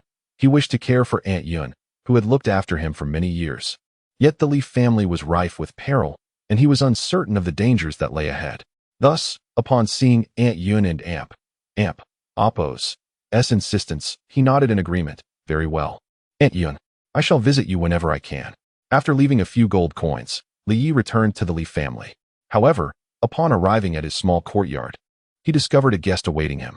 Pushing open the door, he was greeted by a graceful silhouette, seemingly lost in thought. Perhaps the sound of the door startled her, as she turned around, revealing a stunningly beautiful visage. Upon recognizing her, Li Yi was momentarily taken aback, then smiled, though a peculiar sensation stirred within him.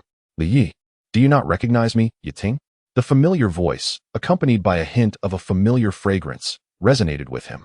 Yet, compared to her previous youthful innocence, she now carried a sweetness unique to a blossoming girl. Li Yiting, the clan's celebrated genius. 3 years ago, she was noticed by the Xintian sect and entered its ranks. Yet few knew that this celestial beauty, adored by countless young talents within the clan, maintained such a close relationship with the so-called waste. Are you not afraid of inciting resentment from those people by coming here? Although their bond stemmed from the merging of memories following the fusion of souls, seeing this girl felt as if they had known one another for years, akin to childhood companions. Upon hearing these words, Li Yiting smiled gently, akin to a blooming garden of flowers, leaving Li Yi momentarily entranced. Observing his state, Li Yiting playfully shot him a teasing glance and, with a light-hearted laugh, remarked, "What is there to fear? Those old fogies have taken advantage of your father and Appo's disappearance over the years to assert their dominance within the clan. Many have long disapproved of their behavior, but few dare to resist. They cannot impose their will upon me." A formidable confidence radiated from Li Yiting. It seemed that after joining the Xintian sect, this young lady had indeed gained considerable audacity. Although she spoke so, Li Yi could not help but acknowledge that Li Yiting's status had transformed significantly. Even the few powerful figures within the family would not dare to confront her, and indeed, they would need to placate her. After all, in the presence of the Shintian sect, the Li family was merely an inconsequential little clan. Brother Li Yi, I witnessed all the previous competitions, Li Yuting said, biting her rosy lip. After a moment of hesitation, she softly continued, I initially returned to present this to you, but it seems it is no longer needed. As she spoke, a fragrant pill materialized in her delicate, fair palm. What is this? A soul-gathering pill. For those who consume it, there is approximately a 70% chance of coalescing a blood soul within their body. With just a few brief words, Li Yi trembled slightly, his breath becoming labored. Though Li Yuting and Appo's explanation was simple, the depth of her feelings was not lost on him. Soul-gathering pill. These two words encapsulated so much. Such elixirs were exceedingly rare in the Yunting continent. Apart from a handful of alchemists, ordinary individuals seldom encountered such treasures. In fact, there was not a single alchemist in the entire Wuzhou city. Such individuals often held a status surpassing even that of innate king-tier warriors. Even for the Shintian sect, acquiring a single pill might be relatively easy, but for a disciple, the difficulty was undoubtedly akin to scaling the heavens. Yet, despite all of this, Li Yuting made no mention of the implications and simply wished to bestow it upon him, bestowing it upon one whom everyone regarded as a waste, deemed incapable of coalescing a blood soul. Thank you.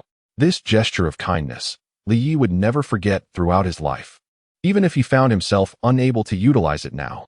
Chapter 42. The Genius Summit. Now that Li Yi has successfully condensed his blood soul, the invaluable soul-gathering pill presented by Li Yuting has become unnecessary. Brother Li Yi, you should keep this, she insisted. It's of no use to me anyway. Perhaps in the future, if you find yourself in need of funds, this could prove beneficial. The soul-gathering pill. Although it merely enhances the probability of condensing a blood soul, Li Yi understood its immense value. If it were to be auctioned, it could fetch tens of thousands of gold coins. It is crucial to note that not everyone in the Yunting continent can awaken a blood soul. Many ordinary individuals hail from ancestors who were not formidable martial artists, making it exceedingly difficult for their descendants to awaken a blood soul. Even among certain noble families, success is not guaranteed for all. The previous Li Yi is a prime example. Thus, this single pill could incite a frenzy among many. It was far too precious. Although tempted, Li Yi shook his head in refusal. However, Li Yuting pouted her lips in displeasure and remarked, Do you look down on me, Brother Li Yi? Her words elicited a wry smile from him, and he ultimately relented, accepting the gift. Regardless of the situation, it represented Li Yuting's heartfelt sentiment, and unless absolutely necessary, he would not sell it. Their conversation meandered through various topics, with Li Yuting incessantly inquiring about Li Ye's experiences over the past few years. Fortunately, after merging with the soul, Li Ye's memories had also fused, allowing him to respond without difficulty. Those scoundrels! How dare they treat my brother Li Yi in such a manner? Upon hearing about his hardships, Li Yuting's anger flared, her small fists clenched in indignation, prompting an amused chuckle from Li Yi. After all, she was still just a 15 or 16-year-old girl. Li Yi then inquired about Li Yuting's circumstances at the Shintian sect, but she brushed over it in a few vague sentences, arousing his concern. It was evident that she was not entirely content at the sect, a notion he sensed instinctively. Soon, Shaoqing made his appearance. Despite his seemingly rough exterior, Li Yi recognized that someone like Shaoqing was the ideal candidate for friendship. Compared to the seemingly genteel Li Xian, Shaoqing was far more genuine. Junior sister Li, time is of the essence. The sect has given us limited time. We should return promptly. Upon hearing Shaoqing's words, Li Yuting pouted again, visibly reluctant, yet she understood the gravity of the situation and clung to Li Yi, disregarding the traditional norms regarding gender interactions in the presence of an outsider. It was clear she had developed an attachment. Be good. I will visit you at the Shintian sect soon. Really, it's a promise. A liar is but a pup. Li Yuting excitedly extended her pinky, and Li Yi shook his head with a wry smile as they sealed their agreement. However, he failed to notice Shaoqing's furrowed brow, signaling his disapproval of their arrangement. In 2 days, Li Yuting and Shaoqing would depart. The following morning, as Li Yi awoke, he heard a knock at the door. Upon opening it, he was surprised to find Li Yuanjiao waiting. Li Yi, the Elder Council has summoned you. Li Yuanjiao's expression was tinged with excitement as he spoke. The Elder Council summons? Li Ye's heart stirred, and he deduced the reason, nodding in acknowledgement. Wait for me. I shall be there momentarily. After a brief freshening up, Li Yi accompanied Li Yuanjia to a grand hall within the clan. There, he noticed several individuals had already gathered. Among them, one stood at the forefront, exuding an air of arrogance. His eyes narrowed as if he were apart from the others. Liamo. In addition to Liamo, several of the most distinguished inner disciples were present, including the remarkably talented Li Yijian, Li Datu, and Li Yu. Li Yi. A cold snort laden with malice reached his ears. Following the sound, Li Ye's gaze fell upon Li Yu, who had been absent from the previous inner disciple battles. His expression was now twisted in rage, resembling a furious beast upon seeing Li Yi. Seeing him again startled Li Yi. He realized that he could not discern Li Yu and Appo's strength clearly. Evidently, being injured previously had propelled Li Yu to a higher level of power. Choosing to ignore him, Li Yu surveyed the hall, which now housed over 10 individuals, all among the top ranks of the inner disciples, their strength nearing the 6th level of spirit martial realm. Close to the martial master level. Though Li Yijian and his companions were slightly weaker, they were not significantly inferior. Soon, several high-ranking elders from the clan made their entrance before them. Among them was the third elder, Li Huangran, whom Li Yi was most familiar with, alongside a few other venerable figures. No one dared to underestimate them. Even martial masters like Li Yuanjia remained silent in their presence. Li Yi noticed Li Hongyan and Li Xuanji. The former exchanged a knowing glance with him, seemingly conveying something important. You all are here today because you understand the purpose behind this gathering. The speaker and Appo's authoritative tone commanded attention as he took his place at the head of the elders, radiating an aura of authority. Li Yi and Appo's expression stiffened. Although it was their first encounter, the memories associated with this individual filled him with animosity, which he carefully concealed. The Grand Elder has convened us for the annual Genius Summit in Wuzhou City, which is just 10 days away. An inner disciple immediately spoke up, his excitement palpable. Indeed, it is the annual Genius Summit. Upon hearing this, Li Yi comprehended immediately, for as a resident of Wuzhou City, none were oblivious to its significance. Li Yuanjia leaned in, whispering, every year, the 3 prominent families and a few smaller clans dispatch their talented disciples to compete. Last year, Liamo secured 3rd place, being hailed as one of the 4 great talents of Wuzhou City.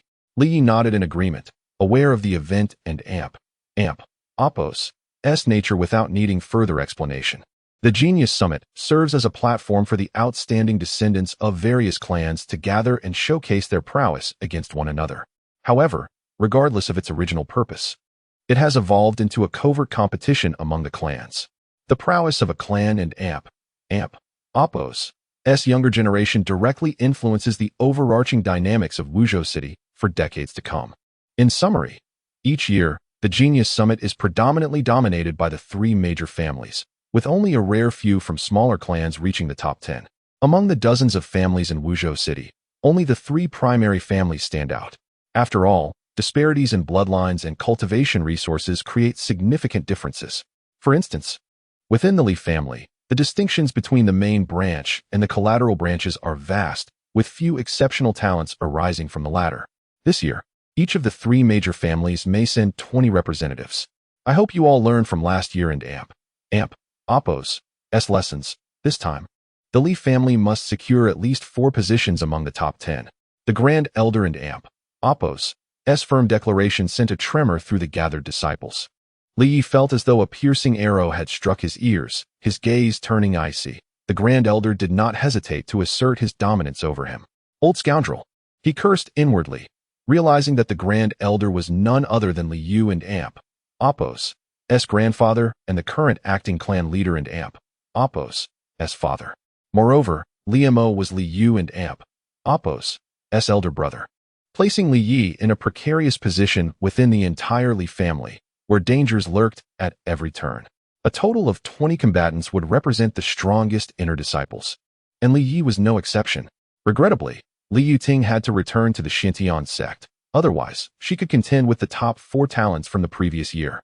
Someone remarked, and Li Mo's expression darkened, a cold snort escaping his lips. Humph. Li Yuting is merely a defeated opponent of mine.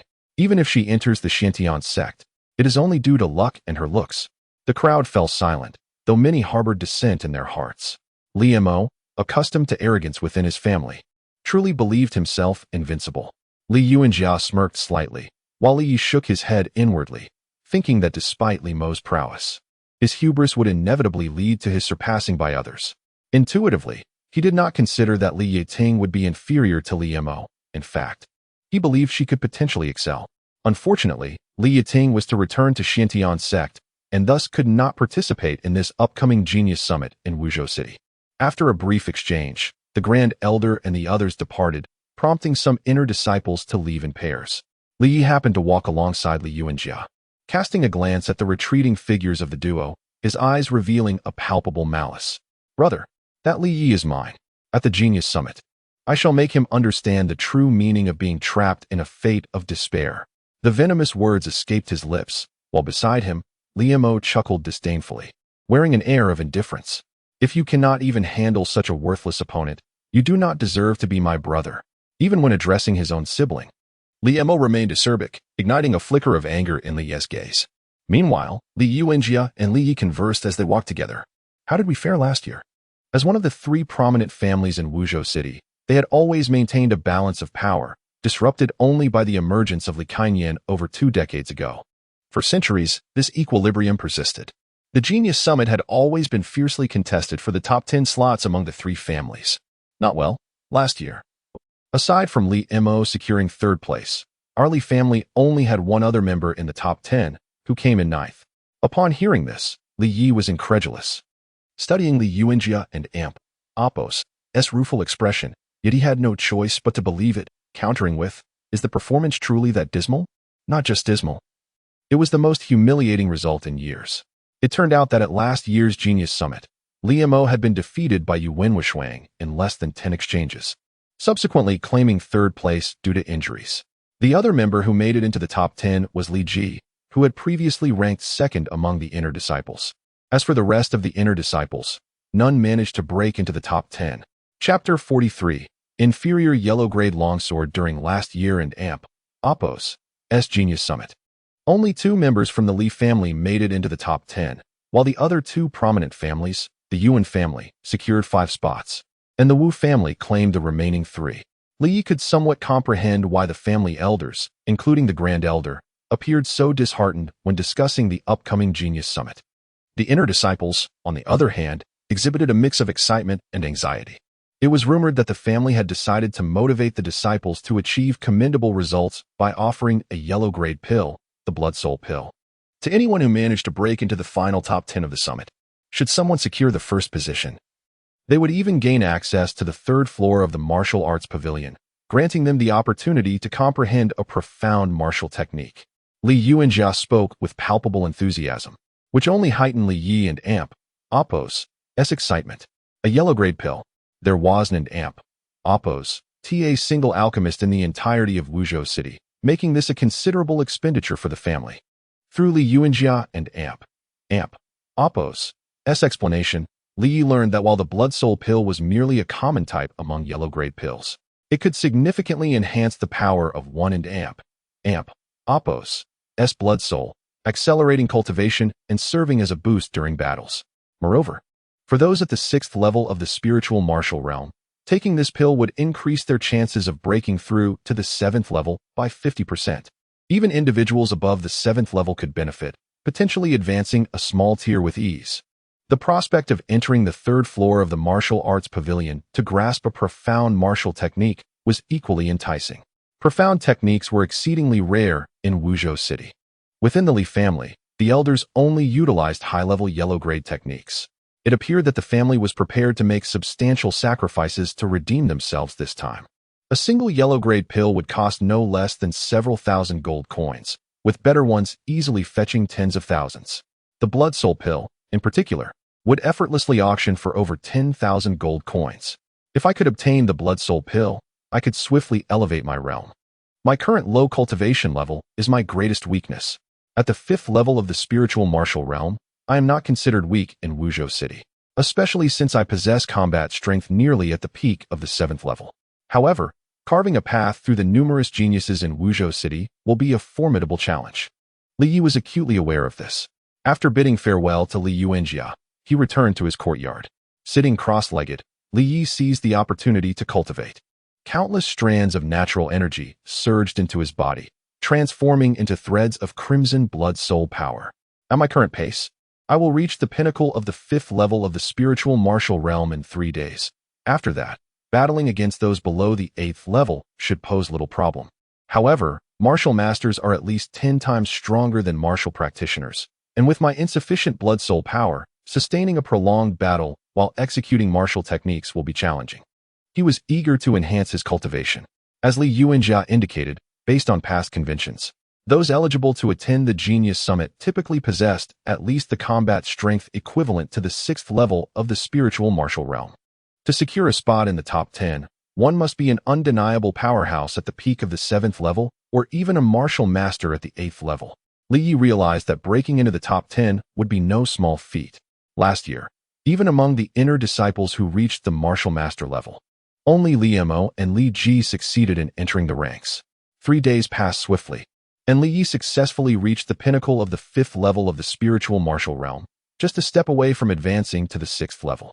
Achieving a breakthrough in a short time would be exceedingly difficult, let alone advancing to the 7th level to join the ranks of martial practitioners. Li Yi frowned. With his current strength, entering the top 30 at the Genius Summit would be a breeze, but surpassing that would pose a challenge. Unless he could break through to the 6th level, his chances of entering the top 10 would be slim, perhaps only 2 or 3 out of 10.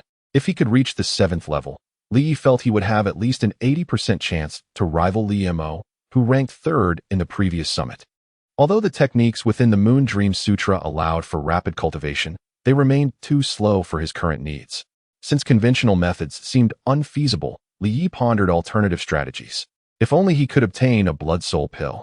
He was confident that within the next 7 days, he could break through to the 6th level. But a subsequent breakthrough seemed utterly implausible. The blood soul pill, however, was clearly the best option for a swift advancement to the 7th level. Unfortunately, no one in Wuzhou City could concoct this yellow-grade pill. Attempting to purchase it would be financially burdensome. Over 10,000 gold coins. He doubted even the family and Amp, Appos, as top genius. Li Mo could readily produce that sum. With this troubling thought, Li Yi felt a headache coming on. Let and Amp, Appos, see about the sword manipulation technique. Ever since discovering the technique in the martial arts pavilion, he had yet to find the time to practice it. Opening the tome, he felt a familiar sharp pain in his brow, as lines of small characters imprinted themselves into his consciousness. So it is. The sword manipulation technique requires formidable mental strength to control weapons and engage in combat.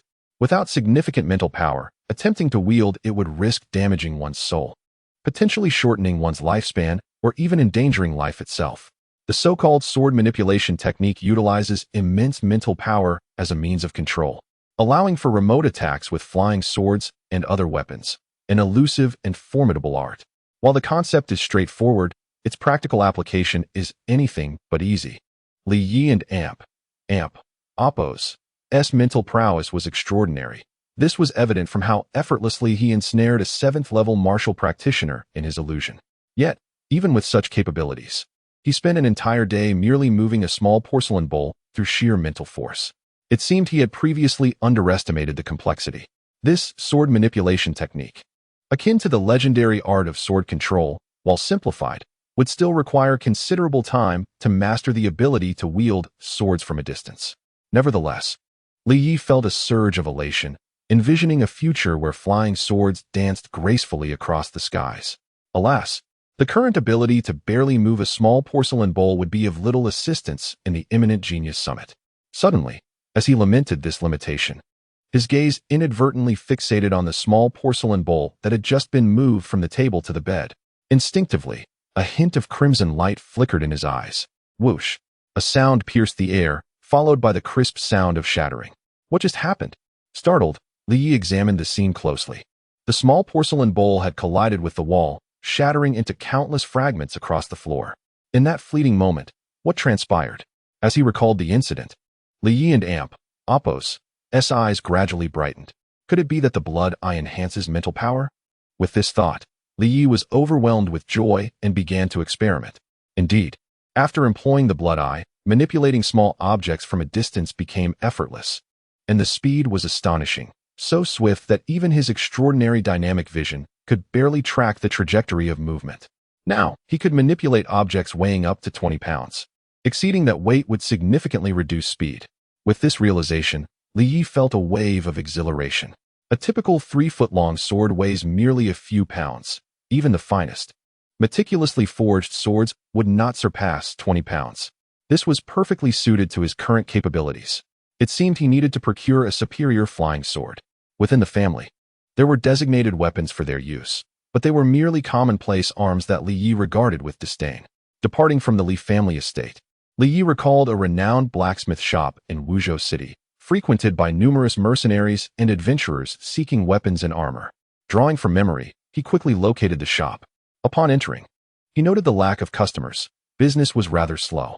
Scanning the walls, he beheld a plethora of weapons displayed prominently. The long sword, short dagger, iron spear, and short axe are all relatively common and practical weapons. This young master, do you have any preferences? Our blacksmith shop is undoubtedly the finest in Wuzhou City, and both quality and price will surely meet your satisfaction. An elderly man in the shop noticed Li Yi and Appo's entrance and immediately approached him. With a discerning eye honed by years in the trade, he could tell from Li Yi and Appo's attire that he was not a mere mercenary or adventurer. Thus, he swiftly changed his tone, suggesting that the weapons displayed outside were ordinary fare, unworthy of someone of the young master and Appo's stature. Instead, he beckoned Li Yi to explore the finer pieces crafted within their establishment. Nodding slightly, Li Yi indeed found the weapons outside unremarkable. Upon entering the shop, he was greeted by a significantly improved ambience. The weapons displayed on the walls were few, numbering only around 20 or 30. Among them, a longsword measuring just over 2 feet caught his eye. Young master, you have an excellent eye. This sword was personally forged by our master iron, utilizing refined steel and infused with a touch of dark carbon. This combination grants the blade the strength of typical refined steel without the excessive hardness that could lead to breakage. Moreover, it can channel a hint of the blood and soul power of a martial practitioner, rendering it exceedingly sharp. Upon noticing where Li Yi's gaze lingered, the elder began to expound enthusiastically. Personally forged by Master Iron, Li Yi was somewhat taken aback. The name of Master Iron was indeed renowned in Wuzhou City. Not only did he possess the cultivation of a martial arts master, but he had also dedicated his life to crafting weapons and armor. Indeed, this is the work of our esteemed Master Iron. It is worth noting that he is the only weaponsmith in all of Wuzhou City. This Qingfeng sword is one of his recent masterpieces, reaching the lower tier of the yellow grade. The mention of the lower tier of the yellow grade stirred Li Yi and Appo's interest. Just as alchemists are scarce in the Yunting continent, so too are weaponsmiths. Each one holds a position of great respect. He had heard that even the 3 prominent families treated Master Iron with considerable deference. As for weapons, they are categorized into various grades, the most basic being ordinary weapons, followed by fine pieces crafted from refined steel, and then the 4 tiers of earth, heaven, profound, and yellow, each divided into upper, middle, and lower ranks, akin to medicinal pills. An ordinary weapon could typically be purchased for 1 or 2 gold coins, while a fine piece would require several hundred coins. As for weapons surpassing fine quality, only a weaponsmith could forge them, as ordinary blacksmiths lack the skill for such craftsmanship. Chapter 44. The Eve of the Genius Summit, a sword of inferior yellow grade. Li inhaled sharply. Initially, his intention was merely to select a commendable long sword, but he never anticipated encountering one of such caliber. Shopkeeper, what is the price of this sword? Suppressing his astonishment and excitement, Li Yi maintained a facade of calmness, concealing his fervent gaze. 22,000 gold coins. 22,000. Upon hearing this, Li Yi shook his head inwardly, realizing that indeed, the prices of graded weapons are beyond the reach of ordinary individuals. In the Yunting continent, a mere 100 gold coins suffices for a family of 3 to live comfortably for a year. 10,000 gold coins are often unattainable for many smaller families. The price of 22,000 gold coins is such that, even within Wuzhou City, very few would be able to pay without a second thought. Noticing Li Yi and Appo's silence, the shopkeeper smiled slightly and remarked, "Of course, if you truly like it, I can lower the price a bit. 20,000 gold coins. 20,000 gold coins?" Li Yi managed a wry smile and shook his head. He could not even produce 2,000 gold coins, let alone 20. As one of the 3 prominent families in Wuzhou City, the Li family afforded its inner disciples a decent living. especially since he had recently ranked among the top 10 inner disciples, receiving a monthly stipend of 1,000 gold coins. However, the expenses for a martial cultivator are considerable, and having just ascended to the inner disciple ranks, he found himself short on funds. After calculating his available gold coins, Li Yi realized he had less than 1,000, which was merely a one-time reward from the family for his new status. It seemed that the Qing Feng sword was not destined for him. He turned his gaze away, seeking other options. In this modest shop, there were not just this single longsword. Several weapons adorned the walls. Among them, Li Yi and Appo's eyes brightened at the sight of a set of flying daggers. He approached it eagerly. Upon closer inspection, he discovered a set comprising 6 exquisitely crafted daggers, each emanating a chilling gleam. Instantly, Li Yi felt a surge of affection for them. Although he could not afford a flying sword, these daggers would wield greater power in combat when manipulated through sword control techniques. The shopkeeper, noticing Li Yi's interest in another section, was somewhat taken aback but continued his pitch without revealing his thoughts. "Young master, your discerning eye is indeed commendable. This set of flying daggers also comes from Master Tai. While not graded, they are of exceptional quality. They are forged with a century-old cold iron, ensuring their unparalleled sharpness. They can slice through ordinary weapons effortlessly." With that, the shopkeeper retrieved a regular weapon from the side and, wielding a flying dagger, effortlessly severed it in two. Remarkably sharp, Li Yi was genuinely impressed. In the Yunting continent, the distinction between ordinary and quality weapons primarily lies in the craftsmanship. Their fundamental qualities are not drastically different. Only graded weapons can achieve such remarkable sharpness. Although these flying daggers are not graded, their sharpness rivals that of inferior yellow-grade weapons. For someone like Li Yi, who seeks to utilize sword control techniques for combat, this sharpness is invaluable.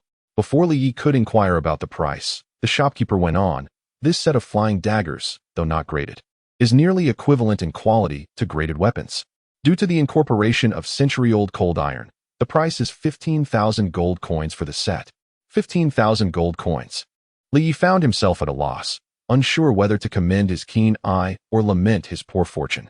He had been drawn to 2 expensive weapons, both beyond his means. Shaking his head, he reluctantly shifted his gaze away and scanned the shop, quickly realizing that finding an affordable weapon here would be a daunting task. The weapons available were all of exceptional quality. It seemed nearly impossible for him to make a purchase at his current financial standing. However, he held little regard for ordinary weapons, as both mundane and quality weapons fail to demonstrate the true potency of sword control techniques and may even hinder them. The shopkeeper, astute in his observations, quickly discerned that the young man before him was financially constrained. Typically, he would express disdain or even ridicule, but today felt different. For reasons unknown, he sensed something extraordinary about this young man. Although Li Yi wore simple attire, his demeanor exuded an air of distinction, reminiscent of a scion from a prestigious family. Of course, even the offspring of prominent families could seldom afford weapons of quality. Only the most exceptional among them could manage such expenditures. Ultimately, Li Yi settled on a standard quality long sword, forged from refined steel, which left him somewhat satisfied. After paying 300 gold coins, he returned to the Li family. It seemed he had underestimated the situation. No wonder martial cultivators appeared perpetually impoverished. Spending money was indeed effortless. Regrettably, as the 7th-ranked inner disciple, he would receive 1,000 gold coins monthly from his family, while all other expenses were his responsibility. Naturally, he could opt to venture out like mercenaries and adventurers, accepting tasks for income, but Li Yi immediately dismissed this notion. The tasks that could be easily accomplished alone typically offered meager rewards, while those with substantial compensation often required teams and could result in casualties, taking too long to complete. Entirely impractical for him before the Genius Summit. In the following days, Li Yi began to familiarize himself with sword control techniques using the long sword. Initially, he encountered difficulties, although he could manipulate objects from a distance. He struggled to meet his expectations. However, it wasn't long before he could deftly maneuver the sword in midair using his mental energy. Currently, his maximum control distance was 10 meters. Beyond this range, his mental energy consumption increased exponentially, and the precision of his control waned, diminishing its effectiveness. After several experiments, he realized that within 10 meters, he could exert the most considerable force with his sword. With a swift motion, a cold gleam flashed, and a sturdy granite block 8 meters away was pierced cleanly through. This level of power could be lethal to even a martial arts master if caught off guard. At the very least, it would inflict serious injury. Li Yi was quite satisfied with this outcome. Presently, his strength was not significantly inferior to that of a martial arts master, and coupled with the mental impact of his blood pupil technique and his sword control skills, he posed a formidable challenge to ordinary martial arts masters. However, he recognized that posing a threat to masters of the martial arts realm remained a challenge. He understood that the most talented individuals in Wuzhou City, exemplified by Li Mo, were undoubtedly on the cusp of entering the ranks of martial arts masters, truly formidable opponents. In a straightforward confrontation, his chances of victory against a 9th-tier spirit martial master would be less than 50%. Regrettably, had he possessed that set of flying daggers or the Qifeng sword, he would have had at least a 40 to 50% chance of defeating a martial arts master through sword control techniques.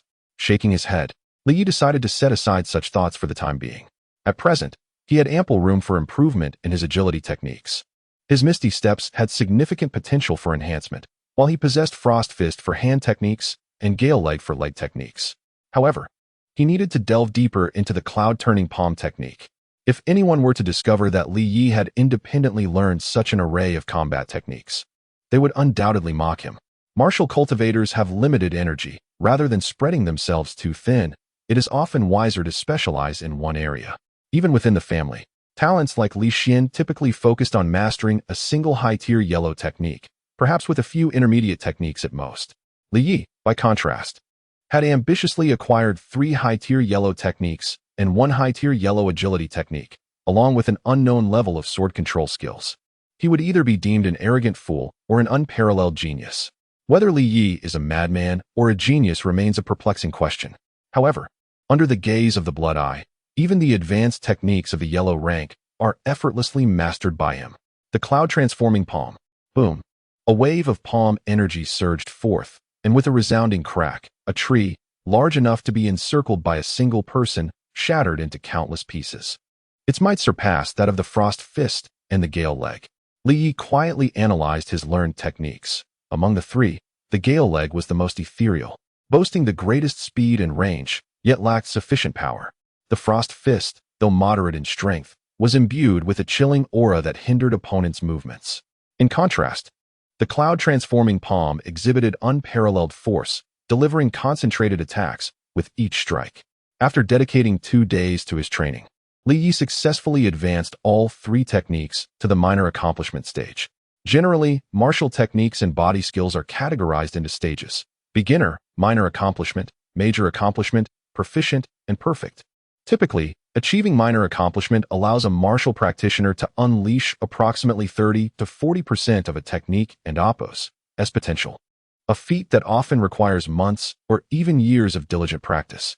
Li Yi and oppos' ability to reach this stage merely by glancing at the techniques is nothing short of prodigious. Regrettably, he remained unaware of the extraordinary nature of his talent, believing it to be a commonplace phenomenon. Swish, swish, swish. The air was filled with the sound of successive ruptures, as 7 or 8 shadowy figures flitted about the courtyard. The mysterious steps, despite being an incomplete technique of the earth rank, far surpassed the average advanced techniques of the yellow rank.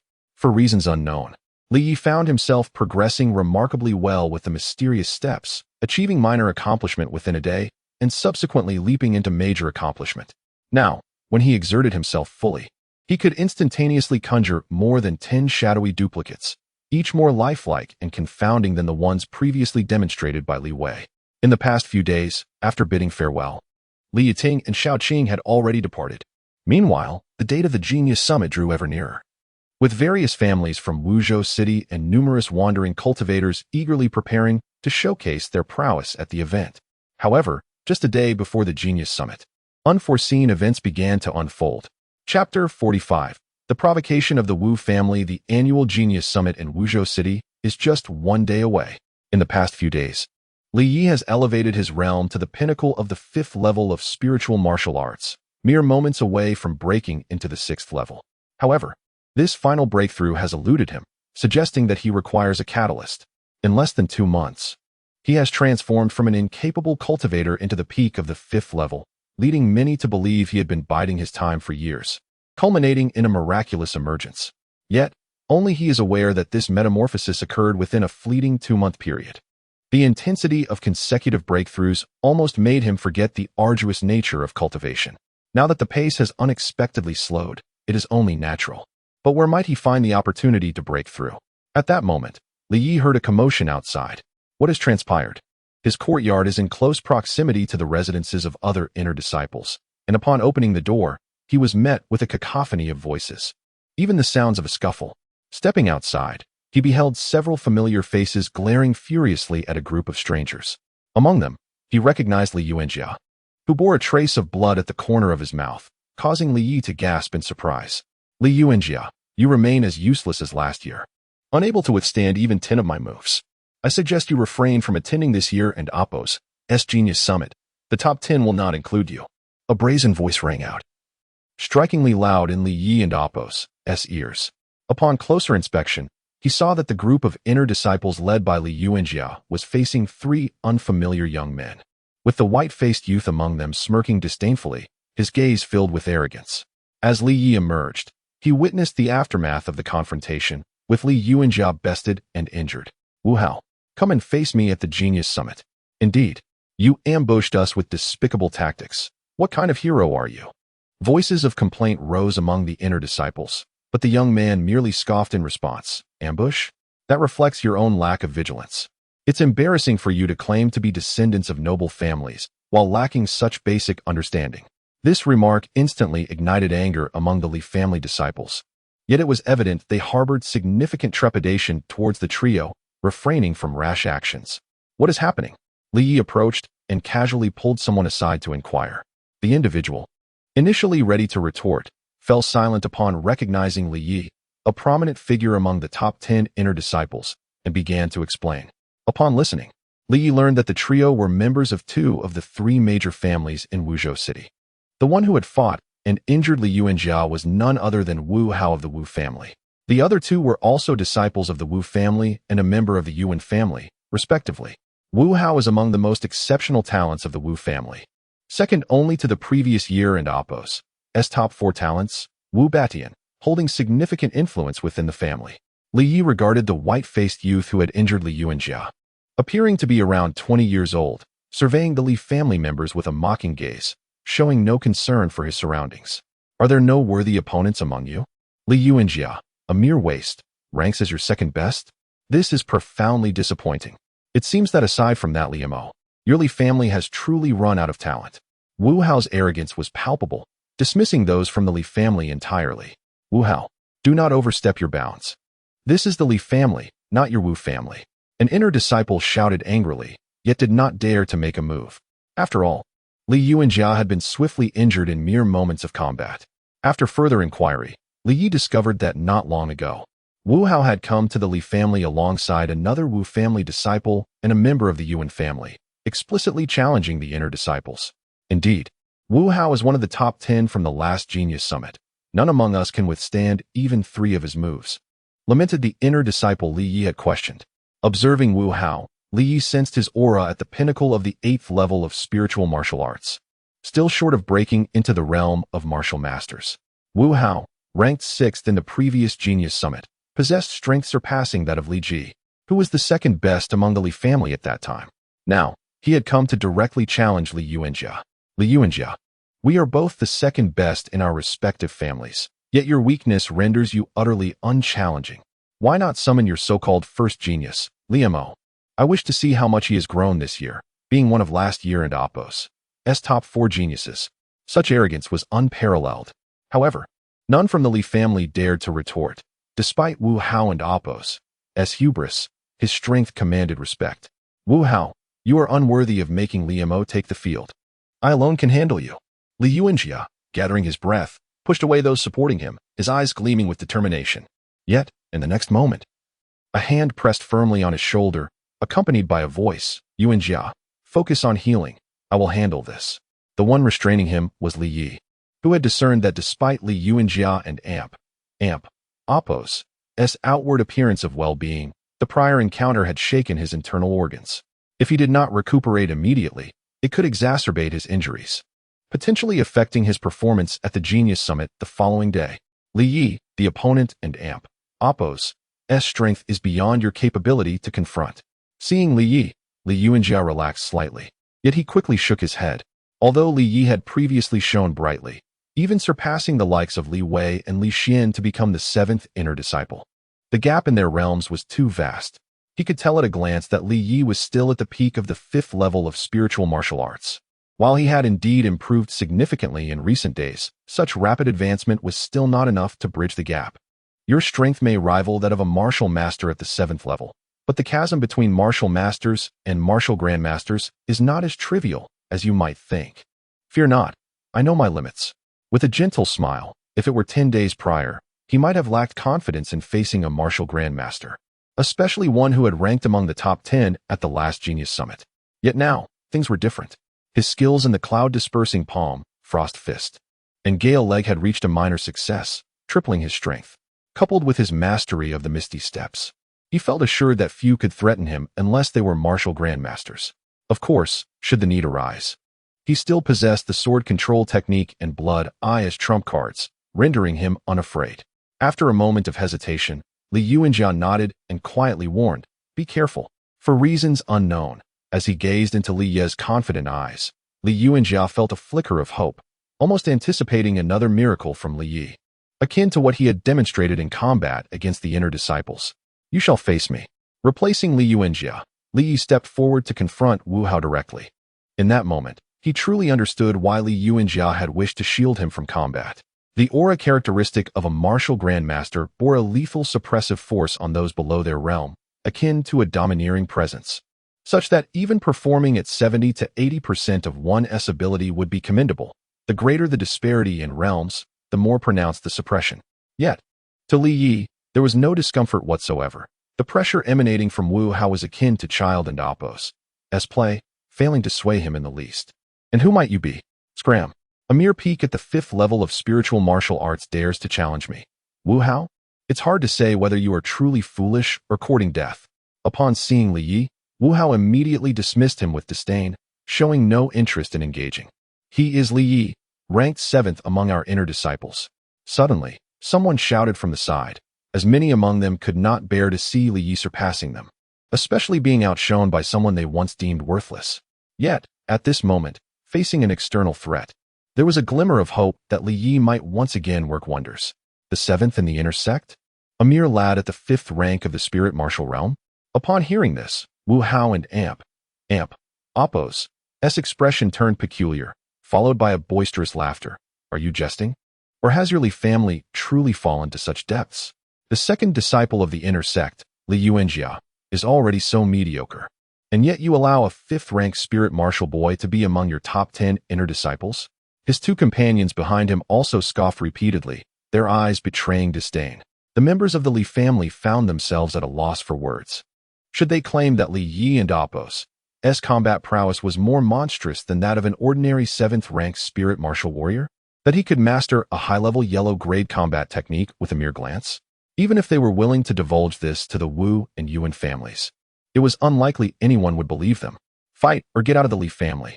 Li Yi furrowed his brow, yet internally he mused that for hundreds of years, the three great families of Wuzhou City had been embroiled in conflict, each vying for dominance while simultaneously restraining one another. Now it seemed the Wu and Yuan families had united their efforts against the Li family. If this were indeed the case, even if the Li family claimed to be the foremost among the three, they would undoubtedly face dire peril against the two.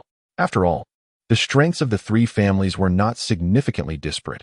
Should two families join forces against the last, it could very well shatter the balance that had endured in Wuzhou City for centuries. "What are you? Just a 5th-rank spirit martial trash, daring to speak to me in such a manner?" Wu Hao and Apos' expression turned icy, a palpable killing intent erupting from his being. "Trash? Indeed. You dare not even challenge a 5th-rank spirit martial individual. You members of the Wu family are truly pathetic." Li Yi and Apos' retort rendered Wu Hao and Apos' face unsteady, and with an enraged roar, he struck out with a palm. "You brat, are you seeking death?" The terrifying force of his palm, accompanied by a howling wind, surged forth violently.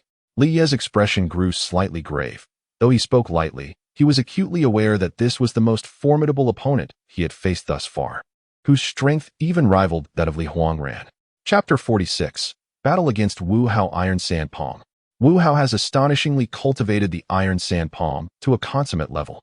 Many discerning individuals in the arena, particularly those familiar with Wu Hao, who ranked among the top 10 at the previous Genius Summit, paid special attention to him.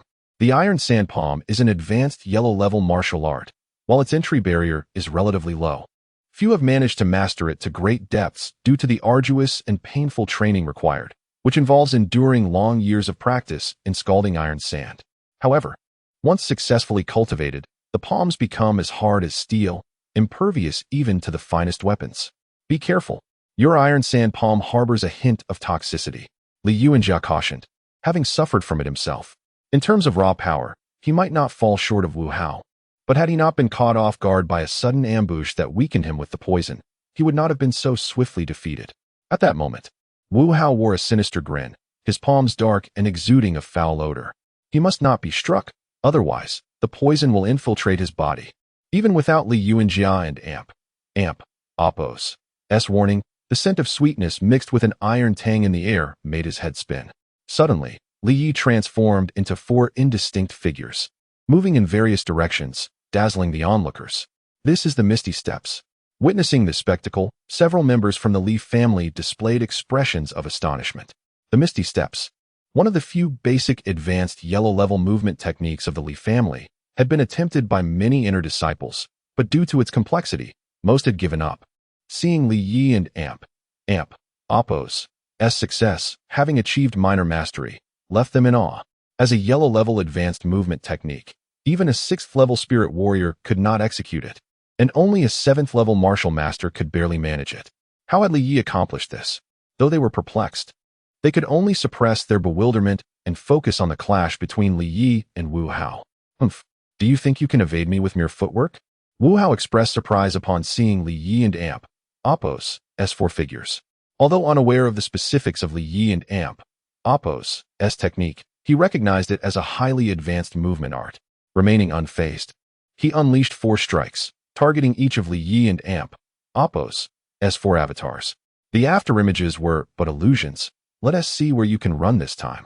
It must be noted that Wu Hao, ranked second among the many disciples of the Wu family and only second to Wu Batian, was no ordinary individual. With a single glance, he discerned the problem and promptly adapted, striking 4 times, ensuring that no matter which figure was real, it would fall under his control. However, he underestimated the Misty Steps, once a terrestrial-level technique, which could not be easily countered even in its incomplete form. Nevertheless, one of the afterimages was struck and dissipated into nothingness. Gale kick. Li Yi had awaited this moment. As one of the afterimages shattered, he sensed a shift in Wu Hao's focus, prompting him to strike with a flurry of kicks in perfect synchrony. Among the 3 techniques he commanded, Gale kick was the fastest, characterized by overwhelming speed and sheer volume. Bam! Even Wu Hao did not anticipate that a mere 5th-level spirit warrior could evade his attacks and counter with such ferocity. Seeking death, Wu Hao was indignant. He, a genius of the Wu family, was second only to Wu Batian. Few in the entirety of Wuzhou City could defeat him, and among his peers, only the 4 great talents dared to challenge him. Several footprints appeared on his chest, and he could not evade all the strikes. However, the severity of the blows was insufficient to wound him, yet his expression was one of palpable displeasure. How could I be struck by a 5th-level spirit warrior? Boom! The aura of a martial master erupted from him, causing many nearby, especially those below the 7th-level spirit warrior rank, to feel a wave of suffocation, forcing them to retreat. What a terrifying aura! Li Yi found himself at the forefront, bearing the brunt of it. You little brat. Prepare to die? Wu Hao's dark palm descended like the scythe of death, the nauseating scent overwhelming him, causing his head to reel. Frost fist. The icy chill diminished the potency of the toxic gust somewhat, yet the strike still surged forward like a raging torrent, difficult to obstruct. Cloud flipping palm. Li Yi and Appo's eyes sparkled with determination. Although Wu Hao and Appo's iron sand palm was formidable, after being mitigated by the frost fist, its power had decreased by at least 30%. A wave of energy erupted, crashing against Wu Hao and Appo's palm strike. Boom! The 2 clashed, and Li Yi staggered back, taking 10 steps before regaining his footing. In contrast, Wu Hao merely retreated half a step, the disparity evident. However, everyone present, including Wu Hao's companions, was left astonished. This boy is extraordinary, clearly a 5th-level spirit warrior. Yet he possesses strength comparable to that of a 7th-level spirit warrior. Moreover, he had just executed 3 martial techniques, all evidently at least mid to high yellow level. How could one individual master 4 techniques and a movement art? You little rascal, I must admit, I underestimated you. A 5th-level spirit warrior contending with me to this extent is commendable. Li Yi rolled his eyes, utterly uninterested in Wu Hao and Appo's flattery. Yet, he pondered, Wu Hao truly deserved his place among the top 10 talents of the Genius Summit. The martial master was several times more formidable than a martial instructor. Unless he deployed his ultimate techniques, the chances of victory were slim. But both the blood eye and sword control techniques were his trump cards, not to be used lightly. Suddenly, an idea struck him. He would use this encounter as a catalyst for his breakthrough. The two continued to engage, with Li Yi leveraging the advantage of the Misty Steps to maintain a stalemate. Yet, even so, it was hard to believe. This boy, it seems, as my father said, is destined to be the dark horse of this Genius Summit. Observing the once seemingly dominant Wu Hao now struggling to contend with Li Yi, Li Yuanjia felt a tinge of bitterness. He too was a genius. After all, reaching such heights at just 20 was no small feat, even becoming the second in the inner sect. However, compared to Li Yi, he realized his progress was akin to that of a snail. Just over 10 days ago, Li Yi was merely at the pinnacle of the 4th level, and this rapid ascension was unprecedented. Presently, Li Yi felt as if he were a solitary leaf adrift in a tempest, on the brink of destruction. Yet simultaneously, the tremendous pressure from Wu Hao seemed to awaken the dormant blood soul power within him, hinting at a breakthrough. Excellent. Indeed, only through battle can one swiftly enhance and surpass their limits. He had unwittingly turned Wu Hao into a whetstone, provoking his potential to break through to the 6th level of spirit warrior. As Wu Hao grew increasingly alarmed, he had begun with only 4 or 5/10 of his strength, but now he was exerting himself to the fullest, unable to genuinely threaten this peculiar youth before him. This boy is truly remarkable. I cannot seem to gain the upper hand. It is noteworthy that he had placed 6th in the previous Genius Summit, and only a handful of individuals in Wuzhou City could rival him at a similar age. Finally, Li Yi felt the once dormant blood soul power within him surge forth like a floodgate opened wide, flooding his entire being. Simultaneously, his aura intensified, skyrocketing to more than 3 times its previous strength. He has broken through to the 6th level of spirit warrior. A formidable aura, more potent than before, erupted from his being. This young man had audaciously utilized my hand to achieve his breakthrough. How infuriating! Wu Hao, a figure of distinction, immediately discerned the crux of the matter. It was precisely this realization that incited his uncontrollable wrath. Never had anyone dared to insult him in such a manner. Even the 4 great talents of Wu State would receive a modicum of respect from him. Yet now, he found himself belittled by a mere wretch, whose cultivation was but at the 7th level of the spiritual martial realm, used as a stepping stone. How could he not be enraged? Nevertheless, at this moment, after his breakthrough, Li Yi remained undaunted. Wu Hao, you initiated this. Now it is my turn. In an instant, Li Yi transformed into 6 distinct figures. How monstrous! His mastery of the mysterious steps had deepened even further. Were Li Wei present to witness this, he would surely be astounded. For Li Yi and Appo's proficiency in the mysterious steps had surpassed that of his senior, who had devoted years to his cultivation. Futile, even with your breakthrough, you shall not harm me. Wu Hao bellowed in fury, then unleashed a flurry of palms. A terrifying gale imbued with a noxious stench aimed to ensnare all 6 of Li Yi and Appo's apparitions. A tempestuous storm. Yet, Li Yi granted him no opportunity. As the 6 figures moved as if they were indeed 6 individuals, unleashing a barrage of leg strikes that shattered his iron sand palm in an instant. Bang! Wu Hao felt a searing pain in his nasal bones, and in the next moment, he was sent hurtling through the air. Wu Hao had been defeated. Witnessing this scene, the 2 companions who had accompanied Wu Hao exchanged incredulous glances. Meanwhile, the members of the Li family erupted in jubilant cheers. Regardless of whether they could see through Li Ye's true form, at this moment, their cheers were genuine and heartfelt. I will slay you. A roar akin to a wounded beast resonated as Wu Hao stabilized himself mid-air, his visage contorted with rage, unleashing a fierce cry that enveloped the onlookers in a wave of overwhelming force, causing the weaker among them to stifle a groan, a trickle of crimson gracing their lips. Li Yi had not anticipated that Wu Hao could still muster such strength after enduring his gale leg, yet he felt no fear. An icy aura radiated from him as he launched a powerful punch. Down with you. The terrifying chill swiftly cloaked Wu Hao in a layer of white frost, while Li Yi and Apos' fist struck mercilessly against his nose once more. Crack! The crowd distinctly heard the sound of his nasal bones fracturing. 2 successive blows to the nose. Unless forged from the toughest steel, nothing could withstand such punishment. Chapter 47. The Bloodline Legacy. A piercing scream escaped from Wu Hao's lips as he was sent crashing to the ground by a single, devastating punch. Blood erupting from his mouth. You, my friend, are truly astonishing. How did you manage that? Li Yuanjia expressed disbelief. After all, Wu Hao was no ordinary opponent. He was the second-ranked genius of the Wu family, having secured 6th place in the previous Genius Summit of Wuzhou City. Against such a formidable adversary, even with utmost caution, Li Yuanjia estimated his chances of victory to be less than 40%. Fortune smiled upon me. I did not anticipate this breakthrough at such a critical moment. Otherwise, I too would have been incapacitated, Li Yi humbly remarked. However, Li Yuanjia gazed deeply at him, refraining from further inquiries. Everyone harbors their own secrets, and he was no exception. Previously, during the internal disciples and Apos battle, Li Yi had exhibited a terrifying talent for battling above his rank, and now he had triumphed over a peak martial master at the 8th level of the spirit martial realm. This achievement was not only astonishing in Wuzhou City, but also echoed in neighboring towns. Meanwhile, Wu Hao had been helped back to his feet by his companions. Despite the blood streaming down his face, his eyes glinted with a feral intensity, glaring fiercely in their direction. You, what is your name? Wu Hao demanded, his tone dark and brooding, revealing that he had sustained some injury. Li Yi. Good. Li Yi. I, Wu Hao, will remember you. I hope you will not be absent from tomorrow and Apos' Genius Summit.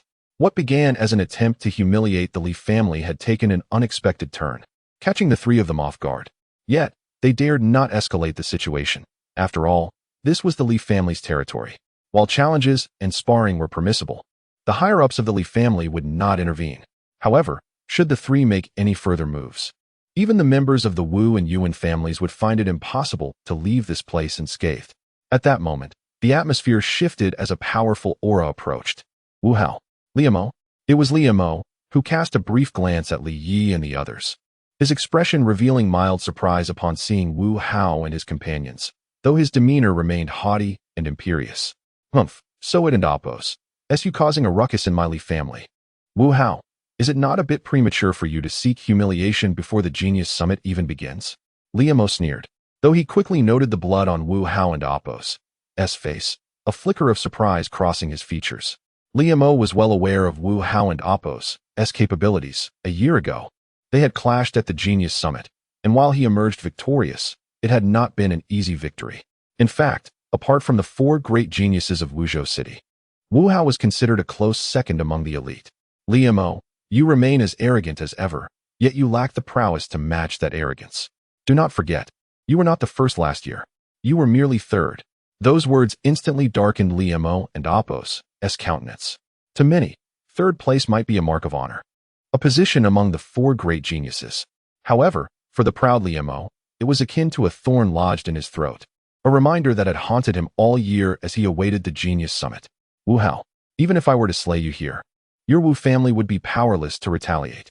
A terrifying killing intent radiated from him, causing Wu Hao and Apos' expression to shift.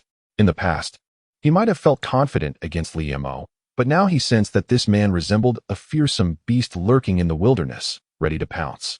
Liamo, one of the 4 great geniuses of Wuzhou City, is indeed formidable. Wu Hao scoffed, unafraid. After a moment of silence, Liamo did not attack, instead smirking coldly. Wu Hao, I'll spare your life for now, but at tomorrow and Apos' Genius Summit, pray that you do not cross paths with me. Otherwise, it will mark the end of your days. With that, Wu Hao beckoned to his 2 companions and turned to leave. Liamo made no move to stop them, his icy gaze sweeping over Li Yi and the others as if they were mere strangers. He scoffed, What a bunch of useless fools. You allowed 3 of them to humiliate you. Your family is wasting resources on you. His words ignited a fire of anger in many hearts. Yet, faced with the overwhelming presence of Liemo, they could only remain silent.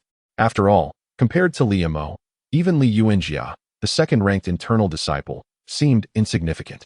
At the pinnacle of the spirit martial realm, Liemo stood as one of the strongest in Wuzhou City. Aside from a few rumored masters who had transcended to the innate realm, martial masters could walk with impunity in Wuzhou City.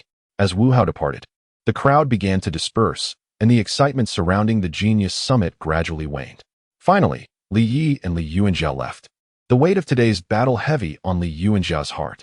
His ambition was to break into the top 10, or even the top 8, of the Genius Summit. Li Yi, I never anticipated your rapid growth and strength, even defeating Wu Hao. You are sure to astonish them at this Genius Summit. Due to the influence of Li Hongyan, the two had grown quite close. With others absent, Li Yuanjia spoke freely. It was merely luck. If it came to a genuine confrontation, Wu Hao would undoubtedly have the upper hand. Li Yi was reluctant to disclose too much about his capabilities. He had clearly observed that Wu Hao had held back during their encounter, and even in the face of Liemo, his composure suggested he possessed formidable hidden strengths. Certainly, Wu Hao had his secrets, but so did Li Yi. His sword control technique was nearing perfection. He was confident he could eliminate anyone below the martial master level in a single strike. Even against martial masters, the omnipresent nature of his sword control technique would compel them to tread cautiously. Additionally, there was the Blood Eye and Amp, Oppos, mental illusion, his greatest trump card. He had noted that even martial masters were significantly affected when under the gaze of his blood eyes. Upon returning to his humble abode, Li Yi found his thoughts drifting to the peculiar castle he had previously entered, the Bloodline inheritance space. Just as this thought crossed his mind, he was suddenly transported back to that strange realm. The sky was a deep black, the ground barren, and there stood the ancient castle atop the steep peaks of this desolate land. Having already experienced this once, he quickly made his way to the room of the Bloodline Marquis inheritance. As before, a man resembling a medieval noble awaited him, exuding elegance. Welcome, young Bloodline heir. How may I serve you? The man, identifying himself as the spirit of inheritance, smiled faintly at Li Yi. You mentioned the Bloodline inheritance earlier. What exactly is it? The Bloodline, as perceived by the common folk, is akin to vampires. Li Yi had only superficial knowledge of this race from films and other media. Now that he had become a part of the Bloodline, he was eager to learn more about this inheritance space, especially regarding his potential for growth. The origins of the Bloodline must be discussed first.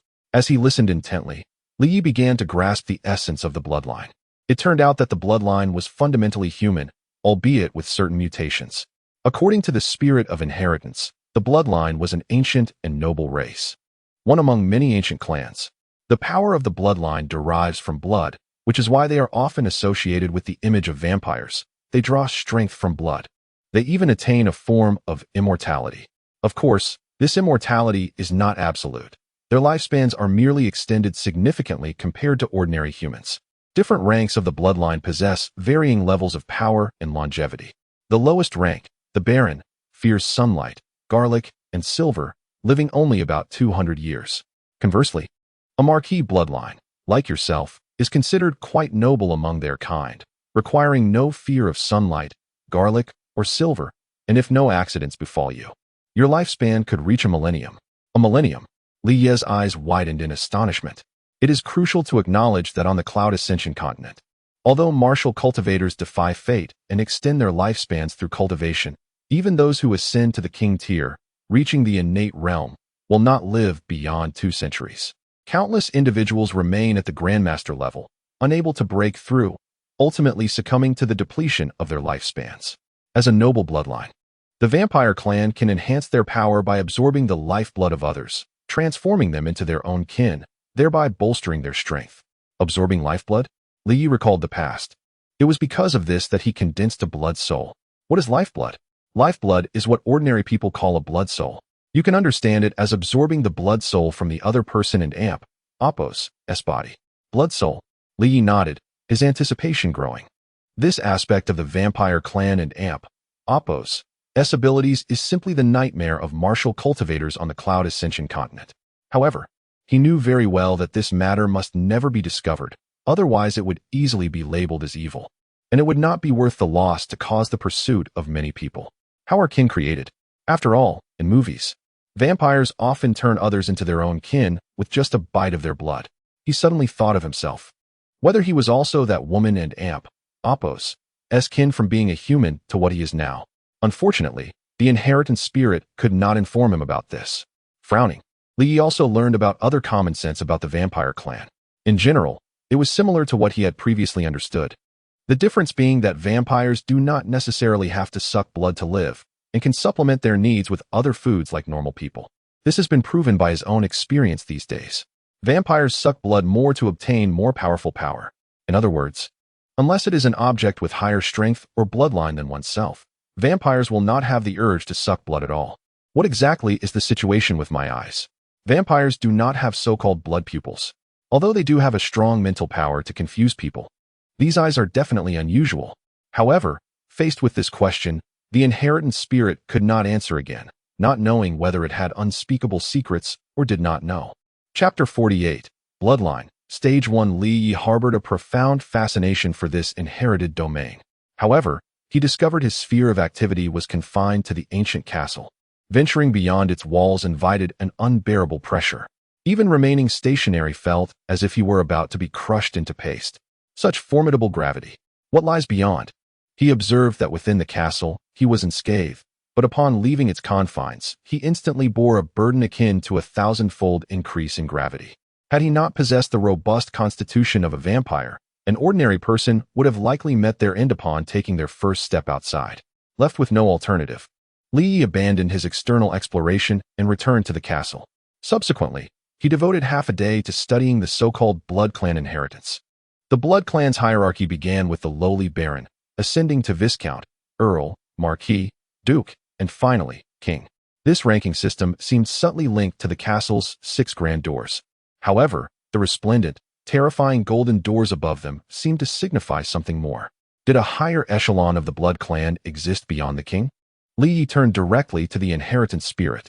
Yes, above the King, legend has it that in ancient times, the Blood Clan was initially comprised of 12 true ancestors, beings akin to deities, who reigned supreme over all Blood Clan members. However, this remains purely within the realm of legend. True ancestors? Lee nodded, surmising that the 6 grand doors above were exclusively accessible to the true ancestors. Now, Lee possessed a general understanding of his situation. The blood coursing through his veins belonged to a rather noble lineage within the Blood Clan. A Marquis-level bloodline was considered upper-middle tier within this ancient race. Its pedigree undoubtedly high.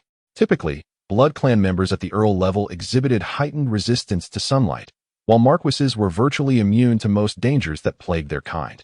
Master, you currently possess a Marquis-level bloodline, rendering you impervious to sunlight, garlic, silver, and enabling you to sustain vitality through ordinary sustenance. Lee had already validated this over the past few days. However, you are presently in the nascent stage of bloodline awakening, unable to harness the full potential of a Marquis-level lineage. The inheritance spirit's tone shifted abruptly. The nascent stage of bloodline awakening? What does that imply? Am I not yet a true Marquis-level Blood Clan member? Indeed, the blood within you has only recently been activated and awakened. Thus, strictly speaking, you are not yet a genuine member of the Blood Clan. Only upon fully stimulating the complete power of your bloodline will you truly be considered a Blood Clan member. Lee furrowed his brow. He had long discerned that while he was considerably more formidable than ordinary individuals, he was not as potent as the legend suggested. What is the true extent of a Blood Clan member's abilities? How powerful is a Marquis-level member? I cannot provide a comprehensive answer to that query. But at the very least, according to the strength divisions in your current world, an ordinary Baron can utterly decimate anyone below the innate King realm. A Viscount can hardly be resisted by the so-called innate King realm experts among humans. Earl-level Blood Clan members are nearly impossible to kill through conventional means. Only Earth-profound realm martial practitioners among humans could potentially contend with them. As for your current bloodline, once fully activated, you could casually obliterate hundreds upon hundreds of Earth-profound realm humans. Hiss. Lee gasped, realizing that the Blood Clan, as one of the ancient races descended from primordial times, coupled with the legends he had heard in his previous life, was an exceptionally formidable race. Yet, he had not anticipated their power to be of such magnitude. casually obliterate hundreds upon hundreds of Earth-profound realm experts? He knew that even within Wuzhou City, the Jiangnan Dao region, which governed hundreds of such cities, Earth-profound realm experts were as revered as deities. Only within those terrifying super sects could such powerhouses be found. Of course, only marquee-level Blood Clan members can possess their own kindred. This is an attribute that lower-ranking Blood Clan members cannot emulate. The inheritance spirit declared with an air of pride, as if it were a noble, high-ranking Blood Clan member itself. Kindred? Li Yi and Apos' heart stirred. He then inquired, what exactly constitutes a kindred? Kindred are humans transformed into servants by high-ranking Blood Clan members through their own essence blood. Those transformed into kindred also become members of the Blood Clan. Upon hearing this, Li Yi suddenly wondered if he was currently someone's kindred. How else could he have transformed from an ordinary person into what he was now? Are you saying that only high-ranking Blood Clan members can transform ordinary humans into kindred? Yes, at least marquee-level Blood Clan members possess this ability. Ordinary lower-ranking Blood Clan members are incapable of doing so. Li Yi was 80% certain that his transformation had been orchestrated by the alluring woman he had encountered that night. In that case, that woman must be a Blood Clan member of considerable rank? The thought of being someone's servant and that kindred could not defy their masters, who could obliterate them with a single thought, sent shivers down his spine. As kindred, everything is dedicated to one's master, including life itself. Of course, if the master dies, the kindred also perishes. Furthermore, even if the kindred and Apos' bloodline level increases in the future, it can only ever be one level below the master and Apos'. Unless the kindred forcefully breaks this restriction by devouring the master and Apos' blood, this would also reverse their roles. According to the inheritance spirit, the Blood Clan was an exceedingly ruthless race where even internal cannibalism was practiced to elevate one and Apos' own power, with lower-ranking Blood Clan members consuming the blood of their superiors to enhance themselves. So, if there were Blood Clan members with a lower bloodline level than mine, they could potentially devour me to improve themselves? Yes, theoretically, that is possible. However, high-ranking Blood Clan members inherently exert bloodline pressure over their inferiors. Lower-ranking Blood Clan members confronting their superiors, even if separated by only one level, are rendered incapable of resistance. The greater the bloodline disparity, the more pronounced this suppression becomes. Unless what? Unless it is like you, Master, a high-ranking Blood Clan member whose bloodline has only recently awakened and is not yet fully activated. If encountered by a powerful expert among the lower-ranking Blood Clan members whose bloodline development is highly advanced, there is a high probability that you would be devoured by them. Li Yi felt a chill run through his entire being. According to the inheritance spirit, he was currently like an infant. Despite possessing a high bloodline level, his awakening was too nascent to exert sufficient pressure on the experts among the lower-ranking Blood Clan members. Yet, the allure and desire for his blood could compel those experts to forcefully devour him. In that case, doesn't the entire Blood Clan constantly seek to devour one another? At this thought, Li Yi felt a churning in his stomach, coupled with a profound sense of dread for this race. Yes, that is why kindred exist. High-ranking Blood Clan members develop their own kindred, both as servants and as protectors. As a marquee-level Blood Clan member, can I transform some experts into my kindred to protect myself? If that were the case, I could simply transform some innate King Realm experts, and then the entire Wuzhou City would be at my mercy. Master, your bloodline awakening is insufficient. You need to awaken to at least the third stage to possess the ability to transform kindred, and the strength of those being transformed cannot exceed yours by too much, or the transformation will fail.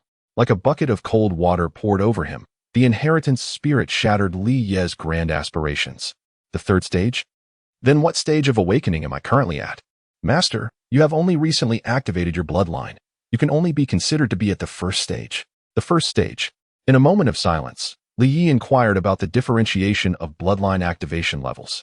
Once you, my master, transcend to the innate realm, the second stage of awakening will commence. Cursed. After all this time, it turns out he must cultivate to the innate level to awaken the second stage of his bloodline. Moreover, it seems this is not the final destination. There exists a third stage as well. How many stages must the bloodline awakening undergo to be deemed complete? According to your bloodline rank, my master, there are 4 stages. Should one possess a more advanced bloodline, the awakening requirements would be even more stringent. Upon exiting the inheritance space, Li Yi found his mind enriched with two combat techniques specifically designed for the bloodline. Shadow Assault is, astonishingly, a technique for stealthy assassination. In the darkness or shadowy areas, one can completely conceal their presence. Rather than merely a combat technique, it resembles a method of stealth. However, despite its remarkable efficacy, it bears significant limitations. In brightly lit areas or during the day, it is virtually useless. Bat transformation allows for a metamorphosis between human and bat forms. Much like in the films, where vampires suddenly transform into a swarm of bats, leaving no trace behind. Although true bloodlines may not possess such extreme abilities, they can indeed switch between human and bat forms, albeit only in nocturnal or dark environments, imposing substantial restrictions. While Li Yi acquired these two combat techniques, he found himself less than satisfied. Such techniques, with their stringent limitations, do not significantly enhance his current capabilities. Conversely, the innate ability of the bloodline to recover from injuries by consuming the blood of others sparked his interest. Furthermore, during the night, the cultivation speed of a bloodline would exceed that of daytime by more than tenfold. At last, Li Yi understood why his perception of the world and Oppos's vital energy intensified at night, and why his cultivation progressed at such an accelerated pace. To put it simply, bloodlines are inherently designed for the night. They reign supreme in the darkness. As he closed his eyes, he realized that the day had waned outside. Li Yi discovered that his senses had heightened considerably, and his affinity for the world and Oppos's vital energy had surged several-fold. In a swift motion, he vanished from the room, seamlessly merging with the shadows. In the next moment, he reappeared at the door. Chapter 49. The Four Talents of Wuzhou City. Shadow Assault. If utilized effectively, the Shadow Assault can yield tremendous results in certain situations. After assessing its effects, Li Yi felt a profound sense of satisfaction. Unfortunately, the transformation into a demon bat demands a significant expenditure of energy. Unless it is a critical moment, Li Yi would refrain from employing it. Currently, I can maintain the Shadow Assault for approximately 15 minutes, yet the demon bat transformation nearly depletes all of my strength. After several attempts, Li Yi grew increasingly adept at the Shadow Assault, finding that it did not require the painstaking refinement akin to the martial techniques of the Cloud Ascension continent. In contrast, the demon bat transformation drained nearly 40% of his energy after a single manifestation, and reversion to human form consumed a comparable amount, making him hesitant to attempt it recklessly. Were it night, I would possess at least a 70% chance of defeating a martial arts master. This is contingent upon Li Yi not employing his sword control technique and blood eye. Otherwise, even a martial arts master might fall victim to his power in the darkness. In the shadows, when combined with Shadow Assault, blood eye, and sword control technique, it is conceivable that even a martial arts grandmaster could meet their demise at my hands. Even a martial arts master cannot be perpetually vigilant against their surroundings. Li Yi's Shadow Assault is undoubtedly the prime choice for assassination. Suddenly appearing before an opponent to strike at their soul with blood eye, followed by an unexpected attack with sword control, would spell doom for even a martial arts grandmaster. Alas, the talent summit is only held during the day. Otherwise, I would certainly confront the four talents of Wuzhou City. Of course, such thoughts remain confined to my mind. Even if I could, I would never reveal these abilities before so many spectators. Particularly, the combination of sword control and Shadow Assault is a potent secret weapon. The following morning, Li Yi sat up in bed, hearing a series of cracking sounds emanating from his body. At the late stage of the 6th rank of Spirit Marshal, he was on the cusp of reaching the pinnacle of this level. An entire night of cultivation equated to nearly tenfold the results of daytime practice. Even Li Yi was astonished. The effects were extraordinary when combined with the unnamed cultivation method from the Moon Dream Heart Sutra. Typically, it takes individuals several months, if not years, to advance from the early to late stages of the 6th rank of Spirit Marshal, yet I accomplished this in a single night. While I may not have broken into the 7th rank, I am confident that at this year's Talent Summit in Wuzhou City, I will easily secure a place in the top 10. As for competing with the 4 great talents, I remain uncertain. In combat against a martial arts master at the 8th rank of Spirit Marshal, without utilizing blood eye and sword control, my chances should be roughly 50-50. If I employ sword control, I am confident of severely injuring my opponent with at least 70 to 80% certainty. This is a form of confidence. Although my realm may not be particularly high, My combat prowess far surpasses my level. The Talent Summit is the grandest festival in Wuzhou City, where everyone wishes to witness the clash of the great talents. It is also jointly organized by the three prominent families.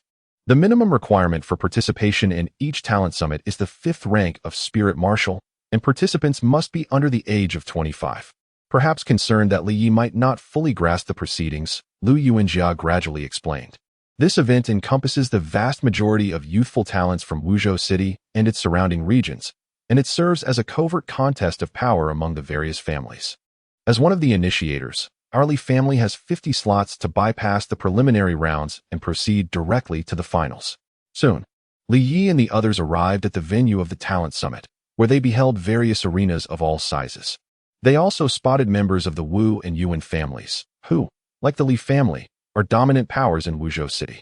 Look, ISN and AMP, Oppos, T that Wu Hao from the Wu family. Last year, he placed in the top 10. His strength is simply terrifying. Instantly, exclamations erupted from the crowd. Li Yi gazed over to see Wu Hao, the one who had come to provoke the Li family, his expression dark and foreboding. Among the Yuan family, several young men in their 20s caught Li Yi and AMP, Oppos' attention. Their presence radiated a formidable aura, clearly indicating that they had reached the 8th rank of Spirit Marshal.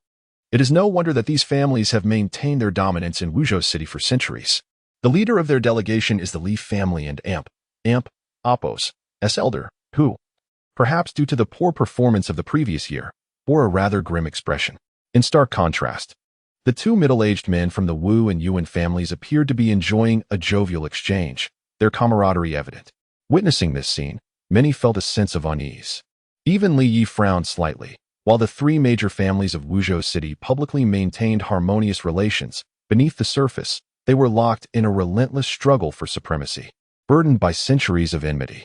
Gently nudging Li Yuanjia beside him, he gestured towards the two families and whispered, "The Wu and Yuan families seem rather close. Don and Amp, Oppos, they?" Li Yuanjia observed as well, a look of concern crossing his face. He nodded, puzzled. While the relationship between the Yuan and Wu families might be somewhat better than with the Li family, it had not reached this level. Let us observe the situation further. In truth, Li Yi understood that the three major families had historically maintained a balance of power, with none able to overpower the others.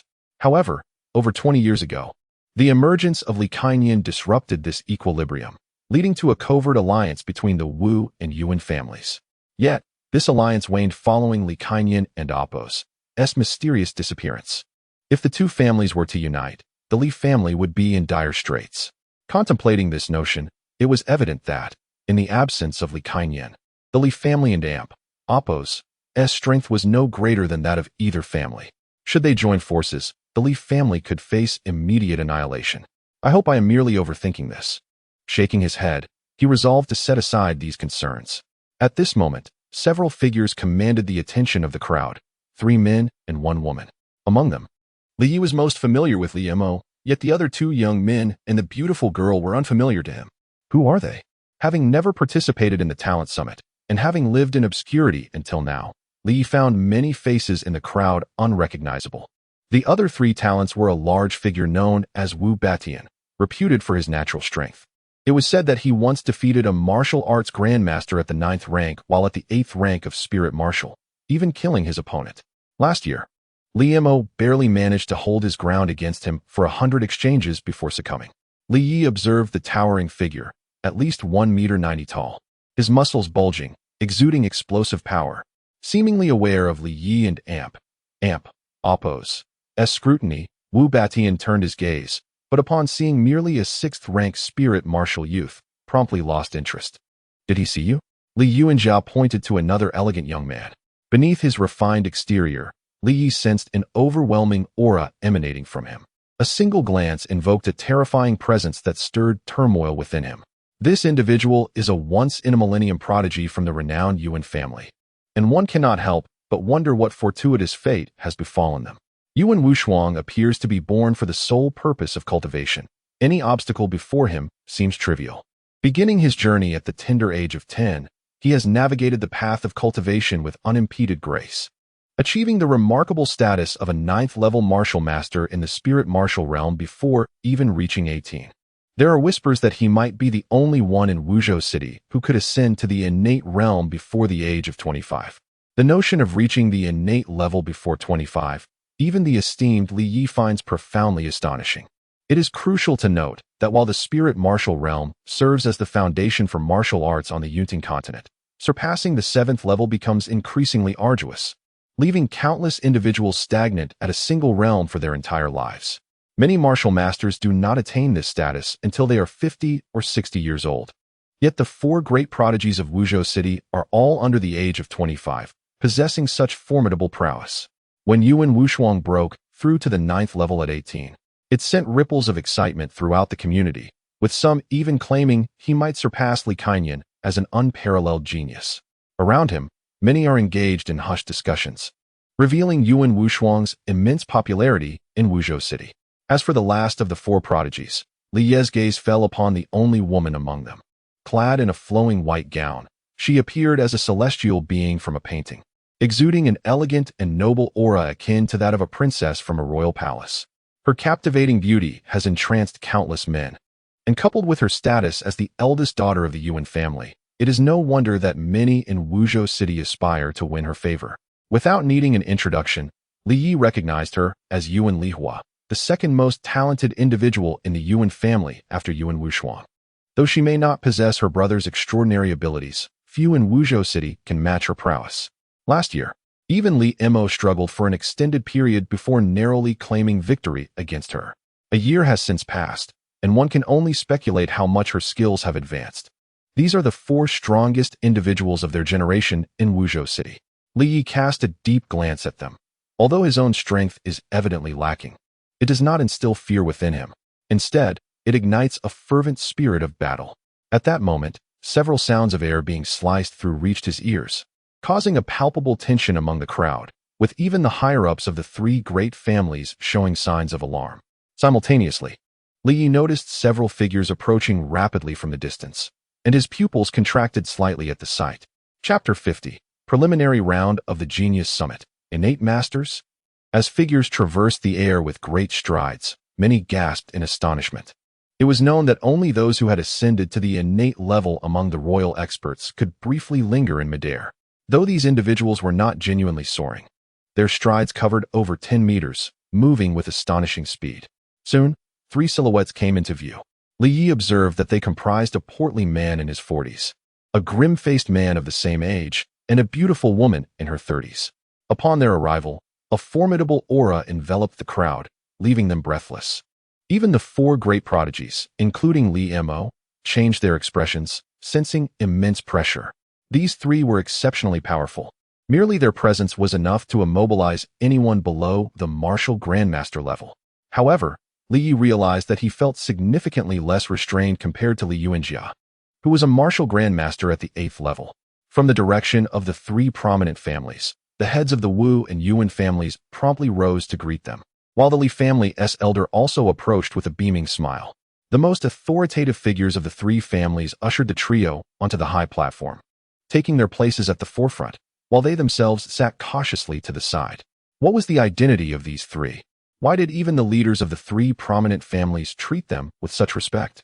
Many speculated, including Li Yi, yet upon recalling the terrifying aura they exuded, he felt a sense of understanding. Although the trio had not showcased much strength, no one dared to underestimate them.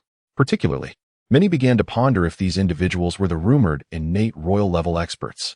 At this moment, atop the high platform, the head of the Wu family, with a mix of smile and reverence, inquired of the 3 whether their visit was related to a certain matter.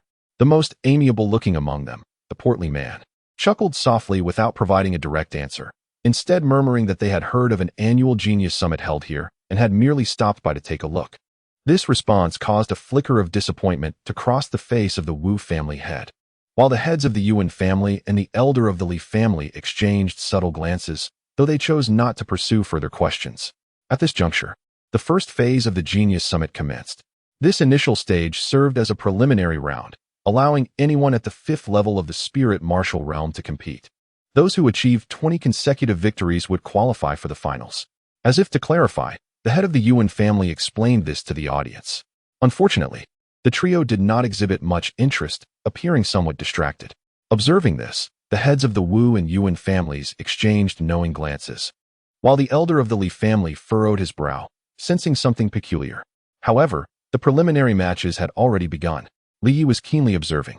Despite being one of the initiators, the three prominent families had 50 slots, yet not all could directly enter the finals. Only those above the 7th level of the spirit martial realm held such privilege. Thus, Li Yi needed to triumph in the preliminary round, which meant he had to secure 20 consecutive victories to truly advance to the finals. This competition format was rather just, filtering out weaker competitors and ensuring that only the truly formidable individuals within Wu State City remained. Contestants would either need to directly reach the 7th level of the spirit martial realm or carve a bloody path through the preliminaries. The system of the Genius Summit indeed provided many with an opportunity. Otherwise, individuals under 25 who had achieved the 7th level would have been monopolized by the three prominent families, rendering the summit meaningless. As Li Yi was only at the 6th level of the spirit martial realm, he too was required to secure 20 consecutive victories in the preliminary rounds. In his first match, he faced a youth at the 4th level, who was swiftly sent flying from the ring with a single strike, posing no threat whatsoever.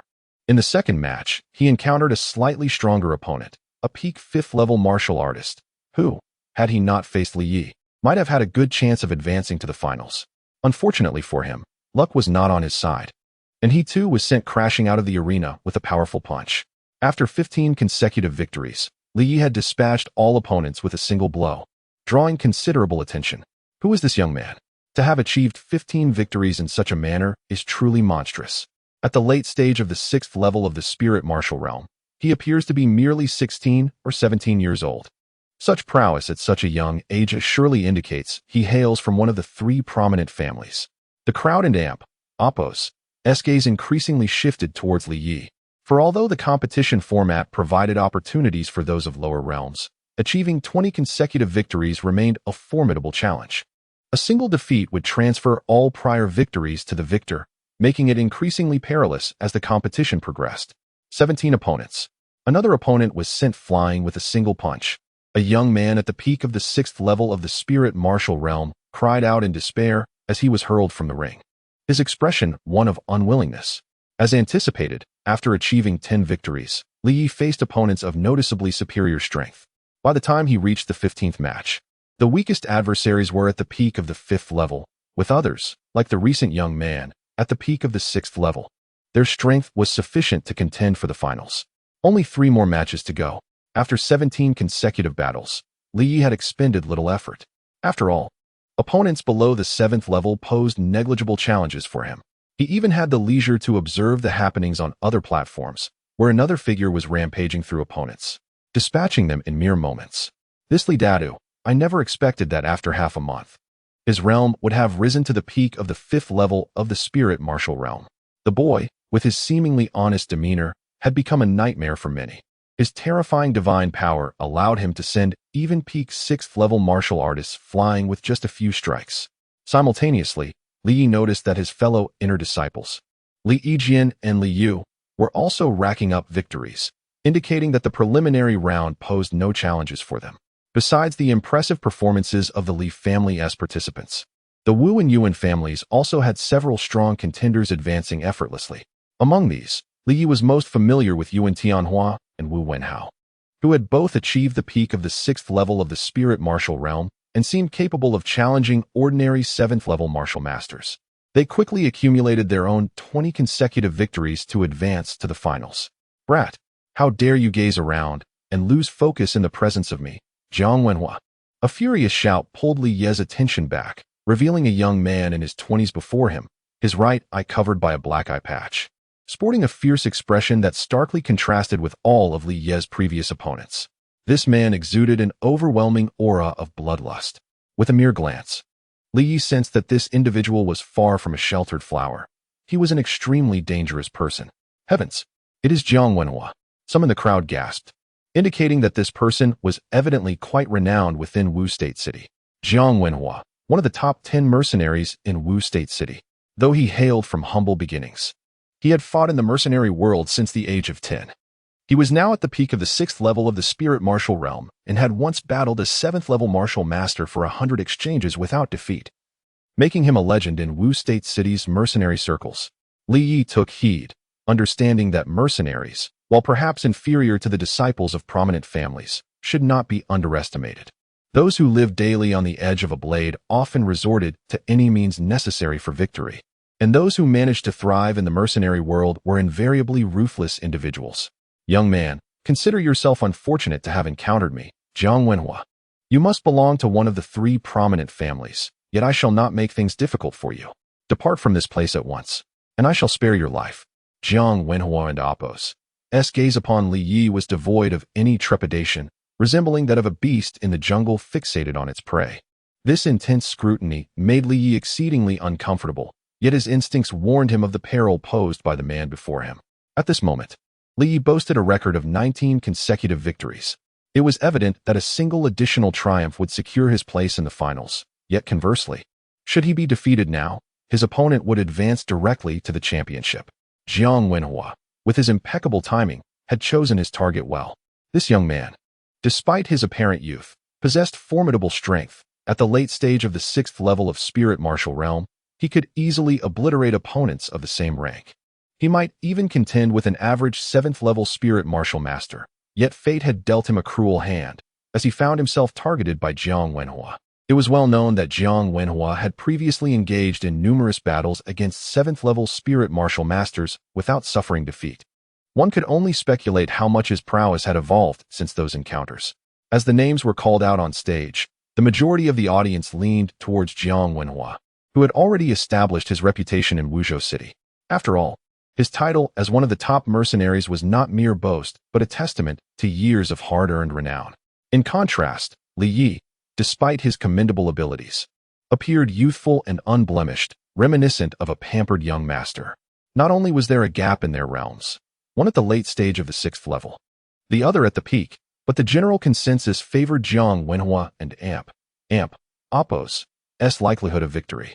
At this juncture, upon hearing his name announced, Jiang Wenhua noticed that the young lad remained unfazed, a flicker of annoyance crossing his eyes, his demeanor turning icy. You ungrateful wretch, he thought. I initially intended to refrain from violence, believing you to be of noble lineage, yet your lack of awareness prompts me to incapacitate you and cast you aside. Jiang Wenhua was not merely a brute. Although he was a celebrated legend in Wuzhou City and Apos' mercenary circles, he understood the formidable nature of the three prominent families and aimed for a swift victory. Regrettably, he had committed a grave error. Chapter 51. Into the finals, many gazes converged upon this moment. One side was the dark horse with an astonishing streak of 19 consecutive victories. Never before had such youthful talent surged forth so powerfully in the preliminary rounds of the Genius Summit. The other side was the renowned super mercenary from Wuzhou City. The rise of Jiang Wenhua was nothing short of a miracle, especially considering that he had claimed the lives of no fewer than several hundred opponents, many of whom were once formidable figures in their own right. A blood-red broadsword manifested in Jiang Wenhua's hand, and upon the sight of his weapon, many spectators felt a slight tightening in their expressions, tinged with a hint of trepidation. The blood wave 8 blades. In an instant, Jiang Wenhua unleashed a flurry of 8 strikes, the terrifying blade aura rending the solid arena beneath his feet asunder. This technique, blood wave 8 blades, was the very skill that had brought him fame. It was rumored that he had discovered it years ago in a fortuitous encounter within a cave, a high-tier yellow-grade sword technique that had since cemented his illustrious reputation. The high-tier yellow-grade combat skills were indeed a rarity.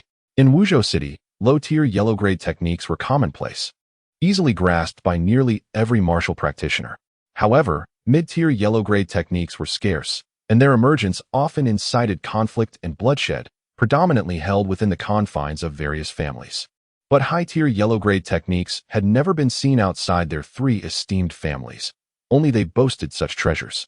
Yet, here was Jiang Wenhua, not of the 3 families, wielding a high-tier yellow-grade skill, which undoubtedly contributed to his status as one of the top 10 mercenaries. As the 8 indistinct waves of energy sliced through the air, they effectively sealed off nearly all escape routes. Li Yi had no choice but to confront them head-on, unless he leaped into the air to evade. Yet, it was common knowledge that unless one was a king-level expert of innate prowess, even a martial arts master could not maintain suspension in midair without a foothold. One would become a mere target. Such speed! A voice exclaimed in astonishment as the crowd witnessed the seemingly doomed youth on the arena vanish in an instant. Keen observers noted that Li Yi had swiftly vacated his position just before the blade shadows descended, his feet dancing nimbly to evade the area engulfed by the deadly strikes. Indeed, that overwhelming blow cleaved only air, leaving a deep fissure on the arena floor. Li Yi's astonishing speed took Jiang Wenhua by surprise, dispelling his earlier contempt and prompting a newfound caution. Meanwhile, Li Yi, having narrowly escaped the attack, felt a lingering unease, if not for his superior speed. That blow could have posed a grave threat. Kid, I underestimated you. Jiang Wenhua and Apos' expression grew serious. Previously, he had witnessed Li Yi dispatch several opponents with singular punches, leading many to overlook the young man and Apos' remarkable velocity. The recent strike was one that few at the 6th level of the spirit martial realm could have evaded. And this boy and Apos' swiftness was on par with that of a 7th level martial artist. It seemed that without employing his most potent techniques, securing victory today would prove challenging. Jiang Wenhua's demeanor darkened. As a legendary figure among Wuzhou's mercenaries, he was certainly not limited to such capabilities.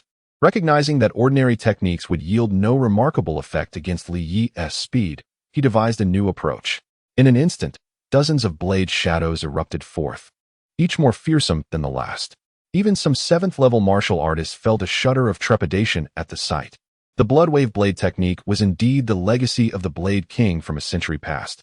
Far more daunting than typical high-tier yellow-grade skills, it's might perhaps nearing that of low-tier mysterious grade techniques. This technique, acquired by Jiang Wenhua through serendipity, was none other than the lifelong mastery of Dao Wuwei, the Blade King who once roamed Jiangnan. Its power eclipsed that of usual skills of the same tier, rivaling low-tier mysterious grade techniques. In his prime, Dao Wuwei was a king-level expert of innate prowess, with numerous such masters falling before his blood wave blade technique. Had he not provoked a formidable Earth Realm expert who ultimately ended his life, Dao Wuwei would have been unrivaled among his peers. Though Jiang Wenhua lacked the prowess of Dao Wuwei during his heyday, his mastery of the blood wave technique remained formidable. Observing Jiang Wenhua, it was apparent that he had attained an admirable level of proficiency in the blood wave technique. His understanding of the swordsmanship was indeed extraordinary, and in decades to come, he might surpass the innate threshold to become a legendary figure akin to Dao Wuwei. Many were moved by this revelation, including members of the 3 prominent families. The blood wave technique, created by the Blade King Dao Wuwei, its power was indisputable. The ordinary high-tier yellow-grade techniques did not warrant such attention from the 3 families, as they were only swayed by the allure of higher mysterious grade skills. Yet, the pinnacle technique of a legendary Blade King was enough to capture their interest. Even the 3 rotund figures who had appeared somewhat distracted since their arrival now paid a modicum of attention. Regrettably, after a cursory glance, they disdainfully turned away. Jiang Wenhua has some skill. Ordinary 7th level martial artists may not be able to best him. The patriarchs of the Wu and Yuan families displayed a flicker of interest, with the Yuan patriarch openly nodding in approval, remarking that a master of such blade techniques would be a perfect asset for their family. The unabashed recruitment overtures caused the members of the Wu and Li families to exchange furtive glances, all recognizing that although Jiang Wenhua stood at the pinnacle of the 6th level of the spirit martial realm, he had yet to break through to 7th level. His combat prowess, however, clearly surpassed that of an average 7th level martial artist, particularly with the blood wave technique in hand. The members of the prominent families began to entertain thoughts of collaboration. The elder of the Li family wore a grim expression. Unlike others who were focused on Jiang Wenhua, his gaze remained fixated on another figure. A palpable aura of murderous intent flickering unnoticed. Swish, swish, swish. In an instant, Li Yi transformed into 4 indistinguishable figures, each one appearing strikingly real, making it impossible for onlookers to discern the original. Useless, Jiang Wenhua bellowed, as blade shadows swept through 3 of the illusory figures, causing them to shatter, eliciting gasps from the crowd. Alas, none were the true Li Yi. The final figure was indeed Li Yi himself, whose eyes glimmered with a hint of crimson light as he faced the onslaught of blade shadows. In that moment, the incoming strikes seemed to slow to a crawl, allowing him to perceive the trajectory of each blade. Blood pupils. At this critical juncture, Li Yi and Apos' blood pupils enabled him to discern the entirety of his opponent and oppo's movements in the path of the descending strikes. In the next instant, time resumed its normal flow. Yet Li Yi deftly evaded the blow while simultaneously splitting into four figures once more, his feet carrying him in four separate directions. He had evaded. This boy's movement technique was undoubtedly high-tier yellow grade. As the crowd began to regard Li Yi with newfound respect, they recognized that despite his earlier dominance over lesser-known opponents, Jiang Wenhua and Oppo's formidable reputation and the power of his blood wave technique commanded a level of respect that could not be ignored. Now it is my turn. The four figures surged forth like a tempest, unleashing a barrage of kicks, each strike intensifying the momentum. The Gale Leg Technique. Moreover, Li Yi discovered that when combined with the mysterious displacement step, even his afterimages could deliver strikes as potent as his true form. Regrettably, the attacks of the afterimages lacked any real power. They merely served to confound the opponent's vision. Nevertheless, even so, this moment was sufficient to deeply move certain individuals, including some formidable figures from the three esteemed families. They were well acquainted with the Gale Leg Technique, yet never had anyone wielded it to such an extent. This young man is quite remarkable. Suddenly, a voice resonated, causing the members of the three families to tremble slightly as they turned to see the speaker, a man of striking expression, who had previously arrived alongside the portly fellow and the beautiful matron. Only a select few present understood the identities of these three, so witnessing this individual express even the slightest admiration was a testament to the shock within their hearts. Indeed, it was impressive to merge the Gale Leg with body movement. Although the power had not increased, it added an element of bewilderment to the visual perception. This young man possesses considerable insight. What astonished them further was that even the beautiful matron nodded in agreement, generously offering her praises. This elicited a somewhat ashen expression from the elder of the Li family.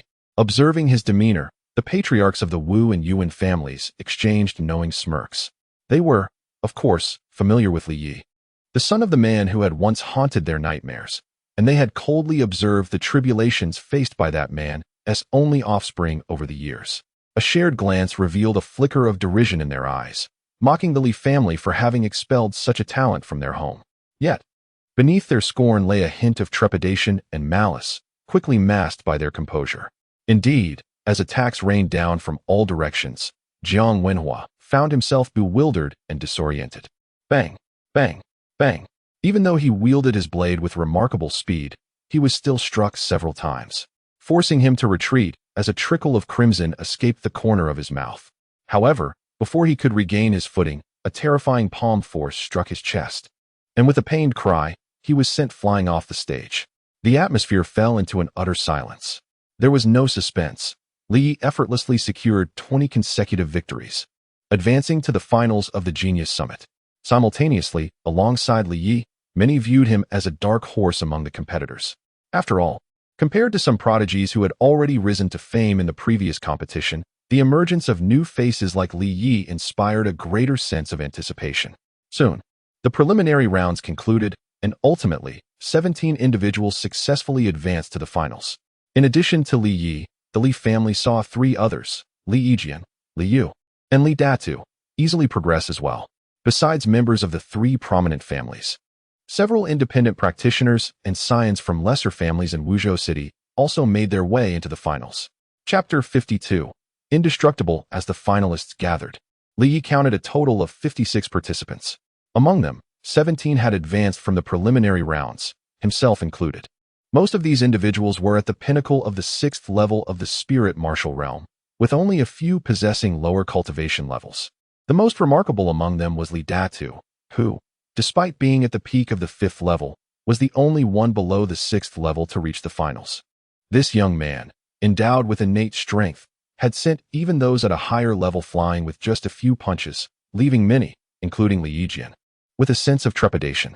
Although his cultivation was slightly lower, it was conceivable that he could secure a place among the top 20 at this talent summit. However, some scoffed at the notion, citing examples from the previous year's talent summit, dismissing Li Datu's prowess as laughable. One individual sneered, proclaiming that innate strength mattered little, for the chasm between martial artists and warriors was far greater than this group of novices could fathom. At this, many faces fell, followed by wry smiles. Indeed, The disparity between martial artists and warriors was immense. Below the 7th level of the spirit martial realm, individuals were considered martial artists, cultivating blood and soul energy to enhance their physical form. However, upon reaching the 7th level, the distinction became clear. Not only did their bodies grow stronger, but warriors could also unleash the true power of their blood and soul energy, blood-soul aura. Li Yi recalled the previous battle between Li Hua and Li Mo, where Li Hua, having activated his blood-soul aura, had undoubtedly increased his attack power tenfold. This technique, though not sustainable, was something beyond the reach of anyone below the 7th level of the spirit martial realm. Moreover, the blood and soul energy within a warrior was more than 10 times that of an individual at the 6th level, highlighting the vast gulf in strength. The 56 participants drew lots to determine their opponents for the first round. Upon hearing the rules of the finals, Li Yi contemplated for a moment. Sometimes, luck is indeed a facet of strength. Li Yuanjia shook his head with a smile and took the first turn to draw lots, revealing the number 17. At this moment, a respected elder from each of the 3 major families presided over the fairness of the draw. Each participant would draw a slip of paper containing their number. The matchups were predetermined, number 1 against 56, number 2 against 55, and so forth. Li Yi approached and drew a slip from one of the wooden boxes. Upon unfolding it, he found the number 29 inscribed. This indicated that he would contend against the individual who drew number 28 for the chance to advance to the next round. Soon, he spotted his opponent, a member of the Li family. Number 28 was a young man from the Wu family, who regarded Li Yi with a hint of mockery and disdain, clearly underestimating him. A 7th-level spirit martial warrior. The crowd shook their heads, convinced that Li Yi was destined to lose. Meanwhile, some from the Wu family smiled, secretly relieved at their good fortune in facing what they perceived to be an easy opponent. Only a few, who were somewhat aware of Li Ye's capabilities, wore expressions of intrigue, particularly Li Yuanjia and others who had witnessed Li Ye's strength in battles among inner disciples. Gazing at the Wu family disciple with an air of anticipation. "Boy, state your name," Wu Lei said. His expression relaxed upon seeing that his opponent was merely at the late stage of the 6th level. He beckoned with a finger, his gaze filled with mockery. Li Yi. At this point, some had begun to place bets in secret, favoring Wu Lei and Oppo's victory, while only a handful dared to wager on the underdog, Li Yi. Although Wu Lei had not reached the top 10 in the previous talent summit, he had placed within the top 20, making his strength formidable. Unless he faced an extraordinary opponent capable of contending for the top 10, victory seemed assured, especially against a junior of a lower cultivation level. Those who prided themselves on their worldly experience spoke amongst themselves, seemingly convinced of Wu Lei and Oppo's impending triumph. With a cultivation at the late stage of the 7th level, Wu Lei was no weakling among warriors. At that moment, Wu Lei brandished his weapon, a gleaming 3-foot sword. A swordsman. Upon seeing the weapon in his opponent and Oppo's hands, Li Yi and Oppo's eyes narrowed slightly. Swordsmen typically wield greater power than their peers at the same level, their attacks significantly more formidable. Though Wu Lei was only at the late stage of the 7th level, the nature of his martial discipline meant he could contend even with those at the peak of the 7th level. Suppressing any arrogance, Li Yi understood that, despite having defeated a peak 7th level opponent before, he could not afford to be complacent. The attacks of a swordsman could prove fatal in a single strike. Should he underestimate his opponent, the consequences could be dire. "Boy, consider yourself unlucky to have encountered me," Wu Lei declared with a sinister grin. In an instant, a flash of sword light sliced through the air, striking directly at Li Ye's throat with lightning speed. So swift was the strike that many spectators barely had time to react, witnessing what appeared to be a fatal blow to Li Ye's throat, prompting gasps of shock. However, Wu Lei's expression shifted as he realized he felt no resistance. It was as if he had pierced through nothing but air. Indeed, the next moment revealed that the figure with the pierced throat had begun to fade gradually. An afterimage. Wu Lei gasped and swung his sword behind him. Swish. Another afterimage was cleaved in two, but the outcome brought a serious expression to Wu Lei's previously relaxed demeanor. How astonishingly fast. The spectators clearly saw that the instant Wu Lei struck, Li Yi had already vacated his original position, leaving behind a mere afterimage. In a heartbeat, he had maneuvered to Wu Lei and Oppo's rear. Yet, Wu Lei and Oppo's reflexes were equally sharp, and he turned to slash again, but once more, he struck nothing but air. Phantom steps. Having realized that Wu Lei was a swordsman, Li Yi had anticipated the speed of his attacks would far exceed that of an ordinary warrior. Thus, he had employed phantom steps from the outset, creating numerous afterimages to seek an opportunity. A gentle wind, swish, a blade of light, akin to a crescent moon, swept through the vicinity, instantly shattering 2 afterimages. Icicle fist. A chilling aura enveloped Wu Lei, coating him in a thin layer of frost that slightly hampered his speed. A tempest of attacks. Boom. In an instant, Li Yi and Appo's shadows appeared from all directions, launching a fierce assault on the frost-affected Wu Lei. Wu Lei found himself on the defensive. Observing Wu Lei, who was struggling to maintain his footing, the onlookers from the Wu family wore expressions of concern, unable to believe their eyes. Where had this boy come from? Though he was merely at the late stage of the 6th level, he had mastered 2 high-tier yellow-grade combat techniques, both to the level of mastery. In contrast, those from the Li family, including Li Xian, appeared unfazed, as if the outcome held no surprises for them. A flicker of murderous intent briefly flashed in the eyes of a few individuals. It must be said that Wu Lei, having placed within the top 20 at the previous talent summit, was undoubtedly strong. Yet, upon encountering the extraordinary Li Yi, he eventually revealed a flaw after an extended battle, resulting in him being unceremoniously kicked off the stage. Li Yi had expertly controlled his strength, ensuring that Wu Lei sustained only minor injuries from being thrown off the platform. Though filled with resentment and unwillingness, Wu Lei had no recourse. In the first round of the finals, Li Yi emerged victorious with ease. The expressions of those from the Wu and Yuan families were far from pleasant. On the Li family's side, aside from Li Yuan Jia, the gazes directed at Li Yi held a certain complexity. In particular, those from the lineage of the great elder harbored a hint of gloom in their eyes. This young man had not only advanced to the finals, but had also emerged victorious in the first round. As one of the 4 prodigies from the previous Genius Summit, Li Mo also secured an easy victory. Although his opponent possessed the formidable cultivation of the 7th level of the Spirit Martial stage, he was defeated within 3 moves. Coincidentally, he witnessed Li Yi and Appo's triumph, and his expression darkened slightly. Soon, half of the 56 participants were eliminated, leaving only 28 individuals. These remaining contestants represented the most formidable individuals under the age of 25 in the entire Wuzhou city.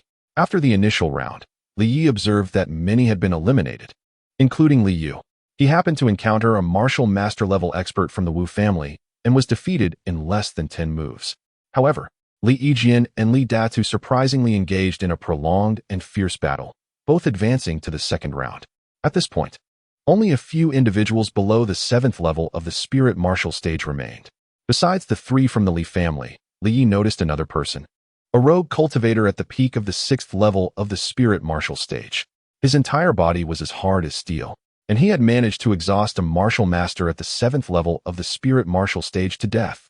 This individual was one of the top 10 mercenaries in Wuzhou City, known as Vajra. He had somehow obtained a body refinement technique, making his entire body as hard as iron, rendering ordinary swords and palm strikes ineffective against him. A voice echoed beside him, and Li Yi turned to see a frustrated and somewhat irritated Li Hua.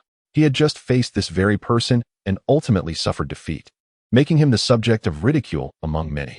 Ordinary methods can Appo's break his defense? Li Yi knew Li Hua and Appo's strength, and under normal circumstances, he should have had no problem passing the first round, unless he encountered a martial arts master at the 8th level of the Spirit Martial stage. Unfortunately, he had terrible luck. His cyclone kick technique was weak in terms of attack power, making him completely countered by an opponent renowned for their defensive prowess. Unless one possesses an entry-level weapon, it would be difficult to injure him. Of course, there was something else he didn't, and Appo's mention. Blood Soul Aura could also break through the defense.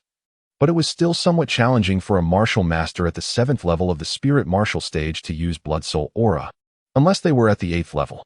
Chapter 53. The Dark Horse. After the first round, 28 participants remained on the field. Following extensive discussions among the 3 prominent families, it was decided that the remaining 28 would face off against each of the other 27, earning 1 point for each victory and losing 1 for each defeat. Ultimately, the individual with the highest score would be crowned the strongest genius of Wuzhou City. Upon hearing this rule, the remaining participants wore solemn expressions. Even those of the martial master level felt a hint of pressure. In the first match, Li Yu and Jia faced a martial master at the peak of the 7th rank of the spirit martial realm from the Wu family. The opponent surrendered immediately, preserving his strength. In the second match, one of Wuzhou City's 4 great geniuses, Wu Batian, effortlessly sent his opponent, a peak 8th rank martial master, flying with a single punch. The latter, with a bitter expression, realized the vast difference between himself and one of the 4 great geniuses. Soon, it was Li Ye's turn. Upon seeing his opponent, he was momentarily taken aback. Li Yi, I've been eager to battle you. We are both the greatest dark horses of the Li family. But I refuse to concede. I am the strongest, and today we must determine a victor. His opponent was none other than Li Datu, a robust youth endowed with innate strength who, beneath his seemingly simple exterior, concealed a glimmer of coldness in his eyes that only Li Yi could perceive. As the Li family engaged in internal conflict, the Wu and Yuan families watched with amusement. Thud! Li Datu struck first, charging like a rampaging bull. Whoosh! Li Yi vanished in an instant, leaving behind only a shadowy afterimage. Simultaneously, he transformed into 4 separate figures, leaving his opponent bewildered as to his true location. It appeared that Li Datu had encountered his nemesis. Despite his innate strength, he was utterly at a loss against a speedster, destined only to be worn down. Some observers began to analyze the situation. Not necessarily. After watching his previous matches, I noticed that aside from his advanced yellow-level movement technique, his attacks were not particularly remarkable. It wouldn't be easy to defeat this naturally strong fellow with such a limited offensive capability. Li Yi, show yourself and fight me. Li Datu and Appo's face flashed with irritation as the myriad images of Li Yi surrounded him, yet he was powerless to act. As you wish. Just when everyone expected Li Yi to ignore Datu and Appo's challenge, a voice rang out, and they beheld Li Yi and Appo's 4 figures simultaneously launching a punch. Frost Fist. Ice Seal. A chilling wave swept through the arena, encasing the ground in a thin layer of ice. Witnessing this spectacle, the elder of the Li family's expression turned cold, and the accompanying elders gazed in astonishment. One of them gasped, realizing that Li Yi had mastered the Frost Fist to a remarkable degree. The power of a combat technique can be minimal at the entry level, reaching only about 10% of its potential. With minor mastery, one might achieve around 30%, which typically requires months of practice. To attain major mastery, however, takes years, allowing one to unleash approximately 70% of a technique and Appo's power. Generally, a martial master at the 7th rank would need 4 to 5 years to achieve such mastery over a yellow-level advanced technique. Yet Li Yi shattered this norm, leaving the elders astonished, uncertain whether to rejoice in gaining a new talent or to worry. Bring it on! Li Datu roared, unleashing a furious punch. Emanating a ferocious aura as a terrifying gale of energy surged forth. Crack! The ice shattered, and 3 of Li Yi and Appo's shadowy forms dissolved, leaving only his true self. Such formidable strength. Even many martial masters at the 7th rank do not wield such power. Li Yi and Appo's respect for Li Datu and Appo's strength surged once more. The force of that punch had surpassed even the peak martial masters of the 7th rank, nearing the prowess of ordinary martial masters. Is this the power of innate strength? Truly extraordinary. Even Wu Batian, one of the previous generation, and Appo's 4 great geniuses, began to take notice. After all, he too possessed innate strength and faced no uncertainty against opponents of the same rank. Li Datu and Appo's might could rival Wu Batian's. But the disparity in their ranks was too great. Otherwise, a fierce contest would surely ensue. Many spectators lamented this. Yet they all recognized that the Li family was destined to produce another extraordinary powerhouse akin to Wu Batian. With the Frost Fist and Gale Leg and Appo's might, a confrontation seemed inevitable. Thus, Li Yi resolved to employ the cloud overturning palm instead. Having made up his mind, Li Yi created distance and unleashed a palm strike. The cloud overturning palm. Among the 3 great techniques, the Gale Leg, the Frost Fist, and the cloud overturning palm, the Gale Leg boasted the greatest speed and widest range. The Frost Fist could slow an opponent, but the cloud overturning palm focused entirely on offensive power, albeit at the highest energy cost. Bang! The 2 exchanged blows, each being forced back. Feeling the numbness in his right hand, Li Yi gained a renewed understanding of Li Datu's innate strength. Meanwhile, Li Datu, who had been pushed back over 10 steps, revealed no fear. Instead, he wore an expression of exhilaration, shouting, again. The two continued to exchange blows, each equally matched. Li Datu's innate strength was formidable, and Li Yi was no ordinary adversary, managing to hold his ground against such might. Many were astonished. But only Li Yi understood the true gravity of the situation. To reach this level of combat, he was the one truly astounded. The power of my palm strike should be insurmountable even for a martial master at the 7th rank. Yet Li Datu grows stronger with each exchange. Unbelievable. Little did he know that to others, he too was regarded as an anomaly. With 3 yellow-level advanced techniques and 1 yellow-level advanced movement technique, many martial masters at the 7th and even 8th ranks felt overshadowed. Despite their lower ranks, both fighters exhibited combat prowess surpassing that of the 7th rank, leaving uncertainty about who would ultimately prevail. The atmosphere was heavy with tension, as both Li Yi and Li Datu instilled a sense of wariness in their peers. Just as many anticipated a stalemate, the tide suddenly shifted. Li Yi transformed into a flurry of afterimages, accompanied by a terrifying wave of energy. Boom! He struck out with a palm, catching Li Datu off guard and sending him crashing out of the ring. What just happened? On the spectator stands, both the head of the Wu family and the head of the Yuan family sprang to their feet, their expressions laden with astonishment. Not only them, but even the 3 mysterious individuals, potentially innate kings, were left incredulous. One of the elegant women whispered, "Did you see that last move?" The poker-faced man beside her nodded slightly, his voice low. This child and Appo's comprehension is indeed frightening. He managed to merge 2 techniques in the heat of battle. Only a select few had grasped what transpired. Remarkably, Li Yi had successfully integrated the speed of the gale leg with the power of the cloud-overturning palm, multiplying its impact by at least 3-fold. This was an audacious endeavor. The gale leg and Appo's primary trait was its speed, while the cloud-overturning palm, a top-tier yellow-level advanced technique, was somewhat slower to unleash. Thus, Li Yi boldly combined the two, and to his surprise, it succeeded. He aptly named this new technique the Wind Cloud Palm.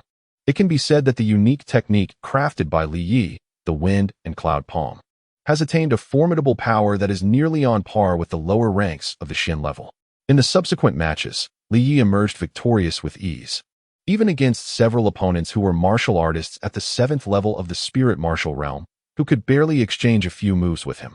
The combination of the mysterious step and the Wind and Cloud Palm rendered him invincible against anyone below the 8th level of the spirit martial realm. Before long, Li Yi had secured 8 consecutive victories, accumulating 8 points in the process. As for the others, even Li Yuanjia had suffered 2 defeats, one against Wu Batian, where he conceded to preserve his strength, and another against Li Mo, where he did not hesitate to forfeit once more. At this moment, only 6 individuals remained undefeated. Among them, were the strongest contenders from the previous Genius Summit, hailed as the 4 great talents of Wuzhou City: Li Mo, Yuan Wushuang, Yuan Lihua, and Wu Batian. The remaining 2 were Li Yi and Li Xian. Li Yu's unexpected defeat to Li Xian was quite surprising. To be frank, even the elder members of the Li family did not foresee this outcome. However, Li Huangran wore a smug smile, quite pleased with the turn of events. Nonetheless, Li Yi remained the focal point of attention as the most remarkable dark horse in the competition. Among the other 5, aside from the 4 great talents, Li Xian also stood out with his peak 7th level in the spirit martial realm, showcasing formidable strength. Only Li Yi, at the late 6th level of the spirit martial realm, left many bewildered as to how he had achieved such progress. It was rumored that this young man had once been labeled a notorious waste within the Li family, even being expelled at one point. Who would have anticipated his remarkable transformation, rising to such heights? Let us not forget his lineage. His father was a figure who instilled fear in all of Wuzhou City. Some individuals, having discovered Li Yi and Appo's identity, were astonished by the twists of fate. Who could have imagined that a once useless boy would evolve into such a formidable contender? Soon, Li Yi's points had soared to 12, and he set his sights on his next opponent. Upon discovering his adversary, a cold smile graced Li Yi's face. It was Li Yu.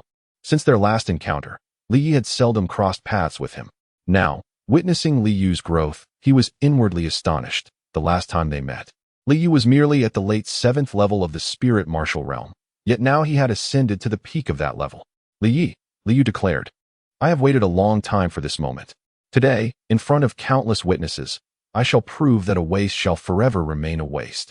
No matter the fleeting stroke of fortune, one cannot hope for redemption. Chapter 54. The demise of Liu. With a thunderous roar, Liu and Apos' aura surged dramatically, shattering the limits of the 7th level of the spirit martial stage in an instant. What? Liu has actually broken through this aura. It is indeed at the 8th level of the spirit martial stage. The sudden eruption of Liu left many astounded. It was evident to all that during his previous battle with Li Xian, he had withheld his true power, preferring defeat to revealing his strength, all for this moment. Li Yi, are you feeling astonished? In response to Liu's sinister grin, Li Yi nodded. Indeed taken aback by the revelation that Liu had resorted to external forces for this breakthrough. How foolish. Once, he merely exhibited arrogance with a semblance of intellect. But now he appeared not only foolish, but also hopelessly so. While the crowd was taken aback by Liu and Apos' sudden ascension, only Liu discerned that despite the impressive display, the overwhelming pressure emanating from Liu was not entirely stable. It bore a hint of restlessness. This could only mean one thing. Liu and Apos' breakthrough was achieved through external means rather than his own merit. Perhaps he had consumed a pill or received aid from others. Regardless of whether it was through external assistance, Liu had undeniably crossed the barrier of the 7th level of the spirit martial stage and entered the 8th level, becoming a martial master. At merely 17 years of age, a martial master at such a young age was a rarity in the entire Wuzhou city. The humiliation you inflicted upon me will be repaid in kind. As the pride of his clan, Liu acknowledged no one but Li Mo. He had previously vanquished Li Hua and others at the late stage of the 7th level, securing a position as the 4th inner disciple. Yet, the encounter at the Diyu Tower, where he was injured by someone he deemed a waste, had severely wounded his pride. For this duration, thoughts of revenge had consumed him, and the upcoming Genius Summit presented the perfect opportunity. Li Yi, rest assured, I shall not take your life. However, I will shatter your limbs and meridians, rendering you a true waste. No, you shall be even worse than a waste, incapable of even eating or drinking independently. Ha! As if envisioning the scene he described, a triumphant and savage expression adorned Liu's face. The enmity between the two had long been established. In the past, it was Liu who bullied Li Yi, but the tables had now turned, although Liu refused to acknowledge this shift. Xianin Palm. A terrifying malevolence surged forth like an icy wind, imbued with a corrosive power that was a hallmark of the Li family and Apos' renowned high-level yellow-grade martial techniques. The Xianin Palm, to think Liu had cultivated it to such a degree, achieving mastery. Mastery of a high-level yellow-grade technique was something even many martial masters struggled to accomplish.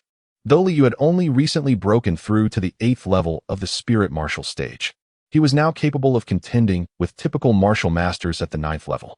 Among the spectators, chills ran down the spines of many. Ice Frost Fist. Bang! Li Yi was violently thrust back over 10 paces, a warm sensation rising in his throat as a trickle of blood escaped the corner of his mouth. Such terrifying palm strength. Moreover, Li Yi felt a trace of sinister energy infiltrating his body, spreading along his arm and incessantly corroding his meridians. This was the most fearsome aspect of the Xianin Palm, capable of embedding a trace of corruptive energy within the opponent, continuously eroding their physical form. Frozen, Li Yi immediately encased the corrosive energy in ice, only to find it utterly ineffective. Futile. Under the Xianin Palm, you are doomed. Noticing Li Yi and Apos' efforts, Liu smirked sinisterly, striking again with his palm, forcing Li Yi into a defensive retreat. With the sinister energy coursing through him, Li Yi had no choice but to evade, employing his misty steps to create distance. He needed to expel this corruptive energy from his body, otherwise, the consequences would be dire. Just as he pondered how to neutralize the sinister energy, he suddenly felt it absorbed by his body, startling him as he feared something was amiss. Yet, no discomfort followed, as if the corruptive force had been completely dispelled. What just happened? Shaking his head, Li chose to disregard it for now. Liu had cornered him at the edge of the arena. Being forced out would mean his defeat. Li, is evasion all you know? Indeed, a waste is forever timid and cowardly. I cannot fathom how such a waste could have a woman of such exceptional quality by his side. Upon hearing this, Li's expression darkened, and he retorted, What do you mean? What do I mean? Until now, I had no idea you had such a remarkable woman with you, someone named Aunt Yun, if I recall correctly. Though she's a bit older. Haha, I can't believe you haven't made a move all these years. It makes one question your masculinity. But worry not, once I incapacitate you, that woman will be mine, and it will be splendid. Once I tire of her, I'll sell her to the Spring Breeze Pavilion, with her beauty. Becoming the headliner will be a mere formality. Li Yu, you beast. Haha, Li Yi, did you not foresee this? With just a flick of my finger, that woman was delivered to me effortlessly. Li Ye's heart plummeted to the depths of despair. Aunt Yun, he never imagined Li Yu would target her. Anger, regret, and panic surged within him as he grappled with the profound influence of his former self, unwittingly merging into his current identity. Li Yu, if you dare touch a hair on Aunt Yun, I will ensure your demise. Li Yu dismissed Li Ye's threat with scorn, saying, do not be hasty. If I am in a good mood after playing with that woman, perhaps I might let you have a turn. Haha, Li Yu, you seek death. A terrifying killing intent erupted from Li Yi. He had never before desired to kill someone as fervently as he did now. At this juncture, Li Yi abandoned all restraint, unleashing his self-created technique, the Storm Palm, which immediately caused Li Yu and Apos' expression to shift. He had witnessed Li Ye's previous battle with Li De and understood that the power behind this strike would be insurmountable, even for him as a newly minted martial master. Li Yu. Yet just as he prepared to retreat, a voice pierced his mind, causing him to falter for a moment. Bang! The overwhelming force of the palm struck his chest, accompanied by a surge of sinister energy rushing from Li Yi into his own body. Puff! No one expected that Li Yu, who appeared to have the upper hand, would be so utterly defeated in an instant. You and Apos. A thunderous shout resonated as a terrifying aura descended from the stands. But Li Yi, not waiting for anyone to react, stepped forward and struck Li Yu again in the chest. The already pale Li Yu turned a shade grayer, his face a mask of despair. You dare, little beast. The terrifying roar was accompanied by an oppressive aura as Li Yu's grandfather, the great elder of the Li family, intervened. He leaped from the platform, striking at Li Yi with a palm.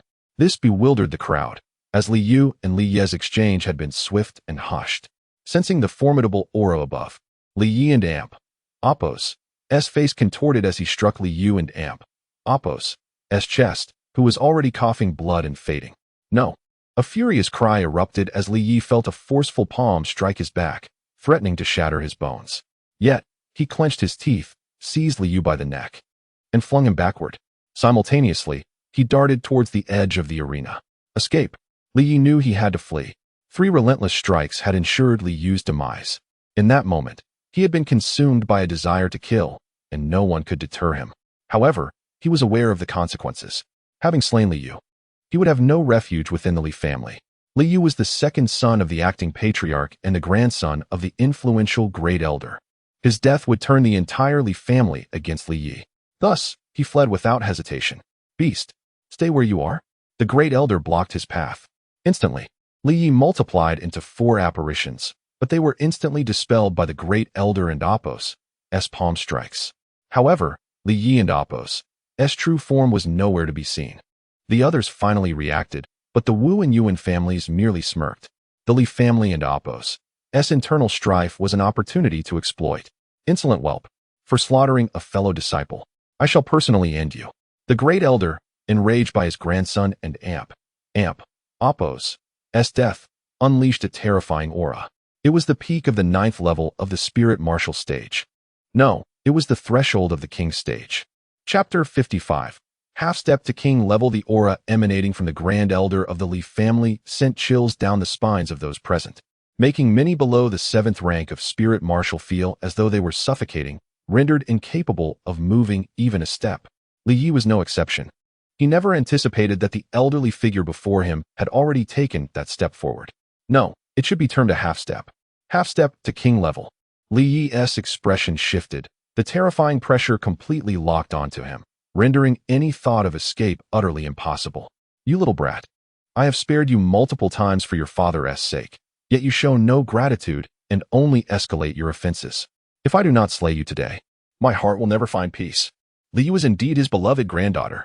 Witnessing her demise at the hands of Li Yi ignited an inferno of rage within him.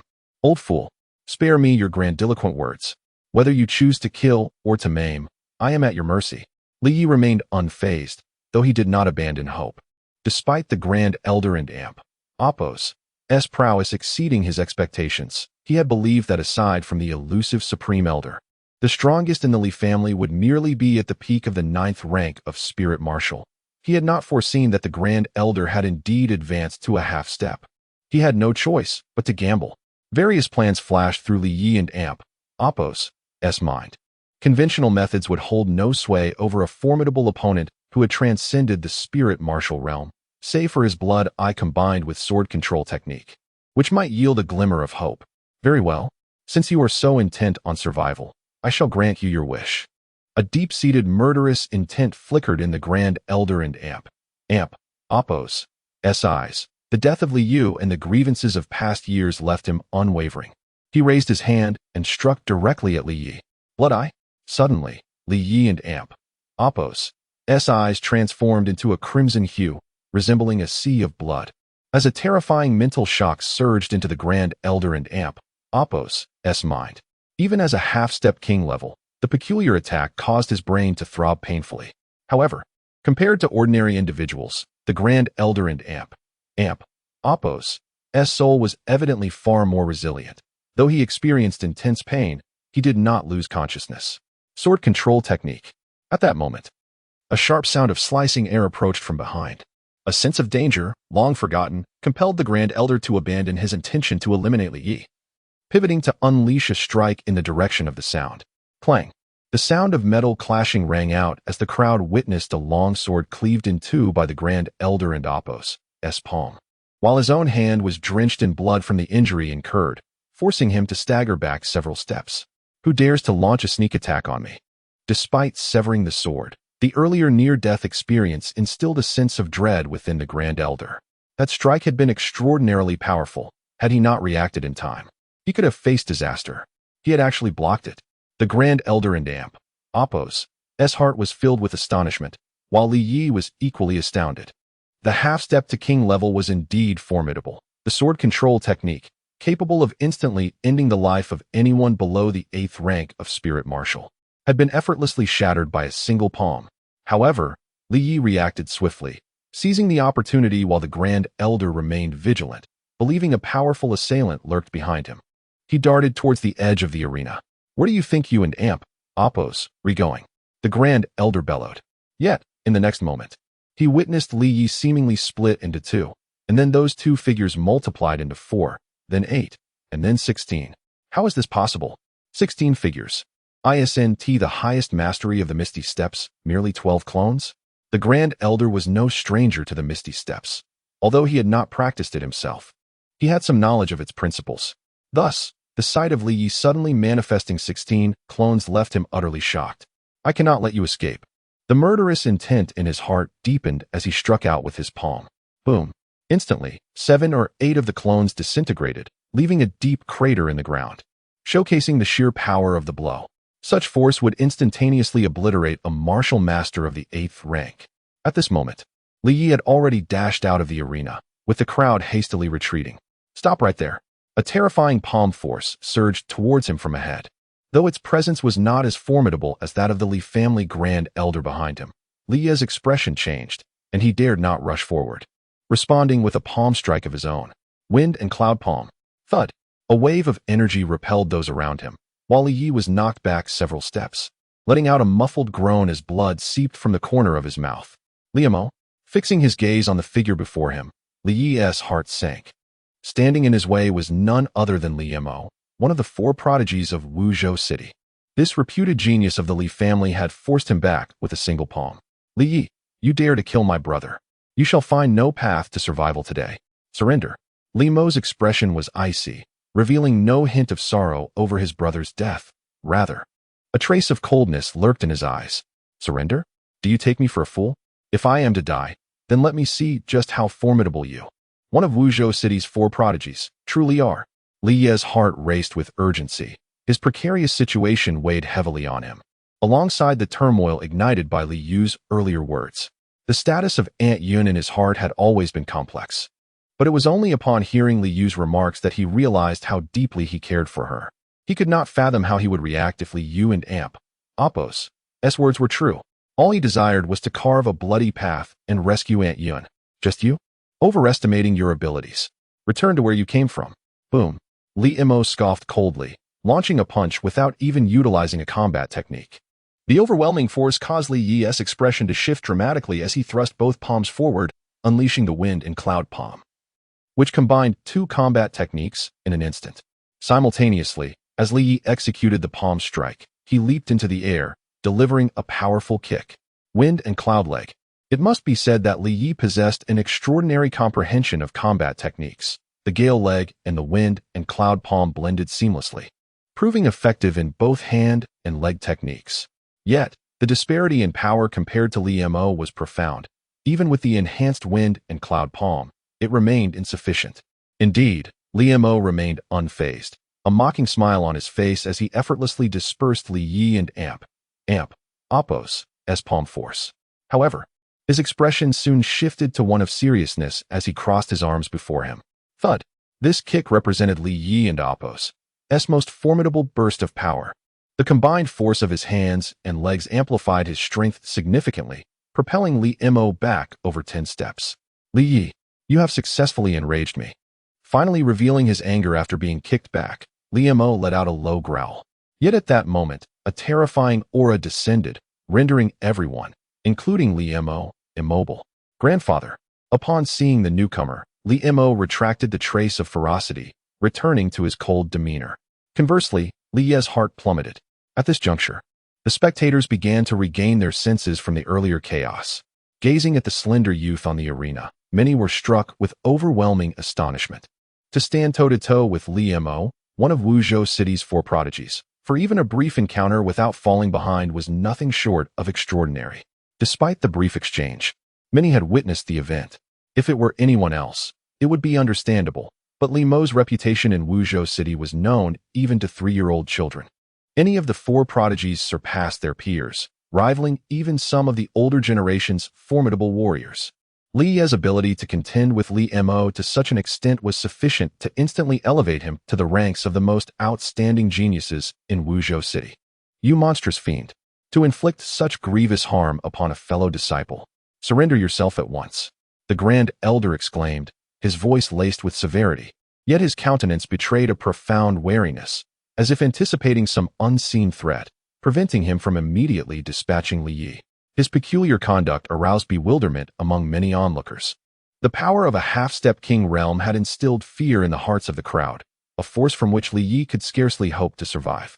Yet, why did the Grand Elder exhibit such palpable apprehension, as if guarding against an imminent peril? Could it be?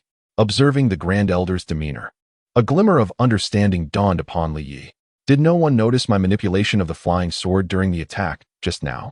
A swift survey of the crowd's reactions confirmed his suspicions. It was evident that the Grand Elder believed a formidable figure was lurking in the shadows, poised to strike, thus compelling him to remain vigilant. This realization ignited a spark of hope within Li Yi's previously despairing heart. Vile creature, do you have any final words before your demise? Today, you shall meet a swift end. I have nothing to say.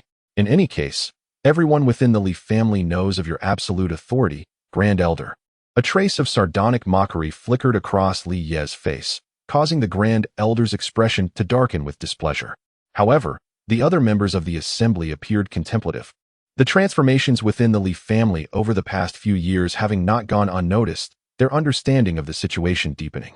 Many were now aware that Li Yi was the son of Li Kainan, the legend of Wuzhou City, and the unfolding scene shed light upon certain unspoken truths. Insolent and sharp-tongued. In that case, I shall personally execute the family's precepts and bring an end to your wretched existence. Fearing that delay might breed complications, the Grand Elder acted without further hesitation, raising his hand to deliver a decisive blow. Simultaneously, Li Yi braced himself, his eyes tinged with a faint crimson hue.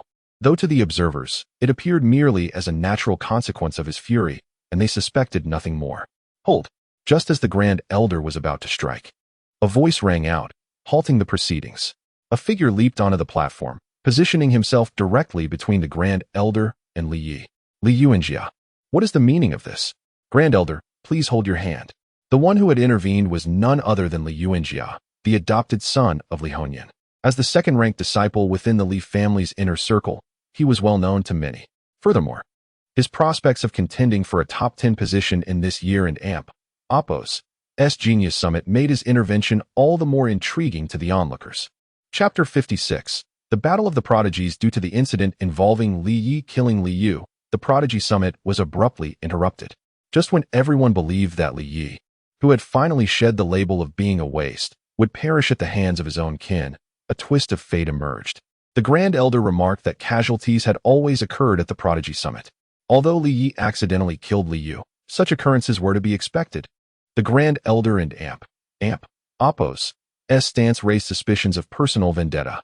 In the face of the formidable authority of the Li family, Li Yuanjia stood tall and unyielding, boldly countering and even subtly mocking, which left many in awe of his audacity. Li Yuanjia, are you questioning me? A terrifying aura, surpassing that of a martial arts master, surged forth, reddening Li Yuanjia's face. Yet, he stood his ground, his heart filled with anxiety, without his father present. Who could possibly thwart the Grand Elder should he choose to act recklessly today? However, Li Yuanjia and Oppos's words enlightened Li Yi. In a place like the Prodigy Summit, no one could guarantee life or death. Everyone was risking their lives, though it was rare for anyone to truly resort to lethal force. After all, within the city of Wuzhou, there was no need to forge enmities that could lead to death. If not for Li Yu and Oppos's provocation of Yun, I would never have acted so decisively. Well said, Li Daokuei.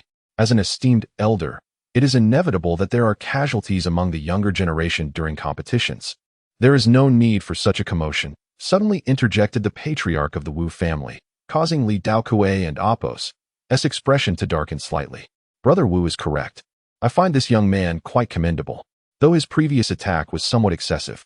Let us not forget that this young fellow is merely at the 6th level of the spirit martial realm, while Li Daokuei, your grandson appears to be a martial grandmaster at the 8th level. To be slain under such circumstances is indeed surprising.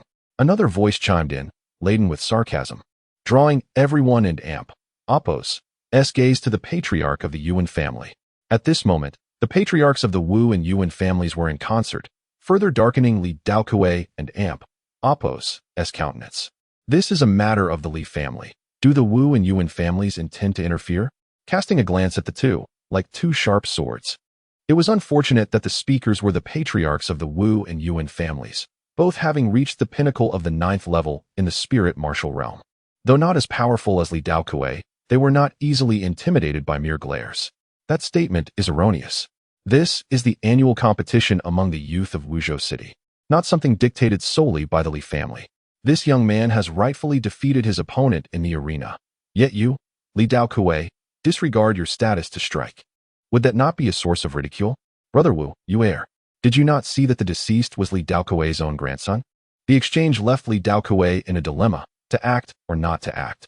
Of course, others dared not interject. Only those from the Wu and Yuan families had the audacity to intervene at this moment. However, their actions puzzled members of the Li family. Li Yi belonged to the Li family, so why did the Wu and Yuan families speak as if they were protecting him? Only a few astute individuals grasped the underlying motive. The Wu and Yuan families sought to sow further chaos, especially now that the Li family was embroiled in internal strife. For them, it was a spectacle to behold. Li Yi also realized this, though he feigned gratitude as he glanced towards the Wu and Yuan families. Then clasped his hands and spoke. I hope the two patriarchs will take charge. This gesture turned many faces of the Li family pale, with some nearly bursting into curses. After all, regardless of the circumstances, Li Yi bore the Li family name while seeking assistance from the Wu and Yuan families, who had long been at odds with the Li family. Was this not a blatant affront? I like this young man. He has potential. Rest assured, Wuzhou City is not a one-man show for the Li family, nor is it dictated by Li Daokuei. With so many witnesses today, you did not violate any rules in the arena, and no one can harm you on that account. The patriarch of the Wu family sneered, his words seemingly a comfort, offering Li Yi a sense of security. Brother Wu is right. Although the Li family has acted tyrannically in recent years, justice resides in the hearts of the people. Li Daokuei, you must not lay a hand on this young man today. Both patriarchs spoke, and even Li Daokuei could not ignore their weighty words. Yet, how could he willingly let the killer of his grandson go unpunished, especially when this killer was the offspring of that person from years past? Just as he found himself in a precarious position, a soft whisper reached his ear. "Grandfather, leave this matter to me." It was none other than Li Yimou, casting a cold glance at Li Yi before addressing Li Daokuei softly. "Grandfather, since the two patriarchs have spoken, let us resolve everything in the arena." After a brief hesitation, Li Daokuei nodded. "Very well. Since that is the case, I shall refrain from acting for now. However, since life and death are to be determined in the arena, regardless of the outcome, none shall interfere." A shiver coursed through the crowd as they recognized Li Yimou and Appo's expression, immediately recalling the unfortunate fate of the deceased, who happened to be the younger brother of Wuzhou City's prodigy. Though this young man had narrowly escaped calamity, should he encounter Li Yimou, his fate would be sealed. Many silently lamented his misfortune. Yet, it was not entirely hopeless. If he surrendered immediately upon facing Li Yimou, he might have a chance to survive. At this moment, the patriarchs of the Wu and Yuan families expressed no dissent. Those who understood the situation knew that these influential figures, capable of commanding the winds and clouds in Wuzhou City, did not genuinely wish to protect a mere junior like Li Yi. Their true intent was to vex the Li family, particularly Li Daokuei, their old rival. Li Yi understood this all too well. Thus, while he outwardly expressed gratitude towards the two, his inner thoughts were as frigid as ice. These individuals cared not for the lives of ordinary people. In their eyes, only power and profit mattered. Having discerned the true nature of these people, Li Yi felt a sense of relief. Had Li Daokuei acted recklessly earlier, even with the blood eye and sword control techniques, his chances would have been less than 30%. The aura emanating from a half-step king level was terrifying enough. Compared to a martial arts master of the 9th level, it was exponentially more daunting. The innate king level was indeed far superior to the spirit martial realm. Even taking just half a step forward, an ordinary martial arts master might not last 3 exchanges against Li Daokuei. After assessing the situation, Li Yi felt increasingly aware of the precariousness of his position within the Li family. Although he was deeply concerned about Aunt Yun's current predicament, there was no opportunity to escape at this moment. "Li Yi, perform well. We have high hopes for you." The patriarchs of the Wu and Yuan families spoke with a mix of amusement and seriousness. Li Yi forced a smile, finding Li Yuanjia amidst the tension. He felt profound gratitude for Li Yuanjia and Appo's timely intervention. Had it not been for him, the patriarchs of the Wu and Yuan families might not have intervened. "Li Yi, you are far too impulsive." Li Yuanjia's expression conveyed helplessness, tinged with a sense of disappointment. "Brother Yuanjia, I have something urgent to discuss with you." Without waiting for Li Yuanjia and Appo's response, Li Yi quickly recounted what Li Yu had said earlier, his face betraying his anxiety. He could not fathom the consequences if Aunt Yun truly fell victim to Li Yu and Appo's schemes. He feared losing his sanity. "What? Are you speaking the truth?" Upon hearing this, even Li Yuanjia was taken aback, instantly grasping why Li Yi had acted so rashly in killing Li Yu, leading to the current predicament. Although he could not comprehend Li Ye's deep concern for someone with no blood relation, he immediately nodded, assuring him not to worry and that he would promptly inform his father. At that moment, many gazes directed at Li Yi were filled with complexity, particularly from the members of the Li family, including Li Yijian, who regarded him with a sense of reverence. However, some individuals emanated palpable hostility. Li Yi was well aware that these were members of the Li Daokuei faction. Among the inner disciples, with the exception of Li Yuanjia, nearly all others regarded him as an adversary. With a silent sigh, Li Yi realized that his aspirations of integrating into this family had dissipated since the moment he eliminated Li Yu. Nevertheless, he held no regrets. His character dictated that anyone who dared to threaten those close to him would face retribution tenfold. He fervently hoped that Aunt Yun was unharmed, or else. Li Daokuei. Before long, news arrived from Li Yuanjia. "You say you can't find her?" Li Yi could no longer remain composed. "Do not rush. My father has asked me to convey that, although she has not yet been located, it seems she has not vanished as you feared. It is likely that Li Yu was merely attempting to provoke you, to disturb your state of mind. Rest assured, my father has dispatched someone to search, and we will be notified immediately upon her discovery." The Genius Summit continued unabated, with the previous session's 4 strongest contenders advancing relentlessly, their record of consecutive victories unblemished. Additionally, Li Yi had also participated several times. He was no longer an obscure underdog. The earlier tumult had made him known to all. At the late stage of the 6th level of spiritual martial arts, he had compelled numerous 7th-level martial masters to concede defeat. This was an unprecedented achievement in Wuzhou City over the years. Finally, as battles ensued, the atmosphere grew increasingly intense. One match, in particular, drew the attention of the masses. Look, it's one of the 4 great talents, Wu Batian of the Wu family. A robust young man leaped onto the stage. Unmistakably the runner-up from the last Genius Summit, Wu Batian. However, the subsequent entrance of a calm and regal youth elevated the ambience of the Genius Summit to its zenith. Yuan Wushuang. It is indeed Yuan Wushuang. Chapter 57. Yuan Wushuang. It was indeed Yuan Wushuang. Upon seeing Wu Batian's opponent for this round, the crowd erupted in excitement. Both were prodigies of Wuzhou City, having claimed the 1st and 2nd positions at the previous Genius Summit, far surpassing Li Mo. At this moment, both maintained flawless victory records, and their encounter was charged with palpable tension, a fiery spark igniting between them. Wu Batian boasted a remarkable streak of 14 consecutive victories, as did Yuan Wushuang.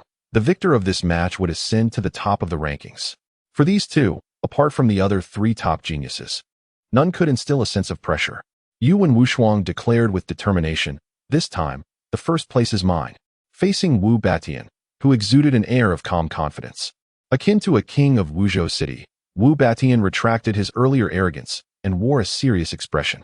The outcome of this battle remained uncertain. A year prior, Wu Batian had succumbed to Yuan Wushuang at the 10th strike. Now, 1 year later, it was unclear who had grown stronger. Certainly, Yuan Wushuang was the favorite.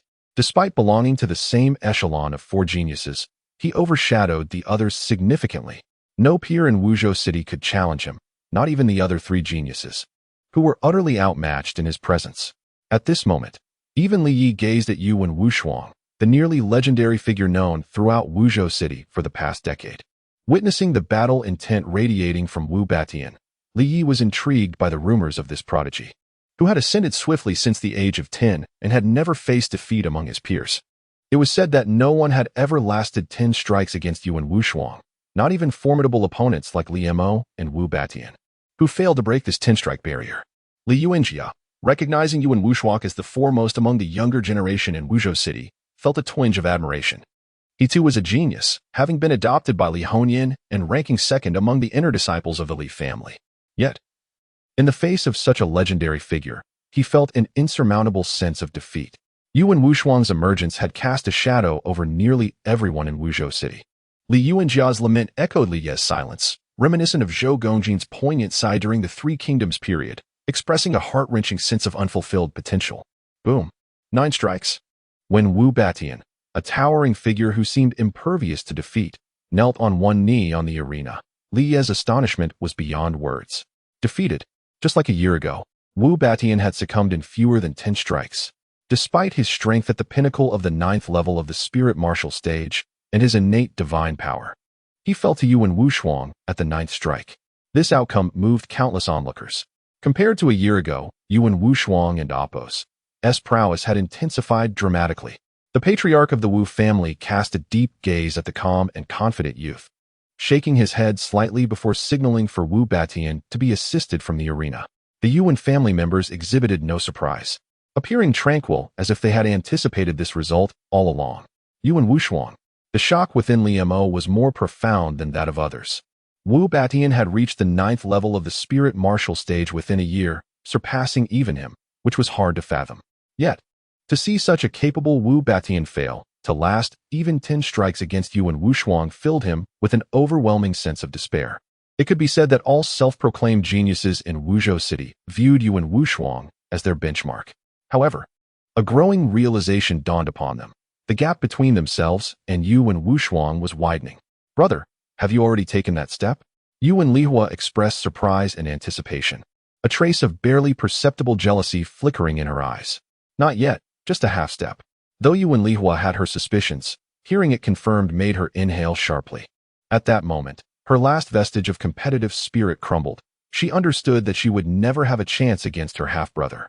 As she watched Yuan Wushuang and Apos' retreating figure, a complex expression crossed her features, unnoticed by others, hinting at a subtle, unacknowledged affection hidden deep within. Indeed, it was rare to encounter such talent in a small town. Among the 3 mysterious guests in the stands, The seemingly amiable rotund man nodded, having witnessed the recent battle, and a smile of unprecedented warmth graced his face. The woman accompanying him and the poker-faced middle-aged man also nodded in agreement. Upon hearing their remarks, the patriarch of the Yu family appeared elated, quickly inquiring, "Esteemed sirs, has my son passed?" The patriarch of the Wu family, standing nearby, exhibited a flicker of envy and admiration. "Yes, indeed.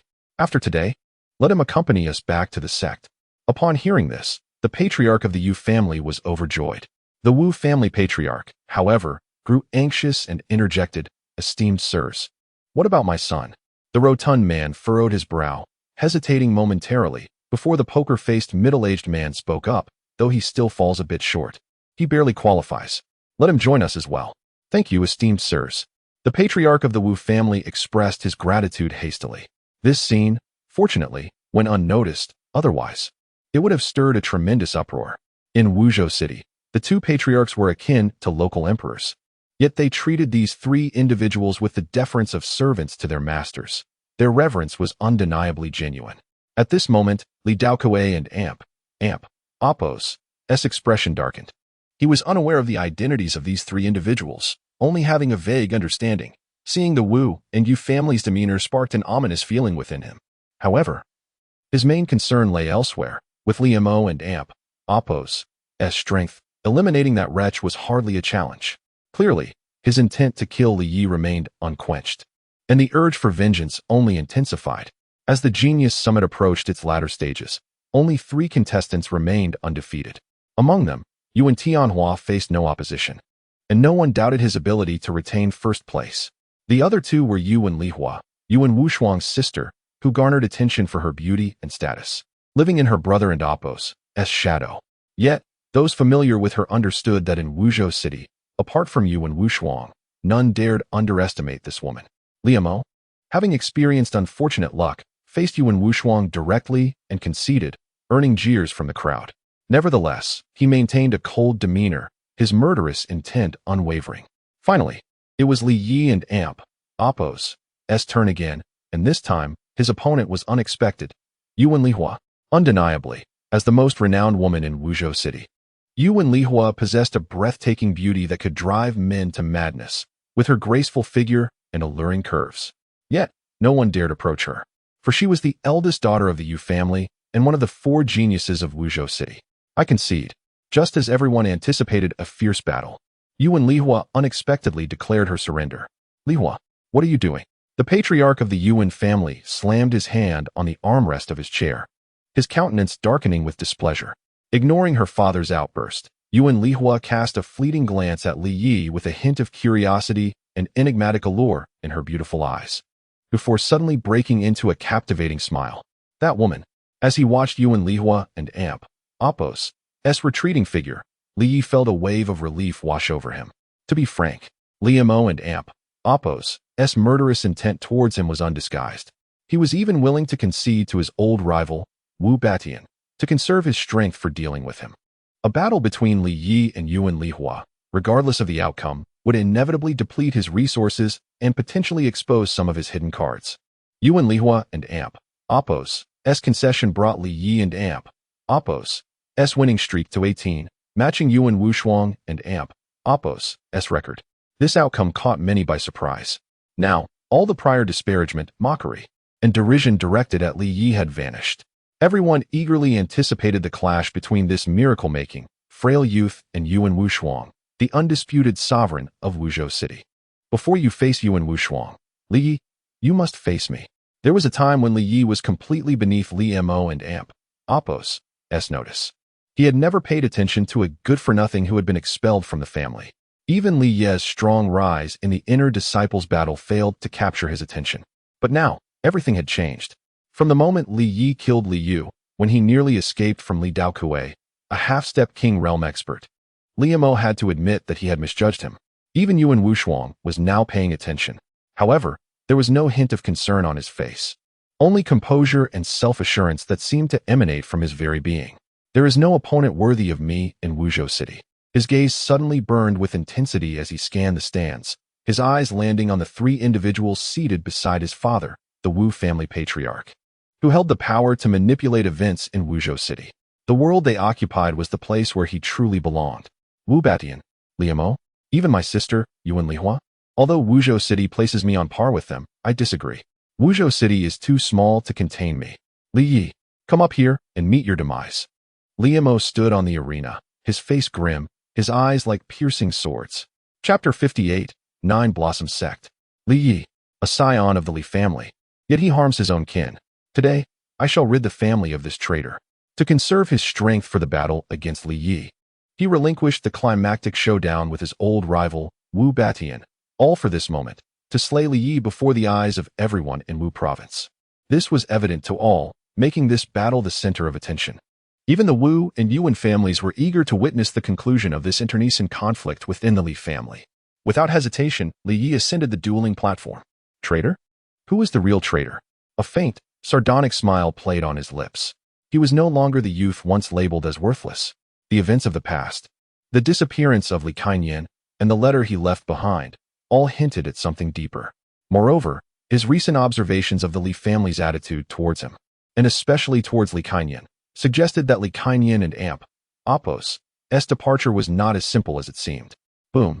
Before they even exchanged blows, their gazes clashed in midair, igniting a fierce spark, and a palpable pressure swept through the arena. Who would emerge victorious? This was the question on many minds. Although that boy has shown promise, he is still no match for Liemo. After all, he faces one of the unshakable four geniuses of Wu province. Furthermore, his cultivation is only at the late 6th level of the spiritual martial realm, not even reaching the 7th level. Against Liemo, who is at the late 9th level and a martial Dao grandmaster, his chances of winning are slim. This sentiment was widely shared, a seemingly objective assessment. Liemo and Oppos' reputation in Wu province was formidable, and aside from Yuan Wushuang, who stood far above the rest, the other three had never tasted defeat among their peers. At the late 9th level of the spiritual martial realm, Liemo's strength was unmatched, even among the older generation. Among the spectators, the Li family members wore the most conflicted expressions. Had Li Yi not slain Li Yu, enraging the Grand Elder and others, Li Yi and Oppos' unbroken winning streak would have brought immense honor to the family, potentially making him and Liemo the rising stars of the new generation. If not for Li Yu and Oppos' death, Li Yi could have been the other star of the Li family, alongside Liemo. In fact, Li Yi is younger and has demonstrated combat prowess beyond the 7th level, even rivaling ordinary 8th level martial Dao masters. Some Li family elders lamented inwardly. In their eyes, Li Yi, unlike the arrogant Li Yu, was better suited for the family and Oppos' development.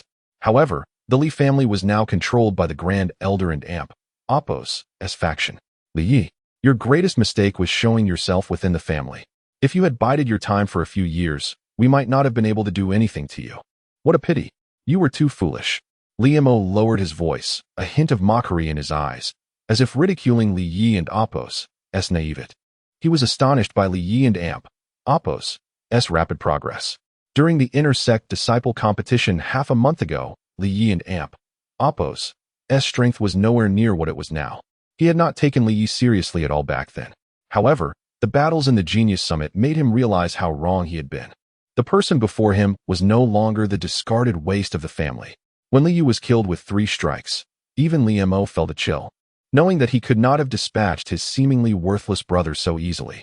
I will defeat you on this stage, fair and square. Suddenly, Liemo grinned sinisterly and whispered, I know the 4th elder has been secretly protecting you, but he is not here now. This time, no one can save you. Whoosh. His voice had barely faded when a powerful aura, 3 levels higher than Li Yi and Oppos' swept over him. A terrifying palm strike hurtled towards him, seemingly about to shatter Li Yi into pieces. However, the crowd then saw that it was merely an afterimage, as the real Li Yi rapidly shifted positions, executing the elusive steps. Boom. Liemo and Oppos' attacks rained down, but each one only struck an afterimage. Elusive steps. Liemo and Oppos' expression turned grave. He had once attempted to master this yellow rank high-grade movement technique, but it was too difficult, and he had given up. Now, seeing Li Yi executing it with such ease, a pang of jealousy flashed through his heart. On the viewing platform, the high-ranking members of the 3 families watched the battle intently. surprised that Li Yi had not immediately fallen into a disadvantage, as most had predicted. This boy and Appo's cultivation is not high, but his mastery of movement techniques is profound, and he has an uncanny ability to sense danger, the Wu family patriarch murmured, his eyes gleaming. Everyone could see that Li Yi was only at the late 6th level of the spiritual martial realm. In previous years, reaching the finals with such cultivation would have been impressive. No one had expected Li Yi to reach this point, even holding his own against the renowned Li Mo. If he is given 5 years, no, 3 years, he might be able to rival the 4 geniuses, except for Yuan Wushuang. After all, Li Yi was only 16 or 17, while the 4 geniuses were at least 20. Those few years could make a world of difference. The other 3 of the 4 geniuses did not possess such formidable combat strength at this age. Yes, combat strength.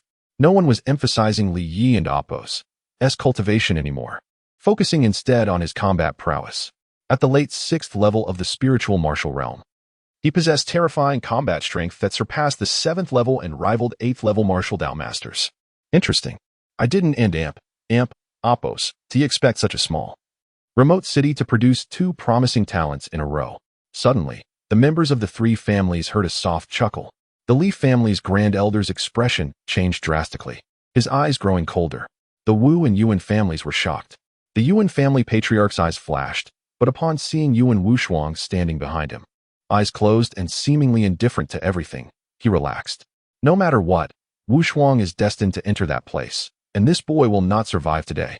No one noticed the fleeting killing intent emanating from the Wu and Yuan families. Only the mysterious trio of plump figures seemed to sense something, but they merely sneered, unconcerned. Bang!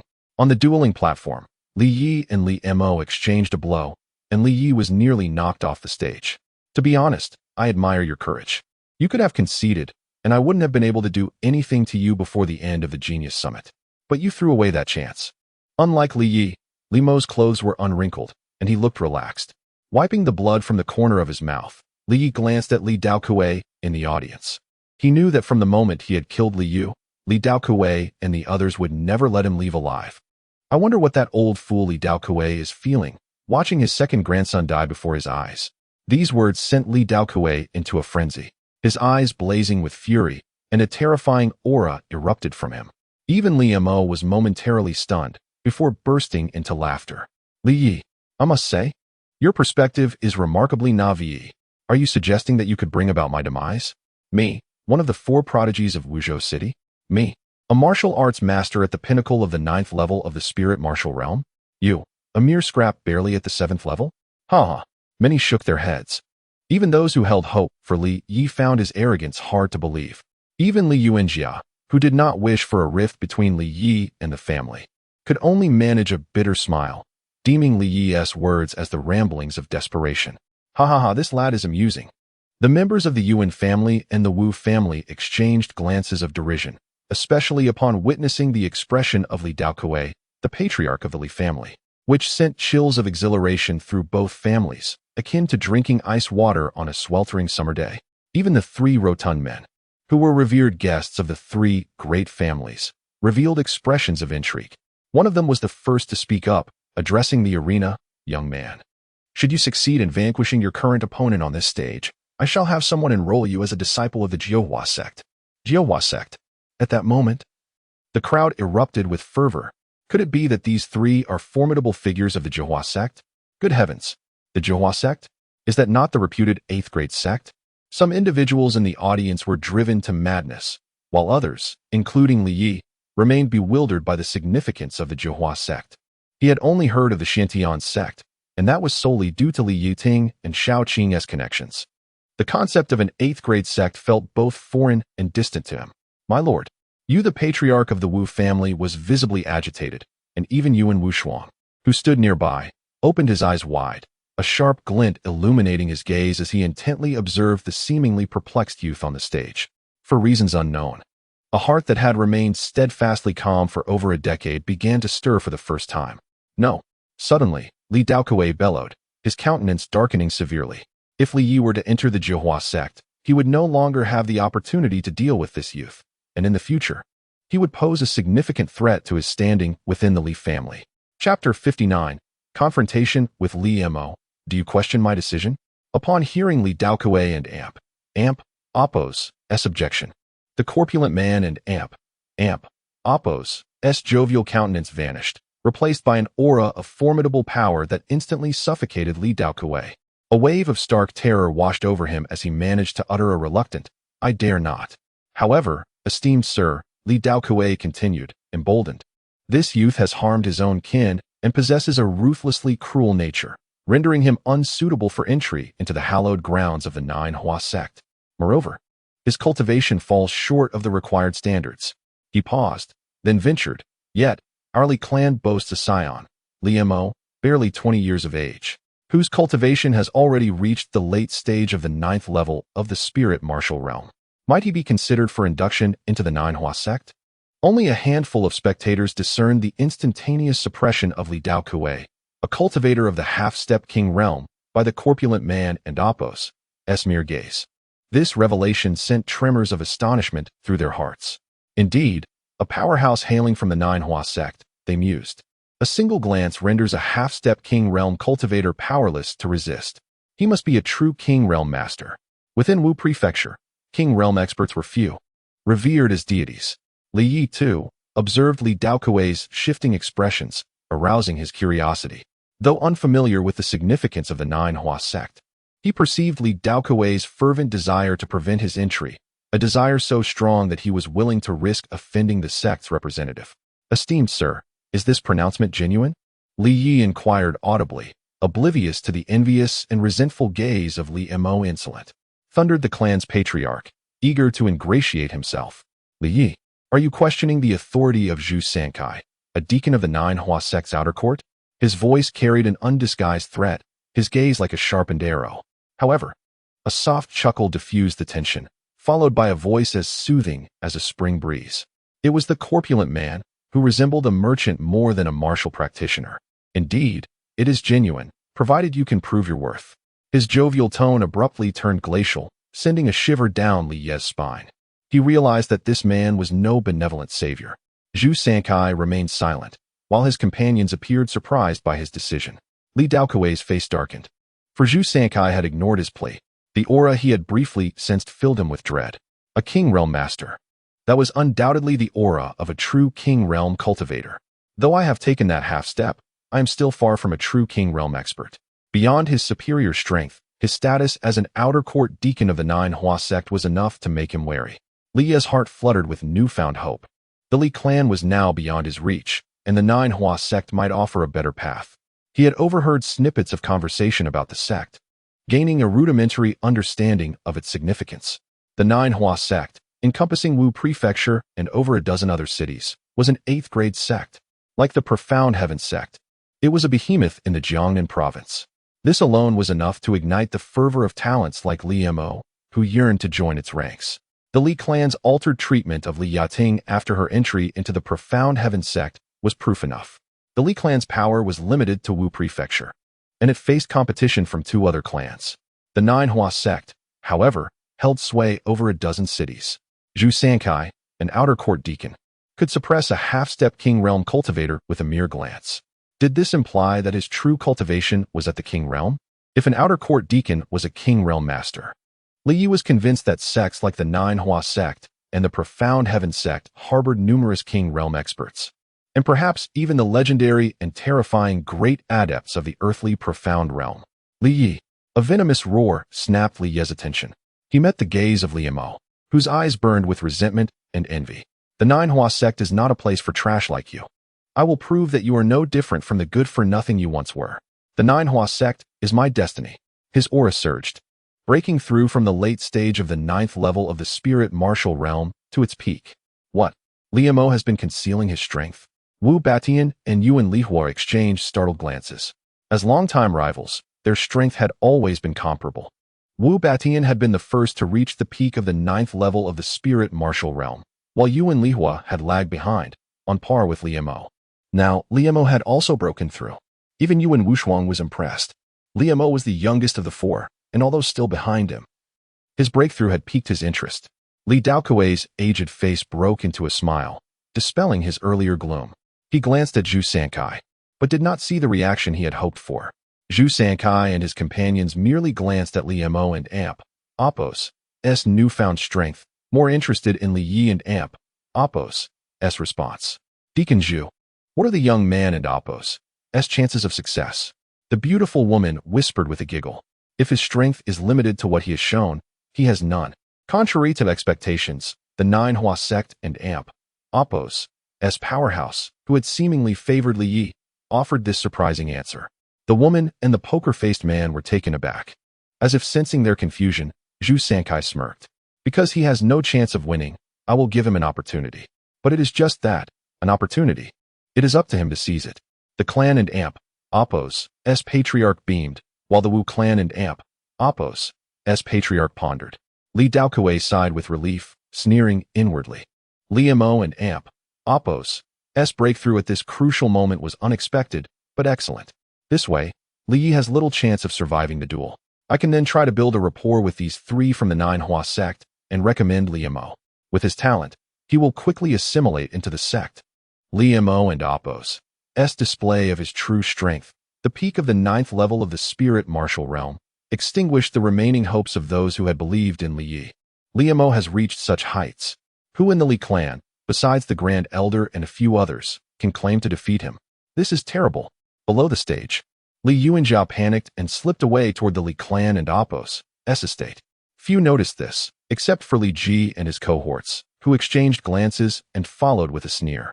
Li Yuanjia was oblivious to their pursuit. On the stage, Li Yi and Amp, Apos, S expression shifted as he faced Li Mo and Amp, Apos, S formidable aura. The peak of the 9th level of the spirit martial realm is more than twice as powerful as the late stage. In the Cloud Ascension continent, the higher the cultivation, the greater the disparity in strength. Much like the disparity between the initial and later stages of the 9th level of spiritual martial arts. The difference in prowess between these two states is akin to that between the 8th and 9th levels themselves. Without a moment's hesitation, Li Yi launched the first offensive, unleashing a torrent of strikes. In an instant, he delivered dozens of kicks, each aimed at critical points of Li Mo from various angles. Roll, he bellowed. As an overwhelming wave of energy surged towards him, effortlessly dismantling all his attacks, leaving him momentarily dazed by a flurry of golden stars before his eyes. Despite the shock surging within him, Li Yi refused to concede. He spun mid-air, transforming into a fleeting breeze, his form multiplying exponentially. 2 became 4, 4 became 8, and ultimately, he manifested 16 images, each delivering a punch towards Li Mo. Suddenly, the sky was adorned with swirling snowflakes, and the temperature plummeted dramatically. The chilling aura was intense. This young man had managed to amplify the power of his frost fist at such a critical juncture. The might of Li Mo was astonishing. Yet Li Yi and Amp, Apos, S display was nothing short of astounding. At this moment, even Li Yi was unaware that the force of his frost fist was altering the very environment around him, sending forth hailstones that roared towards Li Mo. This singular strike possessed the strength to instantaneously encase a 7th-level martial artist in ice, and even an 8th-level martial master would be severely injured under such force. In the stands, members of the Yuan and Wu families exchanged glances of trepidation, while Li Daokuei and Amp, Apos, S expression darkened. Even Zhu Sankai revealed a flicker of interest for the first time. However, it was still insufficient. While this power could indeed pose a threat to an 8th-level martial master, his opponent was a formidable 9th-level martial grandmaster, Li Mo himself, who was exceptionally powerful among his peers. As anticipated, the terrifying hailstones were swiftly repelled, and the entire arena was encased in a layer of frost. Yet, Li Mo appeared to be enveloped in a faint, ethereal crimson light, sustaining no harm whatsoever. Blood Soul Qi, exclaimed Yuan Wushuang, his voice tinged with genuine astonishment upon witnessing this spectacle. Chapter 60, Slaying Li Mo with Blood Soul Qi. Upon witnessing this scene, not only did Yuan Wushuang change his expression for the first time, but numerous renowned powerhouses within Wuzhou City also displayed expressions of astonishment. What an intriguing young man. Despite being merely at the pinnacle of the 9th level of the spirit martial stage, he can unleash Blood Soul Qi to such an extent. Fascinating. Zhu Sankai was momentarily taken aback, then a smile crept onto his face, revealing a hint of admiration for the first time. This reaction caused both the Yuan and Wu families to shift uneasily, with Yuan Wu Shuang's eyes widening, as a surge of intense battle spirit erupted from him. For the first time in years, someone had compelled him to unleash such a fervent battle spirit. Blood Soul Chi can only be slightly utilized by those who have ascended to the 7th level of the Spirit Martial stage. Yet true mastery of this power is a feat achievable only by innate king-level warriors. The Spirit Martial stage is also known as the postnatal realm, where martial practitioners primarily focus on refining their physical bodies, thereby unable to fully harness the blood soul power. Only by transcending into the innate realm can one truly wield this terrifying force, the might of which is incomparably beyond that of postnatal martial practitioners. Postnatal martial practitioners possess blood soul energy that is too chaotic and of low purity. Only upon entering the innate realm, transforming their blood soul into innate blood energy, can they gain mastery over it. This young lad, though still somewhat immature, surprisingly already harbors a hint of innate blood energy within him. In less than 10 years, transcending into the innate realm should pose no challenge. In Zhu Senkai's eyes, a glimmer of appreciation for talent shone through. It is worth noting that postnatal martial practitioners, encompassing the 1st to 9th levels of the spirit martial stage, appear to him as mere ants. However, once one steps into the innate realm, it is a different story. Even a small place like Wuzhou City can boast dominance. Even within the ranks of the Jihua sect, an 8th grade sect, such individuals hold a certain status. To his surprise, aside from Yuan Wu Shuang, another talent with a hint of innate blood energy had emerged in Wuzhou City. What a stroke of luck! At this moment, Zhu Sankai's attention had completely shifted from Li Yi to Li Mo. Few in Wuzhou City comprehend the secrets to entering the innate realm. But Zhu Sankai, hailing from the Jihua sect, is well aware. Without generating innate blood energy within one and Apos' body, even reaching the pinnacle of the 9th level of the spirit martial stage will not pave the way for advancement. Even if one manages to cross that threshold, they would merely be a half step into the innate realm, unable to truly transcend. Moreover, the younger one is, the greater the potential for future growth. Previously, Yuan Wu Shuang, at the age of 22, had already transformed 30% of his blood soul into innate blood energy, which was astonishing. Now Li Mo, at under 20, has nearly 1% of innate blood energy within him, capable of rivaling Yuan Wu Shuang. As these thoughts raced through his mind, Zhu Senkai's smile broadened. Congratulations to the esteemed elder for acquiring such promising talent. These two individuals would certainly not be out of place even within the sect. Upon returning, the elder would undoubtedly overshadow others and shine brilliantly. The beautiful woman beside him immediately offered her soft congratulations, revealing that among the three, Zhu Senkai held the highest status. However, the poker-faced man seemed to possess an inherently cold demeanor, remaining aloof in his seat, while Zhu Sankai and the beautiful woman appeared accustomed to his disposition, paying it no mind. The woman's voice was not particularly hushed, and upon hearing it, Li Dao Kuei's eyes lit up with intense surprise, and his heartbeat quickened. Simultaneously, he felt a wave of disdain in his heart. Li Yi, Li Yi, although your appearance caught me somewhat off guard, unfortunately, you are not your father. Previously, he had worried that if Li Yi entered the Jihua sect, it would pose a significant threat to him. However, upon seeing Zhu Sankai's interest in Li Mo, it seemed that both he and Yuan Wu Shuang were destined to be guided into the Jihua sect. This development signified an additional layer of security for him and the Li family. The Jihua sect, not only in Wuzhou City, but throughout the entire Jiangnan region, it stands as a behemoth. Boom. The ice layer of the arena shattered beneath Li Mo's foot, and with a simple palm strike, a flash of red light pierced through and obliterated a shadow of Li Yi. This power has surely surpassed the bounds of the spirit martial stage, right? Gazing at the arena that had nearly been cleaved in two, Li Yi felt for the first time that the unfolding situation was slipping beyond his control. Li Yi, you shall surely die. At this moment, Li Mo felt countless gazes converge upon him, filling him with an unparalleled sense of enjoyment. Simultaneously, a surge of overwhelming power within him demanded release. Yet, Li Yi's unparalleled speed posed a headache for him. Just then, he caught a glimpse of a cold glint in Li Yi's eyes, and a sense of alarm surged within Li Yi's heart as a terrifying hailstorm engulfed him and the entire arena. The same icy fist was unleashed from Li Mo's hands, its power amplified beyond tenfold. Instantly, the entire arena, including Li Yi, was encased in ice. A lifelike ice sculpture materialized before the audience's eyes, Li Yi himself. The crowd could even see the astonished expression on Li Yi's face, frozen in that moment. It is over. Li Mo stood proudly, though a fleeting hint of fatigue flickered in his eyes. The transformation of 1% of innate blood energy, while immensely powerful, also exacted a significant toll. He had yet to step into the innate realm, so the recovery of innate blood energy was incredibly slow. Yet, the outcome was clear as he gazed upon the ice sculpture, a victorious smile gracing his lips. While this result was somewhat unexpected, it garnered the approval of the majority. However, just as Li Mo turned to bask in the accolades of victory, he noticed a myriad of astonished faces among the crowd, their eyes wide with disbelief. Crack! The crisp sound of cracking ice drew Li Mo's attention, and he turned to see Li Yi, whom he had presumed to be frozen to death, burst forth from the ice. Boom! In an instant, the ice layer shattered, and a figure stepped forth, treading atop the remnants of the ice. Li Yi, you are still alive. Li Mo had immense confidence in his previous attack.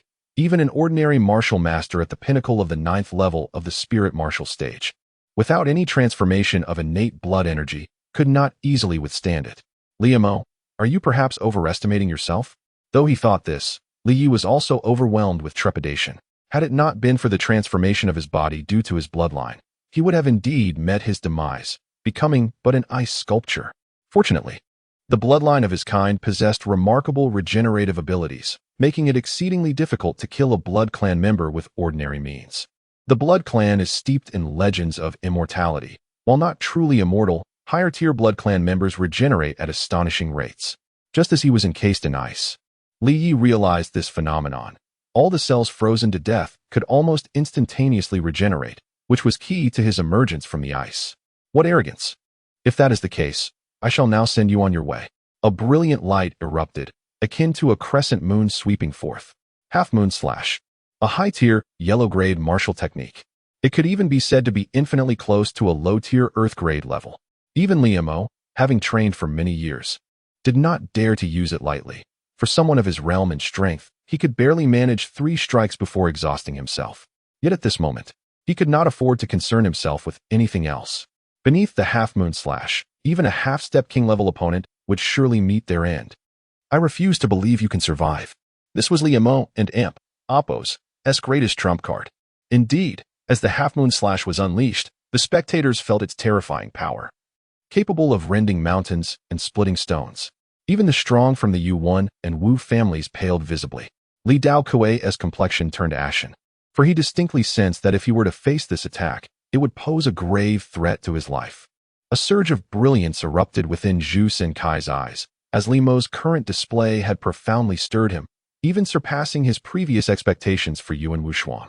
Sensing the palpable aura of death within that strike, Li Yi held nothing back, instantaneously unleashing the mystical shadow step, transforming into 16 illusory apparitions. Yet, they were all instantly shattered. This technique was potent enough to sweep across the entire arena, obliterating any number of doppelgangers. Wind cloud palm. Bang. Li Yi was propelled into the air, soaring beyond the confines of the stage. A clever lad. Upon witnessing this, Zhu Sankai, Kuden, and Amp, Oppo's, help but reveal a hint of admiration. In his estimation, Li Mo and Amp, Oppo's, crescent slash possessed the potential to endanger even a nascent king realm expert. It seemed improbable that Li Yi could withstand it. However, he ingeniously employed the reactionary force from his palm strike to propel himself beyond the arena and Amp, Oppo's, boundaries. While this would technically result in his defeat according to the Genius Summit's rules, it effectively prevented his demise. But had Li Yi truly relinquished his pursuit of victory? Whoosh! Suddenly, a sound pierced the air, and in a fleeting moment, the spectators beheld Li Yi, who had been launched skyward, planting his foot upon empty space. Subsequently, he executed a somersault, landing once more upon the platform. Only a select few managed to discern the events of that instant. That is, Zhu Senkai abruptly rose to his feet, his countenance betraying a hint of fervor. In that fleeting moment, he distinctly perceived a broken sword appearing beneath Li Yi and Oppo's feet, providing him with a fulcrum. It was upon this that Li Yi regained his footing, averting Li Mo and Oppo's most devastating attack. Bloody gaze. Li Mo and Amp, Oppo's prowess had exceeded Li Yi and Amp, Oppos' anticipations. Thus, he held nothing back, his eyes instantly transforming into a crimson abyss. A potent mental assault directly penetrated Li Mo and Oppos' consciousness. In an instant, Li Mo and Oppos' vision was assailed by a myriad of phantasms, plunging him into a realm of terrifying illusions. At that very moment, the sound of rushing wind echoed once more, slicing across Li Mo and Oppos' throat in a fleeting instant. No, a trickle of blood emanated from Li Mo and Oppos' throat, followed by a torrent of crimson gushing forth from the crimson line, scattering across the arena like a macabre rain. Perhaps in disbelief, Li Mo clutched at his throat, attempting to utter something, but ultimately failing to produce a sound, collapsing upon the platform. Li Yi, prepare to meet your doom. Boom. A surge of unbridled energy erupted forth, emanating from Li Dao Kuei, whose eyes were bloodshot with rage, as he unleashed a frenzied palm strike. Chapter 61. The Terror of the Half-Step King. Stage bold and audacious. At this moment, gazing at the lifeless form of Li Mo, who had collapsed to the ground, the crowd was utterly astounded by Li Yi and Oppos' frenzied actions. It was madness. Indeed, sheer madness. After slaying Li Yi had once again taken the life of Li Mo, this remarkable genius of the Li family. The unrivaled prodigy of Wuzhou City had met his demise at Li Yi and Oppos' hands. Beast, come and meet your end. A formidable palm strike surged forth like a vortex, enveloping Li Yi entirely. The wrath of the half-step king stage. Even a master of the 9th level of the spirit martial stage would sense the futility of survival. The weight of the ranks, particularly the terrifying force of innate blood energy, was enough to bring a martial master to their knees. This was an unchangeable law. In this moment, Li Dao Kuei, consumed by madness and hatred, was unstoppable. Only a true innate king stage master could hope to intervene.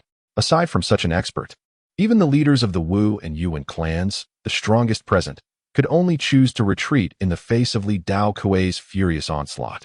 However, 3 individuals from the Jiuhua sect seated in the stands possessed the ability to prevent this tragedy, particularly Zhu Sankai, whose strength was inscrutable to all present, and who could have intervened to save Li Yi. Yet he did not. At the moment Li Mo was slain, he too was filled with unbridled rage. Damn it, this brat has ruined my plans. Indeed, a prodigy who had begun to transform his innate blood energy before the age of 20 was a rarity, even within the Jiuhua sect. As an outer sect steward tasked with discovering talent, uncovering a genius was of paramount importance. Their very existence hinged on identifying more talents for the formidable sect. The appearance of Yuan Wushuang was a delightful surprise, and Li Mo and Oppos' emergence was even more fortuitous. Alas, with Li Yi and Oppos' act of killing Li Mo, all hopes were dashed. Thus, upon witnessing Li Dao Kuei and Oppos' furious strike, Zhu Sankai chose not to intervene. His expression darkened, and the chilling aura emanating from him made even the peak masters of the Wu and Yuan clans tread cautiously, fearful of provoking this formidable being who could unleash a torrent of bloodshed upon Wuzhou City. Boom! Li Dao Kuei and Oppos' palm descended directly, instantly enveloping a radius of several meters around Li Yi. The spectators could see the ground sink several inches, with severe cracks appearing in some places. What terrifying power! Is this the might of a half-step king stage? Upon witnessing the force of Li Dao Kuei and Oppos' strike, the leaders of the Yuan and Wu clans turned pale with fear. Both had reached the pinnacle of the 9th level of the spirit martial stage, the ultimate realm among postnatal martial practitioners, just a step away from the innate level. Initially, even though they acknowledged that Li Dao Kuei had advanced a step ahead, they had not taken it to heart. However, seeing the reality of his power now filled them with trepidation.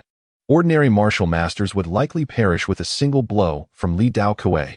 Even peak martial masters would find themselves outmatched. 3 to 5 of them would be no match at all. This was merely the half-step king stage. How formidable would a true innate king stage expert be? At this moment, both yearned even more for the legendary innate realm, though they lamented that this simple step was one that countless strong individuals spent their lives striving to cross. Throughout Wuzhou City, it was rumored that each of the 3 great families had a king stage expert stationed, which accounted for their dominance in the region. It was a pity that the only heir of the legendary ghostly genius, Li Kai Nian, had not been afforded a few more years. Perhaps another Li Yin could have emerged. Many sighed inwardly, as Li Ye's performance had completely dispelled the infamous reputation of a waste from years past.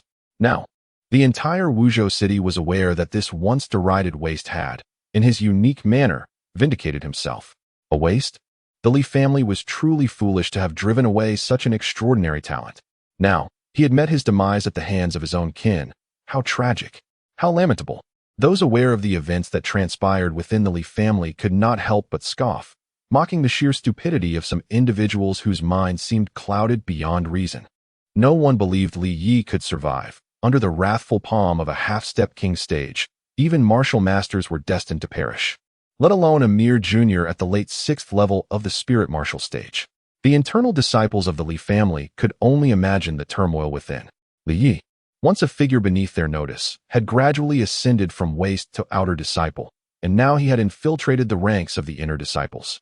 Moreover, he had successively slain one of the Li family's prodigies, Li Yu, and thereafter, with all eyes upon him, he had forcefully dispatched Li Mo, one of Wuzhou City's 4 great talents. Li Daokui, this old scoundrel, must surely be furious. Many speculated maliciously, for the anguish of losing both grandsons to the same individual was a pain that could drive even the strongest of men to despair. Not to mention, among the 2 grandsons, the eldest was poised to become a super genius of the Jiuhua sect. Yet, at that moment, someone suddenly noticed that Li Yi, presumed dead beneath Li Daokui and Appo's strike, was actually crawling out from the rubble. A slight figure emerged, unsteady and on the brink of collapse, yet he stood resiliently. Impossible. Gasps of astonishment echoed as if the onlookers were rallying for the frail silhouette. Beast, how can you still be alive? Even Li Daokui was taken aback, his eyes widening. That palm had been delivered in fury, without any restraint.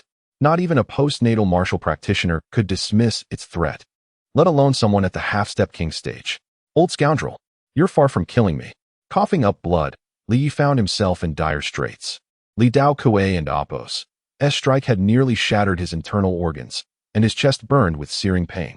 At least 3 ribs were broken, and his insides felt as if they were reduced to mush. Such injuries would leave an ordinary person, even a martial master, on the brink of death. Yet, he trembled as he stood. Though his breathing was labored, his eyes remained bright, radiating an indomitable spirit. Damn it, a rib has pierced my lung. Feeling the excruciating pain in his chest and the difficulty in breathing, Li Yi cursed inwardly. Although the bloodline granted him rapid recovery, such grievous wounds would not heal in a short span. However, faced with the murderous intent of Li Daokui, who would surely not spare him, Li Yi harbored no illusions about surviving a second strike. Li Daokui and Appo's face contorted in rage. Despite his astonishment at Li Yi and Appo's survival, he sneered. Beast, I held back just 70% of my strength previously. Next time, you will have no chance to live. Just as Li Daokui prepared to strike, Li Yi hurriedly called out, Steward, I wonder if our previous agreement still stands. Is my performance satisfactory to you? This exclamation sent a tremor through Li Daokui, immediately recalling Zhu Sankai and Appo's earlier words. Though he loathed Li Yi, he hesitated, casting a fleeting glance toward Zhu Sankai in the stands. This one and Appo's, do. If this beast enters the Jiuhua sect, killing him will be akin to climbing a mountain. With this thought, Li Daokui no longer hesitated. He aimed to strike Li Yi down before Zhu Sankai could speak. Li Yi was taking a gamble. He understood that Zhu Sankai from the Jiuhua sect sought to uncover talents for the sect, and he had gleaned enough from his previous actions. He had slain Li Mo. He aimed to demonstrate his superiority over Li Mo, one of the so-called 4 talents of Wuzhou City, while also hoping to evoke a sense of admiration from Zhu Sankai, thereby compelling Li Daokui to refrain from attacking him. It was precisely for this reason that Li Yi did not hesitate to eliminate Li Mo. This was a high-stakes gamble, contingent upon whether Zhu Sankai would intercede on his behalf. Once Zhu Sankai spoke up, Li Daokui would have to think twice before acting against him. For the Li family stood as insignificant as ants before the formidable Jiuhua sect, an 8th-rank sect, rendering any form of resistance utterly futile. However, to his astonishment, Li Daokui disregarded all caution, intent on eliminating him before Zhu Sankai could intervene. At that moment, for the first time, a flicker of fear regarding death surfaced within Li Yi's heart. The previous strike had nearly cost him his life. Though the bloodline of the Blood clan rendered his physique robust, it did not grant him immortality. Should he exceed his limits, the consequences could be fatal. Observing Li Daokuei and Appo's choice, the members of the Yuan and Wu families exchanged glances filled with sharp intensity, yet none dared to voice their objections. While they reveled in the demise of the twin stars of the Li family, Li Yi, as a member of the Li family himself, incited even greater trepidation than Li Mo and Li Yu. Even if Li Daokuei refrained from striking, the display of Li Yi's prowess would undoubtedly incite a desire for his elimination among the onlookers. Wretched beast, no one can save you. Li Daokuei's expression mirrored the turmoil within him. With a forceful breath, Li executed the misty steps, attempting to evade the attack, creating numerous afterimages to bewilder Li Daokuei. However, these illusions were swiftly obliterated by a terrifying surge of power, the residual force crashing into Li Yi's chest. With a thunderous impact, he was sent hurtling backward, a fragment of his internal organs erupting from his mouth amidst a spray of blood. Stop! At last, Zhu Sansai's voice arrived, albeit belatedly. Just as Li Daokuei was poised to deliver another strike to seal Li Yi's fate, he felt an overwhelming aura descend upon him, far surpassing anything he could have imagined, causing his blood to feel as if it might explode. Upon hearing that voice, Li Yi, pale as a ghost, allowed a faint smile to emerge on his blood-streaked face, realizing he had momentarily evaded death. In stark contrast, Li Daokuei's expression was one of profound displeasure, his eyes reflecting a deep-seated resentment, yet he ultimately halted his attack. Chapter 62. Breaking promises. All eyes were fixed on the plump figure, who appeared somewhat ridiculous as he stood up from the viewing platform. Yet, no one dared to display the slightest hint of mockery. They held their breaths, including members of the three prominent families. Particularly, the senior members of these families understood all too well that this seemingly comical individual, when provoked, could effortlessly annihilate their clans.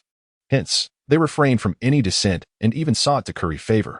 Esteemed steward, this individual has repeatedly committed acts of violence, slaughtering his own kin. His heart deserves to be condemned. He should face the gravest of punishments. Li Daokuei felt a surge of urgency within. If Zhu Sankai were to speak in favor of Li Yi, even 1,000 times more courageous, he would not dare to act against him, at least not openly. Steward, according to our previous agreement, this young man has fulfilled his obligations. I wonder if you find it satisfactory? Taking a few deep breaths, Li managed to utter these words. Li Daokuei and Appo's strikes had nearly extinguished all his vitality, yet the bloodline and Appo's unique constitution allowed him to sense a flicker of life coursing through him. As his blood flowed, all his damaged organs began to recover at an astonishing pace. Simultaneously, a wave of heat surged within him, spurring a maddening urge. Blood! How he craved blood! Li Yi's eyes, unbeknownst to him, began to redden, not from the activation of his blood pupils, but with actual blood vessels. At this moment, he felt an overwhelming impulse to consume fresh blood, a longing so intense that it threatened to shatter his reason. No, I absolutely cannot succumb to this desire for fresh blood here. Li Yi forcefully suppressed the craving within him, fully aware that indulging in the blood of others would greatly enhance his recovery. Moreover, vampires could gain power through the ingestion of blood. Yet should he succumb to this temptation, he would lose any foothold in the city of Wuzhou. Both Li Daokuei and Li Yi awaited Zhu Sankai and Appo's response.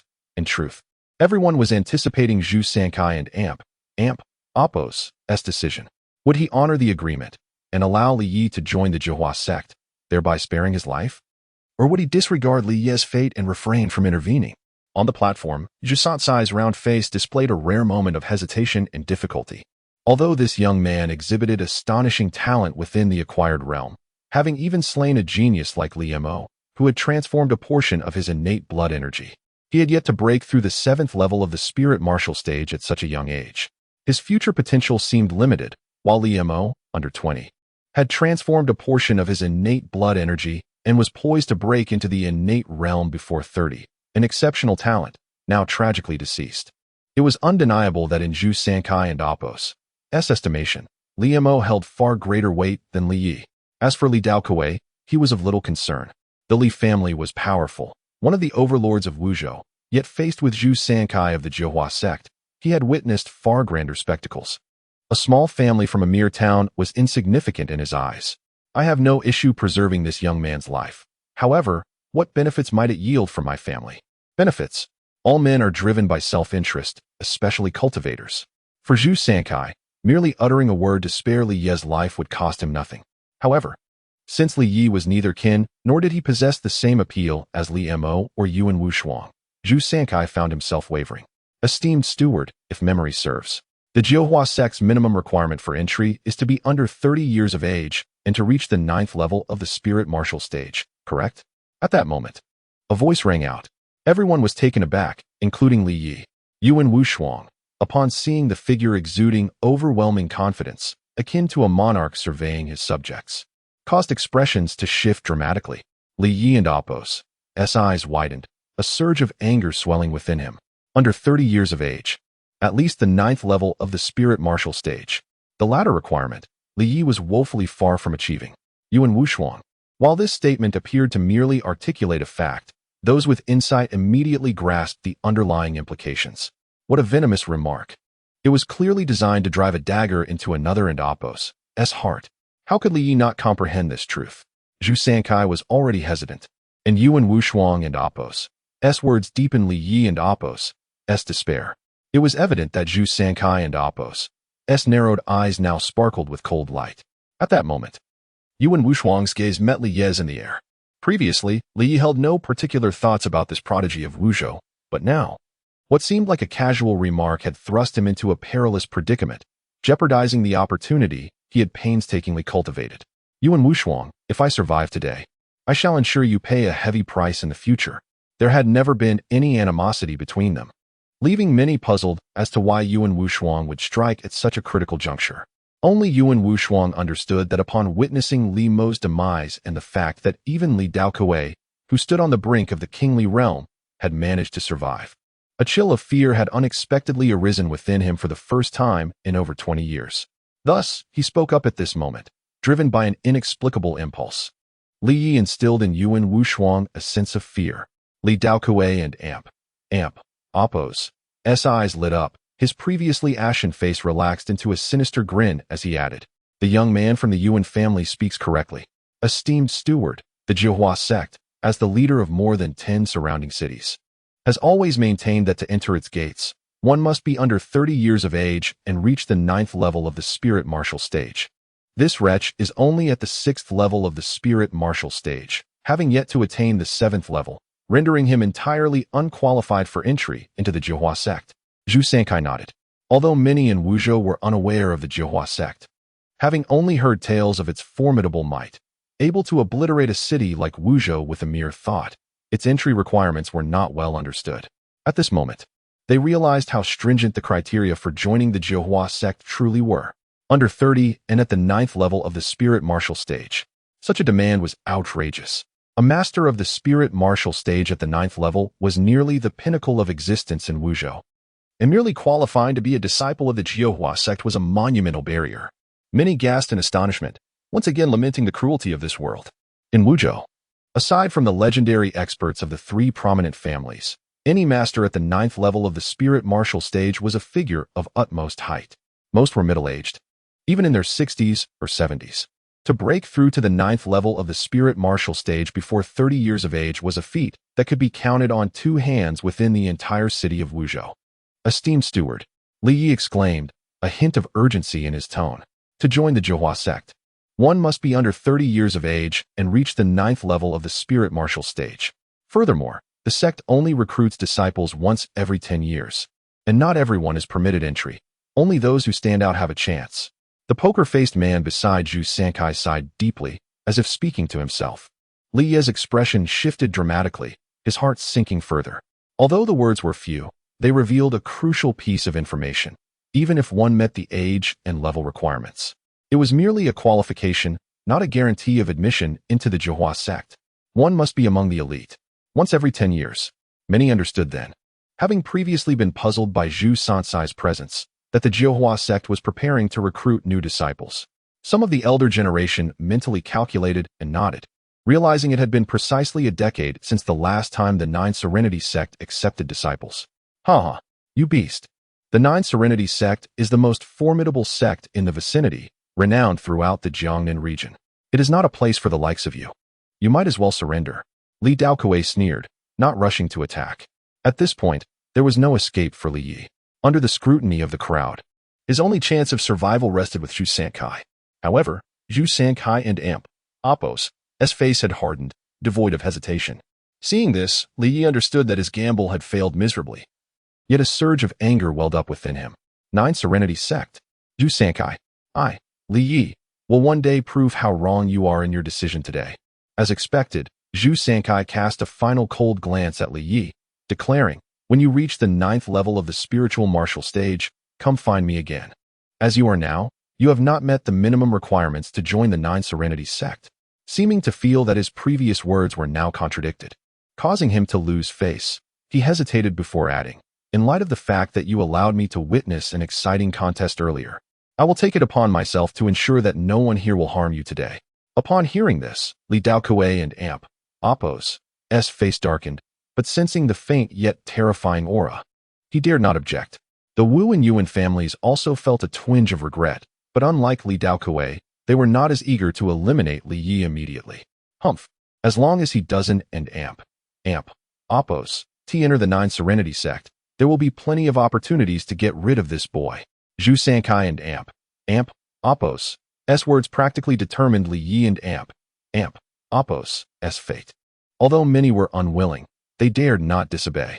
Li Yi was somewhat relieved, for although he had failed to enter the 9 Serenity Sect as he had hoped, he had at least preserved his life for now. However, he felt no gratitude towards Zhu Sankai, his heart filled with coldness. The other party was merely trying to save face by offering to protect him, and Li Yi even sensed a hint of coldness in Zhu Sankai and Apos' gaze. Chapter 63. The Apothecary Pavilion. At this moment, the Genius Summit had lost all significance. Although a few rounds remained, the name that resonated throughout Wuzhou City was that of one individual, Li Yi. It could be said that all the talents present at the summit and the entire city were overshadowed by the brilliance of this singular figure. From this day forth, who in Wuzhou City would be unaware of Li Yi? Once a discarded waste cast out by his family, he had, in less than 4 short years, ascended to such heights. Indeed, with his cultivation at the 6th level of the spirit martial realm, he had relentlessly defeated numerous prodigies, including the peak talent from the previous Genius Summit, all of whom fell before him. Even Li Mo, hailed as one of the 4 great talents of Wuzhou City, had met his demise at Li Ye's hands. This young man was akin to a prodigy, reminiscent of his father's legendary prowess. Now, Li Yi's lineage was widely circulated. He was the son of the legendary ghostly figure, Li Qinyan, a once-renowned waste who had caused a stir years ago. Now, he had triumphed over various talents, and was even on the verge of entering the Zhihua sect, aspiring to join its ranks. For a time, Li Yi's renown eclipsed even that of Yuan Wushuang. However, for those who wished for Li Yi's demise, a profound sense of resentment brewed within them. Bang! In the opulent main hall of the Li family estate, Li Daokuei shattered a sandalwood chair with a single strike, resembling a furious lion, causing those around him to recoil in fear. This wretch! I refuse to believe I cannot kill you. The elders of the Li family dared not utter a word. The Genius Summit had concluded, yet the Li family had gained infamy. The twin stars had been slain by their own kin, while the perpetrator continued to thrive, becoming the laughingstock of Wuzhou City. Particularly for Li Daokuei, one of the few top-tier powerhouses in Wuzhou City. The inability to avenge his 2 grandsons was a humiliation that stirred his wrath to the brink of slaughter. Elder, please temper your anger. Now that Zhu Sankai has left with Yuan Wushuang for the Zhihua sect, once Zhu Sankai departs, that Li Yi will have nowhere to escape. As long as Zhu Sankai remained, no one dared to act. Even if some recognized Zhu Sankai and Apos' lack of genuine affection for talent, they were nonetheless bound by their own reputations. The esteem of the powerful was often untouchable, otherwise, the consequences would be severe. At that moment, it was Li Huangran, a 3rd elder of considerable influence, who dared to speak. Casting a sidelong glance at the irate Li Daokuei, a wicked grin flickered across his face. Upon hearing this, Li Daokuei's fury was somewhat tempered. After a prolonged contemplation, he nodded. Very well, let Zhu Sankai depart first, then we shall take action. Send someone to keep watch over that wretched boy. Do not let him escape. If anyone in Wuzhou City could be labeled the greatest fool, it was undoubtedly Li Daokuei. The Li family stood at the center of public scrutiny, the subject of countless mockeries. In stark contrast, the Yuan family emerged as the biggest winner of this genius summit. Have you heard? Yuan Wushuang has been taken under the wing of a prominent figure from the Jihua sect. It is rumored he shall become a disciple. It was already common knowledge that Yuan Wushuang was exceptional. Wuzhou City was too small for him. Only the Jihua sect, a sanctuary for martial arts, could serve as his stage. Perhaps 10 years hence, he would attain innate mastery and rise as a king-level powerhouse. With Yuan Wushuang's departure to the Jihua sect now an open secret, the Yuan family seemingly ascended, becoming the most sought-after super family in Wuzhou City. Yuan Wushuang also became an object of admiration for many young people, especially the budding maidens, who found themselves swept away by romantic fervor. Soon, news spread that alongside Yuan Wushuang, his sister Yuan Lihua would also journey to the Jihua sect. Clearly, when one ascended, others benefited as well. It was said that Wu Batian from the Wu family had also left with the powerful figures of the Jihua sect. Thus, except for the unfortunate demise of Liu Mo, 3 of Wuzhou City's 4 great talents would soon become significant figures within the Jihua sect. The Wu family was equally elated. Before departing, Zhu Sankai had deliberated and decided to take Wu Batian with him, which sent the Wu family into a jubilant frenzy, presenting Zhu Sankai with a lavish gift that greatly improved his demeanor. In contrast, Li Yi, who had repeatedly performed miracles at the Genius Summit, was now a topic many chose to avoid. Only a few quietly lamented, while some deeds from the summit circulated in whispers. Yet, it was clear to all that without being taken away by the Jihua sect, Li Yi, regardless of the miracles he achieved, had little time left to live. For the Li family could not possibly let him escape. In a secluded courtyard, Li Yi coughed up a mouthful of dark red blood, his pale face regaining a hint of color. Now it was the second day after the Genius Summit, and Li Yi's injuries had improved by 70 to 80%. This recovery rate was astonishing. One must remember that at the time, his internal organs had been nearly obliterated, and he had broken 4 ribs, one of which had even pierced his lung. His meridians had been nearly shattered, yet after just one night, he had recovered so significantly. Indeed, his healing capabilities had increased several-fold during the night. Muttering to himself, Li Yi understood that he had not yet overcome the crisis. Although Zhu Sankai had spared his life upon leaving, he knew that Li Daokui and others would not let him off so easily. Now that Zhu Sankai and his companions had likely departed, it wouldn't and oppose TB long before that old wretch Li Daokui made his move. I must find a way to evade this peril. At this moment, he was not within the Li family but had instead found a dilapidated, uninhabited courtyard. He wondered whether his 4th uncle had located Aunt Yun. He had already returned to the old residence he once inhabited, but there was no sign of Aunt Yun. Now, anxiety consumed him, yet he knew he needed to remain calm and heal promptly. Though my current strength suffices against ordinary foes, encountering a martial arts master or even a half-step king would be perilous. The memory of his impotence when facing Li Daokui prompted Li Yi to pack his belongings and set off. It seemed he would have to forsake the affections of that girl Yiting. Li Yi urgently needed to enhance his strength. Once he reached the 7th level of the spirit martial realm, his power would experience a monumental leap. Typically, transitioning from the 6th to the 7th level would yield an enhancement of at least 5-fold.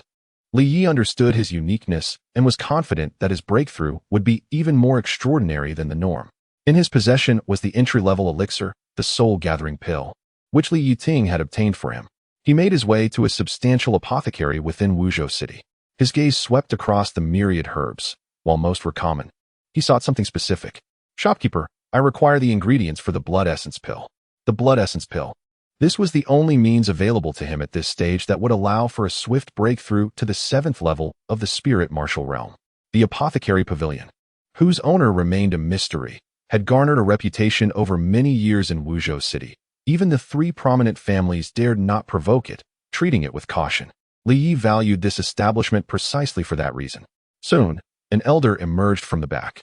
Upon seeing Li Yi's somewhat pallid complexion, he paused briefly. Then a glimmer of intrigue flickered in his eyes. Young master, please follow me. The elder spoke no further, leading Li Yi into a private room specially designated for discussing sensitive matters. Young master seeks the blood essence pill? The elder inquired directly. Li Yi nodded yes. If you possess the finished blood essence pill, I wish to acquire it immediately. If not, please provide me with the corresponding ingredients. The blood essence pill, an entry-level elixir, could only be crafted by a skilled alchemist, and it would assist those at the 6th level of the spirit martial realm in crossing into the 7th level. Even those at the 7th level of the spirit martial realm would achieve their peak instantly upon consumption. The elder and Apos' eyes glimmered with a sharp light, and his expression grew serious. Indeed, it is the blood of the emerald. Only upon entering the 7th realm of the spirit martial stage could Li Yi possibly withstand a formidable opponent like Li Daokuei. Otherwise, should he encounter Li Daokuei again, his demise would be inevitable. After observing Li Yi intently for a moment, the elder pondered deeply before speaking. The blood of the emerald is available at this establishment. But as for the price, upon hearing this, Li Yi was immediately filled with joy. He had merely been testing his luck and had not expected such fortune. He hurriedly inquired, "What is the price?" "I can manage it, dear guest," the elder replied, "though the blood of the emerald is merely a common low-grade yellow-tier medicinal pill.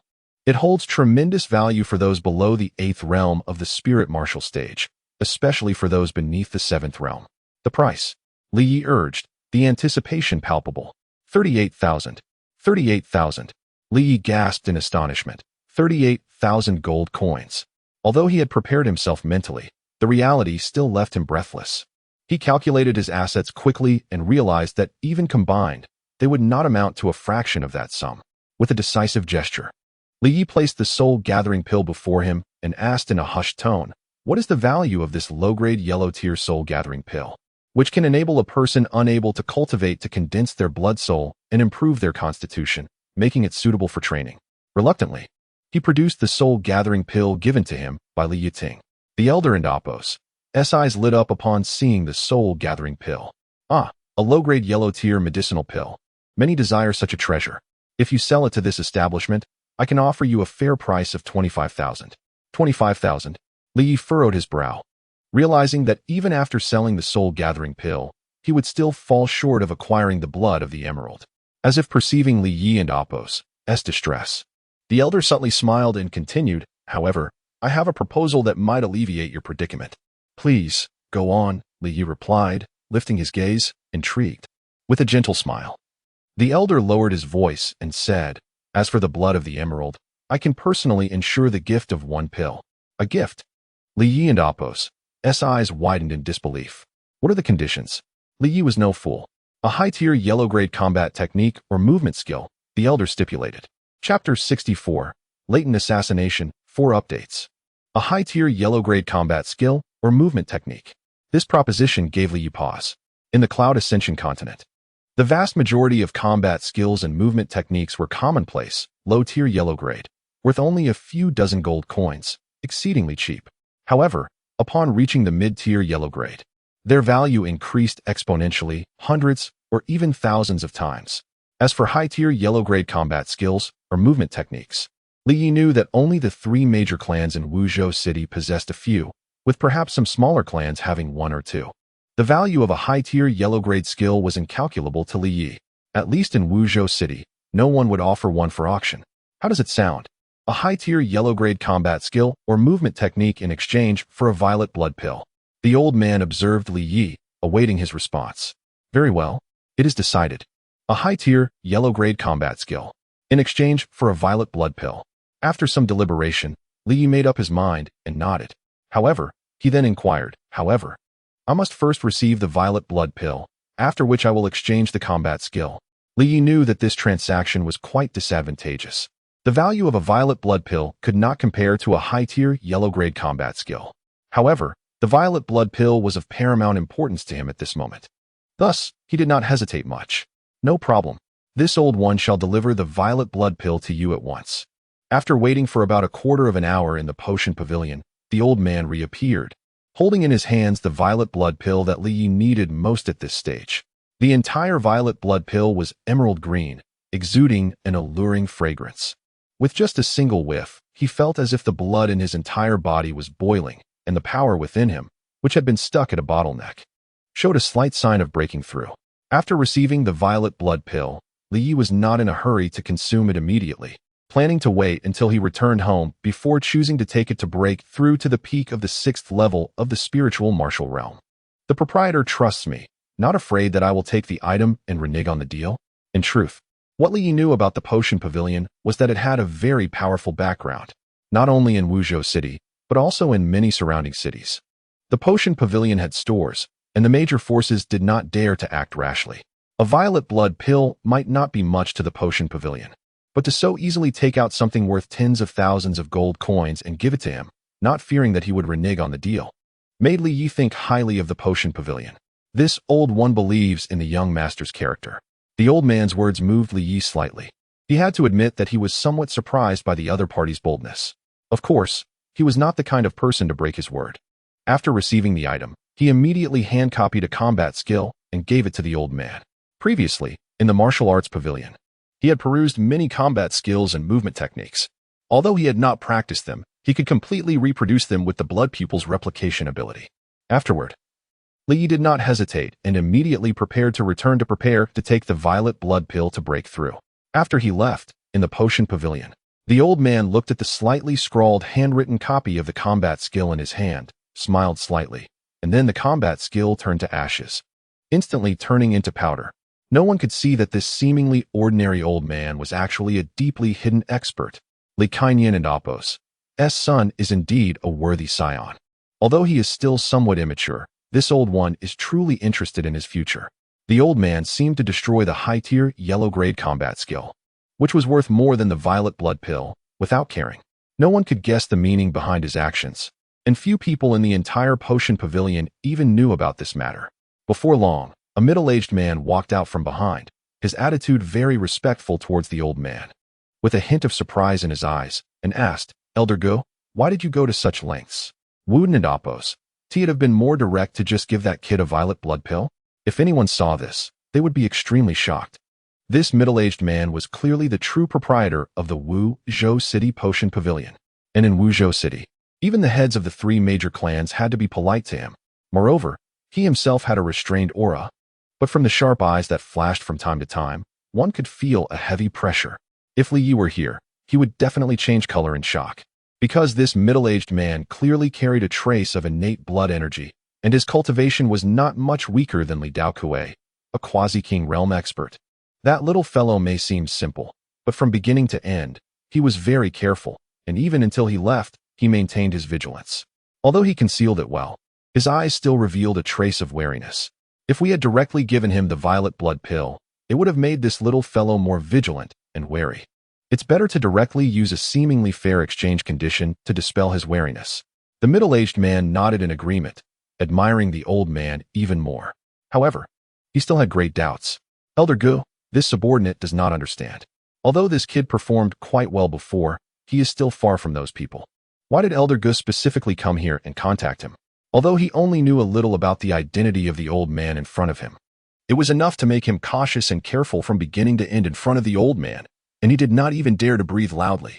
In his heart, the weight of the old man was such that, not to mention Wuzhou City, even that Nine Blossom sect was nothing in front of the old man.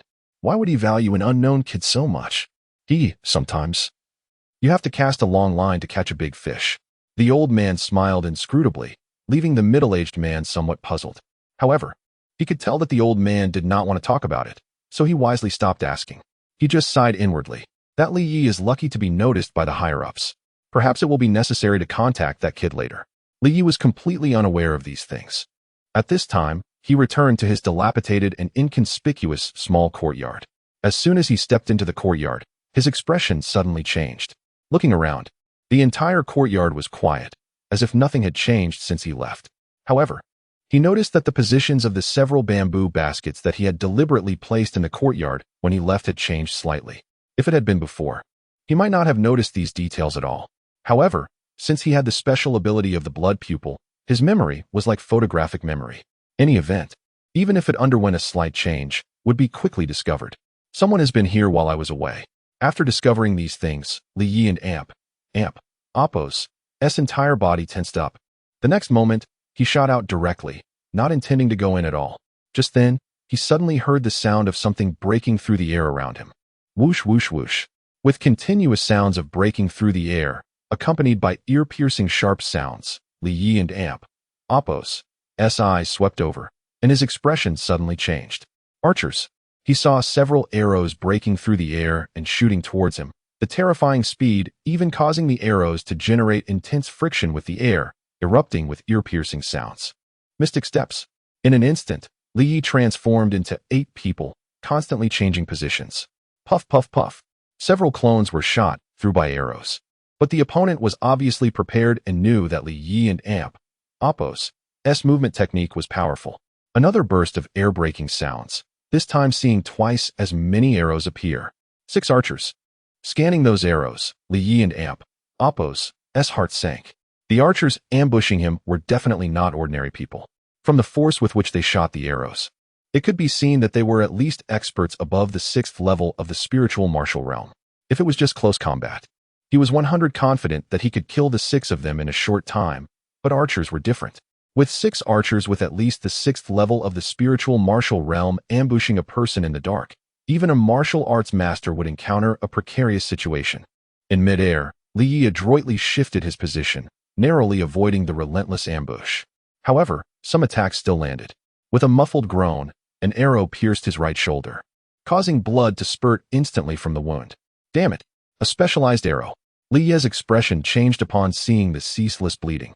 A closer inspection revealed several grooves at the tip of the arrow, designed to prevent the wound from closing and ensuring continuous blood loss. Judging by their merciless approach, it was clear that his assailants intended to ensure Li Yi's demise. As if on cue, 3 figures in black emerged from the shadows, launching a direct assault on Li Yi without uttering a word. Who sent you?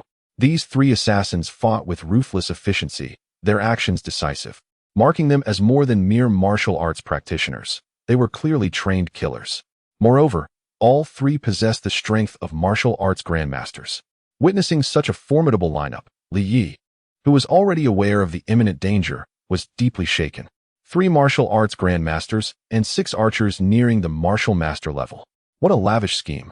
There was no need to guess. Within Wuzhou City, only one person desired his death so fervently. Li Daokue, are you the Li family's assassins? As his palm collided with one of the black-clad figures, Li Yi felt a sudden numbness in his arm. Staggering backward, he exclaimed softly, "The arrow is poisoned." Under normal circumstances, martial arts grandmasters, though formidable, would not pose a significant threat to Li Yi in his current state. However, with 6 archers of near martial master skill unleashing volleys of arrows from the shadows, coupled with the 3 martial arts grandmaster assassins closing in, Li Yi chose not to engage. Evading the other 2 assassins, he swiftly retreated. They've come sooner than expected. I must find a place to heal and break through the 6th level of the spiritual martial stage. Otherwise, I want an Apos to survive this day.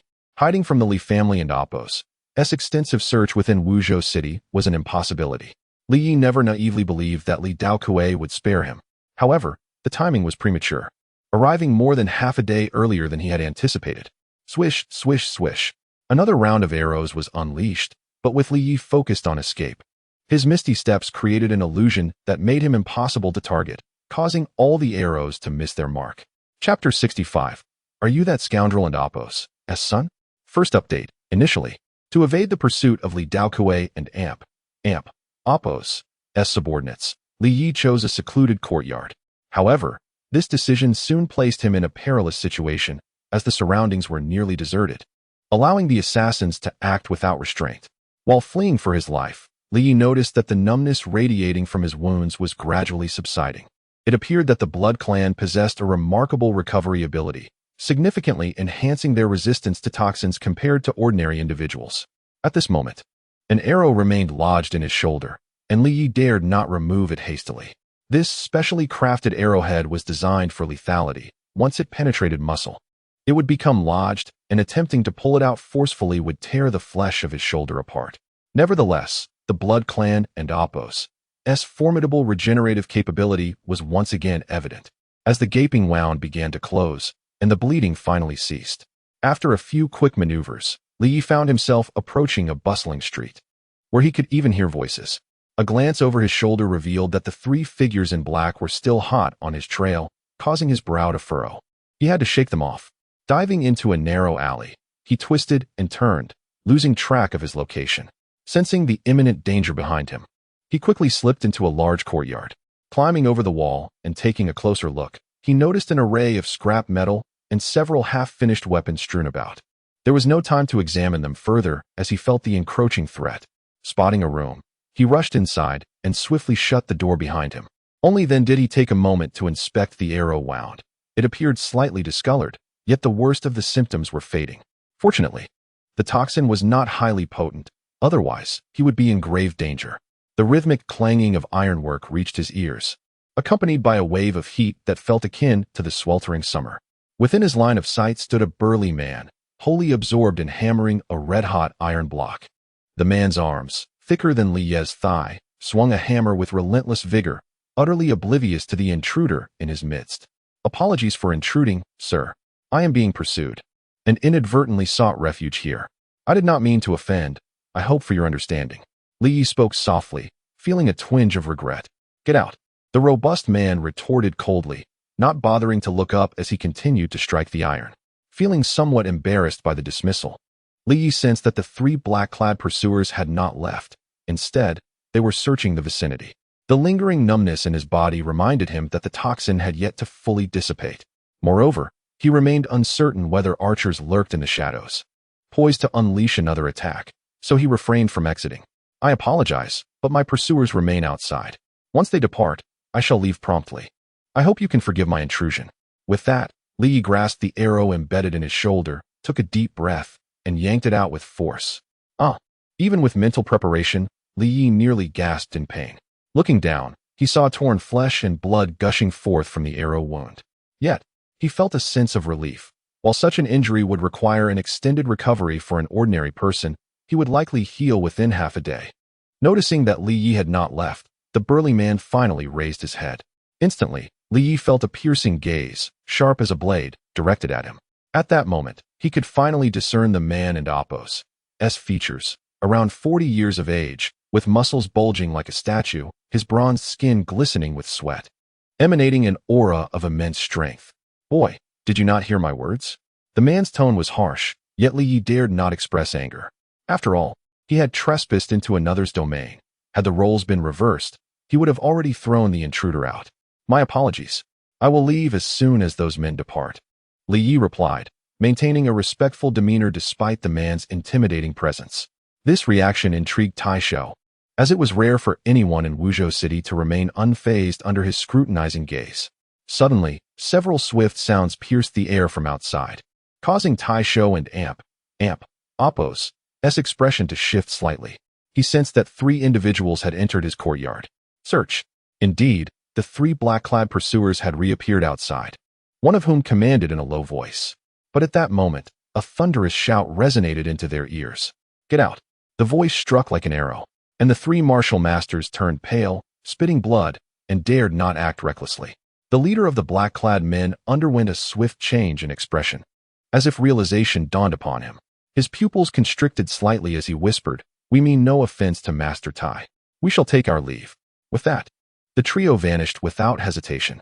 Inside the room, Li Yi and Apos' expression changed. "Master Tai?" He glanced at the muscular middle-aged man, astonished that he had inadvertently stumbled into the home of the renowned and singular blacksmith of Wuzhou City.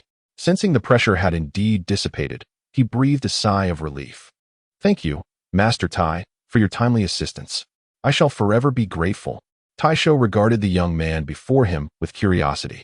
Frankly, few young individuals in Wuzhou City could capture his interest. Even Yu Wen Wushuang, hailed as the finest among the younger generation, had once sought a weapon from him but was turned away.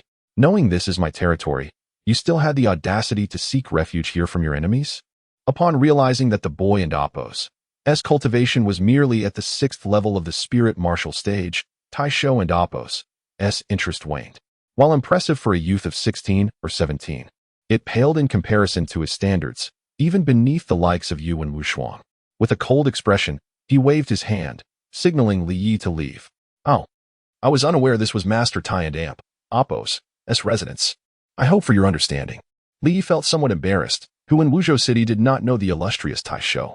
Yet, it was his first encounter with the legendary blacksmith. "You only just learned of my identity?" Taisho's interest was piqued once more. Even those who feigned indifference to fame often cared about certain matters, let alone Taisho, who had not truly withdrawn from the world. His voice carried a hint of irritation. "Your reputation as Master Tai precedes you. However, this is indeed my first encounter. In my panic, I failed to notice where I was hiding. Taisho scrutinized Li Yi closely, and the clarity in his gaze revealed that the boy spoke the truth. An intriguing young man. Though your cultivation is merely at the 6th level of the acquired stage, what enmity could have drawn such a formidable pursuit? Did you truly provoke over a dozen cultivators at the 6th and 7th levels, even 3 at the 8th level? Li Yi's expression shifted slightly. After the Genius Summit, who in Wuzhou City was unaware of his current predicament? Taisho noted the change in Li Yi's demeanor and grew even more curious. My name is Li Yi. As for those pursuing me, though he was quite certain that they were members of the Li family, he hesitated to voice it. Li Yi, you are the son of Li Kaiyan? Taisho's astonishment was palpable.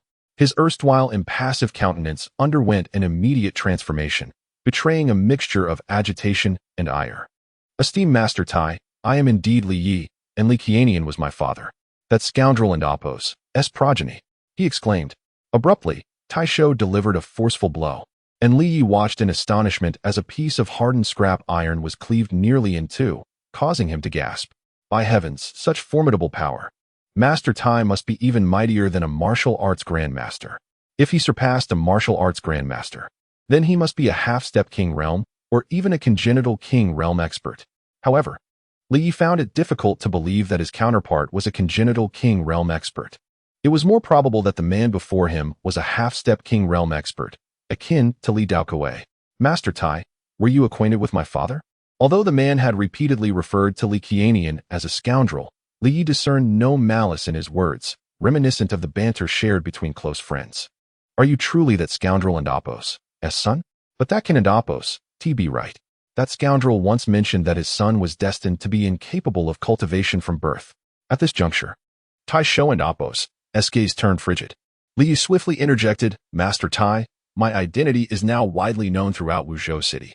You need only inquire, and you can ascertain the truth. Taisho remained dubious, but the iciness that had surfaced on his person dissipated considerably. He nodded. I trust you would not dare deceive me. However, it is unexpected that after so many years, that scoundrel's cub has grown so large. Were Master Tai and my father well acquainted? Li Yi inquired, his curiosity piqued. I was his sworn brother. However, that lad was far more accomplished than I. This small place could not contain him. I wonder if he has succeeded by now. A protracted sigh caused Li Yi to surmise that there must be some underlying reason for his father and Apos' disappearance. However, he was now relieved. Given Taisho and Apos' relationship with Li Qianian, he now possessed a safe haven. Regardless of how formidable the Li family was, they would not dare to run amok in this place. Chapter 66, Breakthrough, 7th Level of Spirit Martial Realm. Part 2. As Li Yi had anticipated, upon learning that he was the son of Li Kaiyan, Taisho did not expel him. It was common knowledge in Wuzhou City that Taisho had an eccentric temperament, marked by volatility, and was not one to extend a warm welcome to strangers. Yet, he had smiled at Li Yi on several occasions, which made it clear to Li Yi that their relationship was far from ordinary. At this moment, after Li Yi briefly recounted the events that had transpired, Taisho's expression grew serious. You truly are that rascal's offspring, capable of causing quite the stir. But well done. Damn it. I have always found those fools from the Li family displeasing. It's astonishing that after all these years, they remain so stagnant. Rest assured, you are safe here with me. Those worthless scoundrels wouldn't dare to lay a finger on you in my territory. Taisho and Apos' assurance brought great relief to Li Yi. Gratefully nodding, he replied, Uncle Tai, I need some time to make a breakthrough. Once I achieve that, I will possess the ability to protect myself. And then I won't trouble you anymore. Although Taisho held an exalted status in Wuzhou City, being the sole weapon refiner, even the 3 prominent families showed him some respect. However, Li Yi was acutely aware that the trouble he had stirred was not trivial. Having killed both Li Yu and Li Mo, and with Li Daokuei's influence in the Li family, retribution against him was inevitable. In Wuzhou City, the only families capable of standing against the Li family were the Wu family and the Yuan family. Unfortunately, he understood that neither would come to his aid. The events at the Genius Summit were merely the 2 families' disdain for the Li family and their enjoyment of the spectacle, not a genuine willingness to assist him. Should they discover his presence at Taisho's, it would undoubtedly bring considerable trouble to the latter. What are you saying? Stay here at ease. Even if they become aware, they wouldn't dare invade my domain. Taisho slapped his palm down with such force that it nearly scattered Li Yi, laughing heartily as a hint of innate blood energy subtly emanated from him, seemingly to reassure Li Yi. Though I may not compare to your father, I am at least half a step into the realm of innate power. There are few in Wuzhou City who can instill fear in me. Indeed, he was at the threshold of the kingly realm. Li Yi now understood why Taisho held such an esteemed position. Even the three major families had to show him some deference, while his identity as a weapon refiner set him apart. Without formidable cultivation, he would have long been targeted by the three families for recruitment. After all, a weapon refiner was of immense value to any family. To illustrate, an ordinary blacksmith could only achieve a success rate of 2 to 3 out of 10 when forging exquisite weapons, while a weapon refiner could reach an astonishing 99% success rate, even producing entry-level spirit weapons. Consider this: two individuals of equal cultivation, one wielding an entry-level spirit weapon and the other a mundane weapon. What would the outcome be? In the Yunting continent, any entry-level weapon transcended the realm of mere weaponry.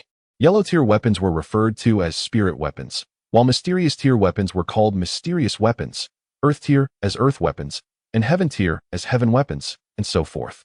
However, spirit weapons were exceedingly rare, while mysterious and higher-tier weapons were often only spoken of in legends. With Taisho and Appo's assurance, Li Yi promptly seized the opportunity to consume the Baishuedan. As it melted in his mouth, it transformed into a refreshing stream that coursed through him, causing every pore to open in jubilation. The surrounding heavenly essence surged into his body, rapidly absorbed by each cell. At that moment, within his heart, a blood-colored crystal radiated with a furious glow, and his blood flowed swiftly. This was the blood soul crystal, the most crucial element for martial cultivators in the Yunting continent. However, Li Yi was unaware that, unlike the blood soul crystals of ordinary individuals, his was extraordinary. Typically, a martial cultivator's blood soul crystal would be the size of a sesame seed upon formation, gradually increasing in size with the enhancement of their cultivation. Yet, even at the 6th level of the spirit martial realm, it would only reach the size of a grain of rice. In contrast, the blood-colored crystal in Li Yi's heart was several times larger than that of an ordinary person. As more and more heavenly essence flooded into his body, the blood-colored crystal began to transform, emitting wisps of sanguine gas that flowed with his blood from his heart throughout his being. Blood soul energy. Sensing the terrifying power within, Li Yi marveled at the efficacy of the Baishuedan. Its potency was indeed formidable. Had he relied solely on his own cultivation, it would have taken him over a month to possibly break through to the 7th level of the spirit martial realm. However, with the Baishuedan, his blood soul crystal began to emanate blood soul energy almost immediately. The disparity in power between those above and below the 7th level of the spirit martial realm stemmed from blood soul energy. The progression from the 1st to the 6th level was a gradual enhancement of the blood soul crystal, while the transition from the 7th to the 9th level marked the true mastery of the terrifying power contained within. Li Yi had dedicated significant effort to his cultivation in the Yunting continent. Although the blood soul energy emanating from his crystal was not abundant, its quality and formidable might were beyond the comprehension of those below the 7th level. Li Yi distinctly felt that his strength had surged at least tenfold. As the blood soul energy continued to manifest, his blood took on a resplendent hue. He knew that once this process reached completion and his blood transformed entirely, he would step into the 7th level of the spirit martial realm. The journey from the 7th to the 9th level was one of accumulating blood soul energy. And once this accumulation reached its zenith, transitioning into innate blood energy would follow. Once the transformation was complete, he would enter the innate realm and become a legendary king-level powerhouse. With this thought, Li Yi felt a surge of excitement. Once he entered the innate realm, the second stage of his bloodline, that of the blood noble marquis, would awaken, undoubtedly bringing about significant changes. He reined in his thoughts. Now was not the time for such reflections. The entire process of his breakthrough lasted a remarkable half-day, leaving Li Yi astonished. Even Taisho, waiting outside, was taken aback. Had he not felt the atmosphere within remain unchanged, he might have been compelled to enter. This kid is indeed exceptional, just like his father. It seems the rumors that he, at the 6th level of the spirit martial realm, defeated a peak 9th level martial master are not mere fabrications. When his father broke through to the 7th level, it took only 2 hours, while most can achieve it in around half an hour. Those who reach an hour are considered geniuses. Yet this boy has taken 3 hours and still shows no sign of stopping. Li Yi remained unaware that his blood soul crystal, being significantly larger than that of an average person, released blood soul energy over 10 times greater, thereby extending the duration of his breakthrough. Moreover, he did not comprehend that, in the Yunting continent, the moment that differentiates geniuses from the ordinary occurs here. The more powerful the blood soul crystal, the more blood soul energy released during the breakthrough to the 7th level of the spirit martial realm, and consequently, the stronger the individual would become. It could be said that only after surpassing the 7th level of the spirit martial realm would the true chasm between geniuses and ordinary individuals begin to widen. Boom. The instant Li Yi opened his eyes, he felt as if the entire world had transformed. Much like the moment he awakened his bloodline, this sensation was even more pronounced. Everything around him became strikingly clear, his senses heightened, and for the first time, he could faintly perceive the flow of heavenly essence. Although he still could not harness it, it was sufficient for him to understand the fundamental differences between the 7th level of the spirit martial realm and the levels below. Now, I am at least 10 times stronger than before my breakthrough, perhaps even more. Should I encounter a martial arts master like Li Yi once more, I possess a confidence of 70 to 80% in my ability to triumph without resorting to my sword control techniques. Though the outcome may appear similar, the intrinsic differences are stark. Previously, Li Yi was able to vanquish a martial arts master like Li Yi through the mental shock of his blood eye, the art of illusion, and the element of surprise inherent in his sword control. Alone, he could at best contend with formidable opponents of the martial master tier. Yet now, Li Yi stands resolute, confident that if he were to face another peak martial arts master such as Li Yi, he holds significant odds of victory even without employing his blood eye or sword control techniques. At this moment, he truly stands at the pinnacle among his peers in Wuzhou City, his prowess even rivaling that of the once mighty Yuan Wushuang. Upon opening the door, he was greeted by the sight of Iron Hand, and to his astonishment, he realized that night had fallen, with more than half the day having elapsed. "You rascal, it appears you are indeed the son of a tiger. Let me see." Splendid. At the 7th level of the spirit martial realm, yet exuding an aura that rivals that of the 9th level. Just like your father, you were born to make those so-called geniuses feel shame. As you are now, unless you encounter someone above the half-step king level, your life should remain unthreatened. Li Yi smiled faintly at this, refraining from elaborating. In truth, with his current strength, even if he were to face a half-step king level expert, he would still hold a 3 to 4 chance of battling them successfully, with escape being a trivial matter. Of course, should he confront a genuine innate king level expert like Zhu Sankai from before, his fate would be dire, as the half-step king level and the true innate king level are not even in the same realm of comparison. Moreover, under the cover of night, he possesses the potential to slay a half-step king level adversary, for it is during these hours that the blood clan is at its most formidable. Li Daokuei, Li Huangran, you may be utterly unaware of how swiftly I have transcended. I hope Aunt Yun is unharmed. Otherwise, you shall undoubtedly pay a steep price. The very thought of Aunt Yun and Amp, Apos, current uncertain fate ignites a blaze of fury within him.